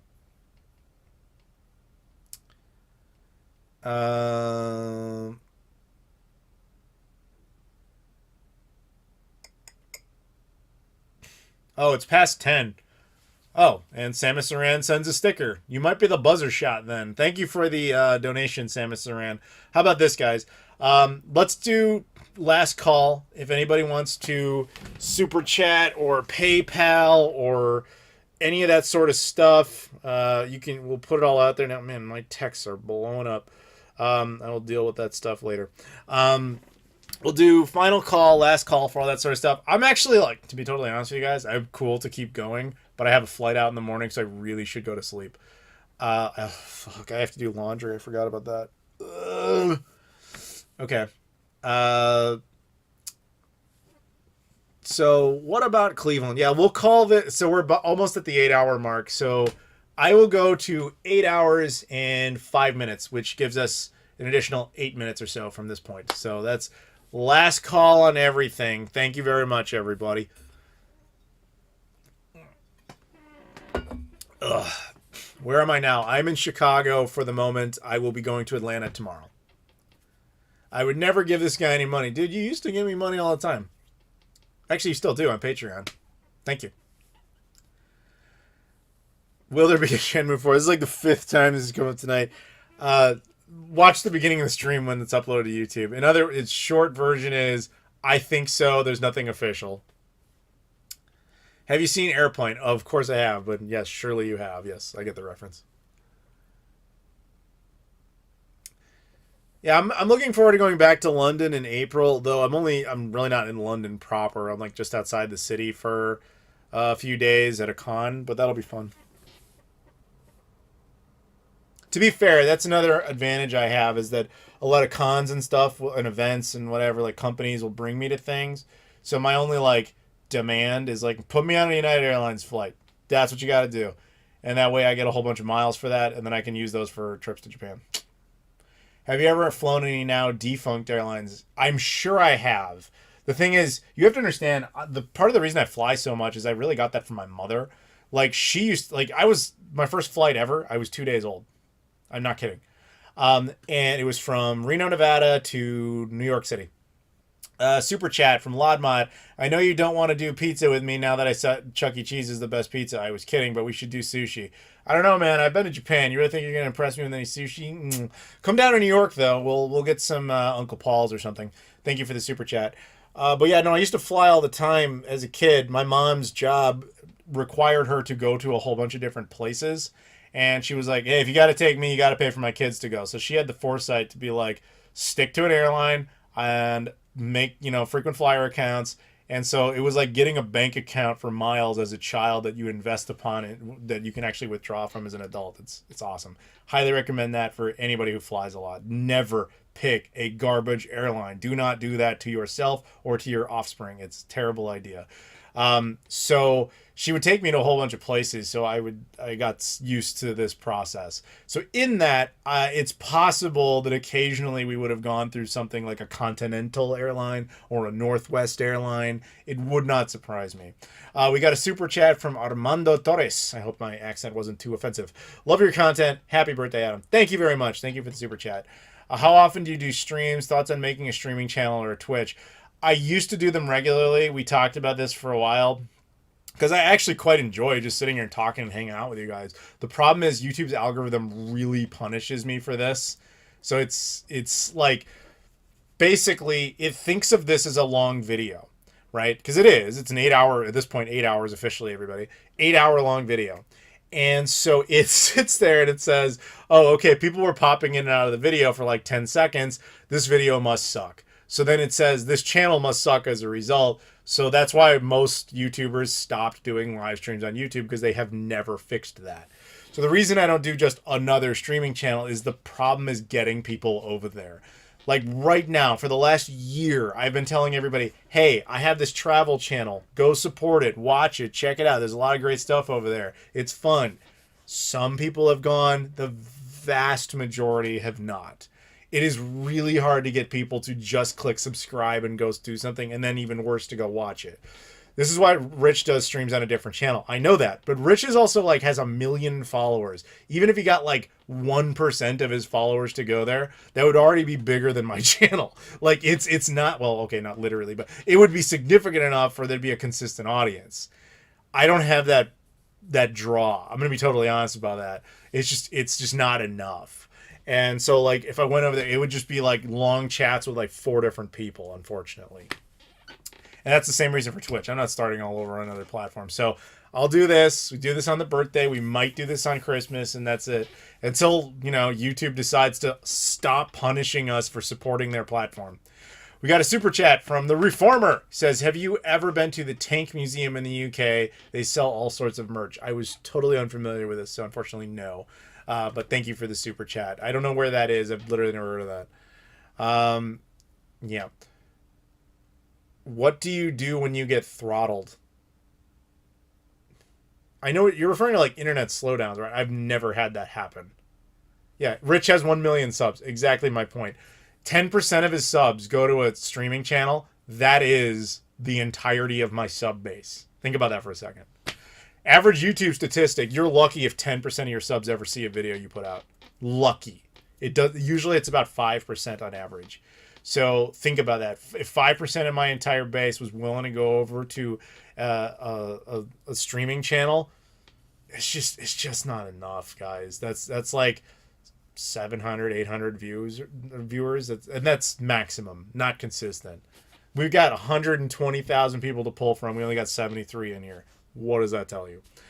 Super chat from Jack Sample. Been a viewer since 2015. Happy birthday, and don't spend it all in one place. Thank you very much, buddy. I appreciate it. Thank you, Jack. Will Boogie ever bounce back? I hope so. I've heard about how he's having money problems, and I get it, man. Like, YouTube is rough, but you gotta... I think Boogie came... I don't know Boogie well. I've met him a couple times. I don't pretend to know this. I'm just kind of judging it based on things he seems to have alluded to. He came from a poor background. So when he got a bunch of money, he did what people do sometimes in that situation, is they treat money like it expires. And so he just spent it all on things he couldn't really afford, hence his current situation. I understand the value of $1, and I try to manage accordingly. I'm kind of decent with, the concept of investing your money long term. Any additional money I get, I try to throw that into investments, and I don't mean crypto because that's an idiot's game. It's you just try to make the best. You don't want to work until you're 70. You have to be able to plan that out. And the only reason I know any of that was my mom's job. She would teach people how to plan for their retirement. She burned that into my brain to make sure that I knew I didn't need to work until I was 70 and drop dead of a heart attack trying to like load trucks or something ridiculous that I wouldn't be able to do at that age, or whatever the job is. So I guess we'll go out with this, since I want to end the stream here. My mother, my late mother, that was the big lesson she taught me, was don't work your whole life. Don't screw up your money. Put your money into investments, smart investments, not cryptocurrency. If it sounds too good to be true, it is. There are smart investments you can make in the market that will allow you to have a little bit of a cushion. Just because you now have $20 to your name doesn't mean you need to go buy something that costs $20. Set that aside. Try to build on that. And then you eventually have this cushion so you can retire. Do you really... I don't know anybody's out there's jobs. It's not my business. But like, say you worked at like Walmart or something. Do you really want to do that until you die? Or do you want to be able to retire at like a reasonable age so you can go off and live the life you've always been dreaming of doing, whether it's traveling, hanging with your family, or whatever it is? Just please, everybody, manage your money well. Plan for the future as best you can. Don't be a YouTuber. It's stupid. It doesn't work very well. It's great if you can make it work, but most of the time it doesn't. So, yep. Anyway, I tuned into Investment Advice with Adam. Yes, we're going to go out with that. So thank you, everybody, for watching this ridiculously long stream. Thank you for helping to celebrate my birthday. I appreciate the support. But actually, to be totally honest with you guys, I'm very energetic and I would totally keep going, except that I'm flying out to Atlanta in the morning, and that means I've got to force myself to sleep a little bit, and I need to do laundry and stuff. So seriously, guys, thank you very much for the support. Hopefully we'll do this again at Christmas. If not, I will see you guys next year, unless something horrible happens. But this is my last message for reals. Please pay attention to the channel. After this video goes up, a lot of my videos are not going to pop up in your subscription feeds because YouTube loves to punish us for having these streams. So please go to YouTube regularly on this channel, and please go watch the travel channel. Give it a chance. Check out the latest one. It's about going to Japan. I think a lot of you would get a kick out of it. Go subscribe. Watch that stuff. The rest of December will have a lot of travel videos. It will have a lot of main channel videos. There's going to be some like histories of certain rare consoles. There's going to be this great like look back at the Wii U. There's going to be pickups video. The hard off pickup video is insane. That's me not listening to my own investment advice, by the way. But yeah, please go watch all that stuff. It'll be out. Go watch the back catalog. Go have a Christmas with Adam. All right, have a fun time in December. Go back and watch all that stuff. I appreciate the support, and if you want to support me beyond your actual money, by the way, Cax, I saw the super chat. Happy birthday again. Thank you very much. I appreciate that. Keep in mind, December is the highest monetized month of the year. This is why all the YouTubers put out tons of stuff. But January is the worst time of the year. So everybody and all your favorite YouTubers, we have to basically make double our content in December because we essentially don't get paid in January. So that's kind of why everybody busts their ass right now. Do me a favor. Go watch some of these videos. Whether it's the new videos, old videos, go back, put on a playlist, watch that. This is the time of the year where you can actually make a little bit of coin on YouTube. So I really appreciate you guys' support. Thank you so much. It's been a blast, and I will see you all later.